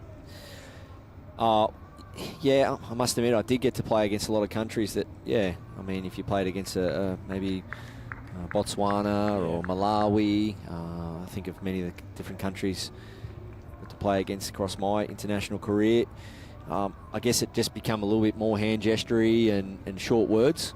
Just the basic stuff. We didn't get into too many extensive conversations, but I'm not sure, and I'm definitely not judging, because I'm not right in the coalface in this event. But one beautiful thing I did used to love, about playing international competition is against each opponent, whatever it may be, a Trans-Tasman, Asia Pacific Games, Commonwealth Games, World Champs. You just have a little gift with you. And you'd share it, just a little gift from either yourself or from your country. Yeah, I know certainly the New Zealanders are doing that, so I presume it's common at this World Cup. It might be a pan. I remember where There we go, on the back end. I remember where I used to live. There was like a convenience store, yes. And you'd go in and you could buy key rings branded Australia, you could buy boomerangs, little koalas, kangaroos, and before any large trip I'd go on, or any international trip I'd go on, I'd just go and fill a bag full of goodies, and then before each game I'd hand out a little gift and you'd receive something back. And I've got some really cool stuff at home I've been able to collect over the years, and footballs and obviously plenty of cloths, but I've got Malawi gin, I've got a Fiji canoe with little Oars. Oars, yep. Yeah, I mean, yeah, there's stacks of stuff there, and it's a great little. Badger's a big one. Badgers, got a lot of badgers from different countries. It's a nice little pastime or little tradition part of playing international sport, just swapping mementos. Absolutely. And if you keep them on display at home, it always brings up a nice memory. Hopefully, unless they gave you a nice prize, but then a touch up on the green. As well, onto the jack. Oh, it may have moved it enough. Yeah, it's going to be close. Well, Margie, I think she was trying to play that. So it's one blue. It's worked. Margie Palmer.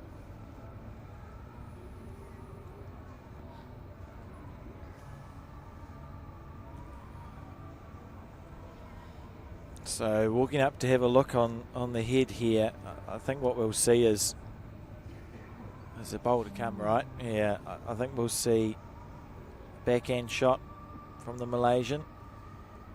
Nice weight, give yourself a chance that if you narrow, well, not too much of a chance, because the only danger is if you narrow onto this bowl, you don't want to kick it out too far so that you drop a 2. So I suppose you work backwards from that. What's the maximum weight I can play? That doesn't mean I'm going to drop a 2, and that informs that half of the decision.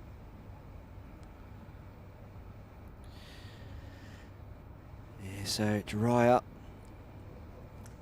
finds herself one down. Our marker indicating it's 1 to South Africa.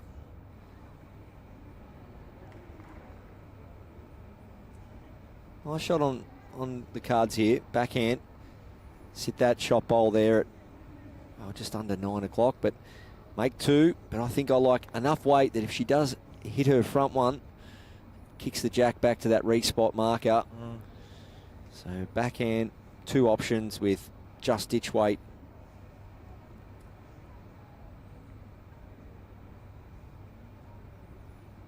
Here we go, on the back end. I'm not sure. Needs to hold. Yeah.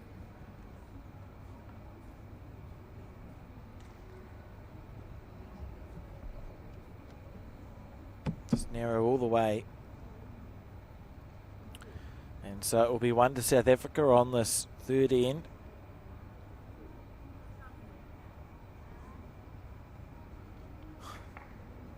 Well, she's conceded. Margie Palmer. She had one. Oh, no, she hasn't. What's happening here?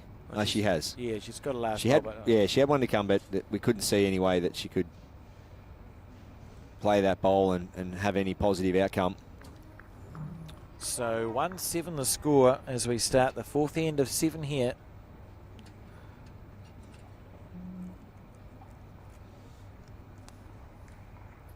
Still plenty of people around in the crowd there. Our cameraman picking up plenty of youth and people from all around the world still staying back to support either people from Malaysia or their other countries. Yeah, and Jack's done a great job, even if he did run a few kilometres today to go to an ATM to get some cash out, to find that he couldn't. He looked very warm when he came back, Barry. Very warm indeed. I was comfortable because I was here. He's done a great job. Long hours, but as we said earlier, satisfying when you can bring these broadcasts to countries all around the world when you look at the viewing statistics. Yeah, sure is. Then we see Cole walking past in the background there. Actually does find a minute to stop at some stage. I'll have to get him on the way back. Just give him a little shout out on his return from a little break. So between camera crew, broadcast, production, long hours, and travelled long hours too. A couple of connection flights for you, Alex. Well, we were very fortunate. It was direct from Auckland, so I think it was 11 and a half hours. And we were well looked after when we arrived at the massive airport. An airport with a train is not what you're used to when you live in New Zealand, and Auckland Airport's as big as it gets. But direct flights, that was happy days. I know you've been travelling all around the world, and the travel doesn't stop for you, Barry. Yeah, we were back home on Sunday, and then in a couple of weeks we head down to Tasmania. My club, Club Kuala. We've got a few athletes competing in the Australian National Championships, trying to pick up a few Australian titles there. And then we jump on the plane from Tassie over to Victoria and head up to Moama for the Ultimate Bowls Championship, UBC. And then straight after that, it's the big one.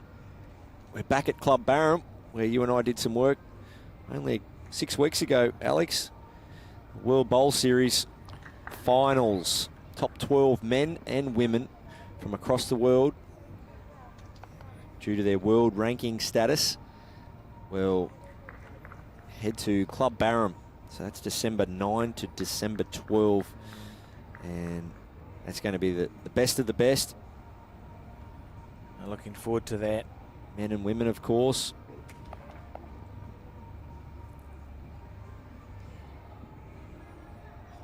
Margie on the backhand.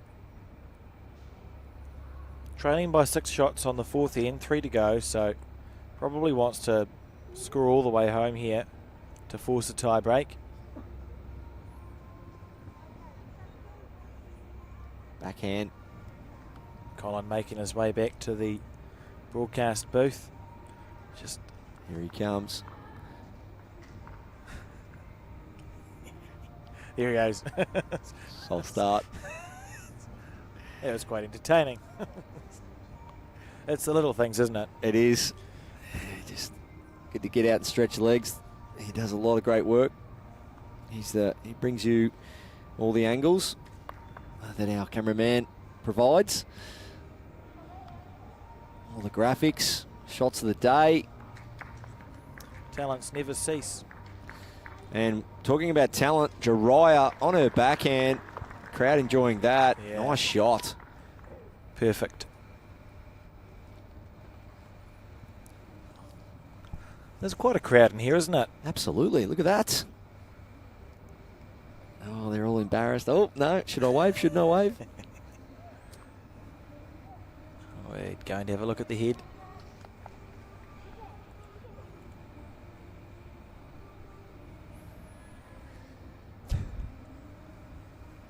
What would you play here, Barry? Oh, well, 7-1 down. Lost the first set. It's definitely time for a multiple here for Margie. Margie Palmer. South African. Born in Kardoma in Zimbabwe. Line it up on her backhand, so I think we're going to see a reaching bowl at the very minimum. Maybe square through the shot bowl and follow on.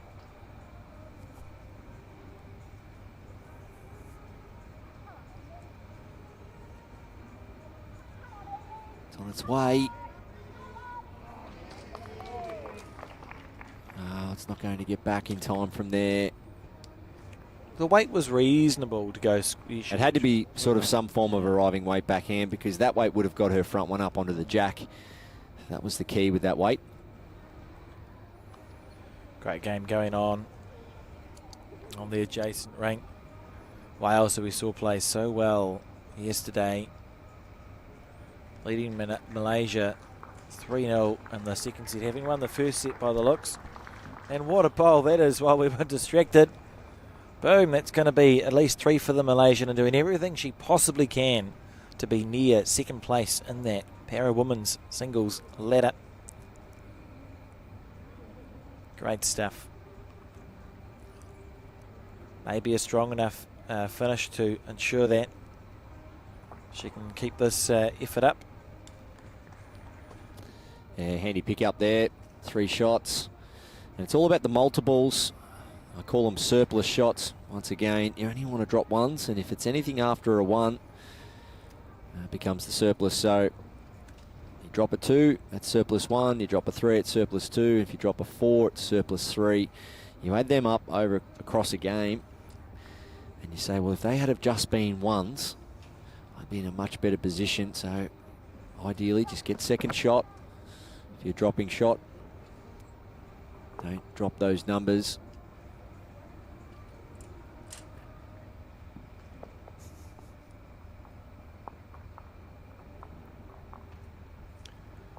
There's plenty of action going on across these 4 rinks, as we spoke about earlier. South Africa taking on New Zealand. Canada playing India. Good start. Yeah, nice bowl. And directly next door to this game, as Jariah draws another one, we've got Wales and Malaysia. Colourful set there Carolyn Taylor's got to match her colourful Welsh uniform. Yeah, she played lovely bowls. They switched around that Welsh pairing. Caroline went to lead and Amy went to skip, and it's been great to see the change in the last 10-15 years, Barry, in our bowls. I mean, first of course we went from the black and brown to the colour bowls, but it was Aero bowls really who started. They were the first ones to do what they call the split, the multiple colours, and you get the swirls now. Yeah, you got duo, trifecta, swirls, you got everything, and 60 colours. Yeah. And you've got also the speckles, and then glitter paint options. You can go gold or silver glitter paint, and yeah, it's really bespoke. It's about you saying, all right, I'm about to spend money on something I like, and I want it to look exactly how I want it to look. So, and if you want to send in images, photos, or graphics of anything you want, they just simply put it on the bowl, and you get a bespoke set of bowls. Yeah, it's great, isn't it? I know the set of Aeros I bought, I couldn't decide on a colour, so I got 7. 7 different colours on the bowl. Nice. It actually looks quite nice going up the green. It doesn't flicker because there's so many colours as it runs up. But literally, as you say, anything you want, Aero can deliver. Aerobowls.com, and they have Northern Hemisphere bowls and Southern Hemisphere bowls as well. It's not like it's just for one country or the other. Great stuff.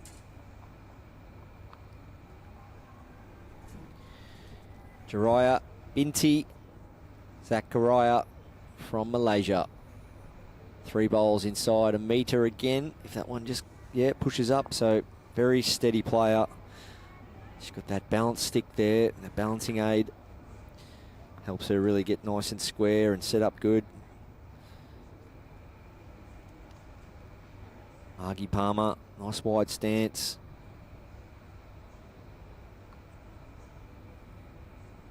Trying to draw within 8 inches here on the backhand. The line looks pretty good. It's not going to make it though.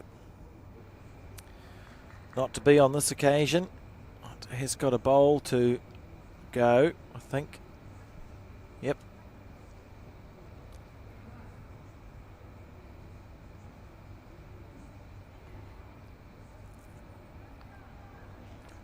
I'm almost a bit too cold sitting here.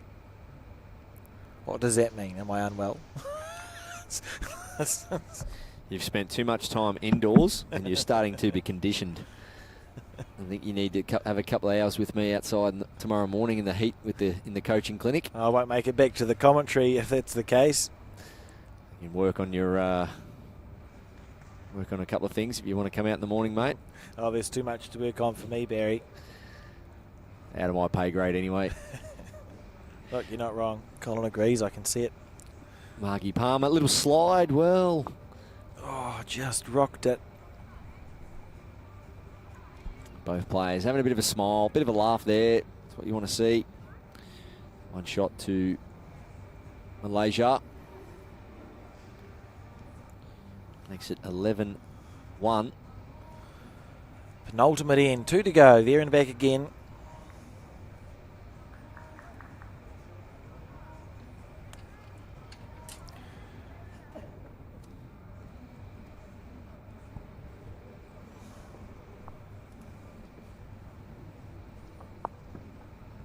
also my other observation with Malaysia, Barry, is that the humidity's not been great for my haircut. That's fine in New Zealand, and then I'd come to Malaysia and I look like the end of a paintbrush.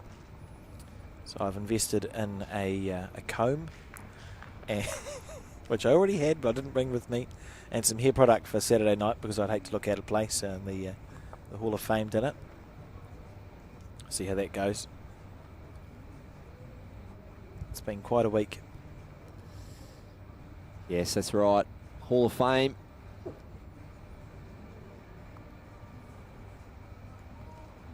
It's going to be a big night. Yeah, a lot of the Hall of Famers have made the trip out. I know you've mentioned some of the Australians. We saw Peter Bellis earlier. It must be so special to have that recognition and to be here in person. And I believe that those who are unable to attend, a lot of the NSOs are hosting acknowledgement functions back at home, sort of thing, for those who are unable to make it here to Malaysia, because it is a massive recognition, isn't it? Yeah, it really is. It's a great initiative. When you look at the sport, we're one big happy family, and we're recognising all those achievements and efforts by many, many athletes, organisers, officials, coaches. It's an ongoing thing. Hall of Fame. We'll see many people recognised for years to come.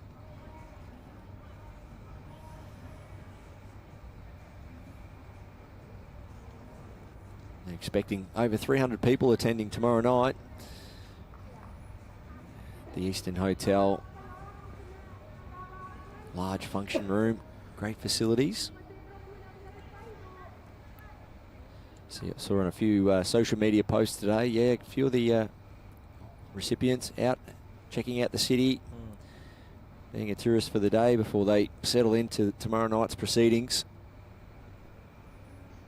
It's going to be a fascinating evening. I know we're going to hear from some of the inductees. It's something that some sports just do tremendously well, and it's great to see bowls, recognised in the World Bowls Hall of Fame bracket. And you look at things like back home in the AFL. If you play 200 games for your club, you're an immediate life member of that club. And what an honour! I mean, 200 games. I mean, it could take over 10 years. And if you actually get to 300 games, you're then an AFL life member. And I think of things like that in bowls where you see players, they're committing to their states or their countries for 15, 20 years of putting on a uniform and fronting up time and time again to represent their state and country. And if there's a life membership or a Hall of Fame or some form of thank you, I guess. Yeah, it's I'm all for it. I love that great stuff, right? And I enjoy it when we acknowledge these people while they are here to feel the appreciation. Oh, it's fantastic. And an ultimate end likely to be the last end coming up that Margie will play in this event. She's going to clear the front with this bowl. Oh, that was close. There's been a few of those for Margie in this game, just getting in the quarter of some bowls. Not quite getting the middle. You do have those days.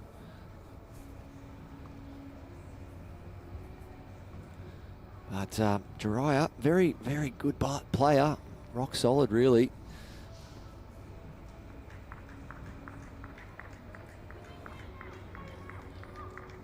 And that's another one. So it looks to be at least 3 for me.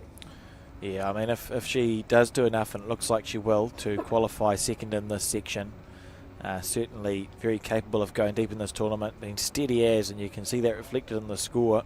Level 1 up in this set, won the first set, 7 shots to 4.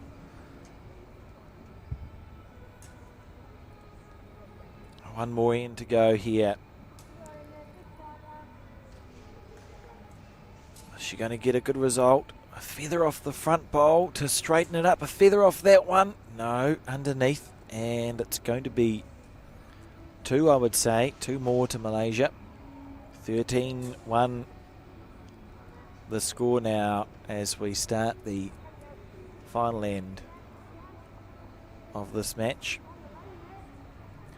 Yeah, the portable rink looks like it's finished. Nope, okay.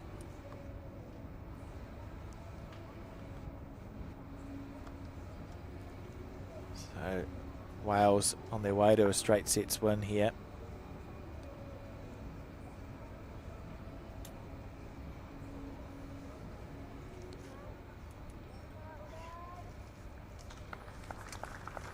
And yeah, just confirmation on the scoreboard. 13-1 the score as we start the final end.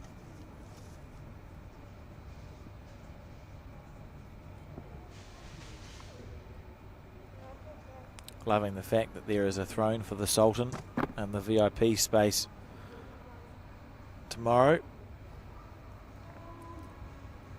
Look at that, you can just see the top of the throne there, and there's some plants decorating the VIP area. Really excited to see what tomorrow brings when it comes to the crowd interaction. If Malaysia can clinch a gold medal here, can you imagine the scenes? It'll be riotous applause. And Margie on the forehand.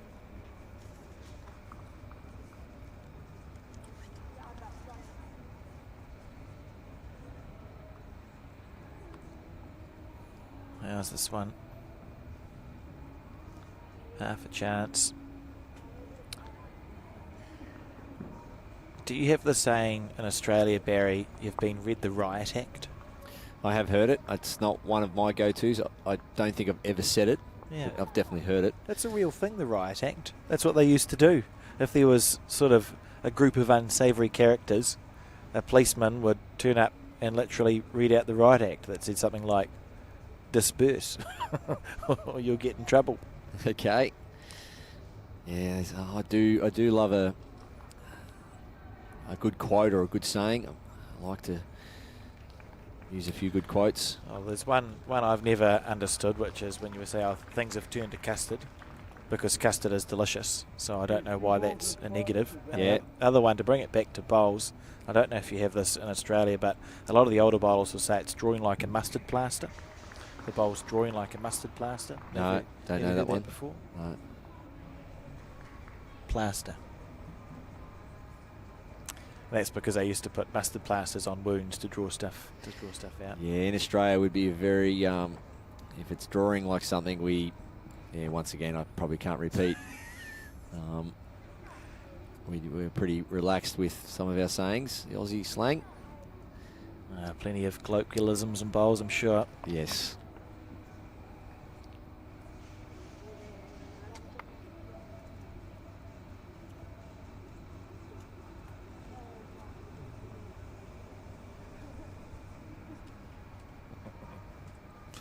Sometimes there's only one way to say it. See this bowl on the forehand. Jariah, can she finish off strong here? Last end. Great weight. It's going to be exciting. The finish to the para disciplines. There's a lot of talent on show. And it's a tough one to pick. I mean, we looked at the way Teri played. Yeah, look, if she can repeat that performance, it'll be tough to beat. She'll be out there to do her best tomorrow. Certainly found the broadcast rank well. We've got some big events and other games happening. Definitely the men's singles at the moment. Obviously other ladies pairs going on and so on. All reports, Wedlock's had a straight sets win. And I think he needs potentially some results to go his way.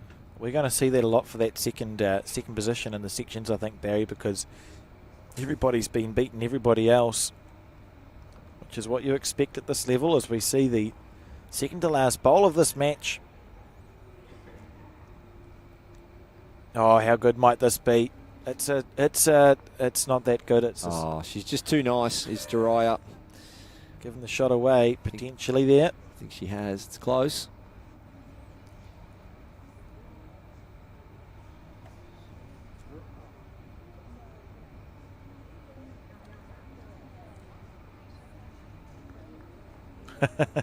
Have I got the shot, she says. Tell me I've got one. Now the markers indicated that Margie has the shot, so she'll be looking to try and draw another one here. Yeah, very dominant display of bowls from the Malaysian. Spoke about some of her achievements earlier on in the match, and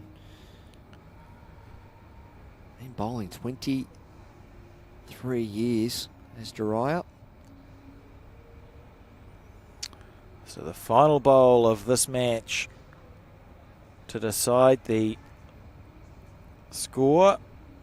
And she's just underneath the line. And so it is a win to Malaysia there. 13 shots to do to 2. Congratulations, Malaysia. Maybe enough to make it through. Thank you for tuning in. We'll be back at 8:30 a.m. Malaysian time tomorrow with coverage of the finals day for this World Cup 2025. Until then, sit back, relax, and enjoy some highlights of that match brought to you by Aero Bowls.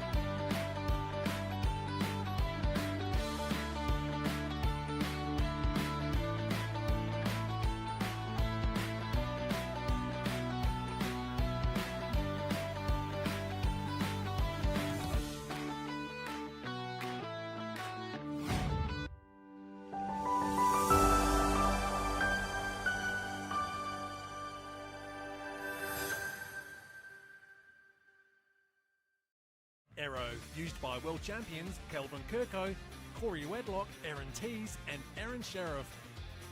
Swirl, Aero's new colourway, easy on the eye and in over 65 colours. Aero's enhanced grip allows you to go up 1 to 2 sizes, shaped to give maximum comfort and control. Made in Australia, machined with robotics for unparalleled accuracy. Aero provide the most accurate of bowls. Aero, same line every time.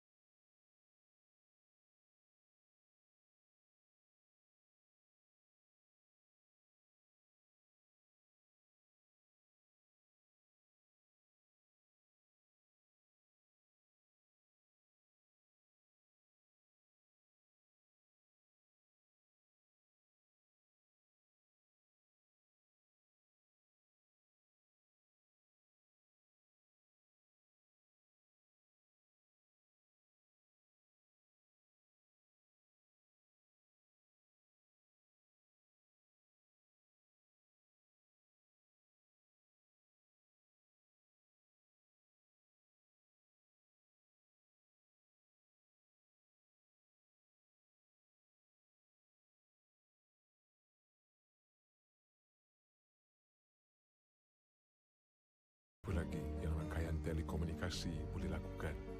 Bolehkah ia lindungi kehidupan yang terancam?